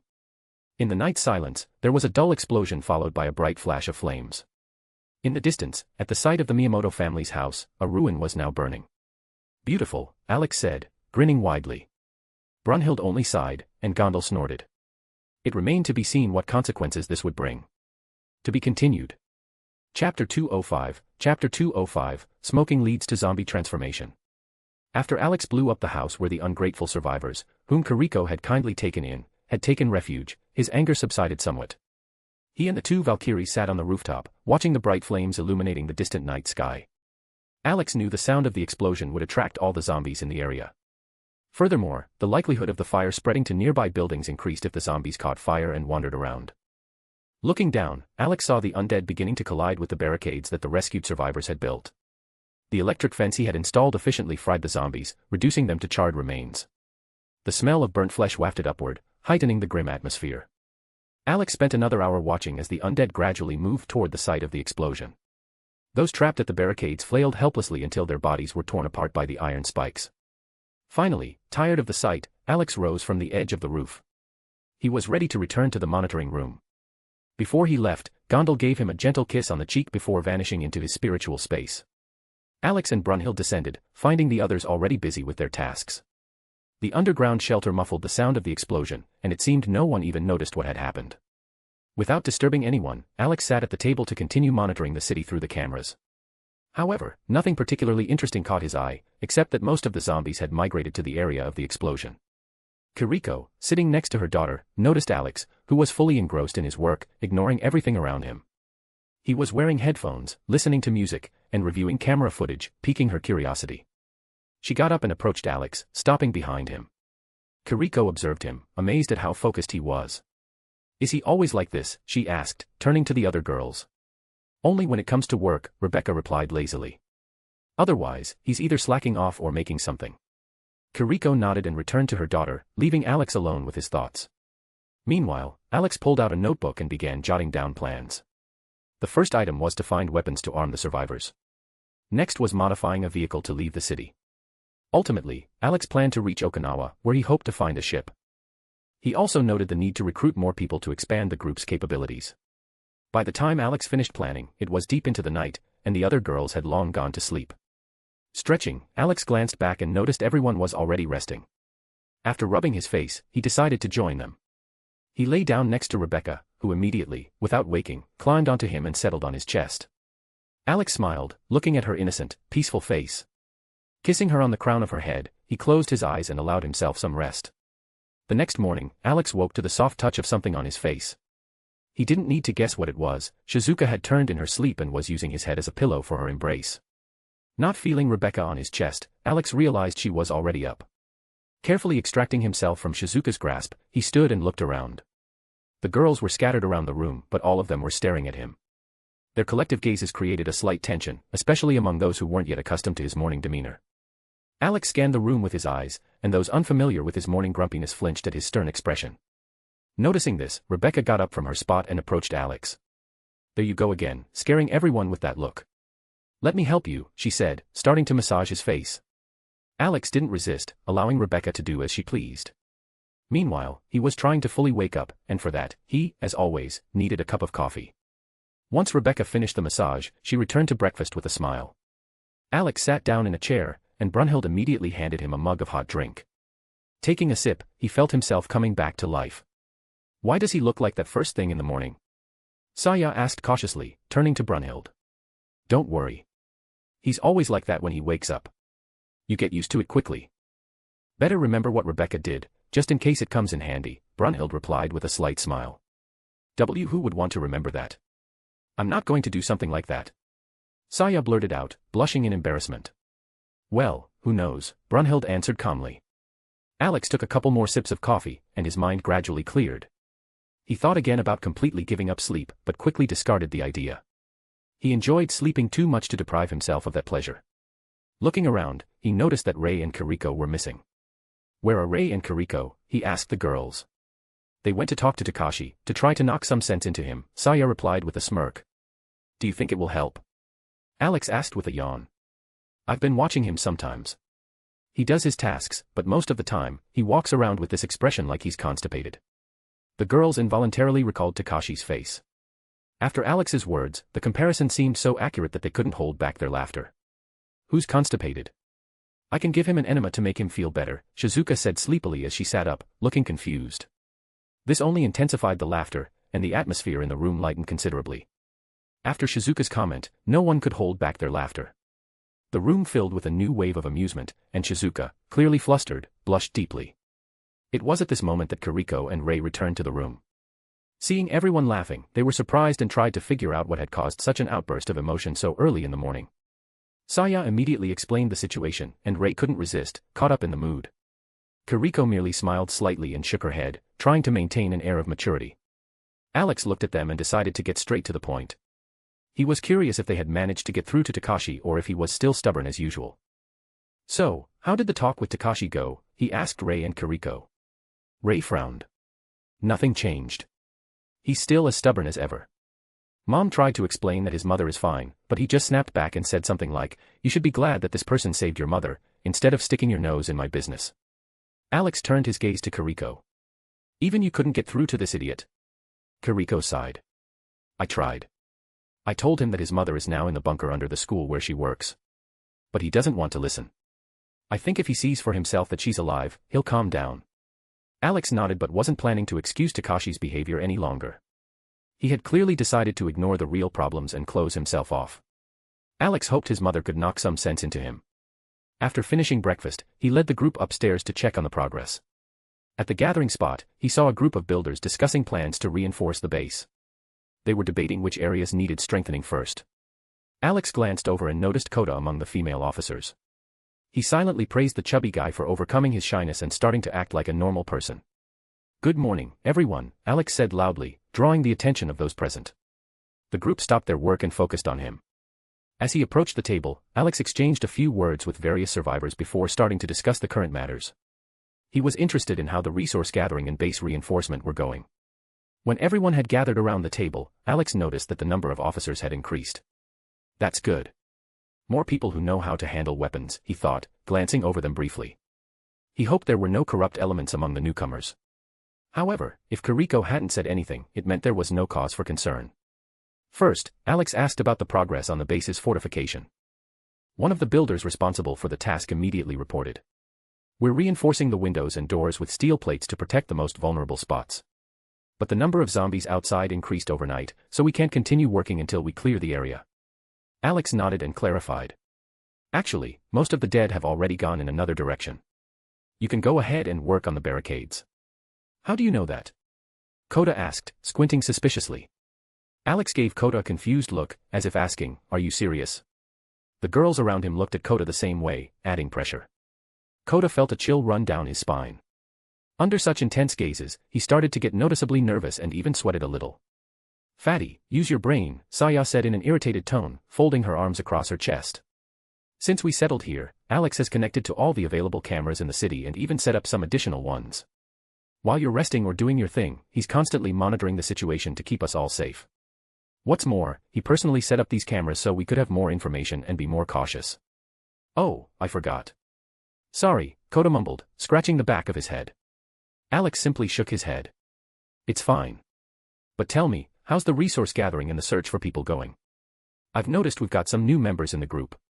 He glanced at the new arrivals. "We're not taking any risks by going too far because we're short on ammunition and transportation. It's tough to move everyone with just the Hummer. But we did find a bus station, and we thought those might be useful in the future," Asami answered, not waiting for Kota to gather his thoughts. "Buses are a good idea," Alex nodded. "As for ammo and weapons, I'll figure out how to get some. Now that we have more officers, it means we can form extra search teams. Just a reminder, we don't have much time." Everyone nodded in agreement. The meeting continued in its usual rhythm. Alex gave instructions to several groups to clear the barricades of trapped zombies, while he began thinking about the next step, rescuing Takashi's mother and the other children hiding in the school bunker. He understood that this operation would require extreme caution. Takashi, can you come over here for a minute? Alex called, stepping away slightly. Takashi frowned but followed him. The girls discreetly watched, trying to understand what Alex was planning to do. Once they were farther from the others, Alex lit a cigarette and, watching Takashi approach, began. Do you want to explain why the hell you're acting like a spoiled child? You've already been told that your mother is fine, that she's alive and in the school bunker. Instead of listening, you snap back. Even Ray's mother tried to talk to you, but you brushed her off too. Do you even realize that many of these people will never see their loved ones again? And if they do, it'll only be as walking corpses ready to tear them apart. Mind your own business, Takashi snapped rudely. Just because you saved me and these people doesn't give you the right to meddle in my affairs. Alex stared silently at him. His face remained expressionless, but a vein twitched in his right eye. He was doing his best to stay calm despite every defiant word from Takashi. The girls standing nearby began losing patience as they watched Alex repeatedly make reasonable points while Takashi stubbornly brushed them off. The tension was rising. Damn it, Rebecca muttered, noticing a strange wide smile appearing on Alex's face. Brunhilde, grab him. Gir, Mimi, Stitch, help, she yelled, rushing toward Alex, trying to prevent what she thought was inevitable. Brunhilde immediately understood what Alex was planning and quickly moved toward him. Gir, Mimi, and Stitch also reacted instantly, rushing to Alex's side. The other girls froze, confused, not understanding why Rebecca had asked to hold Alex back. Brunhilde and Rebecca managed to grab Alex by the arms, preventing him from pulling out his stick and beating Takashi. Gir, Mimi, and Stitch hung onto his arms and shoulders, helping to keep the situation under control. Let me go. I'm going to knock some sense into this idiot. Alex growled, tensing his muscles to break free. Don't even think about it, Brunhilde snapped, barely holding him back. We both know your sense-knocking methods don't end too well for those on the receiving end. Hey, idiot, get lost while we're holding him. Rebecca added, addressing Takashi. He'll cool off soon, so go on, shush. Takashi flinched under Alex's grim look and decided not to tempt fate, quickly retreating. Once he was out of sight, Brunhilde and Rebecca let go of Alex. As he freed himself, Alex took a deep breath, trying to regain his calm. He knew he had almost lost control again, and it irritated him. Did you really want to beat him? Ray asked, looking at him in surprise. Maybe, Alex answered evasively. Maybe. I remember the last time your sense-knocking ended with the poor guy having to see a therapist to recover, Rebecca added sarcastically. It doesn't matter, Alex waved it off. We'll save Miss Komuro, and let her deal with her son. Maybe after talking to his mother, he'll stop acting like a depressed idiot. Or maybe not, Ray snorted. Honestly, I kind of want to smack him myself. Ray, you were friends. How can you say that? Kiriko said, slightly reproaching her daughter. Mom, you hardly see him, but I do, every day. I'm sure you'd feel the same way, Ray replied with a slight smile. Kiriko just shook her head, chuckling. After a brief discussion, Alex assigned Kiriko and Brunhilde to stay behind and watch over the camp while he and the team went to fetch Miss Komuro. Kiriko agreed without further questions. Outside, Alex saw a new minibus that someone had thoughtfully brought. Leading the girls to the vehicle, he began organizing the boarding. I'll drive, Rebecca declared, climbing into the driver's seat. I'm not going if she's driving. Ray protested, blocking Rebecca's way. We'll definitely flip over. Hey, don't be such a buzzkill. It'll be fun. Rebecca laughed, trying to squeeze past her to the wheel. With your driving skills, you should only be trusted with a tank or an armored vehicle, Alex said with a smile, putting his hand on her head. I'm driving today. Fine, Rebecca grumbled, conceding, but a mischievous spark appeared in her eyes. Rebecca sulked but eventually gave up her seat to Alex. However, she immediately settled herself on his lap as if in protest. Alex just shook his head with a slight smile, took his phone from his pocket, and placed it on the dashboard to plot the route to the school where Takashi's mother worked. He hoped there would be a bus there to evacuate the children. Once everyone was seated, Alex started the engine and set off. Rolling down the window to smoke, he glanced toward the spot where the fire had been the previous night. Was there a fire last night? Saya asked, pointing to a faint column of smoke in the distance. Maybe. Something happened, and it caught fire, Alex replied indifferently, taking a drag. It's somewhere near my house, Ray said, craning her neck forward to get a better look at the smoke. Probably the gunshots attracted the dead, a scuffle broke out, and something ignited. Who knows? It doesn't matter to us, Alex said calmly, his face expressionless. Hey, Karma, Saya smirked, a glint of schadenfreude in her eyes. Rebecca was watching Alex closely. She immediately realized he was lying and pinched him on the leg to get his attention. Alex threw a quick glance at her. Her expressive eye seemed to ask whether he had anything to do with it. In response, Alex just smiled. Rebecca instantly understood that Alex had likely arranged a fun night for the survivors that Kiriko had saved. Alex looked in the rearview mirror and noticed Stitch comfortably curled up on Shizuka's chest, enjoying himself as if it were the softest spot in the world. Shizuka, meanwhile, smiled contentedly as she petted him. Arriving at the elementary school, Alex drove onto the premises. An eerie, frightening silence hung in the air. Everyone got out of the minibus, but they stayed close to each other. It's too quiet. Like in a horror movie, Shizuka muttered, her voice slightly fearful. Don't remind me. The last thing I want to see is zombie kids, Ray shuddered, as if the thought alone chilled her. You'll protect me, right? I'm just a fragile girl, Shizuka said playfully, pressing her ample assets against Alex's back. Where did you learn that, Busty? Rebecca asked, raising an eyebrow and nervously twitching her eye. Rika taught me. She said, if you want free drinks, do this, Shizuka replied with a completely serious expression. And does it work? Ray asked skeptically. I don't know. I haven't tried. I'm too shy, Shizuka admitted, blushing and looking down. Alex couldn't help but smile, seeing the blush color her cheeks. Once everyone was ready, the group headed toward the school to scout and clear the area before evacuating the children and teachers trapped in the bunker. First, they circled the building, checking the backyard to ensure there were no zombies that could attack unexpectedly.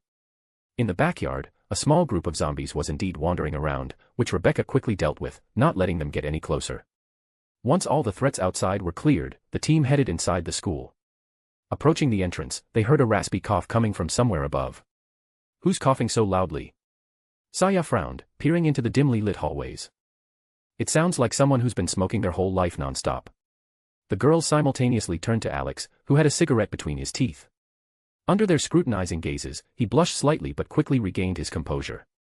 First of all, my cigarettes aren't harmful. They don't even smell, if you haven't noticed. They just have a slightly bitter taste, and that's it, Alex said, pretending to be upset, looking at them with feigned displeasure. You're right, your cigarettes don't smell. But Rika smokes too, and her cigarettes smell terrible, Shizuka commented, as if sniffing the air for confirmation. Alex was already thinking about something else. A thought flashed through his mind that only one type of zombie could cough like that. His suspicion was confirmed when a long tongue suddenly shot out towards Saya, trying to grab her. In an instant, Alex pulled Saya into his embrace, and with his other hand, he caught the tongue before it could reach her. Ah, you bastard, come here. Alex growled, yanking the tongue toward himself. Saya froze in his arms, her cheeks flushing bright red. She hadn't understood how she ended up in Alex's embrace. With a strong jerk, Alex pulled the zombie off the roof. With a loud crash, it hit the ground, spraying black blood. At the same time, Gir rushed toward the fallen smoker and with a characteristic hum, drove his sawed-off sword into the zombie's head, ending its life.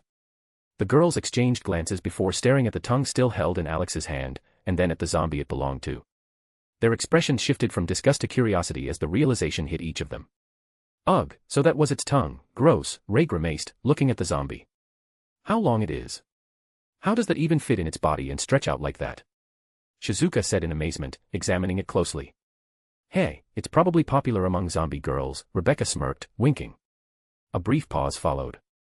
The girls exchanged looks but then couldn't hold back and burst into laughter. Even Alex, imagining the absurdity of the scene, hummed before openly laughing.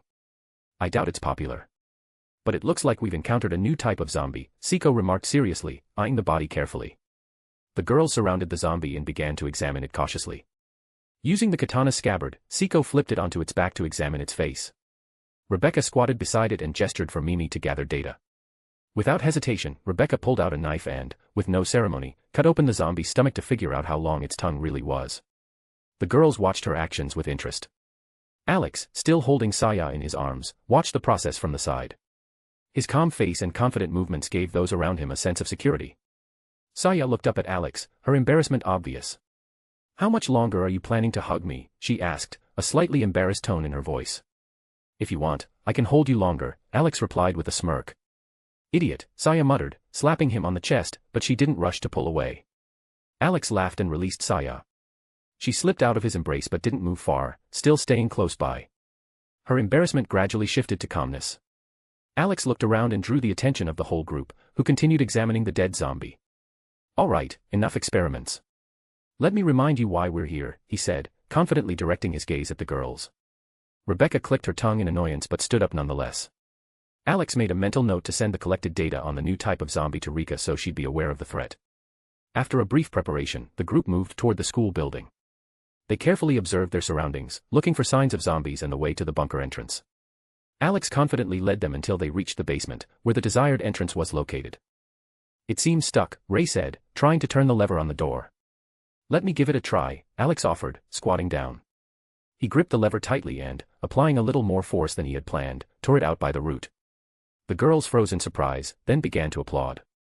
All right, enough. It was just a lever, Alex smirked and peered inside the now open passage. The first thing he saw was a group of frightened teachers armed with makeshift spears. They were protecting the children hiding behind them, trembling with fear. Miss Komuro, are you here? Alex asked, carefully observing the people in the room. Do we know each other? One of the women asked, her voice tinged with slight fear. Not with me, but with her, yes, Alex replied, stepping back and turning his gaze to Ray.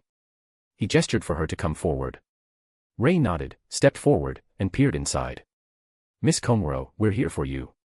I'm glad you're all right, Ray said with a smile. Ray. Is that you? The woman exclaimed, her face lighting up with relief. I'm so glad you're okay. You called and said we'd be rescued. But in a situation like this, it's hard to believe. Seeing the familiar face, Miss Komuro visibly relaxed and hurried to explain the situation to the other teachers. Gradually, the tension in the bunker eased, and their faces reflected relief. Alex and his group began descending. Gir, Mimi, Shizuka, check on the children and teachers, Alex ordered, keeping a close eye on the situation. Meanwhile, Ray was chatting animatedly with Miss Komuro, trying to cheer her up. Alex approached, and Miss Komuro noticed his presence. She recalled how Ray had told her over the phone that one person had rescued them and organized the group of survivors. Thank you for saving us. And my son, Miss Komuro said, giving a slight bow of gratitude. Everything's fine, Miss Komuro. But you'll need to talk to your son and give him a good talking to, Alex replied in a calm but firm tone. Miss Komuro looked confusedly at Ray, searching for answers. Ray calmly began explaining what had happened with Takashi.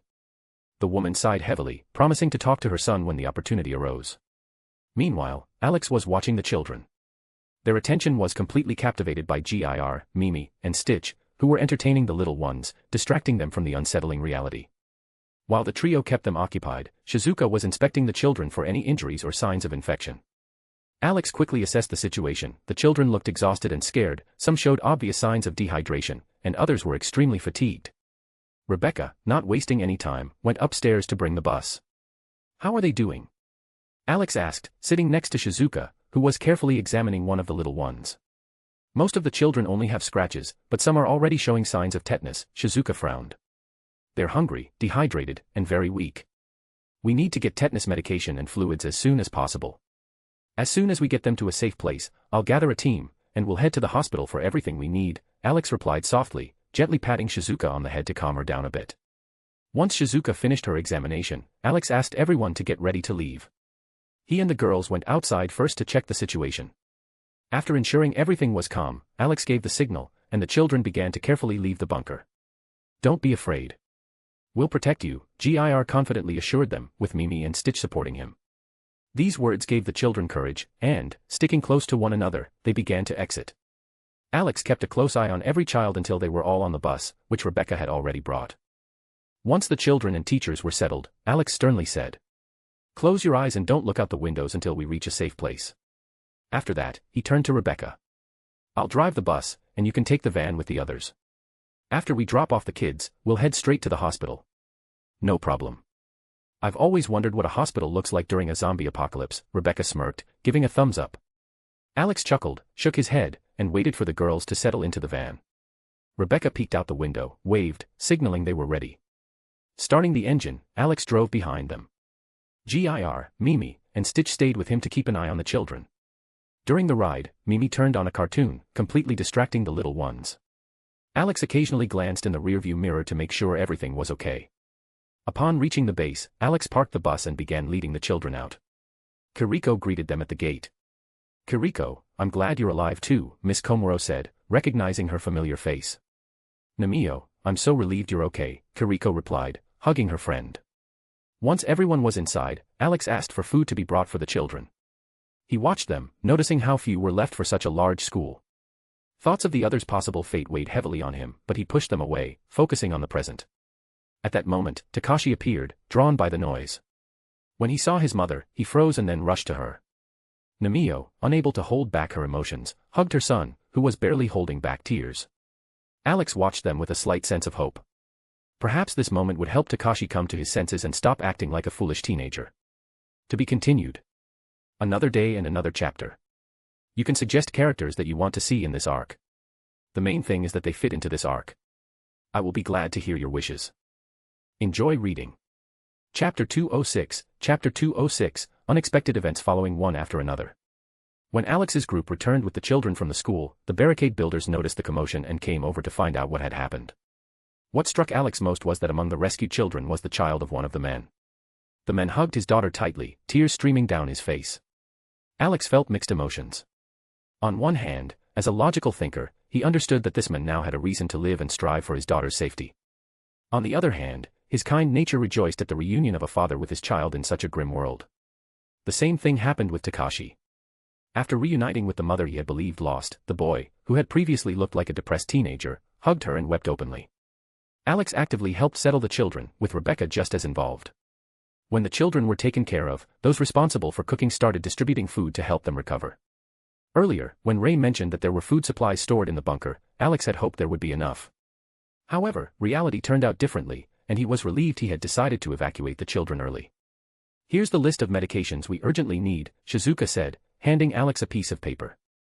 No problem. We'll head out now, Alex replied, scanning the list. Can't wait to see what a hospital looks like during a zombie apocalypse. Rebecca exclaimed enthusiastically. Alex smirked and patted her on the head. He pondered who to take on this dangerous mission. Looking around, he saw that Ray and Saya were busy, while Brunhild had taken on the role of temporary leader, coordinating everyone. Alex didn't want to put Shizuka in danger, so he settled on Siko. Will you come with us to the hospital? He asked, placing a hand on her shoulder to get her attention. Of course. My skills will be useful for this task, Siko replied with a soft smile. Alex nodded and motioned for Rebecca and Gir to follow him. Before leaving, he checked with the survivors to see if they needed anything from the hospital. After updating the list, the group headed to the exit. At his motorcycle, Alex opened the weapons compartment, pulled out a shotgun for Rebecca, and handed it to her. Siko peeked inside, curious, but quickly lost interest upon seeing only firearms. My favorite husband. You always know how to please a girl, Rebecca joked, grinning as she kissed Alex on the cheek. No explosive or incendiary rounds. Stick to acid or shock rounds at most, Alex said firmly, pinching her cheek. Buzzkill, Rebecca sighed, stuffing the rounds into her pockets. Alex pinched her cheek again as she grumbled about how he always ruined the fun. He might have let her use explosive or incendiary rounds if they weren't headed to a hospital. At that moment, he noticed Siko standing idly behind him, watching. Do you want something too? Or are you only comfortable with a katana? Alex asked with genuine interest. I'm not used to firearms, Siko said with a faint smile. I've spent my life training with a katana at my family's dojo. Even the katana you gave me is already a priceless gift. Alex nodded, respecting her choice. He appreciated that there were still people who preferred melee weapons over firearms. Meanwhile, Gir, their trusty robo-dog, leapt onto the motorcycle and reached into the weapons compartment, pulling out a flamethrower. Alex didn't stop him and instead grabbed a pair of black spheres, each the size of a fist, and slipped them into his inner pocket. Rebecca noticed immediately, recognizing the incendiary grenades Alex had designed to burn and obliterate everything in their path. She glanced at Gir, who was already inspecting the flamethrower, and Alex pondered how to discreetly retrieve armor for Gir. And Mimi from his inventory without raising questions. When the preparations were complete, Alex headed towards the minivan they had used before. The van was spacious enough to carry a large amount of supplies. The girls settled inside, and Alex was about to follow their example when he suddenly heard a voice behind him. Wait! Takashi called out, rushing towards Alex. Alex stopped and turned to face the boy. What's going on? He asked calmly, watching Takashi approach. I want to go with you, Takashi began seriously. I know I acted like a complete idiot. I was just afraid to face reality.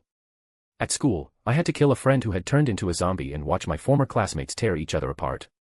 Even when I was told my mom was okay, I was scared to find out she had become one of those creatures. Alex raised an eyebrow in surprise. Even Rebecca and Siko turned around, looking at Takashi as if a ghost was standing before them.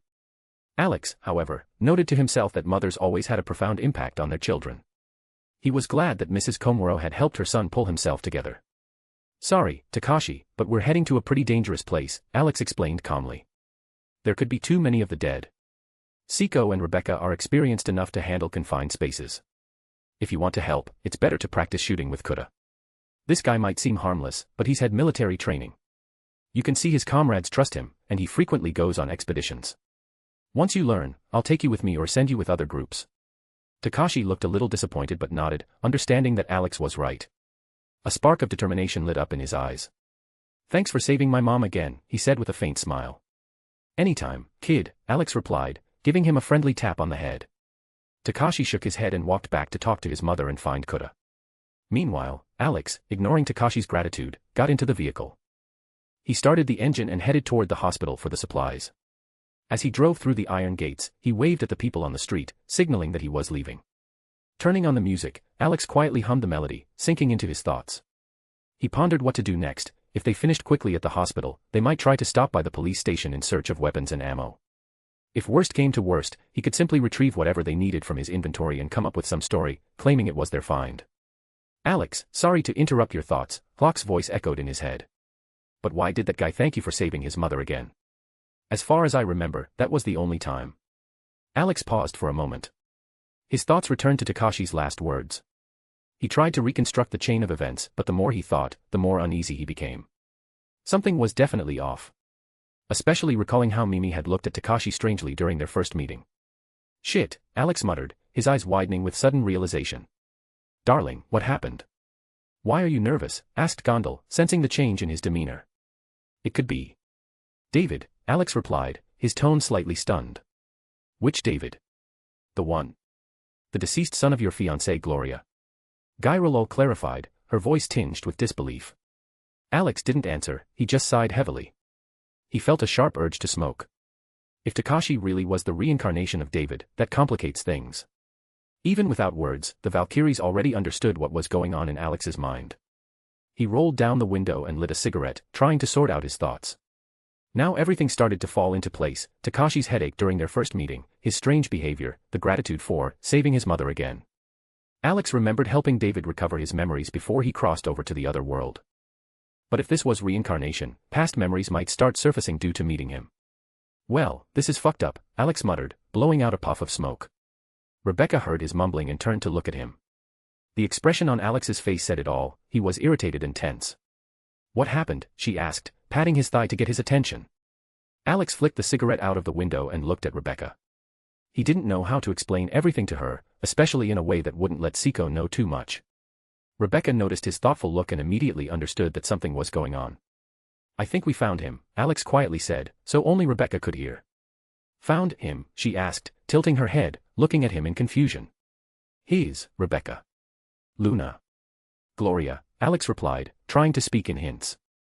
At first, Rebecca didn't understand what he was talking about or why he was using such strange words.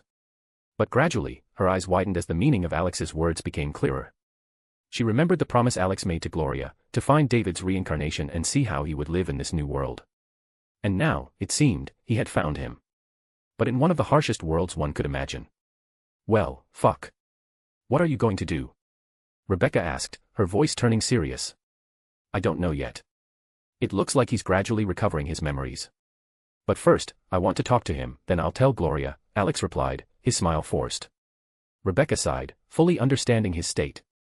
She knew how much Alex loved Gloria and the other girls, and why he was willing to do anything for them. Siko, noticing that Alex and Rebecca were whispering and Alex's face looked tense, couldn't help but ask. "What are you two whispering about?" she asked, leaning her head forward. Alex and Rebecca exchanged a glance, understanding that it wasn't the right time to discuss it. "Rebecca wants a workshop," Alex began calmly, as if it were an ordinary everyday topic. "And I'm explaining that we don't have space to set one up just yet. But I promised her that once we acquire a ship from the military base in Okinawa, she'll have her own corner." Siko nodded, intrigued, and began asking Rebecca about what she planned to do in her workshop. Rebecca threw a brief glance at Alex before shifting her attention to Siko and starting to explain. Alex occasionally joined in, adding details. Siko listened with surprise, learning that all the weapons Rebecca used, she had assembled herself. Her admiration was obvious: she hadn't expected to meet someone with such skills. Arriving at the hospital, Alex turned into the ambulance parking lot and parked near the entrance. "We're here. Let's check out the ambulances first, then we'll head inside," Alex suggested, getting out of the car. The girls agreed with Alex's decision and got out of the car. Unfortunately, there were only a few ambulances in the parking lot, but even that might be enough to replenish their medical supplies. Approaching the first ambulance, Alex cautiously opened the doors. He involuntarily recalled scenes from horror movies where zombies jump out when the doors open. However, it was quiet inside. Only the floor and walls of the vehicle were stained with blood. "Someone had a rough shift," Rebecca joked, jumping into the back of the ambulance. "Tell me about it," Alex replied, glancing around warily. Seiko circled the vehicle to inspect the area. Meanwhile, Rebecca, along with GIR, began rummaging through the inside, searching for useful medical supplies. Unfortunately, they didn't find anything of value except for a couple of packs of painkillers. Finishing with this vehicle, they moved on to the second. This time, Alex decided not to take any risks and simply knocked on the rear door to make sure there was no one inside. Listening carefully and confirming it was quiet, he opened the door. Rebecca jumped inside again, but the situation was the same, nothing useful except for painkillers. "This place is empty too." "Unless you want to collect painkillers," Rebecca said, showing what she had found. Alex shook his head. "All right, time to head into the hospital itself," he said. Approaching the back door of the building, Alex listened. It was suspiciously quiet, so quiet it felt unsettling. "If you see any bodies after we go in, just shoot them in the head, just in case." "Who knows, maybe they're faking it," Alex said with a slight smirk. "No problem, handsome." "Now open the door, I want to see what's inside," Rebecca responded impatiently. Alex sighed, shook his head, and opened the doors. Rebecca and GIR quickly slipped inside, followed by Seiko, with Alex bringing up the rear. Inside, the corridor was eerily dark, but GIR switched on the lights, dispelling the gloom. As they moved further, they entered a spacious room where black body bags lay scattered around. Alex approached one of the bags and lightly kicked it with the toe of his boot, checking if the body would come to life. "Are you hoping to see them wriggle like worms in those bags?" Rebecca asked with a smile, watching his actions. "Of course not. It's just, if they start moving, it would be strange," Alex replied, rolling his eyes. "Why strange?" Seiko asked, intrigued. "Well, imagine it. They'd be twitching and kicking, like worms you pull out of the ground. Only the noise would be louder than usual," Rebecca said, nodding. Seiko nodded thoughtfully at Rebecca's explanation, while Alex continued to carefully scan the room, sensing that something unpleasant might be ahead. Seiko nodded and looked closely at the black bags with bodies. Deciding to help Alex, she began walking around the bags, gently poking them with the hilt of her katana to make sure nothing inside was coming to life. After finishing her check, Alex headed toward the wall where a map of the hospital was hanging. He was interested in the location of the pharmacy, where prescription medications were distributed, as well as the storage room from which the medications were supplied. Finding the map, Alex raised GIR to the level of the schematic so that he could memorize the layout and guide the group. The robodog flawlessly completed the task and led them forward. Meanwhile, Rebecca curiously peered into each room, trying to make sense of what had happened there. In some rooms, everything was soaked in blood, while others were surprisingly clean, as if they hadn't been used at all. Finally, the group reached the necessary room and began searching for medical supplies. "Alex, what did you feel the first time you killed someone?" Seiko suddenly asked, looking at him with a serious expression. Alex stopped rummaging through the boxes and looked at her. "Hard to say. Honestly, I didn't feel anything special. It depends on how you view killing and the reason behind it." "Why do you ask?" Rebecca, intrigued by the topic, also diverted her attention from the search, waiting for Seiko's response.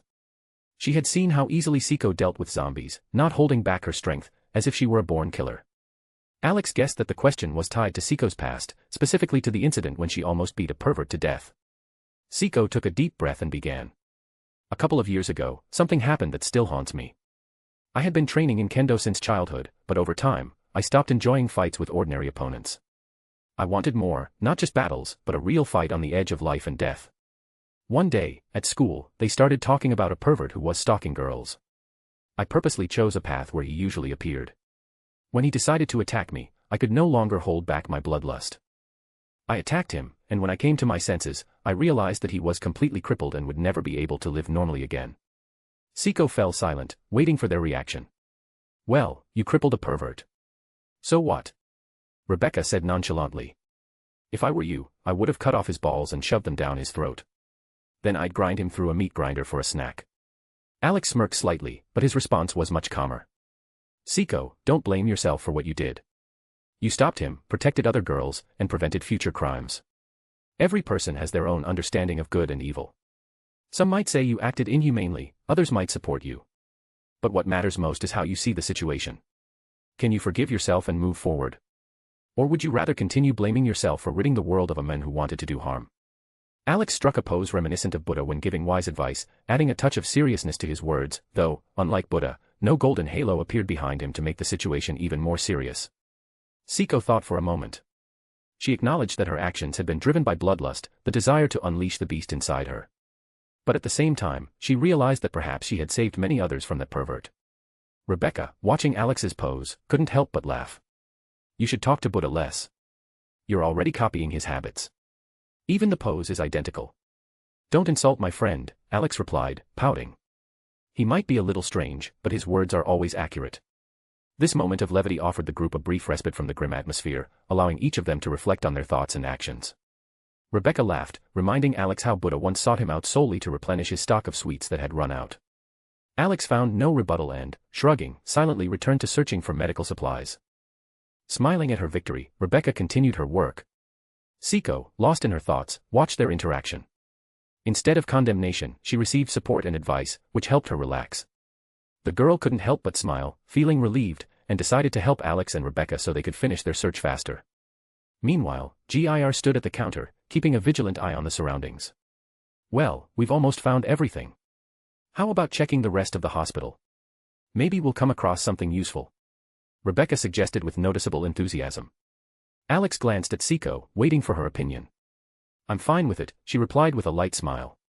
Maybe we'll really find something useful. Having made the decision, Alex settled GIR on his shoulder, and the entire group headed out for reconnaissance.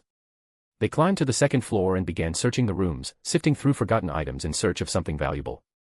Apart from junk in bags and old phones, they found nothing noteworthy, although Alex and Rebecca thought the phones might be useful in the future. After finishing with this floor, they moved to the third. During another search, Alex heard a shuffling sound, as if someone were dragging their feet across the floor. Rebecca immediately perked up, she was clearly excited about the possibility of encountering an unusual zombie.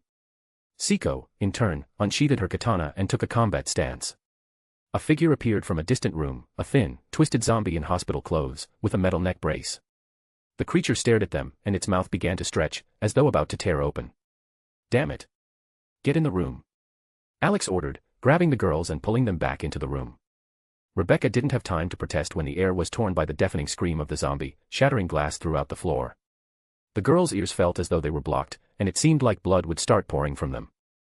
Alex, wasting no time, assessed the distance and made a decision. To avoid facing the screamer directly, he decided to break through the walls. With a sudden movement, Alex covered his face with his hand and began smashing through the walls, aiming for the source of the sound. His power left a trail of holes, like a tunnel. Finally, he reached the room where the zombie had emerged, and without hesitation, grabbed its head and slammed it into the wall. The dull thud reverberated through the room, and the screamer fell silent forever. Rebecca and Seiko quickly followed Alex, using the openings he had made. Damn screamer, Rebecca muttered, kicking the immobilized body. I almost went deaf. My ears are still ringing. I never thought I'd crave silence this much, Seiko added wearily, putting away her katana. I'm more worried that this screeching bastard didn't attract all the zombies in the area. If it did, we'll be stuck here for a long time, Alex remarked, lighting a cigarette and shaking his head in annoyance. While Rebecca examined the body of the screamer and GIR gathered data for further transmission, Alex approached the broken window and looked outside. Seiko followed him, standing next to him and also glancing down. We're lucky, Seiko said with a light smile, looking at Alex. Don't I know it, Alex replied, then, looking at her, asked, how about you? Did it get easier after you talked about it? Or do you still feel like you did something wrong? He gently placed his hand on her head and lightly stroked her hair. Actually, I do feel better, Seiko confessed, leaning slightly into his hand. I realize that I don't have to pretend to be someone else anymore. I want to be myself. That's the right way, Alex said approvingly, continuing to smile. If someone can't accept you for who you are, then those people aren't worth being in your life. Seiko's eyes brightened as she looked at Alex. His words gave her determination. She made a firm decision in her heart and decided to follow that feeling wherever it might lead. Glancing at the street for any signs of approaching zombies, Alex and Seiko returned to Rebecca. In the meantime, it seemed Rebecca had decided to play surgeon. The robo-dog had already gotten a mask, gloves, and tools, while Rebecca eagerly dissected the zombie. "Come here, miracle doctor." Alex shook his head and pulled Rebecca away from the screamer's body before she went too far. Rebecca crossed her arms, puffed her cheeks, and looked at Alex with puppy eyes, hoping he would let her go. But Alex didn't relent and, without ceremony, threw her over his shoulder like a sack of potatoes. "Hey," she protested, slapping him on the back to express her indignation. Climbing to the 4th floor, Alex suggested splitting up to finish the search faster. If they didn't find anything useful here, they would leave the hospital. Alex took GIR with him and headed to the end of the hallway, while Seiko and Rebecca decided to start from the other side. Alex and GIR carefully examined each room, but found only signs of chaos, blood on the walls, pieces of flesh, and destroyed rooms. Meanwhile, Seiko and Rebecca came across a strange room. Rebecca was the first to enter and froze, staring at the blood-stained wall. Strange hieroglyphs and phrases were scrawled on it, as if written by the hand of a madman. "Hey, handsome," she shouted, calling to Alex. "This is definitely something for you. You're the smartest, you know how to deal with this kind of thing." Hearing her voice, Alex stopped his search and quickly headed in their direction. Alex and GIR exchanged a brief, silent glance and made their way to the room where Seiko and Rebecca had hidden. As soon as they entered, Alex immediately noticed the walls.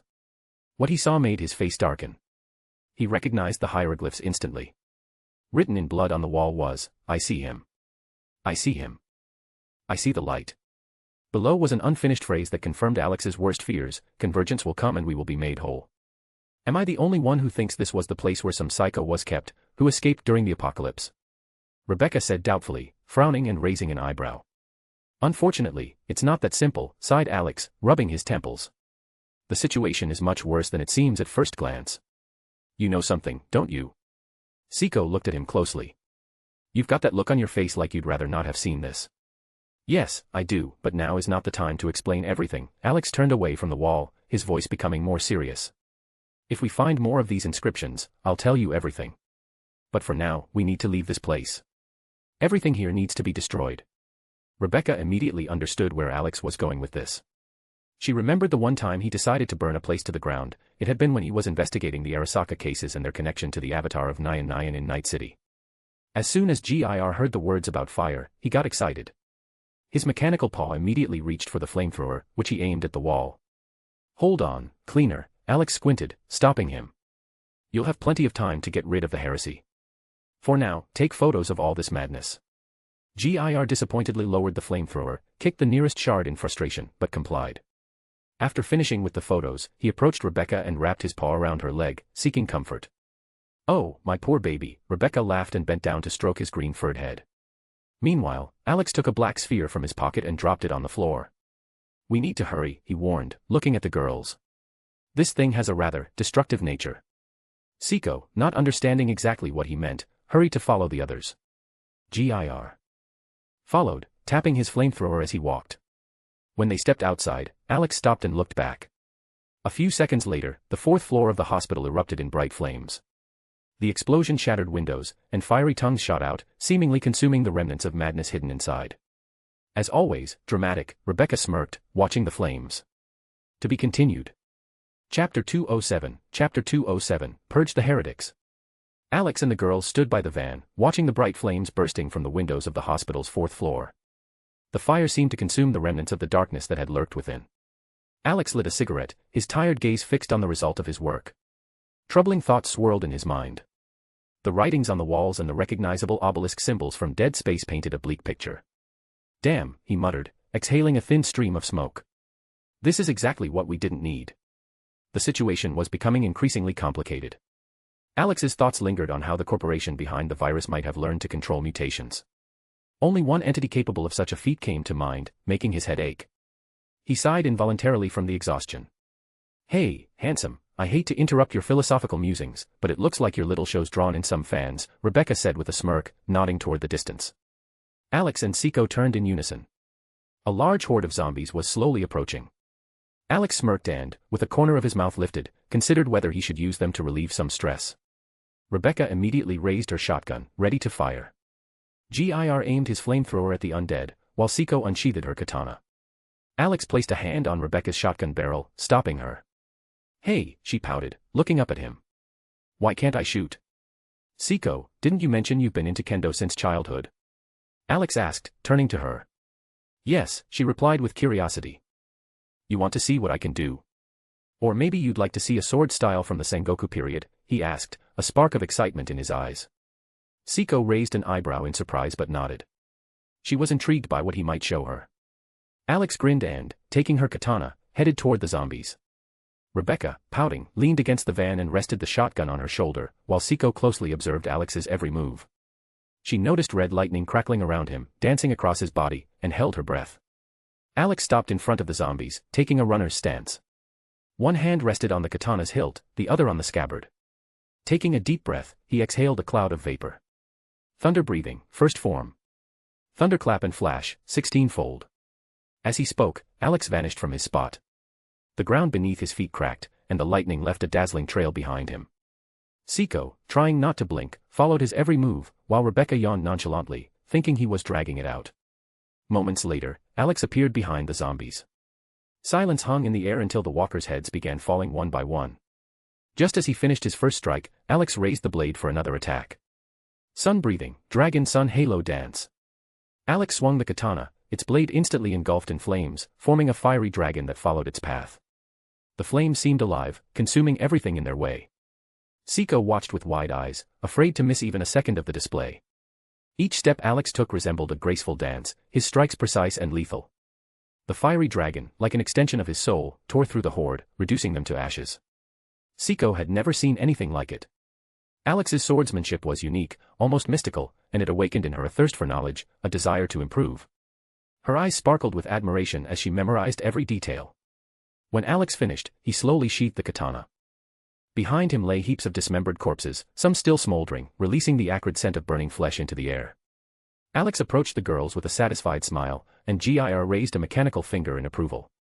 As usual, you love putting on a show, Rebecca remarked, crossing her arms. But you still love me, Alex said, forming a heart shape with his fingers and winking at her.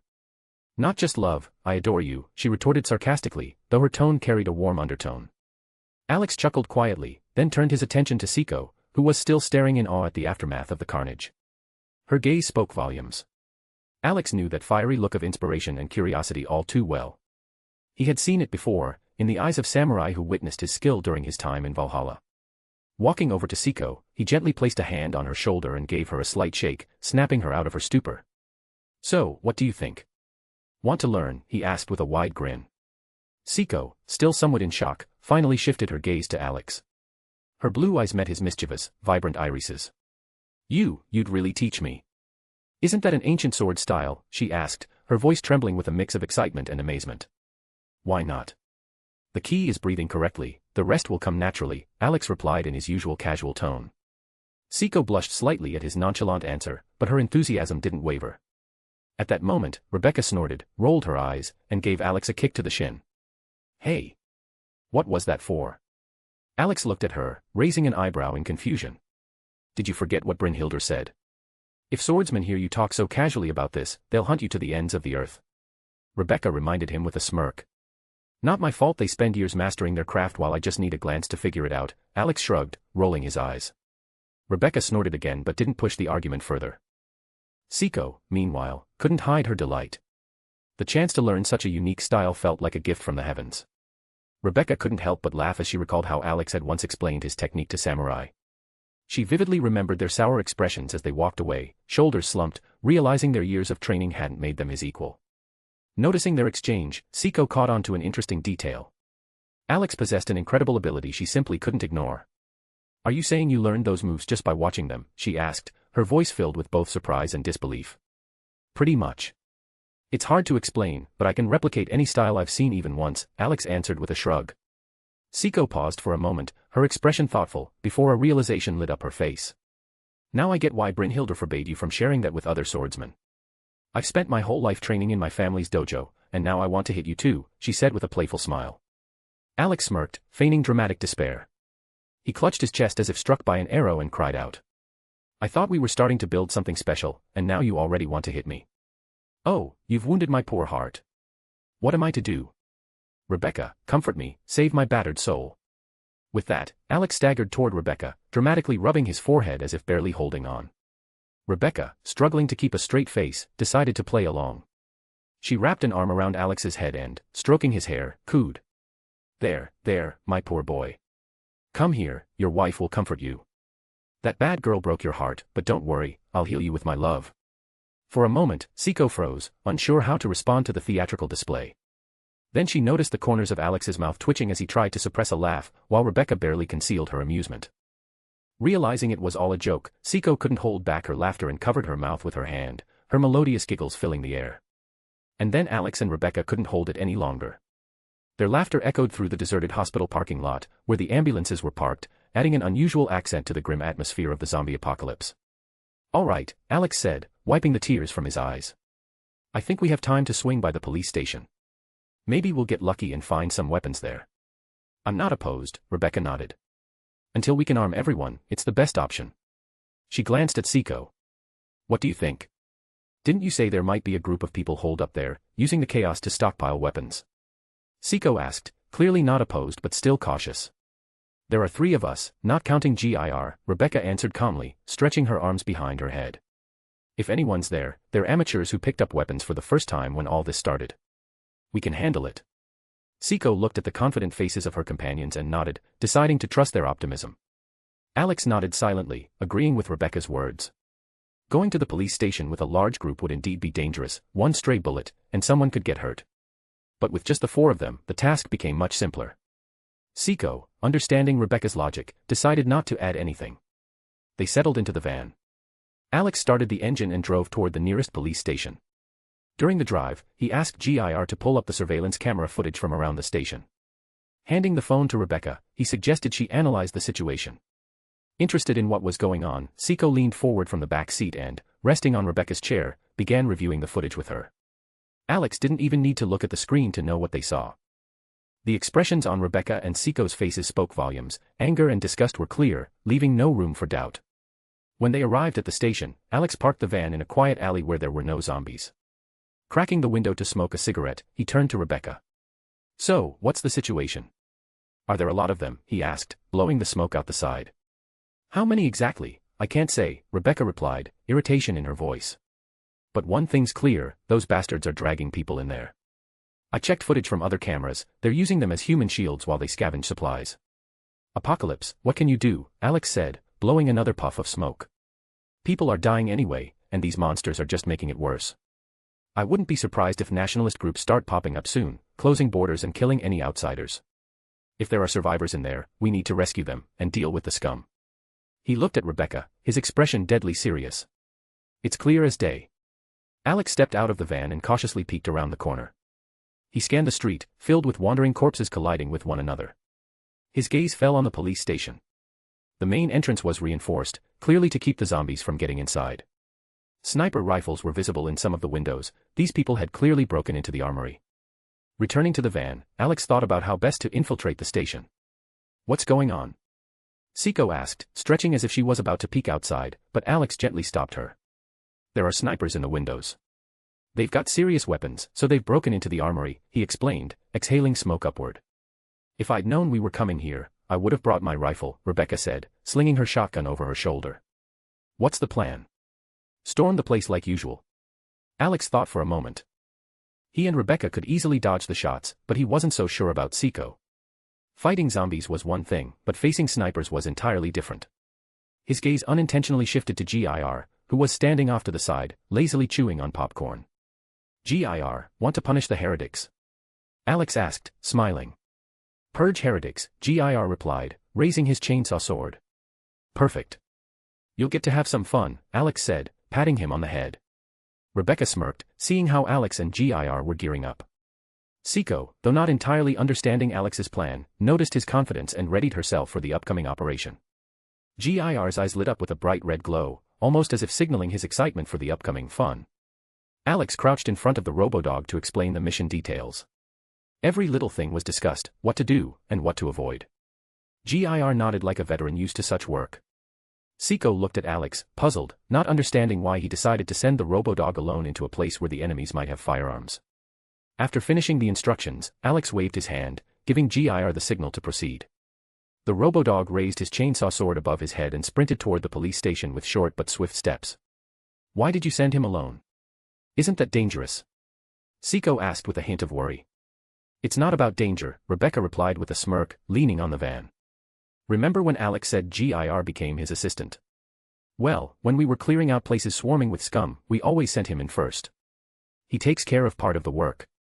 The only problem is, he gets too into it, and it turns into a bloody massacre. Rebecca smiled, looking at Siko, whose face showed a mix of surprise and disbelief. You'll see for yourself soon. Think you were harsh with that pervert? Wait until you see how those who stand in GIR's way end up. She tapped her finger thoughtfully on her chin. Alex, how long do you think it'll take him? About 5 minutes, no more, Alex replied lazily, pulling a candy from his pocket and offering it to the girls.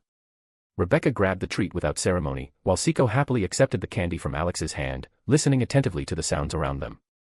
A few minutes later, the silence was shattered by gunshots and desperate screams. Damn, what is that? Shoot him. Purge heretic. Shoot that bastard, don't let him get closer. Burn heretic. He cut off my leg. Help. The screams grew louder, filling the street with a terrifying symphony of fear. Siko's eyes widened in shock at what was happening. Nearby zombies, drawn by the noise, began to gather around the station. Let's start with the outer cleanup while GIR is busy inside, Alex said calmly, drawing his weapon and signaling the girls to follow him. To the sound of gunfire and the cries of the dying, Alex, Rebecca, and Siko methodically dealt with the zombies that had flooded the area in front of the police station.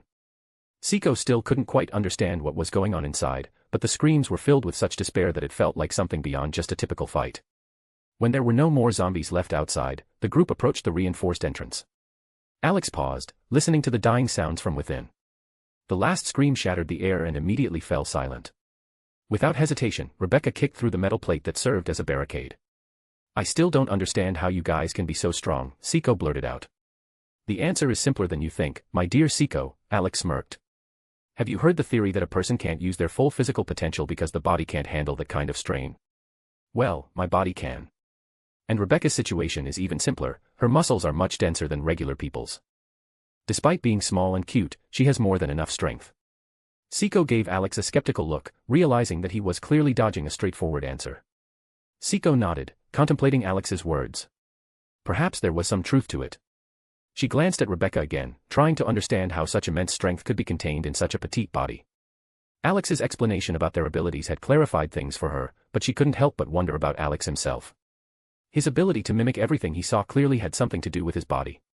Hearing Alex call her small and cute, Rebecca playfully turned around and blew him an air kiss. Alex only smirked in response, then effortlessly ripped the iron grate blocking their path. Upon entering the main hall of the police station, Siko froze. She immediately understood what Alex had meant by GIR's cruelty. Everywhere, there were dismembered body parts, blood covering even the ceiling, and a metallic scent hung thick in the air. GIR, where are you? Alex called, summoning his robo-dog. There was a thud from the second floor. A moment later, GIR burst into the hall, holding his chainsaw sword. His green suit was splattered with blood, and his gaze conveyed confidence in his work. Siko finally understood what Alex meant when he referred to GIR's enthusiasm during cleanups. Did you punish all the heretics? Alex asked with a slight grin. Mission complete. One's still alive. He's probably the leader of these scum, GIR reported, giving a salute. Alex nodded and gestured for GIR to lead them to the survivor. The girls followed him, and Siko couldn't take her eyes off the bloody aftermath, a testament to the robo-dog's deadly skill. Even for her, what she saw seemed beyond the ordinary. Rebecca, on the other hand, walked with apparent indifference. For her, it was a familiar sight, something she'd seen many times during cleanup missions. Deep inside the police station, Alex and his companions found a man lying on the floor, foam at his mouth and wet pants. Looks like he pissed himself, Rebecca commented, pointing at him. Of course. Anyone in his place would have done the same if they saw a green dog bursting in, causing bloody chaos. It's surprising he didn't die of a heart attack, Alex replied, not in a rush to approach the man. Is it always like this for you? Siko asked, noticing how calmly Alex and Rebecca were taking everything. You don't seem too impressed by what you've seen, Rebecca smirked, giving Siko a scrutinizing look. Someone else would have already puked on themselves, but you're standing there as if nothing's happened. Admit it, you like this kind of atmosphere. Siko didn't deny it. She didn't feel fear or sympathy for these people, knowing they got what they deserved. Alex approached the survivor, carefully lifted him by the scruff of his neck, sat him in a chair, and tightly bound him. Let's take a look around. Maybe we'll find something useful, Alex said, checking the knots on the rope. The girls agreed, and the first place they decided to check was the prisoner cells. Alex and his companions assumed that since these scum had used people as human shields, there might still be survivors left in the cells. Breaking down the massive doors, the group found themselves in a room with cells. Looking inside, Alex noticed people huddled in the corner of the cage, afraid to even move. By their clothes, he immediately recognized them as students from the school. Surprisingly, some of them were still alive. When the people in the cage noticed Alex and his companions, they were initially scared, but when they saw no hostility, they began to examine them closely. "Seiko Busujima, is that you?" suddenly asked one of the women, recognizing the familiar face. "Teacher Matsuda. How did you end up here?" Seiko responded in surprise. Matsuda sighed, her voice trembling. "When all of this started, we hid in the school. Along with the surviving teachers and students, we waited for things to calm down. But when the situation seemed a bit safer, we tried to leave. Unfortunately, we were caught. These people were in police uniforms, so at first, we believed they were rescuers. But they turned out to be bandits. They brought other people here, took one of us from time to time, and they never came back." Tears welled up in her eyes. Alex didn't need to hear more, he already understood what had happened. Approaching the cell door, he effortlessly tore the lock off, allowing everyone to exit. "Follow me, I'll get you to the street," he said calmly. But no one moved. The fear of the new stranger and the horrors they had endured prevented them from trusting immediately. "It's okay. He's our leader," Seiko intervened, trying to calm the people. "We've settled in a bank, it's a safe place." She explained in detail who was in their group and how they helped other survivors. Upon learning that some of the saved were familiar teachers and students, the people in the cage relaxed a little. After Seiko's words, they decided to trust Alex. "Just be careful. What's behind the door is not for the faint of heart," Alex warned, leading them to the exit. The survivors didn't fully understand his words, but they obediently followed. When they left the building, the meaning of what was said became clear. The corridors were soaked in blood, and the bodies of bandits were scattered everywhere. One of the women couldn't hold it in and vomited against the wall. After leading everyone outside, Alex surveyed the survivors. The number of people was too large to fit them all in the van. "Kota, are you there?" Alex activated the communicator. "I'm here." "What happened?" Kota immediately responded. "Are you at the base or still on the raid?" Alex asked. "Just got back." "Need help?" Kota guessed. "Yes. We took the police station and saved a group of survivors, but there are too many for one van. Bring a few guys and come here," Alex explained. "Got it. We'll be there soon," Kota replied, ending the call. After Alex's call, Kota immediately ran to the group of officers and explained the situation. Gathering volunteers, he received a message with the exact address of the police station they needed to go to. Finishing the transmission of the coordinates, Alex looked at the saved people, who were still trying to recover. They looked pale and exhausted. Alex didn't need to guess what they had been through. If you were a girl, you became a toy for such scum, and if you were a guy, they hunted you until you died from exhaustion. Don't go anywhere and stay alert. We've cleared the area of zombies, but that doesn't mean more won't show up. Keep your eyes open, Alex warned, looking at the survivors. "And where are you going?" Seiko asked, noticing Alex heading back into the station building.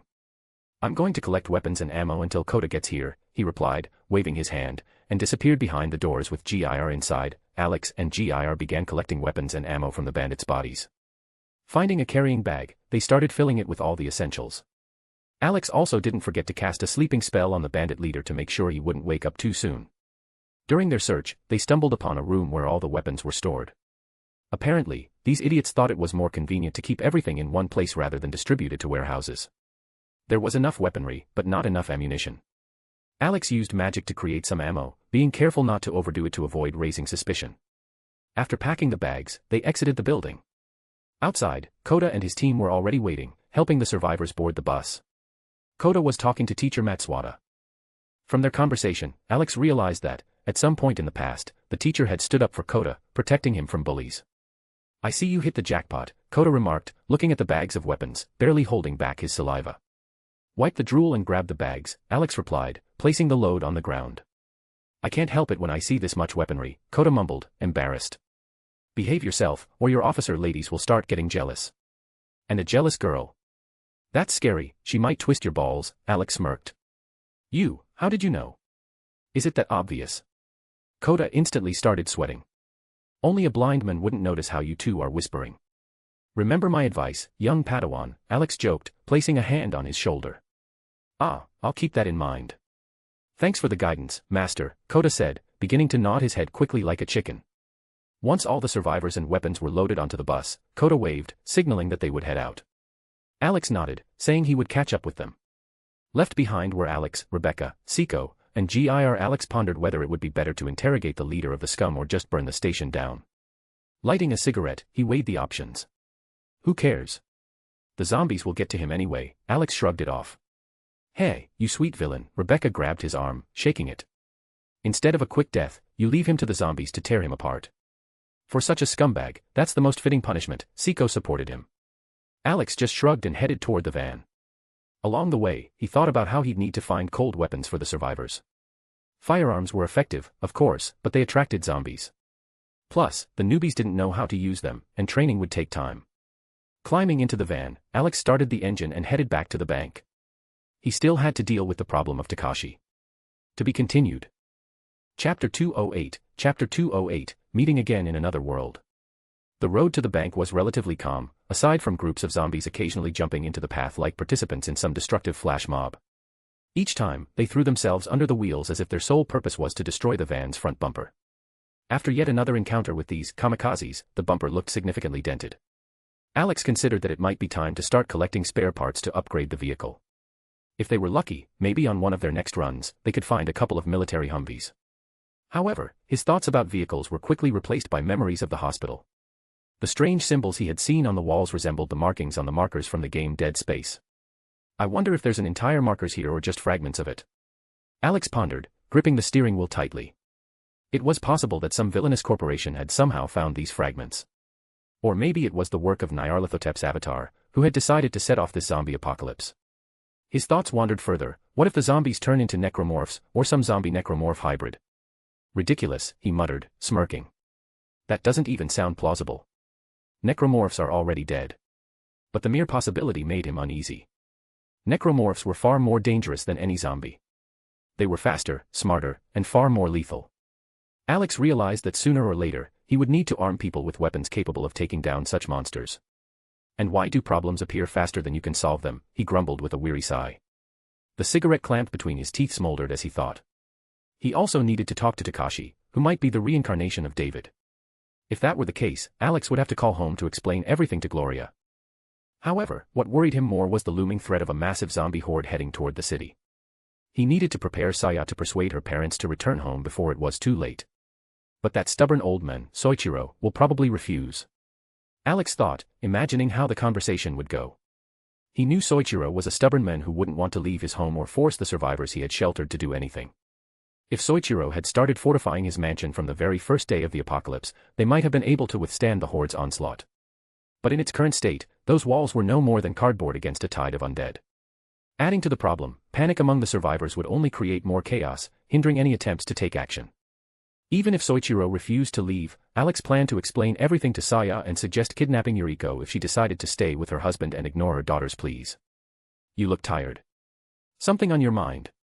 Seiko broke his train of thought, noticing his pensive expression. Just don't feel like working, Alex replied lazily, keeping his eyes on the road. Rebecca chuckled. Sorry, sweetheart, but you took this job upon yourself. Like your father always said, finish what you start.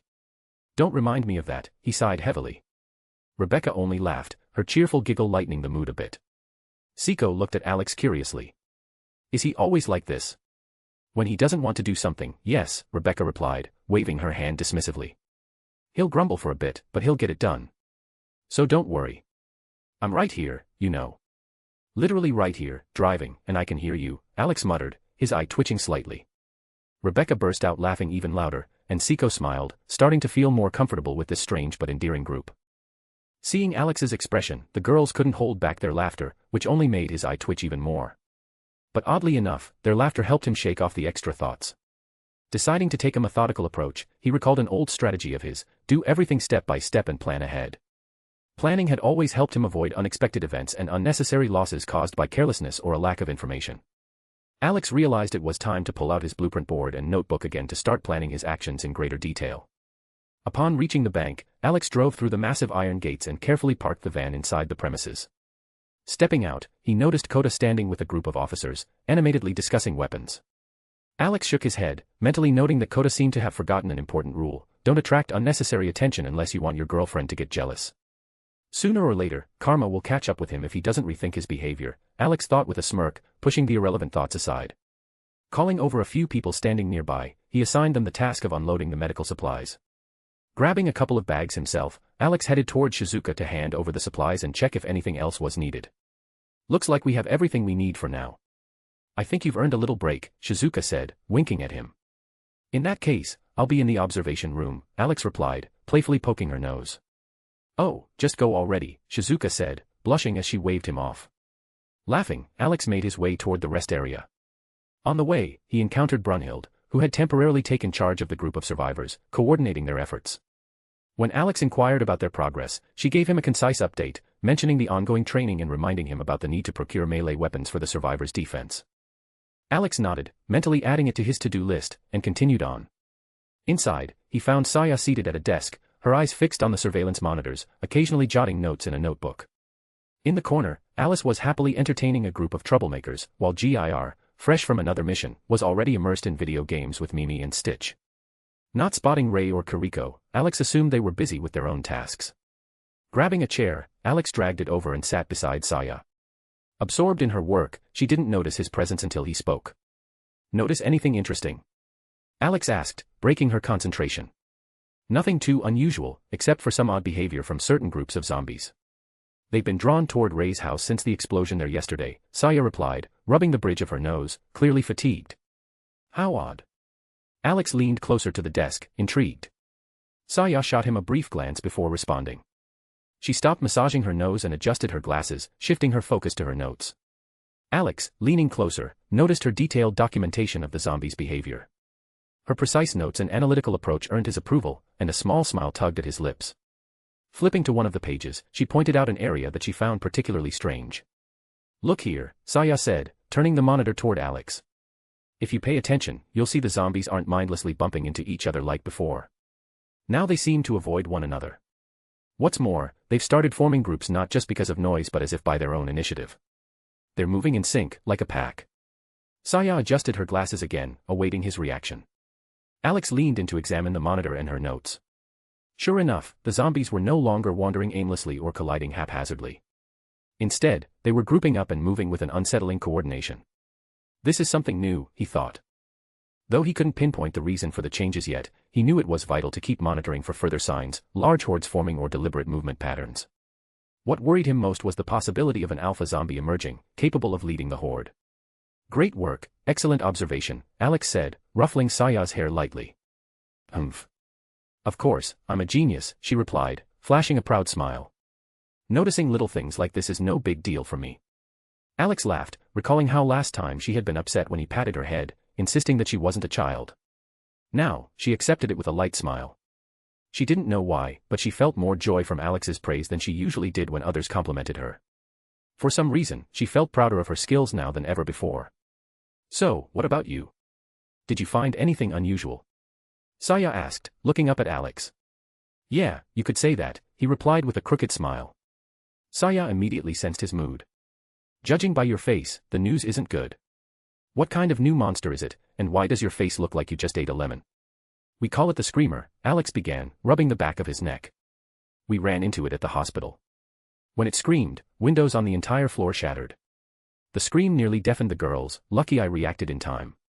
If you run into it in a confined space, consider yourself unlucky. And worst of all, its scream attracts zombies. We were lucky there weren't many around, thanks to yesterday's explosion. He took a candy out of his pocket and handed it to Saya. She absent-mindedly took it and popped it into her mouth while pondering what she'd just heard. Is the scream of this zombie really that powerful? She asked, eyeing Alex with interest. Powerful enough that your brain might literally leak out if you're too close, Alex said darkly, joking. Saya flinched at his words but quickly regained her composure. So we need to figure out how to deal with it. Good thing you came back in one piece, she said quietly, shifting her gaze back to the monitors. Alex nodded. He liked her ability to stay calm even in stressful situations. Saya tried to imagine the potential consequences of such a sonic strike, and her face paled slightly. Being the smart and curious person she was, she understood that such a powerful sound impulse could lead to destructive effects, like turning a brain to mush. However, she was equally intrigued by another question: how did the zombies acquire such an ability? Moreover, she wanted to know if they could use this screamer against regular zombies. Alex noticed Saya was lost in thought and decided not to disturb her. He ruffled her hair lightly and headed off to rest a bit before diving back into work. The day was still in full swing, and Alex decided to do something simple, like heading up to the roof of the bank and soaking up some sunlight. As he passed by other survivors, he spotted Rebecca, who was cleaning and checking the weapons with the officers.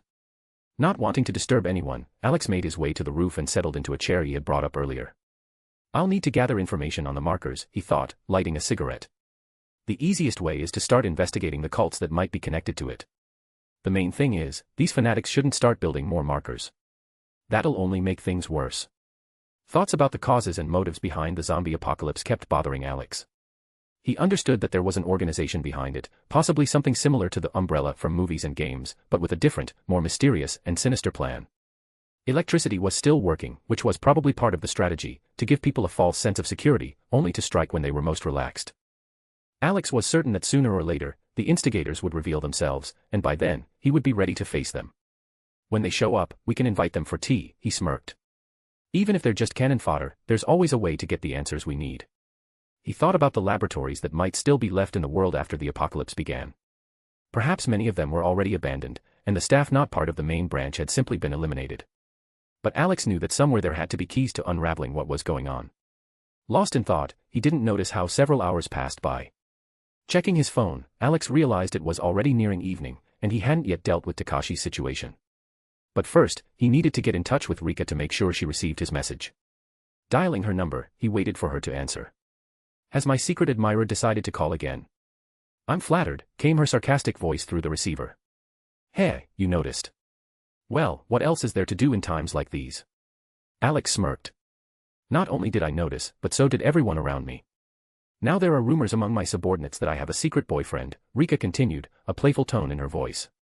I know how to make up for my mistake, he replied with a smile. And what might that be? Will you arrange a supply delivery or reinforcement? Rika teased. Unfortunately, that's above my abilities. But I've got something better, new information. Interested? Alex leaned back in his chair, exhaling a cloud of smoke. Surprise me, she replied. We found several new types of zombies and noticed some oddities in their behavior. I've sent you all the details by email. Take a look when you have time. Thanks, my dear secret admirer. What would I do without you? Moi. Rika laughed, then blew him a kiss through the phone. Alex chuckled and ended the call, passing all the necessary information to Rika. Now, it was time to deal with Takashi's situation. Rubbing his chin, Alex considered the best approach. The simplest solution was to ask his robo-dogs, Gir and Mimi, to bring Takashi to the roof. At that moment, almost as if by coincidence, Rebecca climbed onto the roof accompanied by a trio of noisy companions. How long have you been sitting here? What VE you been up to? Rebecca asked, approaching. Just the usual, thinking, planning, didn't even notice how time flew. By the way, you're right on time, Alex stretched, loosening up his stiff muscles. Why's that? Rebecca asked, tilting her head slightly as if trying to read his thoughts. You'll find out soon, he said. Gir, Mimi, find Takashi and bring him here. But be careful, no extra positivity. Just bring him. Alex turned to his loyal robo-dogs. Gir and Mimi nodded in unison and rushed to carry out the command. Rebecca sat next to Alex, stroking Stitch's head.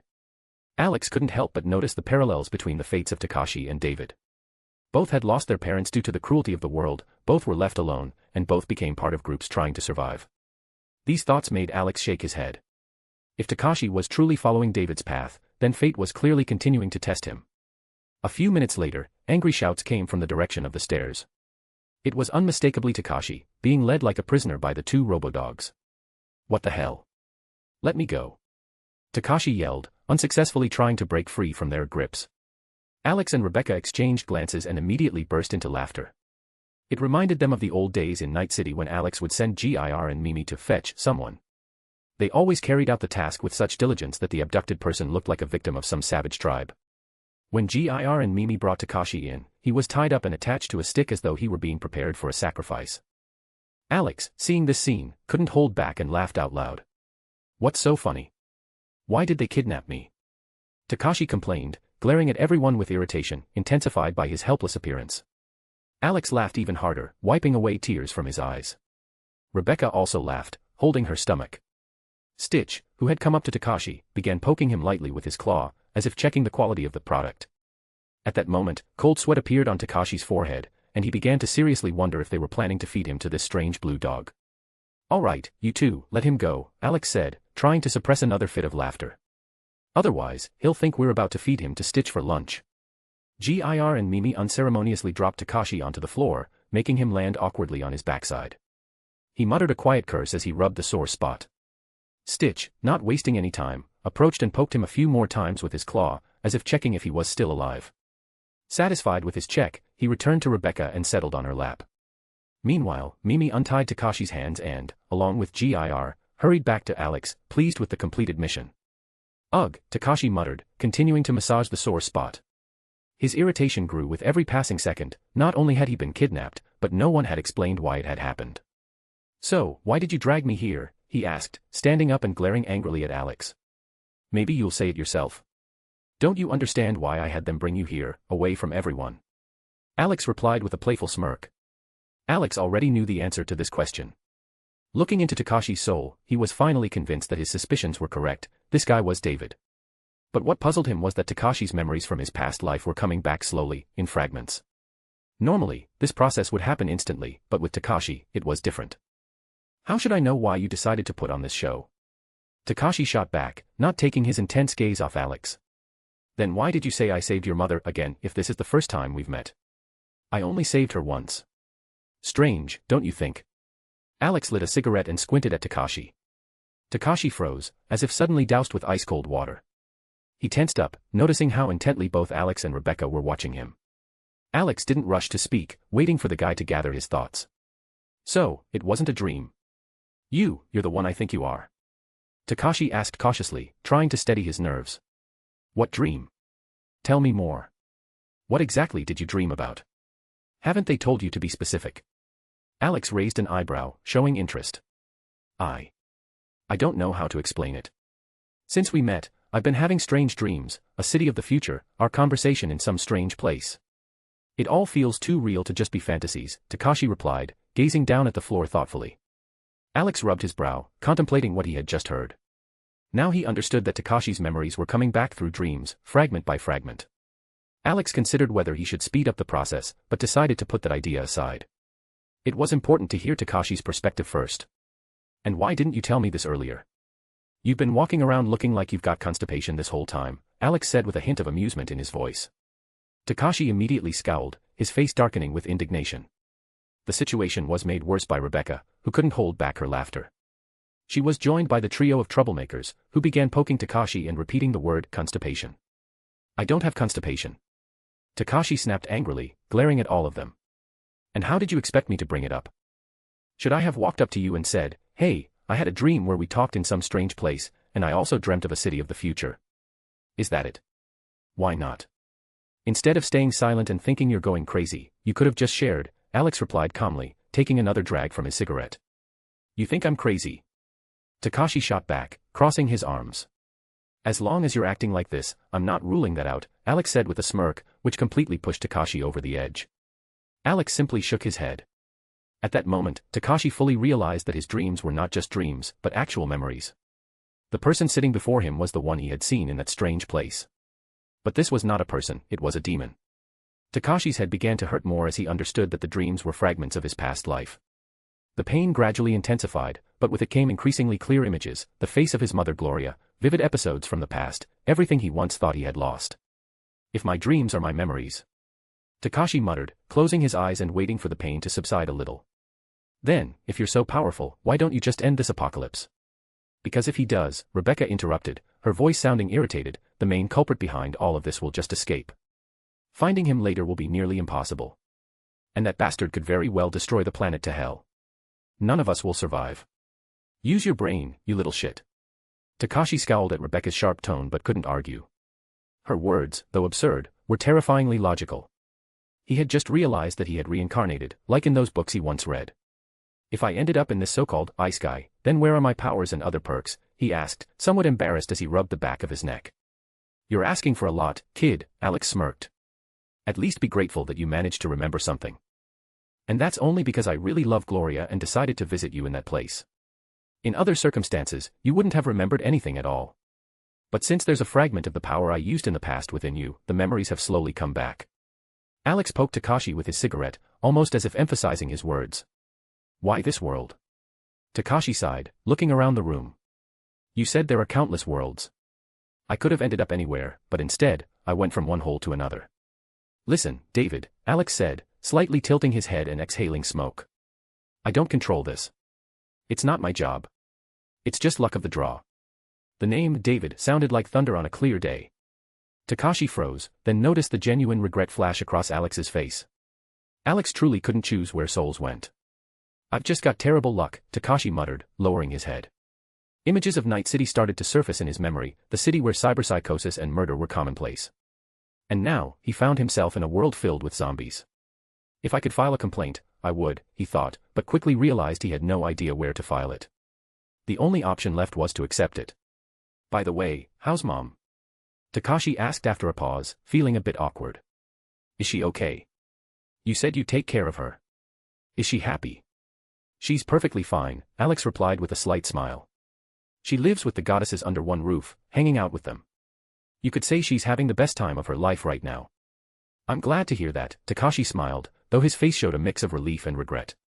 If you'd brought her into this world, I'd have beaten you up. Go ahead, kid, Alex snorted, taking another drag from his cigarette. Alex and Rebecca exchanged glances and burst into loud laughter at Takashi's threat. The guy realized that his words sounded more like a joke than a real threat. He just smiled and shook his head. Now that it was clear his dreams were actually memories, Takashi started accepting his past life with less resistance. Approaching Alex, Takashi asked a question that had been on his mind for a while. It was important to him to know how his mother, Gloria, was doing in the other world. Alex calmly explained that she was doing well, making friends with the goddesses, and enjoying her time. Takashi listened attentively, nodding occasionally, trying to picture how his mother, a simple woman from Night City, could have made such unusual friends. He also struggled to wrap his head around the fact that, in some way, Alex was now like a stepfather to him. After the conversation, Takashi felt lighter, as if a burden of doubt had been lifted. Many things became clearer to him. But Kota mentioned that he knew you, Takashi remarked, recalling their earlier conversations. I saw pictures where you were depicted as fictional characters, you, her, and the girl with the spear. It's simple, Alex replied, trying to explain clearly. Any possible world, whether fictional or not, can exist. For example, the story of your past world in this world is represented as a video game or anime. I think that might help you understand it better. Takashi nodded thoughtfully. Alex's explanation seemed simple, but it all still felt too complicated for him. Deciding not to overthink it for now, he said his goodbyes and headed for the exit to process the information he'd just received. Hey, kid, catch. Alex called out and threw something. Takashi turned around, and suddenly the object hit him right in the face. Catching it, he saw that it was a yellow jacket. His heart skipped a beat. It was his mother's jacket, the same one she wore at the Night City hospital. Her old last name, Martinez, was still embroidered on it. Takashi gripped the jacket tighter in his hands and then looked at Alex with a questioning gaze. Why? He asked, his voice trembling. Gloria would have wanted it to stay with you, Alex replied with a light smile. She still wears your ashes in a pendant, to remember you. Let this jacket remind you of her. She misses you, and she'll be happy to know I found you. When I call home, I'll make sure to invite you so you can talk to her. Thank you, Takashi whispered softly, struggling to hold back tears. And don't forget about Namio. She's your mother too. You're lucky, you've got two moms now. That's still better than having two dads, Alex added with a smile, trying to lighten the mood. The joke caught Takashi off guard, but after a moment, he smiled and shook his head. Putting on Gloria's jacket, he felt warmth, as though he had regained a piece of what he had lost. Alex noticed this and smiled too. Now, he needed to contact Gloria and explain everything. But the most important thing was that he had to take care of Takashi, so this guy wouldn't die again. Seeing Alex's warm smile, Rebecca was happy that his worries had been in vain. She sat on his lap, nestled against his chest, and together they admired the sunset as the sun dipped below the horizon. To be continued. Chapter 209, Chapter 209, How to Properly Invite Someone for a Cup of Tea. Wearing the yellow jacket, Takashi couldn't have imagined that his dreams would turn out to be memories of a past life. But now he no longer denied them and decided to accept them, especially after Alex's explanation, the man, or rather demon, who was now his stepfather. The hazy images from his dreams were becoming clearer, and new details surfaced in his mind. He finally realized that he'd been ice-guyed, though, unfortunately, he hadn't received any perks. The only advantage was having a very powerful stepdad. As he descended the stairs from the rooftop of the bank where his conversation with Alex had just ended, Takashi mulled over his newfound revelations. He now knew that other worlds were real, even those that had once seemed fictional, whether from manga, video games, or movies. However, luck had once again played a cruel joke on him. Instead of a fantastical world, he was thrown into the harsh reality of a zombie apocalypse. Out of one hellhole and into another, he muttered under his breath with a smirk. But like he said, no choice in the matter. With every step downward, the absurdity of his situation became more apparent. For anyone else, it might have been overwhelming, but not for him. The sight of real zombies, memories of Night City, and conversations with Alex had all become part of his new reality. More than anything, though, he wanted to see his mother, Gloria, again, hear her voice and see her smile. He knew Alex had promised to call him when he contacted home, and that thought warmed his heart. A faint smile crossed Takashi's face as the melancholy that weighed on him began to fade. Once he reached the bottom, he was met with the bustling atmosphere of a survivor camp. People were hard at work, some welding steel plates to windows, others mixing cement and pouring it between rebar to reinforce defenses. Women were cooking, cleaning up debris, and children were helping to bag waste. However, as soon as Takashi appeared, many people turned to look at him, struggling to suppress their grins. Of course, they all remembered how the robo-dogs had dragged him to the roof, tied up like an offering. Back then, it had been a source of laughter for everyone. Takashi felt his face tighten slightly at the memory of that humiliation. He sighed and shook his head, trying to ignore the chuckles. Walking further, he spotted a group of men working and thought about Alex's assignment, to learn how to shoot. His destination was one of his old friends, a classmate named Kota. When Takashi found Kota, he saw him surrounded by female officers, chatting with them. It was unexpected. Kota, who had once been shy and introverted, now seemed much more popular. Takashi couldn't help but think how much his friend had changed. Meanwhile, Kota himself appeared visibly uncomfortable under the intense stares of the women. He recalled Alex's advice, a jealous girl is dangerous. And if there's more than one, consider yourself in trouble. Those words now made perfect sense. Instead of immediately greeting the girls when they arrived, Kota had stayed behind with the guys, discussing weapons. Now he was dealing with the consequences. Did you get all that? One of the officers asked sternly. Yes, ma'am. Kota straightened up like a soldier at attention. He was certainly glad to have a girlfriend, a real one, not a virtual character, but with that came its own set of challenges. As someone who had never been in a relationship before, Kota was trying to figure out how to act and what to do. The female officers, noticing his slight panic, just smiled, enjoying their little prank to spook their boyfriend a bit. When Kota saw their smiles, he sighed in relief, realizing he had avoided any serious consequences. The situation reminded him of his father, who was often scolded by his mother in much the same way. He suddenly understood that this trait, getting into trouble with women, was apparently inherited. As the tension eased, Kota turned his head and noticed Takashi standing in the doorway. Takashi was looking at him with a peculiar expression, but what really caught Kota's attention was the jacket Takashi was wearing. Kota's eyes widened in amazement as he recognized the iconic piece, and they lit up as if he'd just discovered the Holy Grail. The female officers also noticed Takashi and his jacket, curious about his presence there. Kota's immediate switch to otaku mode made them sigh in resignation. Wasting no time, Kota strode over to Takashi and began inspecting the jacket with barely contained excitement. Takashi, where did you get this? Tell me right now, don't keep me in suspense. I thought I'd never see something this rare again, he blurted out, stopping in front of him. Kota had immediately recognized the jacket, especially with the name Martinez embroidered on it. Once again, Takashi was reminded that his classmate was an incurable fan of all things iconic. At the same time, his mind began frantically constructing a plausible lie, as he couldn't exactly explain that the jacket had belonged to his mother in a past life and was given to him by his demon stepfather. Alex gave it to me, Takashi replied calmly, trying to sound confident. Damn it. If I'd known he had another piece of legendary gear, I would have begged him for it myself. The guy's already a walking treasure trove of unique artifacts, from his weapons to his motorcycle. Ugh, so unfair. Kota groaned, clutching his chest in mock despair. Takashi stared at him blankly. Kota's reaction brought back memories of his time in Night City, studying at the Arasaka Academy. His wealthy classmates had behaved the same way whenever they couldn't get their hands on some trendy item. Back then, Takashi, being far removed from their world, couldn't understand the obsession. And now, here he was, facing a similar kind of person, this time in the form of his classmate. Takashi glanced briefly at the female officers, whose expressions clearly indicated they understood what was going on, which brought a slight smile to his face. I don't think he'd give you this jacket, Takashi added, deciding to crush Kota's dreams a little further. Why not? And why would he give it to you? That's so unfair. Kota exclaimed, his voice filled with dramatic self-pity. Takashi felt a strange sense of ease. Unexpectedly, his heart felt lighter from this small scene. He couldn't explain why, but watching Kota like this seemed to make his recent troubles melt away. Meanwhile, Kota continued to whine like a child who couldn't get the toy he wanted. Even the female officers looked at him with an urge to console him. Maybe Alex gave him the jacket because he stopped acting like a complete idiot, Rei suddenly commented as she passed by, overhearing the conversation. Takashi's eye twitched at Rei's comment, and he didn't know how to respond. She was right, lately, he hadn't been acting in the best way. Even Kota, who had just been crying, suddenly froze and stared at Takashi. Well, that makes sense, Kota said, nodding confidently. Takashi's eye twitched even harder. Kota's words practically confirmed that he had been acting like a complete idiot.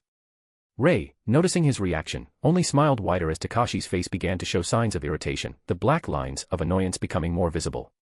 Got nothing better to do? Go back to whatever you were doing, Takashi grumbled, pointing towards Rei. Nah, nothing to do.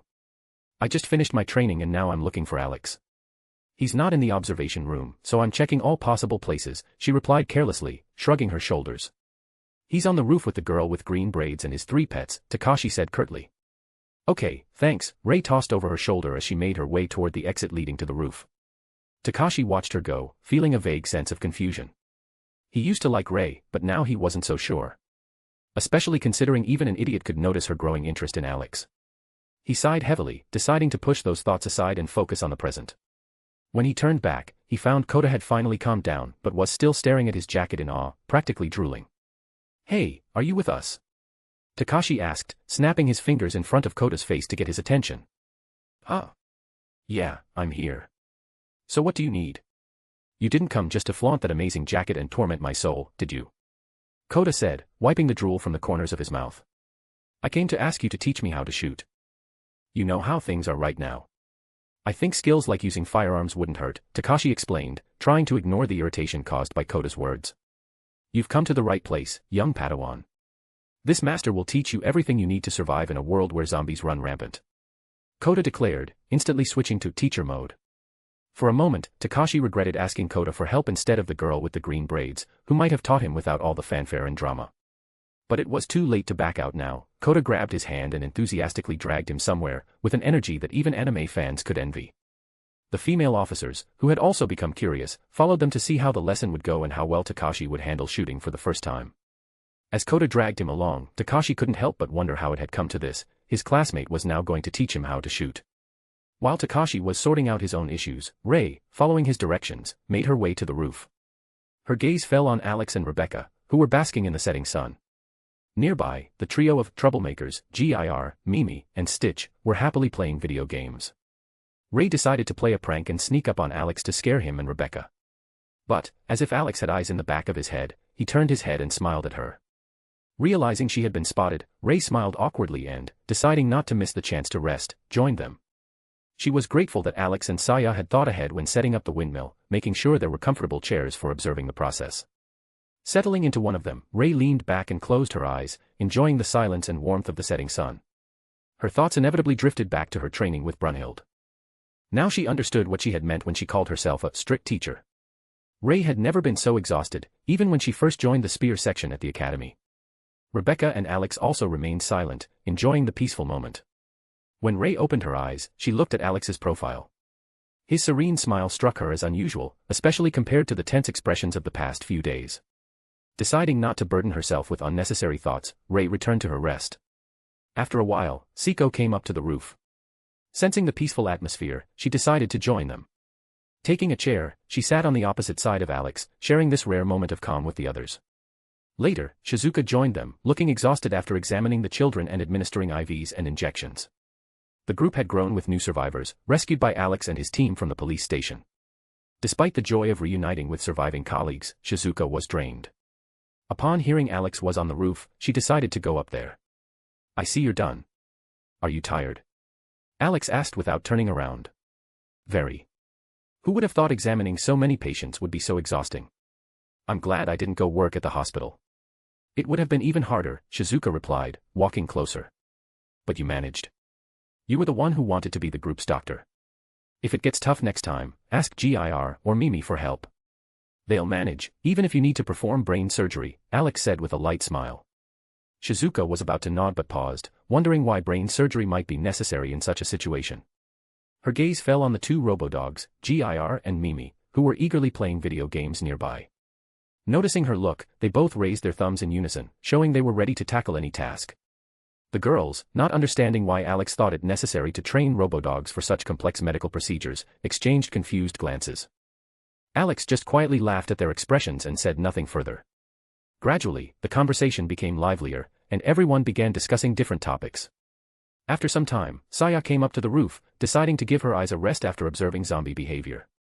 Seeing Alex and the others sitting and chatting, she grabbed a chair and joined the group. Later, Kiriko, Brunhild, and little Alice arrived, holding Brunhild's hand. Noticing the harmonious atmosphere, they also decided to stay. Alice immediately ran over to Gir, Mimi, and Stitch to see how they were playing. Noticing that Alice didn't have a console to play with the troublemakers, Alex smiled and got her attention. "Alice, do you want to play too?" Alice, hearing Alex's words, turned toward him. A faint blush appeared on her cheeks. She clearly wanted to play but was too shy to ask for the console. Her gaze slid to Brunhild, as if looking for support. Brunhild, sensing Alice's embarrassment, gently nodded, signaling that she needn't be afraid. Gaining confidence, Alice looked at Alex and shyly nodded. Alex smiled, reached into his inner pocket, and pulled out a gaming console, similar to the one Gir, Mimi, and Stitch had. "Here you go," he said, handing the device to Alice. "And don't hesitate to ask for help if you need anything. Since you consider Brunhild your older sister, that means I'm your older brother. And there's no room for embarrassment in a family." Alice, smiling shyly, took the console. "Thank you, older brother," she said in a quiet voice, her face lighting up with joy. "You're welcome, little hobbit. Now go play," Alex added warmly, patting the girl on the head. Alice hugged the console to her chest, beaming with happiness, and hurried over to Gir, Mimi, and Stitch. They eagerly began teaching her the basics of the game. Alex and the other girls watched the scene, smiling. "Maybe, when we get to Okinawa," Alex thought aloud, "I'll borrow a military ship and set up a game room for the kids. Let them get a little distraction from all this chaos. Even in a zombie apocalypse, kids need a childhood." "You care about the kids?" Kiriko asked, looking at him with interest. "I think it's important," Alex replied, shrugging slightly. "It's better they play than be afraid of zombie attacks every minute." "You're right," Saya agreed, adjusting her glasses. "Kids really need something to distract them. Unlike adults, who adapt to situations more easily." Everyone nodded in agreement. The conversation smoothly shifted to other topics, and the evening silence enveloped them until it was almost completely dark. When it became difficult to distinguish faces in the dark, Alex pulled out a simple lamp and placed it at his feet, illuminating the area without drawing too much attention. However, their peace was shattered by the sound of an explosion in the distance. Everyone flinched and looked toward the flash. "What's going on this time?" Saya frowned, squinting at the horizon. "It's the substation," Alex replied, standing up from his spot and walking to the edge of the roof. "Fortunately, we have the wind turbine and solar panels that stored enough energy. But this explosion is definitely not accidental." "What do you mean?" Kiriko asked, stepping closer. "Zombies couldn't have done this. The substation is surrounded by a fence, and no one's been there for a long time. Maybe someone accidentally triggered the explosion while trying to hide there," Ray suggested, watching the fire in the distance. "We'll find out now," Alex said firmly, addressing his robo-dog. "Gir, go ahead. Are you planning to go there?" Kiriko asked, her voice full of concern. "Yes. We need to figure out what happened. Rebecca, connect to the camera near the substation. Unfortunately, because of the explosion, we've lost most of the surveillance points in the city." Alex, frowning, rubbed his nose, contemplating the next operation. Gir ran up to Alex, jumped onto his back, and clung to him tightly, like a backpack. Once he made sure Gir was securely in place, Alex adjusted the robot's position, recalling the previous incident when the robot had fallen off. That had almost resulted in problems with Gloria. Taking a few steps back, Alex prepared to jump. Kiriko, noticing his intent, tried to stop him but didn't manage to in time. Alex gathered speed, pushed off from the edge of the roof, and effortlessly leaped to the neighboring building, disappearing into the darkness of the night. "How?" Kiriko asked in shock, staring at the direction Alex had disappeared. "Mama, did you forget how he carried us in his arms when we saved you from those ungrateful people?" Ray asked, bewildered. "This is completely different," Kiriko retorted, pointing to the neighboring roof. "Carrying two girls in your arms and jumping over the distance are not the same thing." Ray, unsure how to respond, just shrugged and decided to approach Rebecca to see what she had observed. Kiriko, realizing she wouldn't get an answer, followed her. The girls gathered around Rebecca, who took her phone from her inner pocket and connected to the camera set up near the substation. The screen displayed a live feed, flames engulfing the substation, lighting up the surroundings. Rebecca quickly scrolled through the footage, trying to find the moment before the explosion. Stopping at the right timestamp, she watched the clip several times but couldn't notice anything suspicious. Here. Zoom in on this area. Saya suddenly pointed at a specific spot on the footage. Rebecca zoomed in on the indicated part of the screen. As they all watched intently, the girls saw a group of armed individuals, resembling Special Forces soldiers, confidently moving through the ranks of zombies.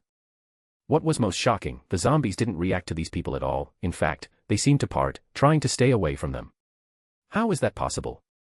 The zombies are just moving aside for them. Ray exclaimed in astonishment. In the footage, the strange soldiers were seen using a device to open the gates of the substation and entered inside. Alex was right, Saya murmured thoughtfully, adjusting her glasses. The zombie apocalypse is definitely someone's doing. But why destroy the substation? I don't know all the details, Rebecca replied, but maybe it's to deprive the people of what little comfort they have left. Power stations in other places might have already stopped working, or maybe they were also helped to shut down. But one thing is clear, someone is intentionally causing this chaos. The girls exchanged glances, realizing that the apocalypse was much more than a natural disaster. The girls could only let out a cold sigh, realizing that the zombie apocalypse was indeed the result of someone's actions. Furthermore, these people seemed to be trying to completely wipe out those who survived the first wave. By cutting off water and electricity, they would condemn the survivors to utter despair. Most likely, the situation with water would also become critical. They might not even intervene, as over time, the reservoirs would become contaminated with the bodies of zombies falling into them, spreading the infection. Rebecca inserted the communicator into her ear. "Handsome, are you there?" "Yeah, I'm almost at the substation." "Did you figure anything out?" Alex responded, continuing his approach to the target. "You were right. Someone is definitely behind this. A group of soldiers infiltrated the substation and set off an explosion," Rebecca reported, reviewing the footage again. "Great. If I make it before they leave, we'll have a guest for tea." "So make sure to be as hospitable as possible," Alex replied, with a light tone of amusement in his voice. "As usual?" Rebecca asked for clarification. "Yeah, as usual," he confirmed. "Got it. I'll get everything ready," she said and disconnected. The girls exchanged glances, trying to understand what Alex meant by inviting them for tea, and what Rebecca was going to prepare. The first thought, teacups and snacks to welcome the guest, was quickly discarded. Knowing Rebecca's character, they realized that her preparation meant something entirely different. In the past few days, they had gotten to know Rebecca and Brunhild better. Brunhild, strict and demanding, preferred everything to go according to her instructions. On the other hand, Rebecca, though chaotic, was straightforward. If she had to be described in one word, she would be a true gremlin, except for the rare moments when she acted responsibly. Ignoring the girls' looks, Rebecca waved at Mimi and Stitch, signaling them to come downstairs and gather everything necessary for hospitality. Meanwhile, Alex sped up, realizing every moment counted, the potential informant could slip away. Even if this person turned out to be just cannon fodder, they could know something valuable. Jumping from roof to roof, Alex finally reached the hill where he had previously set up a camera with a view of the substation. He noticed the open gates through which crowds of zombies were passing, and turned his gaze to the burning substation. Lighting a cigarette, Alex used his mana pulse to check for living beings. The response confirmed that the group of soldiers was still on the premises. He crouched down, deciding to observe for a while. He didn't have to wait long. A group of soldiers dressed in black tactical gear without insignia emerged from the building and headed toward the exit. What caught Alex's attention was that the zombies were literally parting ways for these people, as if avoiding them. "Huh. Interesting," Alex muttered, stroking his chin as he carefully observed what was happening. The group of soldiers confidently moved through the crowds of zombies, ignoring them. Alex kept a sharp eye on every move, assessing the situation. It was still too early to act. He wanted to figure out how they would leave the area. Unless, of course, the corporation behind all of this had invented a teleportation device to evacuate its people. Moving through the rows of mindless monsters, the soldiers headed in a specific direction. Alex silently leaped onto the nearest tree and began following them, staying in the shadows. Getting close enough, he strained his ears to catch their conversation. "HQ, this is Delta 3. Mission accomplished. The substation is destroyed," one of the soldiers reported, speaking into his communicator. Alex instantly marked this person as the leader of the group. Leaping to the next branch, he continued to observe, trying not to miss a single word. No problems, nothing unexpected. Everything went smoothly and neatly. "Yeah, I got it." Heading to the next location. Over and out, the commander concluded the conversation. the leader turned to his subordinates. Listen up, guys. We've got a new assignment. Orders from HQ. A new specimen has been spotted, and it needs to be captured. We follow the standard procedure: capture, pack, return. Got it? Yes, sir, the soldiers responded in unison. The mention of a new specimen piqued Alex's curiosity, but he quickly decided it didn't matter. His target was the soldiers themselves and their connection to HQ. He continued to follow them until they reached a black armored jeep. Settling on a nearby branch, Alex watched as the group prepared to leave. Once everyone was inside and the engine roared to life, he knew the moment had come. With the grace of a predator, Alex dropped from the tree and landed directly on the hood of the jeep. The impact was so forceful that the front of the vehicle bent under his weight, and the jeep nearly flipped over. The stunned faces of the soldiers inside were enough to speak volumes. Alex smirked and leaned his head toward the window. Good evening, ladies. How about a cup of tea? A wide, almost frightening grin spread across his face. To be continued. Chapter 210, The Reality Show of Questions and Answers. After Rebecca ended the conversation, she headed toward the exit from the rooftop under the curious gazes of the other girls, descending the stairs. Following her, their small feet pattering, were Mimi and Stitch, happily trotting along. The remaining girls exchanged puzzled glances, trying to figure out what Rebecca was up to, especially after Alex mentioned that he planned to invite a guest for tea. Unconsciously, their eyes turned to Brunhild, who had stayed behind with them. Sensing the unspoken question, the Valkyrie's expression darkened slightly. She knew all too well what Alex meant by inviting someone for tea. During their time linked through Volander, Brunhild had witnessed everything he did to such guests. It was far from as pleasant as it sounded and, in many cases, ended quite poorly for the invited party. And what does this mysterious invitation for tea mean, exactly? Saya finally broke the silence. Brunhild glanced at her thoughtfully and posed a question in return. Do you know what happens to someone who refuses to talk? The girls exchanged glances, and the answer slowly began to take shape in their minds. However, no one dared to voice it, assuming they might be wrong. Yet, even after dismissing the obvious, no other alternatives fit, especially given the current state of the world. An organization responsible for a zombie apocalypse was unlikely to divulge its secrets willingly, even over a cup of tea. It's torture, isn't it? Kiriko finally said, realizing it was the only logical explanation. Exactly, Brunhild confirmed calmly. They always talk. Always. As if to underline her point, Rebecca returned and dropped a bag onto the floor. A heavy metallic clank resonated through the air. The girls exchanged uneasy looks, their fears confirmed. Some displayed clear disapproval, torture seemed inhumane to them. Yet, on the other hand, justifying the actions of those who had unleashed this apocalypse was equally impossible. Isn't it wrong to torture people? Ray asked cautiously, her gaze fixed on Rebecca. Brunhild shot her a cold look, her voice steady yet tinged with bitter truth. Why don't you ask those people if it's humane to begin humanity's destruction? Is it humane to turn people into the walking dead? Is it humane to watch those undead devour their family members? Imagine, Ray, imagine going with Alex to rescue your mother, only to find her not alive, but as a zombie trying to eat you. Humanity can be shown to those forced into this, but those people made their choices knowingly. Ray wanted to argue, but each question Brunhild posed left her speechless. She glanced at her mother and realized she was clinging to the last shreds of humanity in this situation. But could she hold onto it if her mother became a zombie?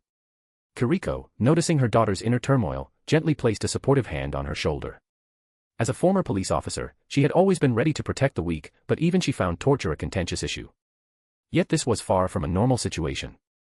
Saya, ever rational, understood that sometimes radical measures were necessary.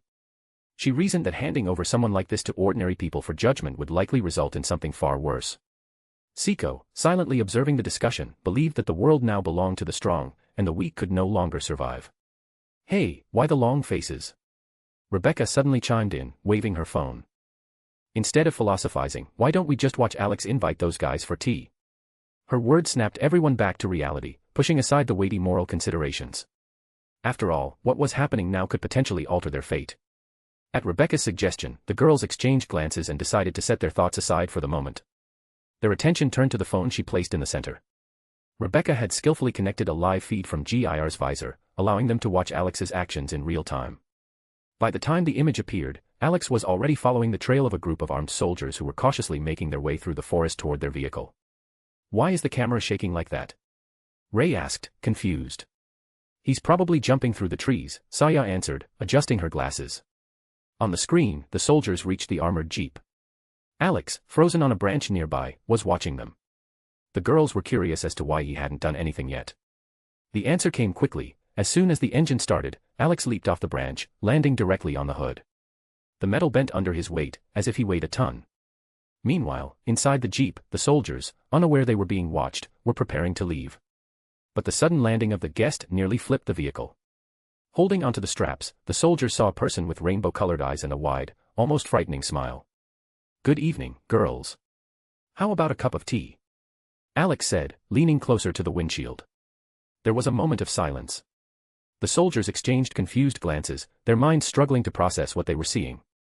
The leader of the group quickly regained his composure, drew his pistol, and began shooting at Alex through the windshield. The others followed suit, and the Jeep was filled with the echo of gunshots. When the shooting stopped, the soldiers exited the vehicle, still holding their weapons at the ready. "First, third, check for damage to the vehicle. The rest, stay alert and report any suspicious movement," the leader commanded. "Yes, sir," the soldiers responded. 2 soldiers approached the hood. The deep dent in the metal made them pause in confusion. "It looks like the engine was pushed through the bottom." "Check under the vehicle," one of them suggested, staring at the damage in disbelief. The other soldier crouched to look under the Jeep. As his colleague had assumed, the engine had been literally crushed with such force that it had punctured the vehicle's floor. Standing up, he silently shook his head, signaling that the vehicle was no longer usable. "First, third, report on the vehicle's condition," the leader's stern voice called out. "Sir, the Jeep is out of commission. The engine has punctured the bottom," the first soldier reported. The soldiers exchanged looks, still unable to believe what they had just heard. They had seen a man land on the hood, but the extent of the destruction he caused seemed like something out of a fantasy. "Damn," the leader muttered quietly, realizing they were stranded without transportation. "Leader, maybe he's some kind of martial arts master," one of the soldiers suggested. "Stop talking nonsense. There can't be any martial arts masters around here, corporations strictly control them. And did you see who he was? Just a kid, at most," the leader snapped irritably. "Then what are we dealing with, sir?" another soldier asked, looking around in confusion. "How should I know?" "Just stay alert. If there's no body, he's nearby somewhere," the leader replied, frustrated by the absurdity of the situation. Meanwhile, Alex stood on a branch in the shade of the trees, watching the soldiers with a barely noticeable grin. He placed GIR on a nearby branch to monitor the situation and block any escape attempts. He only needed one person from the group. After counting, Alex noted that there were 8 of them in total. It was the standard number for a squad. He thought carefully about how to act without accidentally destroying them all. The girls, watching the scene through Rebecca's phone screen, also noticed that Alex wasn't rushing into action. The soldiers had gotten out of the vehicle, scanning their surroundings nervously, ready for any danger, but strangely, Alex wasn't making any active moves. "Why isn't he doing anything?" Saya asked thoughtfully, frowning. "Can't these soldiers call for reinforcements or contact headquarters? While he's stalling, they might gain an advantage." Her question made sense, but Rebecca only smiled, knowing that Alex rarely acted impulsively. As soon as Saya asked that question, things started happening on the phone screen. A dark object suddenly shot out from the forest and hit one of the soldiers in the head with a loud thud. Blood sprayed in all directions, and the man staggered, slamming his back into the Jeep before collapsing to the ground. "What was that? What did he throw?" Saya asked, not noticing anything suspicious. "It was a brick," Rebecca and Brunhild replied simultaneously, their faces as hard as stone. The girls stared at Rebecca and Brunhild in shock, trying to figure out if they were joking. But the expressions on their faces made it clear, they were completely serious. Saya was speechless, realizing that Alex had chosen to use an ordinary brick against men with assault rifles. Rebecca, on the other hand, started smiling widely, recalling the first time she invited Alex on a joint mission, and how he had used a brick then too. "Brings back memories," she said with a smile. "What do you mean?"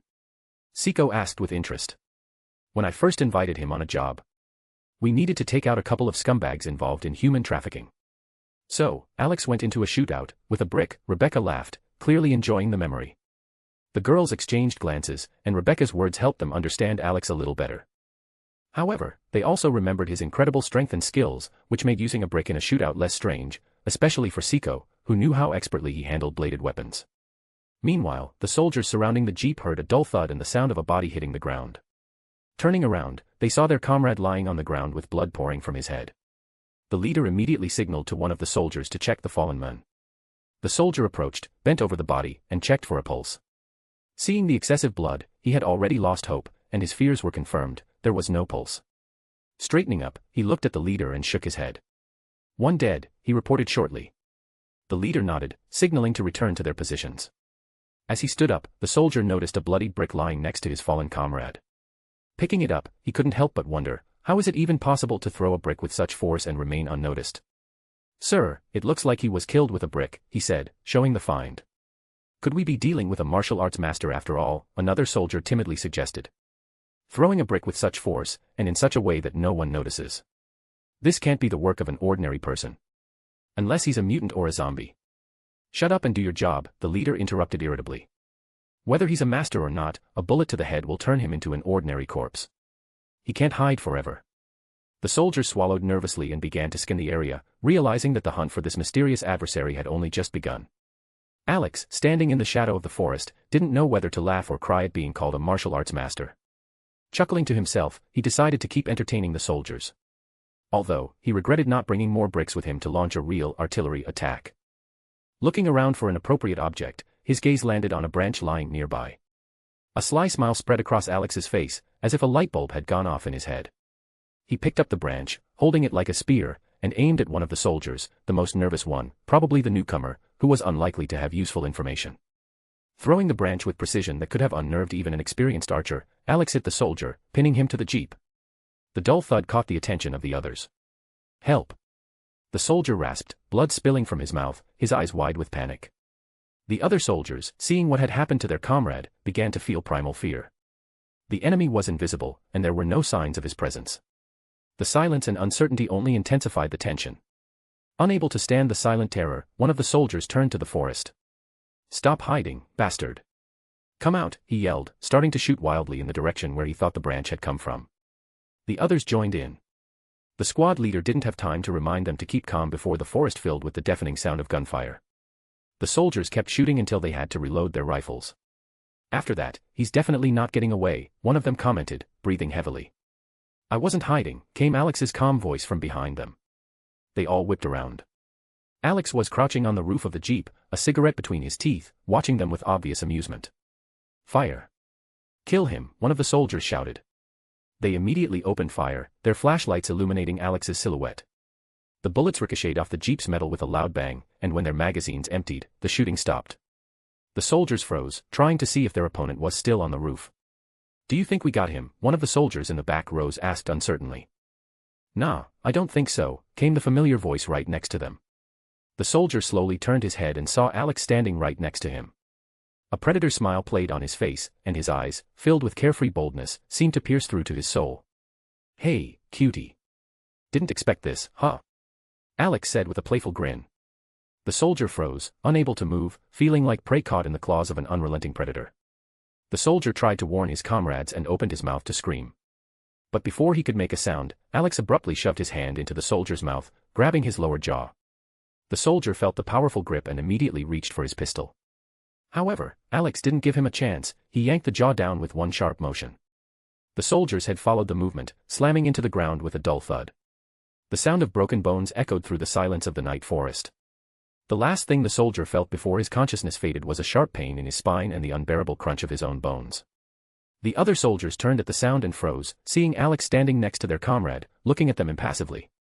He didn't give them time to think. In one leap, he was next to the nearest enemy, delivering a powerful kick to the chest. The soldier was knocked back onto the same branch that had pinned their teammate earlier, skewering him like meat on a spit. Alex was already moving toward the next target, the soldier closest to the jeep. With one powerful jerk, he grabbed him by the head and slammed it against the metal surface of the vehicle. The soldier's skull shattered into a bloody pulp. The remaining three, including their leader, finally snapped out of it and began firing wildly. Alex grabbed the nearest soldier, using his body as a shield against the bullets, and slowly moved toward the next victim. Ripping the rifle from another opponent's hands, he smirked. Surprise. Turning the weapon in his hands, Alex aimed it straight at the soldier's head and pulled the trigger. The body collapsed to the ground, and Alex tossed his makeshift shield aside. The two remaining soldiers exchanged nervous glances, fear evident in their eyes. One of them, driven by instinct, dropped his weapon and ran. A single shot rang out, and the fugitive's head exploded, leaving bloody splatters on the ground. Alex looked away from the fallen body and slowly turned toward the last remaining soldier, the leader of the group. "Well, now it's just the two of us. What a shame, huh?" Alex said with feigned sadness.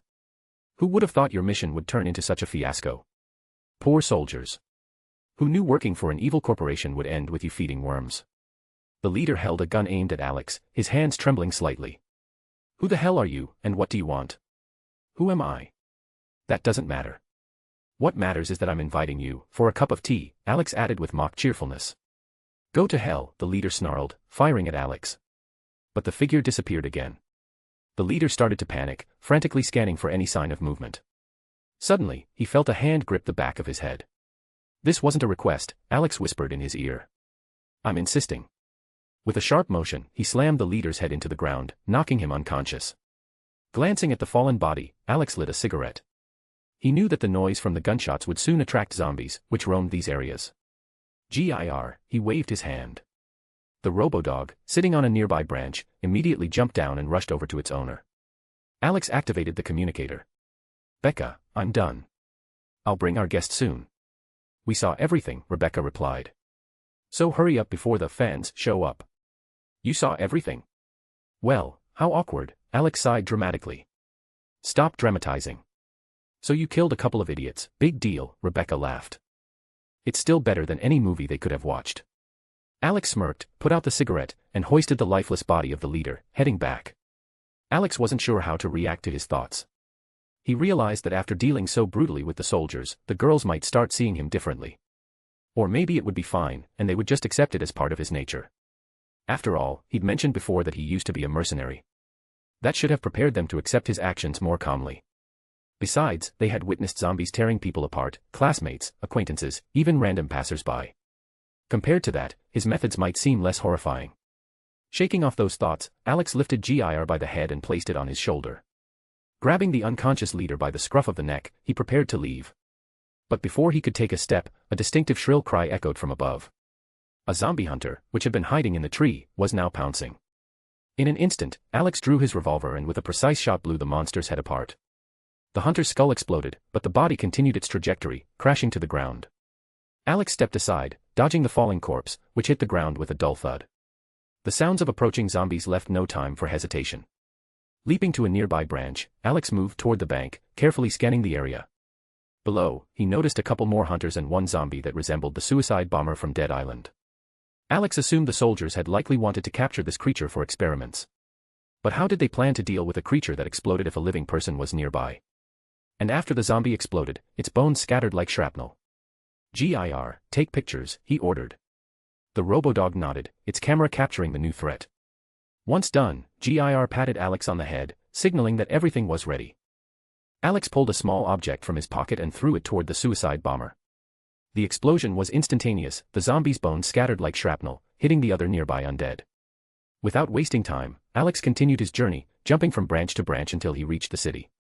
There, he climbed onto the roof to get to the bank faster.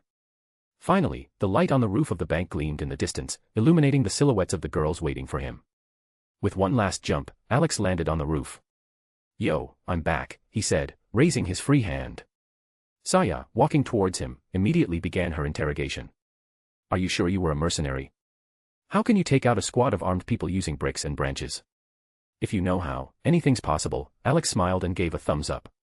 Saya sighed exaggeratedly. I'm already tired of hearing, if you know how.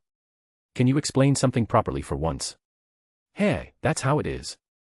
I can't explain everything as it should be. That's the fate of geniuses, Alex replied dramatically. Saya sighed heavily, realizing she wouldn't get any proper explanation from him. She had heard from Siko that Alex could repeat any trick he saw. Tired of his genius, she went to sit down, not wanting to get involved. Alex turned to Alice, who was standing off to the side, clearly unsure of what to do. Alice, take Stitch and go downstairs. Play there while we're here. It's getting cold, and you're dressed too lightly, he said in a soft tone. Okay, big brother.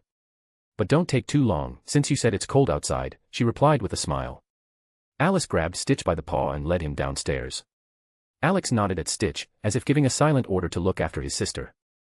In response, Stitch raised his paw with a thumbs up, signaling that he would handle it. Once Alice was out of sight, Alex approached a chair and seated his prisoner. Looking around, he began searching for something to tie up his guest with, in case he decided to leave the party arranged in his honor. Here, I think this is what you're looking for, Siko said, handing him a rope. Good job, thanks, Alex nodded at her with approval. Shizuka, maybe you should go downstairs too. This applies to everyone. I'm not insisting you stay and watch this, Alex said, tightening the rope in his hands. If something happens to him, I can help revive him. So, I'll stay, Shizuka calmly replied, clearly not planning to leave. We're staying too, added Ray, speaking for the rest of the girls. Alex glanced at them briefly, understanding that persuasion wouldn't help. He started tying up the prisoner, making sure it was tight and secure. After confirming that he wouldn't be able to escape, Alex walked over to the nearest chair, sat down in front of the prisoner, and began thinking about the first question. He wanted to get to the bottom of who was behind all these events. Looking at Rebecca, Alex received her silent consent. She gave a brief nod. Alex leaned slightly forward and gently tapped the prisoner's cheek. Wake up. Time to get up and answer some questions, he said calmly.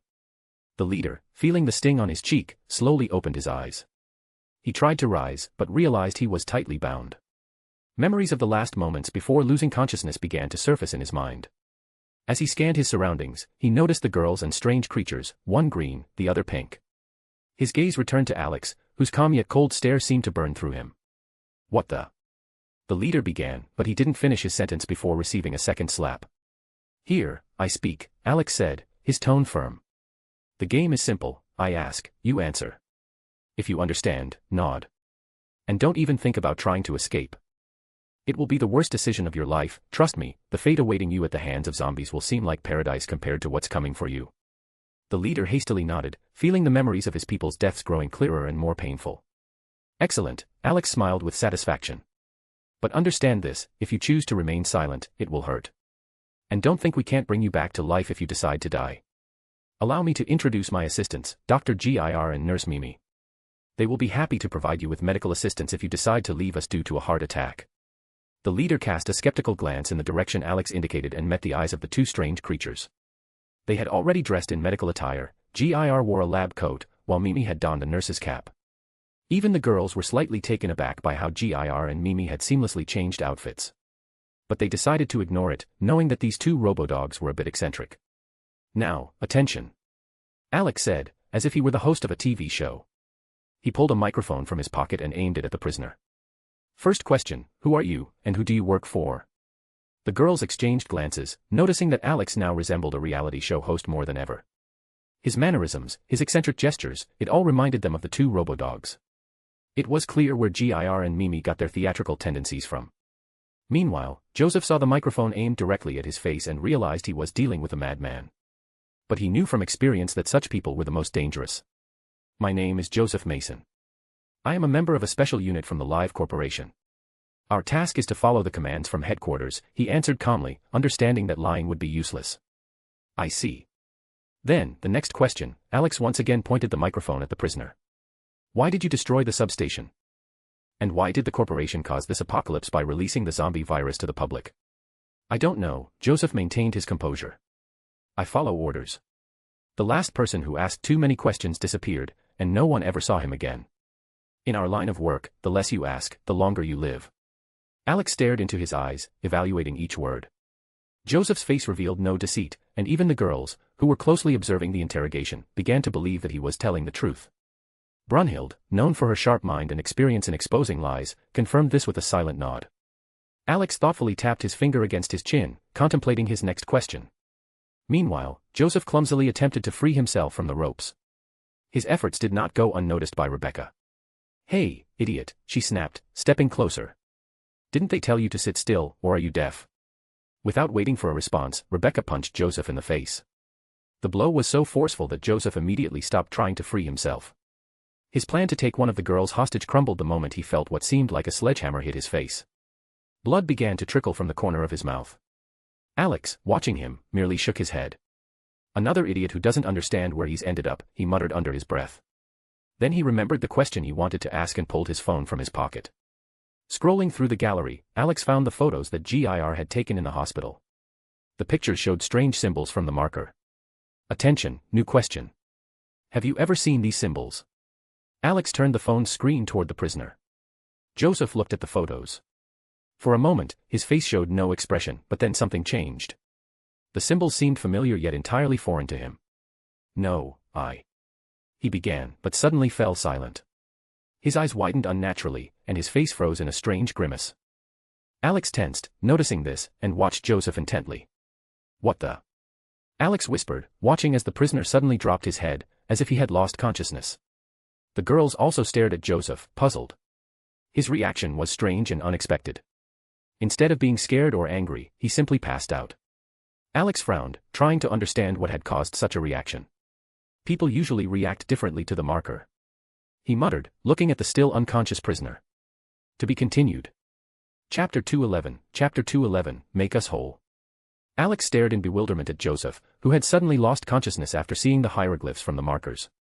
Based on the knowledge he had gathered so far, such a reaction was highly unusual.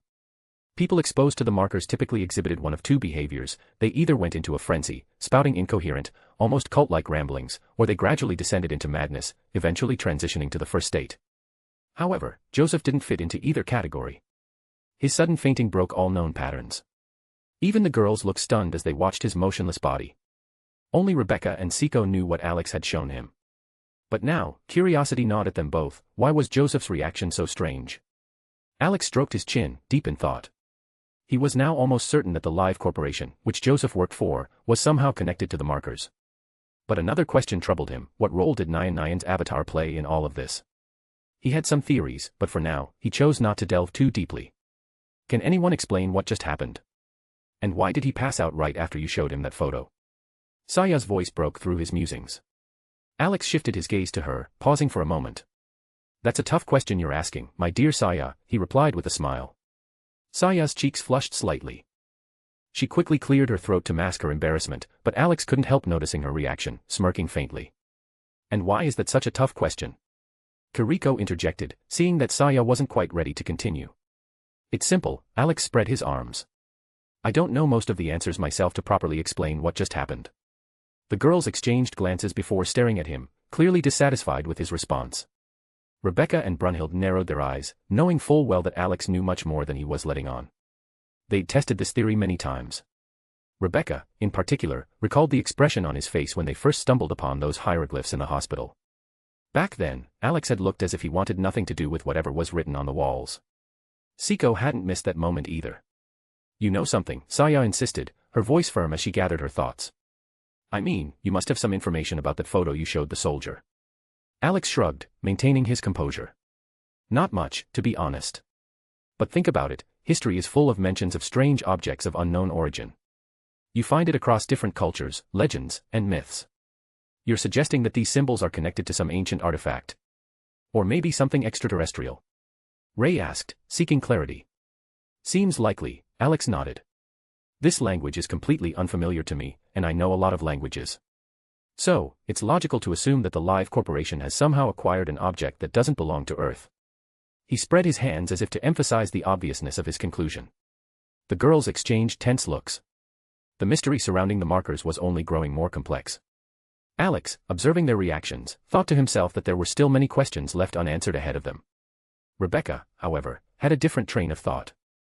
She began to wonder what these aliens might look like and how many bullets it would take to kill them. A broad grin spread across her face as she imagined bragging back home about hunting extraterrestrials. Gir and Mimi perked up as well, clearly excited at the prospect of fighting Xenos and embarking on their own crusade to exterminate them. Brunhild, noticing the trio's enthusiasm, let out a heavy sigh and covered her face with a hand, realizing that instead of asking questions like how, why, and for what purpose, this trio was already mentally devising strategies to annihilate the aliens. So, are we going to be attacked by space zombies now? Shizuka asked, slightly puzzled. Alex gave her a surprised look, mentally giving her a thumbs up for the accuracy of her guess. Rebecca immediately nodded, showing her support for the idea of destroying space zombies, while Gir and Mimi synchronously confirmed their readiness. The other girls exchanged confused glances, wondering how Shizuka had come to such a conclusion. That's impossible, Saya began, adjusting her glasses and shifting into her know-it-all mode. There are no conditions in space for any virus to survive. Most likely, the corporation somehow retrieved these so-called fragments from space and used them to create something that eventually caused humans to turn into zombies. Alex nodded, mentally agreeing. He recalled how the markers affected people, transforming them into necromorphs. Although he didn't remember the exact process, he knew that certain types of necromorphs could convert corpses into more of their kind. Meanwhile, Saya continued defending her theory, while Rebecca countered, suggesting that the zombies might have arrived with the fragments on a meteorite. But they're zombies.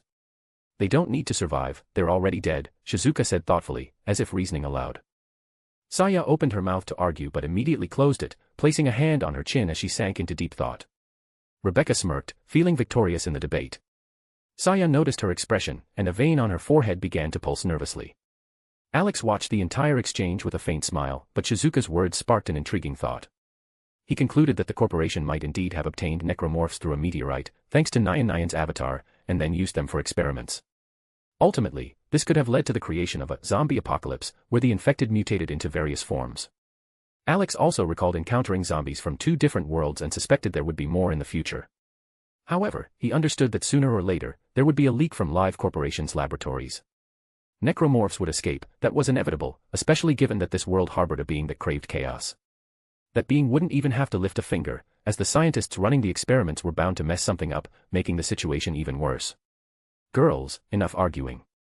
You're forgetting the most important thing, Kiriko interjected, breaking up Rebecca and Saya. And that's figuring out who's behind all of this. Rebecca and Saya exchanged meaningful looks, smirking as if silently challenging each other. Alex chuckled at their behavior and gestured for everyone to come closer. The girls gathered around him as he set his phone down so everyone could see the screen. Opening a news site about Live Corporation, Alex began scrutinizing all the available information on the internet. It was immediately clear that the corporation had a grip on almost every major industry, from medicine and agriculture to energy and military technology. However, what intrigued Alex the most was the lack of information about its director and founder. The name remained a mystery, and at all official events, only representatives or board members appeared in their place. Nevertheless, the corporation was crafting its image flawlessly, videos from charity events in the poorest corners of the world, happy faces of people grateful for the help. The director was praised as a great innovator, almost a messiah. But to Alex, all of this looked like an expertly staged theatrical performance, hiding a sinister reality. No wonder this corporation is behind all this chaos, Alex said calmly, as if concluding his thoughts. Why do you think that? Kiriko asked, frowning in surprise. Live Corp has been working for the good of the people for years. They've helped poor countries, engaged in charity. Alex smiled slightly, as if challenging them to solve a riddle. What do you think, why? The girls paused, trying to follow Alex's line of thinking. Saya was the first to catch on. I get it. Since they operate in all industries, the corporation gained access to every point in the world. You said the outbreak started simultaneously everywhere. This isn't a coincidence, it's a planned operation, Saya said confidently. Good job, my dear Saya, Alex said with a smile, handing her a candy. Saya looked proudly at Rebecca, as if celebrating her victory. Rebecca just rolled her eyes, not planning to engage in another competition with the pink-haired rival. While the girls discussed the new theory, Alex was staring at the name of the corporation, barely holding back his laughter. What are you smiling about? Did you figure something else out? Ray asked, noticing his mood. I just saw a silly, but amusing joke, Alex said, casting a mysterious look at the girls. Whoever guesses what I laughed at gets a prize. The girls stared at him as if he were an alien. Only Brunhild furrowed her brow thoughtfully, as if trying to decipher the riddle. Her face lit up, and the corners of her lips quivered into a smile, the answer had come. Rebecca, losing her patience, kicked Alex's leg. Enough with the riddles. Just say it already. Alex, ignoring the kick, turned to Brunhild. I see you understood, my love, right? Brunhild nodded with a light smile. If this is what I think it is, this person has an awful sense of humor. The girls watched Alex and Brunhild intently, who continued speaking in riddles. Their curiosity only grew, as it was clear that Brunhild had figured something out, since she had mentioned the terrible sense of humor. I don't understand what you're talking about. Can you please explain? I'm completely confused, Shizuka asked shyly, looking at Alex and Brunhild with embarrassment. Brunhild looked at Shizuka with a slight smile. The essence of the silly joke lies in the name of the corporation. If you look at it from a different angle, the answer becomes obvious. The girls once again focused on the name Live. Saya crossed her arms and thought deeply. Suddenly, her eyes widened, and she slapped herself on the forehead. I got it. It's all in the name of the corporation Live. If you read it backwards, it spells evil. She looked at Alex and Brunhild for confirmation. Clever girl, Saya. You've always been quick-witted, Alex praised her, giving her a thumbs up. Enough with the riddles. Can someone just explain it normally? Ray huffed, puffing out her cheeks. Saya adjusted her glasses and explained calmly. It's quite simple. If you flip the name of the corporation Live, it becomes the word evil, which means evil. As Brunhild said, this person truly has a terrible sense of humor. When the girls heard the explanation, they looked at the company name again. The answer was so obvious that it became a little awkward that they hadn't noticed it right away. That's too stupid to be a joke, but unfortunately, it's true, Rebecca mumbled, crossing her arms. Alex, observing their reactions, pondered, there must have been people in the world who had long adhered to conspiracy theories, speaking of the evil intentions of the corporation and its mysterious director. Now, those people were probably laughing at those who hadn't believed them before. Even Shizuka, though she hadn't understood immediately, got the point after the explanation. Rebecca, on the other hand, began to laugh, not so much out of amusement, but because of the absurdity of the joke. The joke really is stupid, but the answer was right in front of us, she remarked, not hiding her smirk. Before Alex could say anything, Shizuka interrupted them. Sorry to interrupt, but it seems he's awake. Everyone immediately turned their attention to Shizuka, who nodded toward Joseph. Being the closest to him, she heard him start mumbling to himself. The girls stepped back, leaving Alex in front. Alex tensed and tried to make out Joseph's words, but all he was saying was a disconnected jumble of sounds, like rambling. Gradually, however, Joseph's speech began to form into coherent phrases. Do not fear death, for it is the ultimate journey. A necessary step to new life. Convergence awaits. Let go, and be made one. Joseph mumbled this as if in a trance. His words were ominous, and a tense silence filled the room. These words only confirmed Alex's thoughts. Every person in the Live Corporation was, in one way or another, under the influence of markers. He wondered if there were sleeping agents, people who didn't suspect their abilities until activated by a special command or sound. Alex remembered the photograph he had shown Joseph and realized that it was probably the trigger that awakened memories or hidden instructions in him. As he thought further, Alex tried to determine whether the corporation had a complete marker or only fragments of it. The answer came to him on its own. Most likely, the corporation had gathered many fragments and was studying them, trying to restore the marker, or, worse yet, had already built a new one. Before Alex could delve deeper into his thoughts, Joseph, suddenly gaining unnatural strength, ripped through the ropes binding him and, with a wild look in his eyes, lunged at Shizuka. Make us whole, he shouted, grabbing her by the shoulders. Alex immediately sprang to his feet, shoved Joseph away from Shizuka, and stood between them. Joseph, still in the throes of madness, tried to attack him. Alex grabbed his head and punched him in the face, knocking him to the ground. Gir reacted just as quickly. Getting close, he drew a bolter and fired several shots, at Joseph's head and heart. Everything happened so fast that the girls didn't even have time to realize what had just occurred. Shizuka stood in a daze, and Alex, quickly approaching her, began to examine her closely, fearing she might have been infected by madness or injured. Phew. I'm glad you're okay. I almost died from fear again. Didn't they teach you not to stand next to bad guys and not listen to what they say? Alex said, his voice trembling as he continued inspecting her. The girls also approached to make sure Shizuka was fine. Seeing the worried look in Alex's eyes, she felt just how much he cared for her. Her heart warmed. The moment Joseph grabbed her, she felt an icy terror at his mad gaze, but now, looking at Alex, Shizuka was able to pull herself together and push the fear away. You saved me again. You're my hero. Here's your reward, she said with a gentle smile, carefully taking Alex's face in her hands and kissing him on the cheek. She then turned to Gir, who had quickly neutralized the remaining threat. And you, little Gir, well done. You're my little hero too, Shizuka added, patting the robot on the head. Gir proudly puffed out his chest, showing off his dignity, and tapped his paw on his body, as if saying that he could be relied upon. Shizuka laughed, looking at his proud pose, and stroked his head again. Meanwhile, Alex lit a cigarette to calm down after what had happened. Despite his habit of being ready for anything, Joseph's first reaction had been unexpected, and his final madness was even more unsettling. What bothered Alex the most was that he wouldn't be able to get any information now. Even mentions of the nearest headquarters or the reason why the zombies avoided soldiers were lost. What the hell made that bastard go insane? And how the hell did he manage to tear those strong ropes? Rebecca said indignantly, kicking Joseph's dead body. Who knows, Alex replied, exhaling smoke. I'm more concerned about the fact that now we're left without answers. He might have known where their headquarters was, and maybe why the zombies don't touch them. Now all of that is gone with him. With a slight sigh, Alex accepted the fact that some questions would remain unanswered for now. What bothered him most was how the corporation's soldiers could pass by zombies freely. He walked over to Joseph's body, crouched down, and began inspecting his gear. However, all he found was standard Special Forces equipment.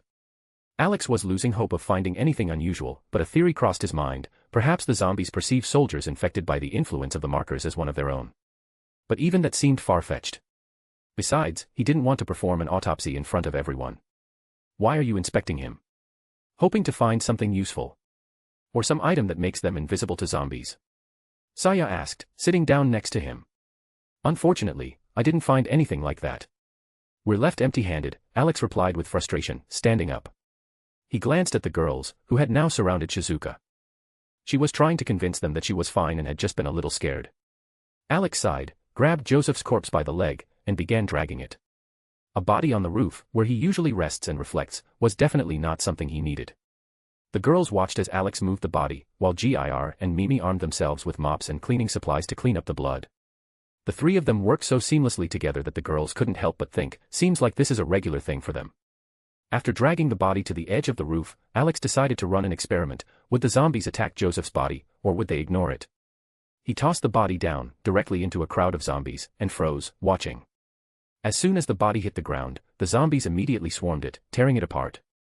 This partly confirmed Alex's theory. If Joseph had been alive, the zombies would likely have avoided him, but now that he was dead, they saw him simply as food. What's going on here? Why are there gunshots? Takashi's voice rang out. Alex turned around and saw Takashi, Namio, and Kota making their way up to the roof. Kota, holding an assault rifle, was carefully surveying the area, while Takashi and Namio waited for an explanation. What brought you here? Alex asked, glancing at the trio.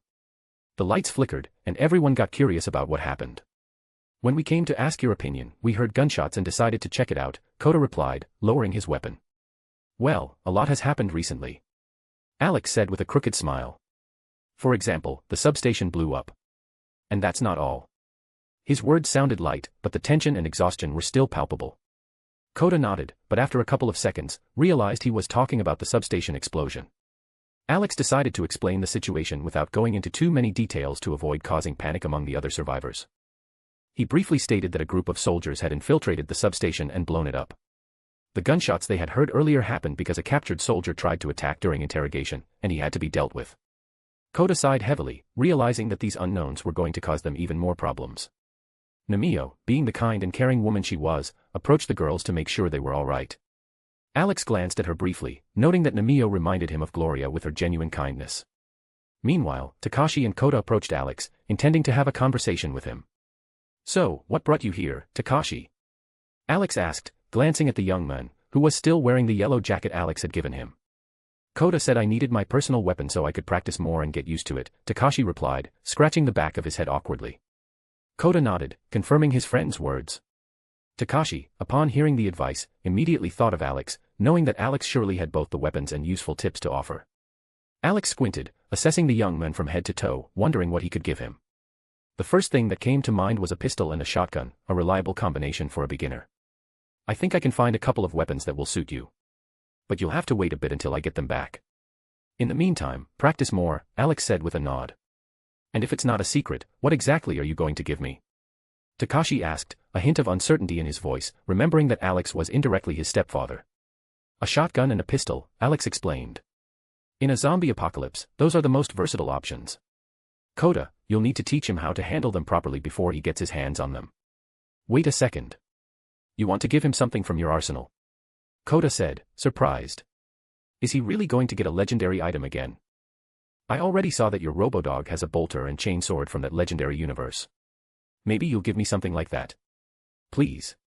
No, Kota, Alex replied firmly, patting him on the shoulder. Your weak hands couldn't handle the recoil of a bolter. What, do you think you're an Adeptus Astartes now? You've got a long way to go before that. How could you? Kota groaned, clutching his head. I know it's powerful, but I'm so jealous. I want a bolter too. Damn, life is so unfair. Kota theatrically dropped to his knees, pretending to be in cosmic despair.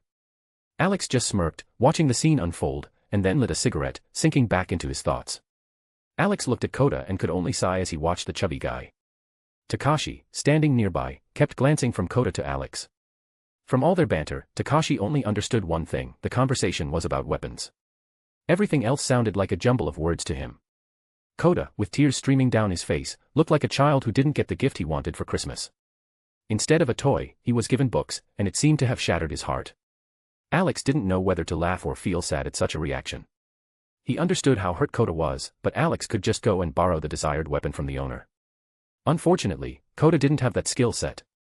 All right, enough whining, Alex said, patting Kota on the shoulder.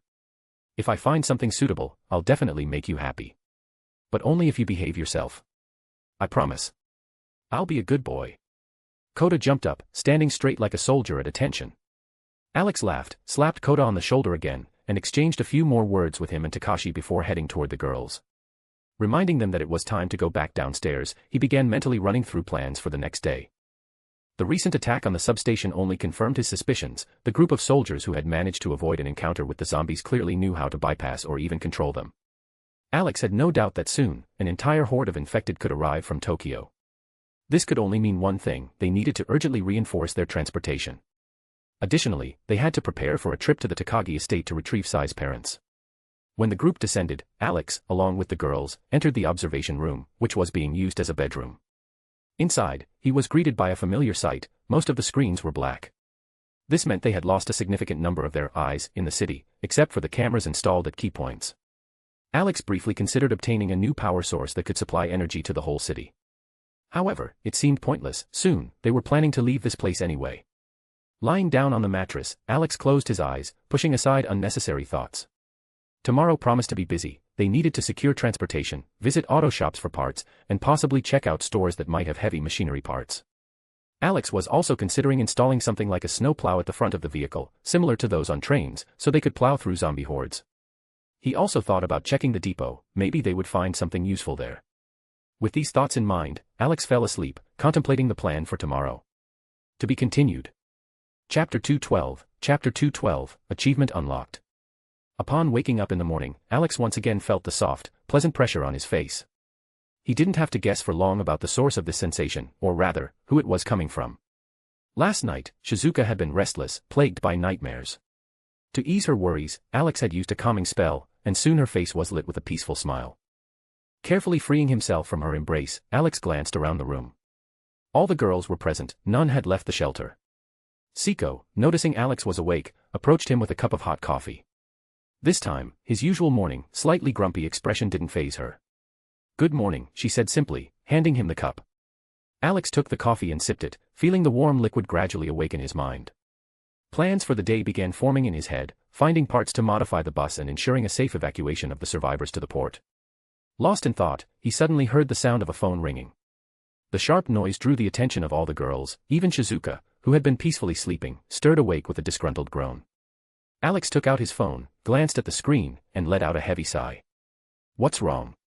Shizuka asked sleepily, reaching for his cheeks and lazily squishing them. Alex looked at Shizuka, who, with a half-asleep expression, continued kneading his cheeks.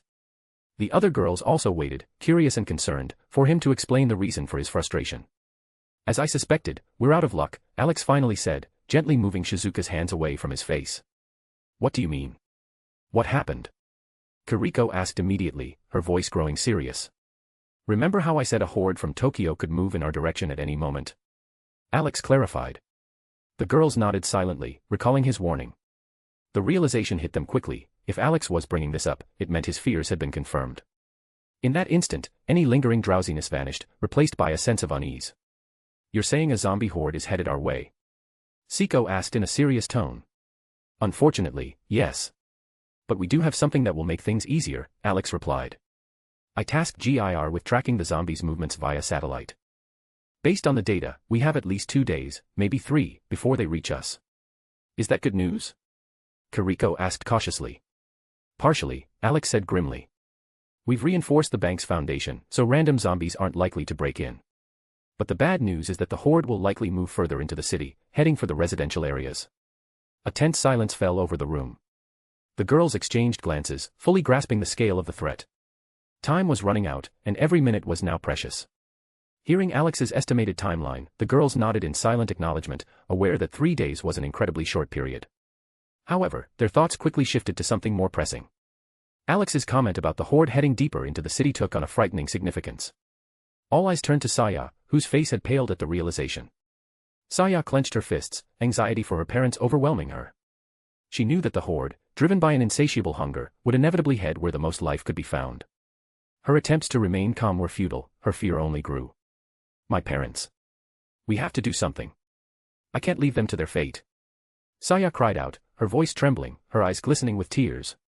Remaining calm, Alex rose from his seat, carefully set the cup on the table, and approached her. Without hesitation, Saya clung to him, seeking stability, as though afraid to drown in the sea of her emotions. The thought of her parents becoming victims of the horde was unbearable. Even Rebecca, who usually enjoyed teasing Saya and calling her a pink-haired know-it-all, now looked at her with sympathy. Brunhild's gaze, however, was focused on Alex. She knew he had already devised a plan and was simply waiting for the right moment to reveal it. Saya, try to calm down a little and let me speak, Alex said gently, softly stroking her head in an attempt to help her regain composure. Saya took a deep breath, trying to gain some control over her emotions. Alex's warm hand, gently resting on her head, brought her a sliver of comfort, much needed in this moment. The other girls watched silently, their expressions a mix of concern and sympathy. You have a plan, don't you? Brunhild finally asked, shifting her gaze to Alex. Yes, I do, he nodded. But first, we need to prepare for what's coming. We don't have the resources or manpower to take down such a massive horde. The first step of the plan is to gather the parts needed to modify our transport. We need to reinforce the bus so it can withstand an attack and safely evacuate the survivors from the Takagi estate. The second step is convincing Saya's parents to leave their home. But, honestly, that's going to be the hardest part. Why?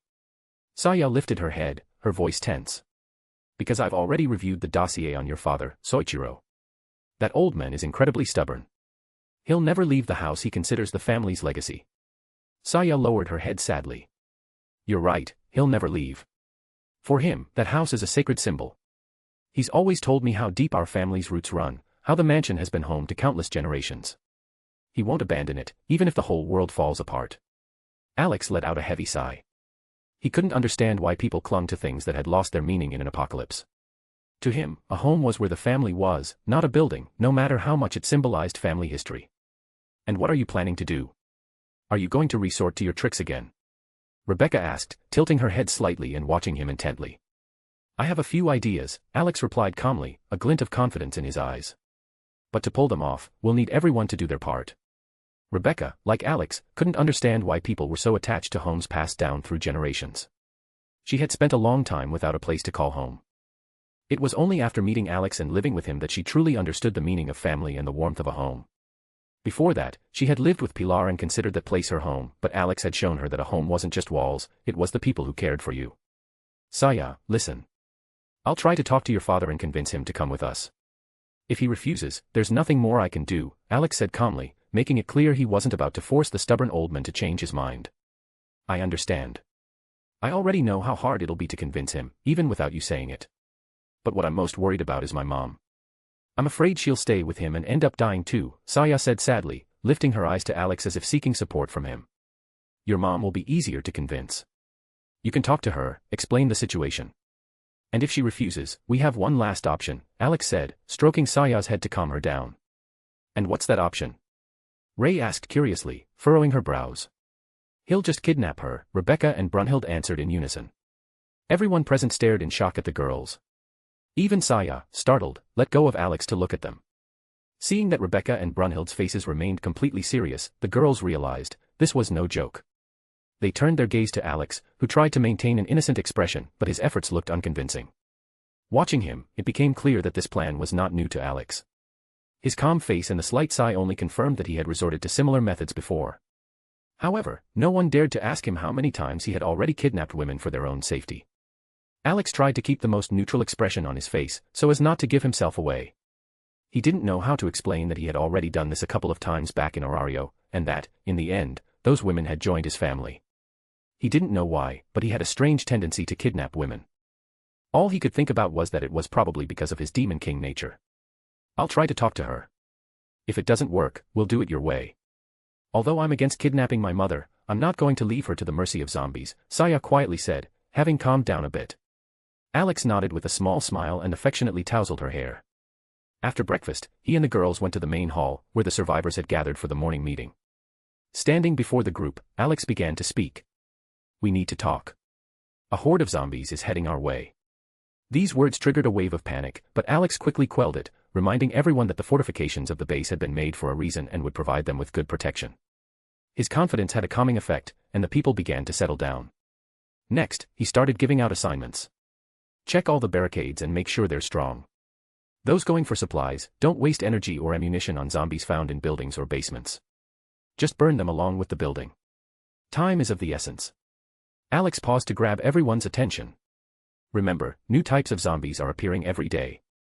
If you encounter anything unusual, be extremely careful. And if you come across hostile people, try to avoid conflict. If it's unavoidable, defend yourselves. After finishing the briefing, he added. Remember, we're here for survival. Don't put yourself or others in danger. Good luck. With these words, Alex dismissed the groups to carry out their tasks. People scattered, preparing for the challenge ahead, while Alex mentally put together the next steps of his plan. Everyone who had listened to Alex nodded, acknowledging his wisdom. From the very beginning of their survival group's formation in this shattered world, all of Alex's decisions had been well thought out and justified. People who had been rescued from the clutches of bandits at the police station openly spoke about the horrors they had endured. This only further convinced everyone that danger came not only from the zombies, but also from those who had lost their humanity and turned this collapsed world into a stage for their cruelties. Alex noticed that Takashi had joined Kota's group and nodded approvingly. This decision would give the young man valuable experience in fighting zombies. Namio, Takashi's mother, looked worried as she watched her son prepare for the raid. But Takashi tried to reassure her, explaining that he wanted to help the group, not sit idly by and get in the way of the builders. Only after speaking with Kiriko, who assured Namio that her son would be protected by experienced police officers, did the woman calm down a little. However, the pain of losing her husband, who had been killed by zombies, still lingered in her heart. She remembered that horrible day and the sounds that still haunted her in nightmares. Nevertheless, Namio tried not to show her fears. She had to be strong for her son. Kiriko, noticing her state, began to think about how she could help her friend cope with her emotions. Meanwhile, Alex and his team headed outside. As he inspected the parked bus, Alex mentally calculated what would be needed for its modification. He wanted to turn the vehicle into a reliable means of evacuation, capable of withstanding attacks from large zombie hordes. While making a list of necessary parts in his notebook, Kiriko approached the girls and started a conversation with them. Finishing his notes, Alex added that more vehicles would be needed, as their group had grown significantly recently. He was glad that none of the survivors were acting out, and everyone was working for the common cause. Rebecca, take the girls, drive to these locations, and gather the parts on the list, Alex said, handing her the sheet of paper. Are you planning on building a tank? From the list, that's pretty likely, Rebecca smirked, waving the paper in front of him. Interested by her words, the girls stepped closer and also took a look at the list. After a collective study, they began to suspect that Alex was indeed planning to turn the bus into something like a tank. However, Alex didn't comment on their guesses, choosing to ignore their curious looks. Approaching Brunhild, Alex didn't have a chance to speak before she broke the silence. Yes, I know. I'll stay here and keep an eye on everything. If any groups return early, I'll ask them to go after the items on your list. I don't need to hear your thoughts to know what you're planning, she said with a smile, taking Alex's cheeks in her hands. I'm glad to hear that. But it's better to ask them to bring another bus. The girl from Kota's group mentioned that during one of their outings, they saw a bus depot, Alex added, gently squeezing her hand. All right. I'll tell them when they return, Brunhild responded, softly kissing him on the lips. As he stepped away from Brunhild, Alex glanced at the girls, who were still studying his list. He was thinking about who to take with him, but before he could say anything, the girls split into groups on their own. Siko, Kiriko, Mimi, and Stitch went with Rebecca. Saya, Ray, and GIR decided to go with Alex. Rebecca led her group to the vehicle, and soon they were on their way to find the spare parts from the list. Waving goodbye, they disappeared from view. Alex, weighing his options, decided not to take an additional vehicle. Instead, he walked over to his motorcycle, which had been sitting idle for several days. All right, ladies, hop on. We have a lot of places to visit before the sun sets, Alex said, gesturing for the girls to come closer. Saya and Ray approached the motorcycle but hesitated, unsure how to position themselves with three people. Noticing their uncertainty, Alex gently took Saya by the waist and placed her in front of him. When his hands touched her waist, she blushed slightly but didn't object. Settling in front of Alex, she leaned back against his chest, trying to get comfortable. Ray, watching this, felt a slight pang of jealousy but decided to take the only remaining spot, behind. She climbed on behind Alex, pressing her chest against his back to keep steady. GIR, not wasting any time, jumped into Saya's arms, ready for departure. Hold on tight. Once we're on the road, I'll speed up, Alex warned as he pulled out onto the road. Following his instructions, Saya and Ray clung to him tighter, feeling a little nervous about the ride ahead. They already knew how Alex drove. Once the motorcycle hit the road, Alex secured his phone to the dashboard and plotted a route to the nearest auto repair shop. It wasn't far, so it became their first destination. As soon as the route was set, Alex accelerated. In the same instant, the girls understood why he had asked them to hold on tighter. The motorcycle reached such speed that they could barely suppress their surprise. They were particularly pleased that Alex didn't try to avoid the zombies running onto the road. Upon reaching the auto repair shop, Alex slowed down and headed to the backyard. "Well, we're here. How was the ride?" Alex asked with a smirk. "It was too fast. Next time, be more careful with the turns, I almost flew off," Ray said indignantly, slapping him on the back. "Hey, I'll think about it," Alex replied, still laughing, and waited for Ray to dismount first. Ray smiled in response to his laughter but, before standing up, playfully slapped him on the back again to express her displeasure. Once she got off, Alex carefully lifted Saya and set her down on the ground. Saya had remained silent the entire way, her thoughts preoccupied with the approaching threat, the zombie horde that could soon reach the city. Lowering GIR from her arms, she tried to gather her thoughts, push away the anxiety, and focus on the task at hand. "How are you?" Alex asked gently, placing his hand on her shoulder. "I'm fine. Right now, the most important thing is to gather everything we need, and then we can head to my place," Saya said, taking a deep breath to clear her mind. Alex nodded and led the girls to the back entrance of the auto repair shop. After unlocking the door, he went in first to survey the space, followed by GIR, Saya, and Ray, all ready for any surprises. After looking around, Alex warned the girls to stay alert. First, he started closing the shutters to prevent zombies from wandering inside while they searched for the necessary tools and spare parts. However, most of the needed parts were missing, except for a van they decided to use to transport the items they found. After loading the tools into the van's bed, Alex put GIR behind the wheel. "How is he even going to drive if he can't reach the pedals?" Ray asked, astonished, hardly believing her eyes. "He doesn't need to," Alex smirked. Ray just shook her head and headed for the motorcycle. Alex took his seat, placing Saya in front of him and holding her by the waist. He waved at GIR to follow them and hit the road, heading to the next repair shop. Alex glanced back every now and then to make sure GIR hadn't fallen behind. Once they reached their destination, he stopped in the backyard, checking the surroundings for zombies as usual.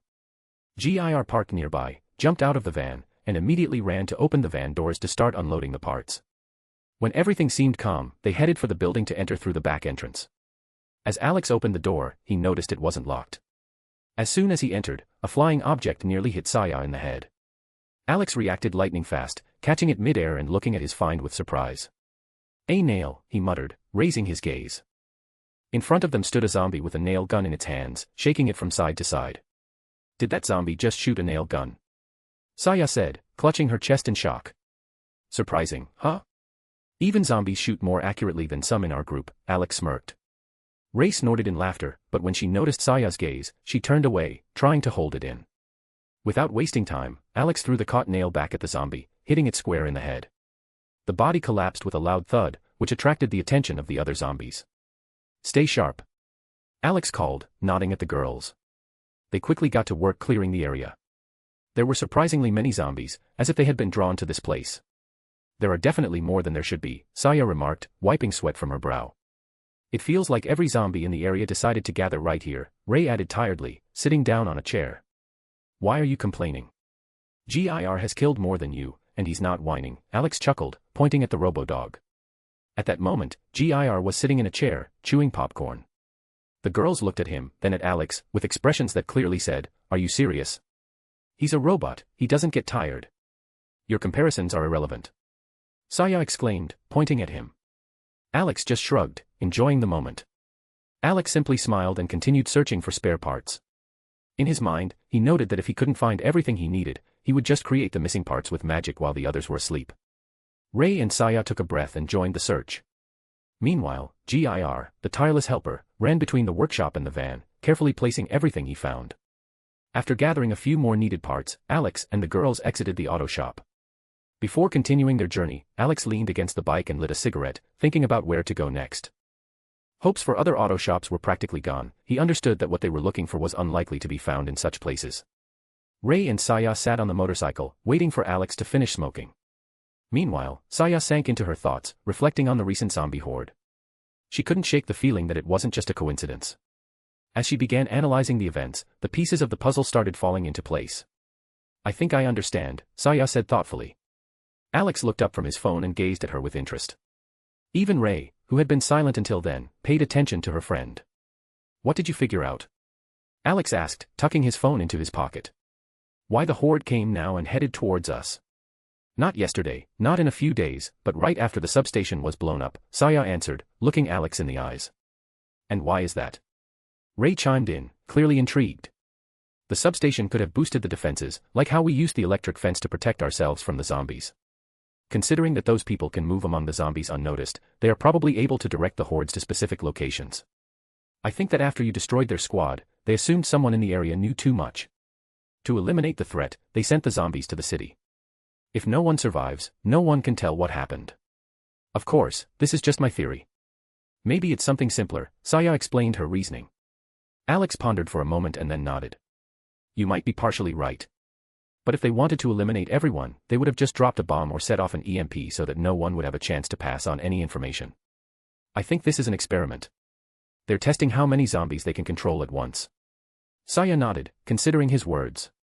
Alex's theory sounded more convincing than her own assumptions.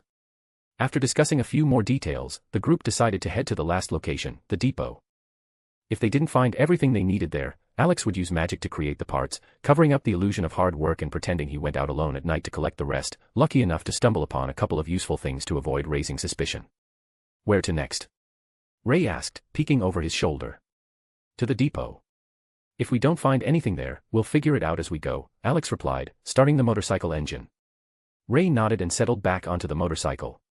After several trips, she and Saya had stopped being scared of the sharp turns and started enjoying the speed. Upon reaching the depot, Alex stopped nearby to survey the area. However, the closed perimeter made it impossible to see what was inside. Looking around, he waved at GIR to continue following them. Driving up a small hill, Alex and the girls were able to get a clearer view of the depot.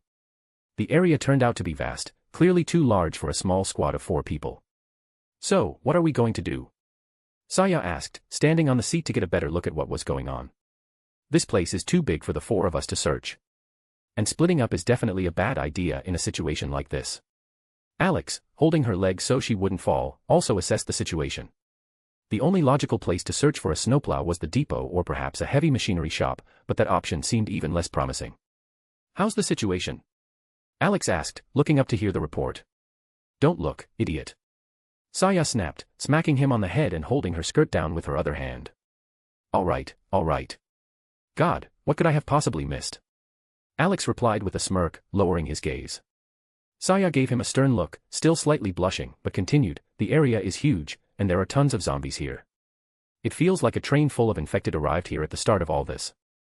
Now they've scattered across the grounds. Any mutated ones? Alex asked, raising his head instinctively again. I told you, don't look. Saya smacked him on the head again. And no, I didn't notice any mutated ones. Maybe they're hiding somewhere, but I don't see them. Ray, leaning on Alex's shoulders, suggested, maybe we shouldn't go in there. We can come back when we've gathered more people. Or we could try distracting the zombies to clear the road. Alex paused for a moment and then made a decision. To start, let's head back to the base. Later tonight, I'll come back alone or just create everything we need with magic. After that, I'll tell the usual story about how I found everything, he thought, sticking to his original plan. Let's head back first, and then we'll see. Worst case, I'll come up with something using whatever's around, Alex said after considering it. Ray and Saya agreed to this plan. Saya, sitting back down, smacked Alex's arm once more. This is for looking under my skirt twice. Alex held back a smile, though he did notice the classic Japanese striped panties, and a funny thought about some gaming achievement briefly crossed his mind. Chuckling to himself, Alex started the engine. The motorcycle revved up, taking them back to the base. Alex was already ready to begin modifying the bus. To be continued. Chapter 213, The Mission to Save the Survivors. Alex took one last look at the depot's perimeter, weighing whether it was worth subjecting the girls to additional risk. Finding the necessary parts was important, but the potential cost made him hesitate. He adjusted Saya's position as she sat in front of him, started the motorcycle's engine, and motioned for GIR to follow. The robotic dog responded by flashing its lights, signaling its readiness. A plan had already formed in Alex's mind. He could use magic to create the missing parts, and if that failed, he'd return here at night with GIR and Mimi to clear out the zombies and collect what was needed in peace. As they rode, Alex remembered something that might change their situation, the CIA safe houses, which often contained weapons and supplies for agents. The idea was tempting, but he doubted such facilities existed in a smaller city like this. Most were likely in major metropolises like Tokyo.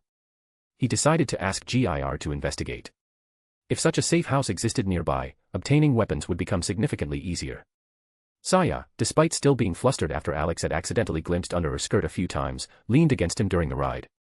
Being close to him gave her a sense of calm and safety, something incredibly rare in the current chaos. She couldn't explain why, but she trusted Alex to handle anything that came their way. Her intuition told her there was much more to him than the sarcastic mask he wore. Still, she was confident he'd open up to her eventually, so she chose to wait patiently. Ray, seated behind them, leaned back slightly, letting the wind play with her hair. She watched Alex's broad back and felt protected in his presence. Slowly, she realized her thoughts about him had begun to change. Was it because he had saved her and the others from the school? Or because he had given them refuge in this chaos? Maybe it was after he helped rescue her mother. Ray shook her head, brushing the thoughts aside. Does it matter? What's important is understanding what he thinks of me, she decided. Before letting her feelings take root, she planned to talk to Rebecca and Brunhild, who knew Alex better than anyone. Soon, they arrived back at the bank. Alex slowed the motorcycle in front of the barricades, scanning the area carefully. The defenses clearly needed work. If a zombie horde arrived from Tokyo, the sheer number of infected piling up at the barricades could create an unmanageable bottleneck. He also considered how Live Corporation might be controlling the zombie hordes. There were several possibilities: drones emitting specific signals or an alpha zombie they'd created and enslaved. But without concrete information, speculating was pointless. Why did you stop? What's on your mind? Saya asked, leaning against him. I think the barricades need to be adjusted, he replied. If a horde comes, a massive cluster of zombies will get stuck here. We're already clearing out stragglers every morning, but after a horde, it could be 10 times worse. Saya nodded, seeing the logic in his reasoning. Alex was already strategizing how to reinforce the defenses and prepare for the impending chaos. Ray leaned forward, resting her hands on Alex's shoulders, to take a closer look at the barricades and understand his concern. A quick survey confirmed it, he was right. After the barricades were installed, zombies occasionally got stuck in them, but if a horde were to come through, the situation could become critical. Saya carefully examined the barricades as well, estimating the number of zombies that might accumulate, and came to the same conclusion. Moving the barricades makes sense, Saya agreed. If too many zombies get stuck, it could create a sort of traffic jam. And that's something we wouldn't be able to handle. At that point, our plan to leave the city would end up in the trash. Pleased with her support, Alex patted Saya on the head. Out of the corner of his eye, he noticed Ray puffing her cheeks slightly as she watched the scene. Smirking, he extended his hand toward her, and Ray, happy for the attention, eagerly leaned forward so she could also be patted on the head. Once both girls seemed calmer, Alex started the motorcycle and rode onto the bank's parking lot. Inside, they noticed that the vehicles of the other groups hadn't returned yet, or perhaps they had already set out on new missions. Parking his bike, Alex glanced over the handlebars as GIR leapt out of the van, scanning the area as though looking for his mom. The robotic dog's gaze landed on Alex, as if awaiting orders. They're probably still out searching for parts, Alex said, looking at GIR. Run and check with Mom Brunhild. See if anyone's come back. GIR nodded, his short legs tapping against the floor as he swiftly headed inside the bank. Meanwhile, Alex and the girls dismounted the motorcycle and began unloading parts from the van for the bus modifications. Alex quickly assessed the pile of components, estimating how much more they'd need to equip both buses. The result wasn't encouraging, what they'd brought back was barely enough for one. There's no doubt about it. This isn't going to cut it, Ray muttered, placing the parts near the bus. Hopefully, the other groups will find something useful, Saya remarked, carefully setting a box down on the floor. If worst comes to worst, I'll just take GIR and Mimi, Alex said in a calm tone, lighting a cigarette. We'll clear out the depot and get everything we need. I'm sure there's useful stuff there. Saya gave him a doubtful look. You do realize that with the number of zombies in the depot, you'll be stuck there all night. And who knows if there are mutated ones or new types we haven't even seen yet. Sure, you and those 2 robo-dogs are strong, but it'll still take a lot of time. Alex exhaled smoke upward and smirked. Then I'll whip up something quick. I'll make a device to lure the zombies to another part of the depot while we search. Just make sure it doesn't attract more trouble than it solves, Saya said, casting a skeptical glance at Alex. He smiled confidently in response and continued unloading the van. Saya and Ray exchanged a glance before shaking their heads in disbelief. They weren't worried about Alex's safety, what concerned them more was the thought that he might blow something up again. Brunhild and Rebecca had already shared stories, like the time Alex burned down an entire hospital during a supply run with Rebecca and Seiko. Catching their expressions, Alex immediately guessed what they were thinking. He wasn't sure exactly what Rebecca and Brunhild had told the others, but judging by the girls' faces, his destructive reputation was clearly well established. As soon as the van was unloaded, GIR and Alice rushed out of the bank, the latter holding the robo-dog by the paw, followed by Brunhild, who came out leisurely behind them. "Yo, are we the first ones here?" Alex asked, noticing her. "Yeah, the others haven't returned yet," Brunhild replied, walking closer. "Didn't expect us to finish so quickly," Ray remarked, leaning against the bus. "What did you expect? We only visited 2 auto repair shops. If it weren't for the zombies at the last one, we would have been back even sooner. And of course, we decided not to go into the depot because of how many zombies are there," Saya explained, adjusting her braid. Ray simply rolled her eyes at Saya's comment, and Alex smirked, giving her a light pat on the head. Brunhild, glancing at the parts they brought, immediately noted that they might not be enough for what Alex had in mind. She commented that it might be too little, considering what Alex was planning to do with the bus. He just rolled his eyes, preferring not to go into details. After a brief pause, he decided to clear the area next to the bus to prepare a workspace. While Alex and the girls discussed various topics, GIR and Alice stood to the side. The robo-dog was proudly showing off, telling Alice how skillfully he drove the vehicle. Alex involuntarily snickered as he watched. GIR, who usually only sought praise from his moms, had suddenly decided to show off his talents to someone new. What worried Alex the most was that his mechanical pets, GIR, Mimi, and Stitch, might somehow infect Alice with their strange beliefs in the Emperor of Mankind. "Alice, what do you want to be when you grow up?" Alex asked suddenly, in a genuinely interested tone. The girl, distracted from her conversation with the robo-dog, paused to think. Even Ray, Saya, and Brunhild looked at her with interest, waiting for her answer. Alex patiently waited, giving Alice time to think. "I want to be like Mimi's sister. I want to join the Adeptus Sororitas," Alice declared with a wide smile. Alex felt something snap inside him. His eye began to twitch noticeably, and his thoughts quickly became tangled. Ray and Saya exchanged confused glances, unsure of what the Adeptus Sororitas was and why Alex was reacting like that. They were expecting an explanation from him, but his face only showed a mix of confusion and horror. Brunhild remained icy calm, though she, too, seemed surprised. Even the Valkyries in Alex's spiritual space momentarily lost their words. "Maybe you'd prefer to be a Valkyrie, like your older sister Brunhild." "That's pretty cool too," Alex suggested cautiously, trying to regain control of the situation. "Big sister Brunhild is really cool, but I want to be like Mimi's sister," Alice firmly stated, nodding happily. Alex let out a heavy sigh, realizing that many more surprises lay ahead of him. His face became emotionless when Alice reaffirmed her intentions. He started thinking about how and when the trio of troublemakers managed to brainwash the young girl. In his mind, images of the Imperium, gradually gaining power in this world, began to take shape. Thoughts about the possible consequences caused him a headache, but after a moment's hesitation, he decided to leave things as they were and go with the flow, not overburdening himself with unnecessary thoughts. Ray and Saya, not understanding who the Adeptus Sororitas were, turned to Brunhild for an explanation, whose face remained impassive, only fueling their curiosity. Brunhild, who are these Adepta, whatever they're called?" Ray asked cautiously, drawing the Valkyrie's attention. Brunhild sighed deeply, shifted her gaze to the girls, and began explaining. Adeptus Sororitas, or the Sisters of Battle, are an order consisting solely of women. The military divisions of the sisterhood are the vengeful arm of the ecclesiarchy, ruthlessly eradicating heresy and corruption among humanity. Her voice remained calm, but the slight twitching of her eyelid betrayed her irritation. "So, kind of like an inquisitorial order, but all female." Saya clarified, trying to grasp the essence. "Basically, yes. But it's too complex a topic to explain in a few minutes. You'd be better off asking Alex about it. But whatever you do, don't ask GIR or Mimi for an explanation," Brunhild added with a weary look. "Why?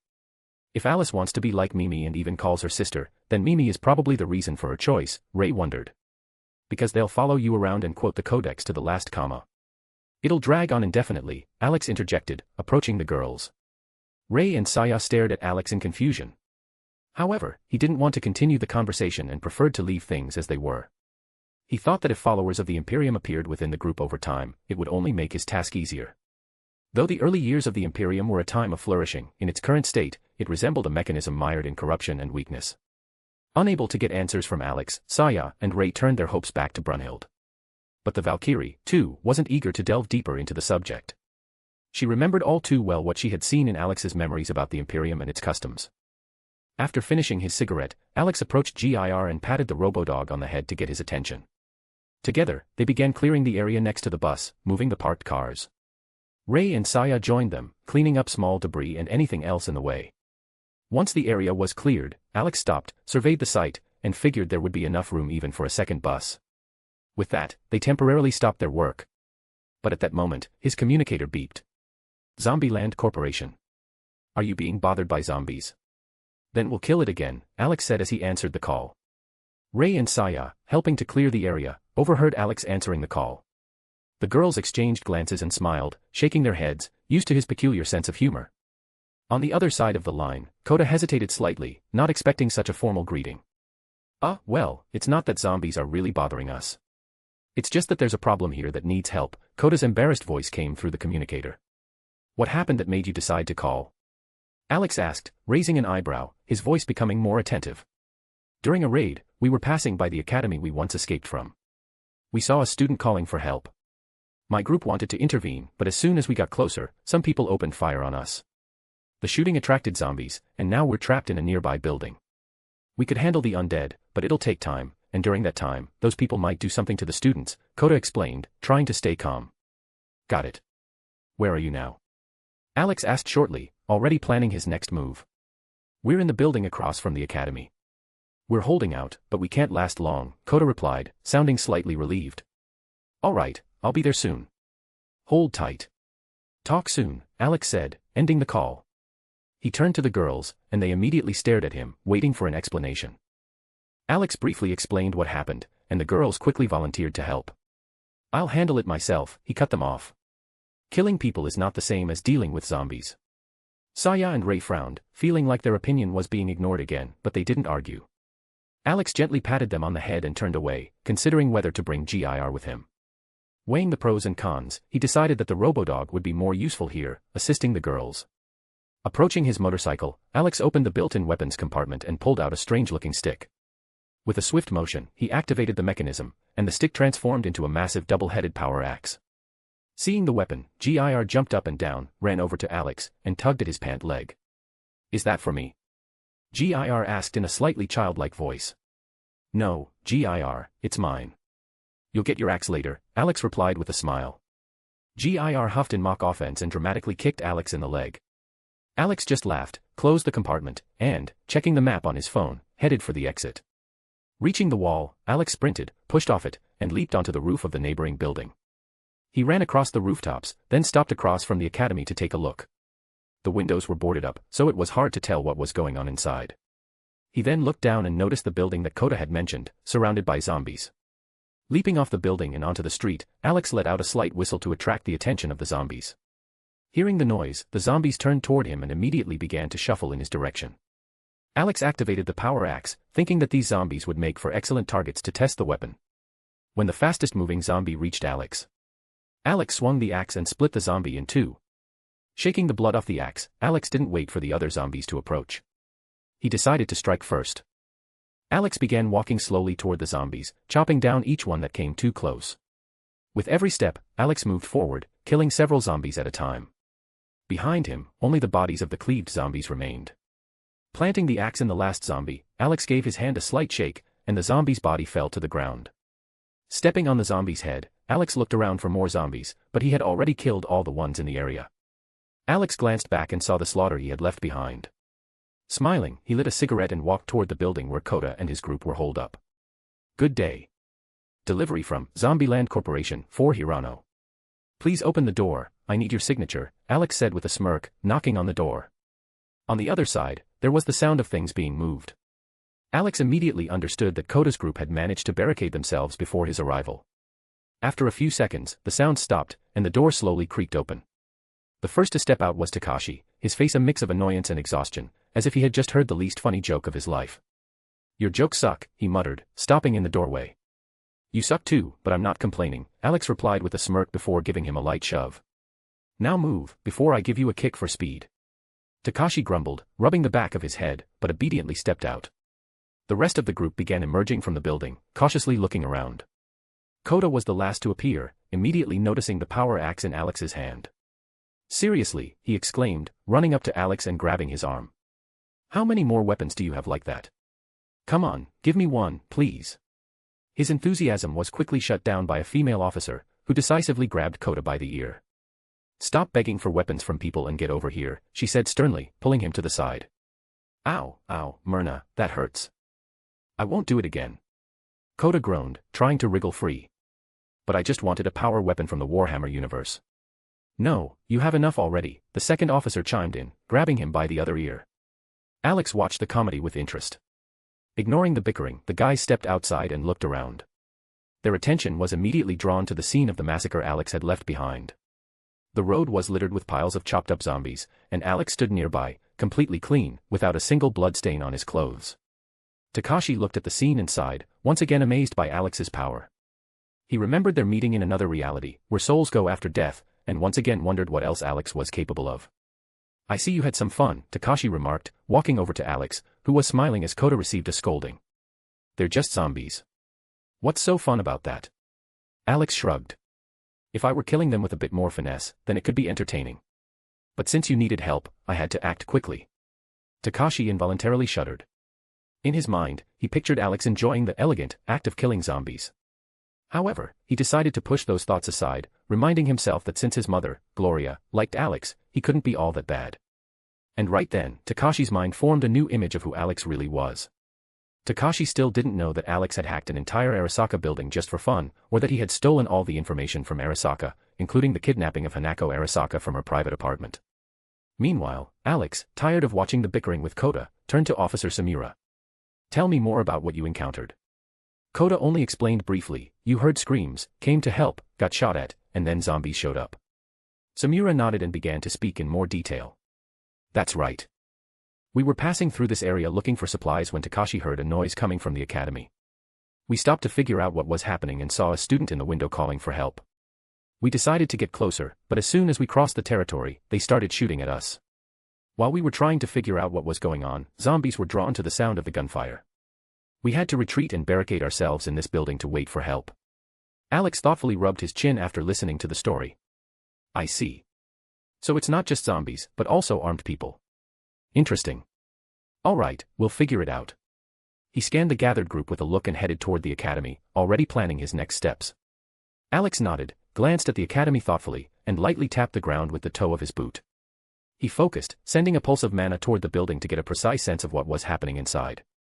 Takashi, noticing the movement, raised an eyebrow in question but decided to wait for Alex to explain everything. After a few moments, the pulse returned, and Alex gathered all the necessary information. There were about 30 people in the building, but it was impossible to determine who was a hostage and who was a bandit. What are we going to do? What's the plan? Kota asked, scratching his red ears and stepping closer. I'll infiltrate, scout the situation, and figure out how many of them are bandits. If it's just a few, I'll take care of them all. After that, we can evacuate the survivors, Alex replied calmly, lighting a cigarette. Are you sure you can handle it? They have weapons, and you only have an axe, Samura said skeptically, sizing him up from head to toe. It's fine, I'm a ninja, Alex said with a smile. At these words, all the group members exchanged glances, their expressions a little confused. Alex's assurances didn't sound convincing. He noticed their bewilderment, rolled his eyes, and sighed. All right, just watch and learn. As soon as I give the signal, you can move in. For now, I'll do the reconnaissance. And stay alert, just in case, he said, slinging the axe over his shoulder. Without waiting for a response, Alex swiftly moved toward the academy. Reaching the fence, he effortlessly jumped over it, glanced around, and listened carefully. Satisfied that he remained undetected, he began to quietly make his way toward the building, periodically sending mana pulses to refine his awareness of the people inside. At the entrance, Alex paused and sent another pulse. He discovered that the nearest bandit was on the first floor, patrolling the area. Alex hid behind a corner and waited for the bandit to come closer. When the bandit entered his reach, Alex quickly emerged from cover, grabbed the enemy by the face, and knocked the weapon from his hands. Hey there, sweetheart. How about we talk? You tell me how many of you are here, and I'll let you go. If you understand, nod. Just don't scream, or I might change my mind and feed you to the zombies after I'm done with your friends, Alex said with a friendly yet menacing smile, tightening his grip on the bandit's face like a vice. In pain and terror, the bandit felt his skull begin to crack. Panic surged. He quickly nodded, trying to signal that he was ready to talk. Seeing this, Alex loosened his grip to allow the poor man to speak. There's 13 of us. Just don't kill me. I'll tell you everything. I'll tell you where the others and our supplies are, the bandit stammered, his fear making his words tremble. No need, Alex replied, shrugging. I'll find it on my own. And now, like I said, I'll let you go. But where to, I never specified. With those words, he tightened his grip again. The bandit tried to break free, but resistance was futile. With a single motion, Alex squeezed, and the bandit's head exploded like a ripe watermelon. The decapitated body slumped and fell to the ground. Alex cast an indifferent glance at the corpse. Now there are 12 of them, he said calmly, then sent another mana pulse to continue the clearing process. Receiving a response from the mana pulse, Alex moved toward his next target, who was positioned at a significant distance from the others. Climbing to the next floor, he cautiously approached his victim. Stealthily closing the gap, Alex grabbed the bandit by the head and forcefully slammed it into the wall. The sound of cracking bones confirmed that the bandit was no longer a threat. Alex quickly hid the body in an empty room to avoid drawing unnecessary attention and moved on. Moving silently, he approached the room where several bandits were located. Knowing that they might start shooting, which would inevitably attract attention, Alex cast a silence spell on the room. Once he confirmed the spell was working, he kicked the door open with force. The bandits, noticing him, immediately reached for their weapons and opened fire. However, the sound of gunshots remained muffled within the room, and the bullets, upon hitting Alex's body, simply ricocheted off without causing him any harm. Seeing that their attacks were futile, the bandits panicked and tried to hide in the corner while continuing to shoot. Alex calmly approached them, swung his axe, and in the blink of an eye, the room was cleared of enemies. Finishing with this group, he continued the sweep of the building, employing the same method. When only one bandit remained alive, presumably the leader, Alex focused on his location. Following the signal of the mana pulse, he discovered him in the neighboring classroom. The bandit was saying something to the survivors, attempting to maintain control of the situation. Without hesitation, Alex punched through the wall with his hand, grabbed the leader by the head, and yanked him toward himself through the hole. "Hello there," he said with a grin before effortlessly crushing the leader's head with a single motion. Throwing the decapitated body aside, Alex calmly stepped through the hole in the wall and entered the classroom where the survivors were held. When they saw him, fear mixed with disbelief flashed in their eyes. Alex scanned the room and quickly contacted Coda, informing him that the evacuation could begin. The survivors, overhearing his conversation, slowly began to realize that Alex had come to save them. Some of them relaxed slightly, but they still regarded him with caution. "My people will be here soon, and will get you out of here. When they arrive, they'll explain everything," Alex said, casting a brief glance at the frightened faces. Then, he casually sat down on a chair, clearly in no rush, and waited for Coda and Takashi with the group to arrive and complete the operation. To be continued.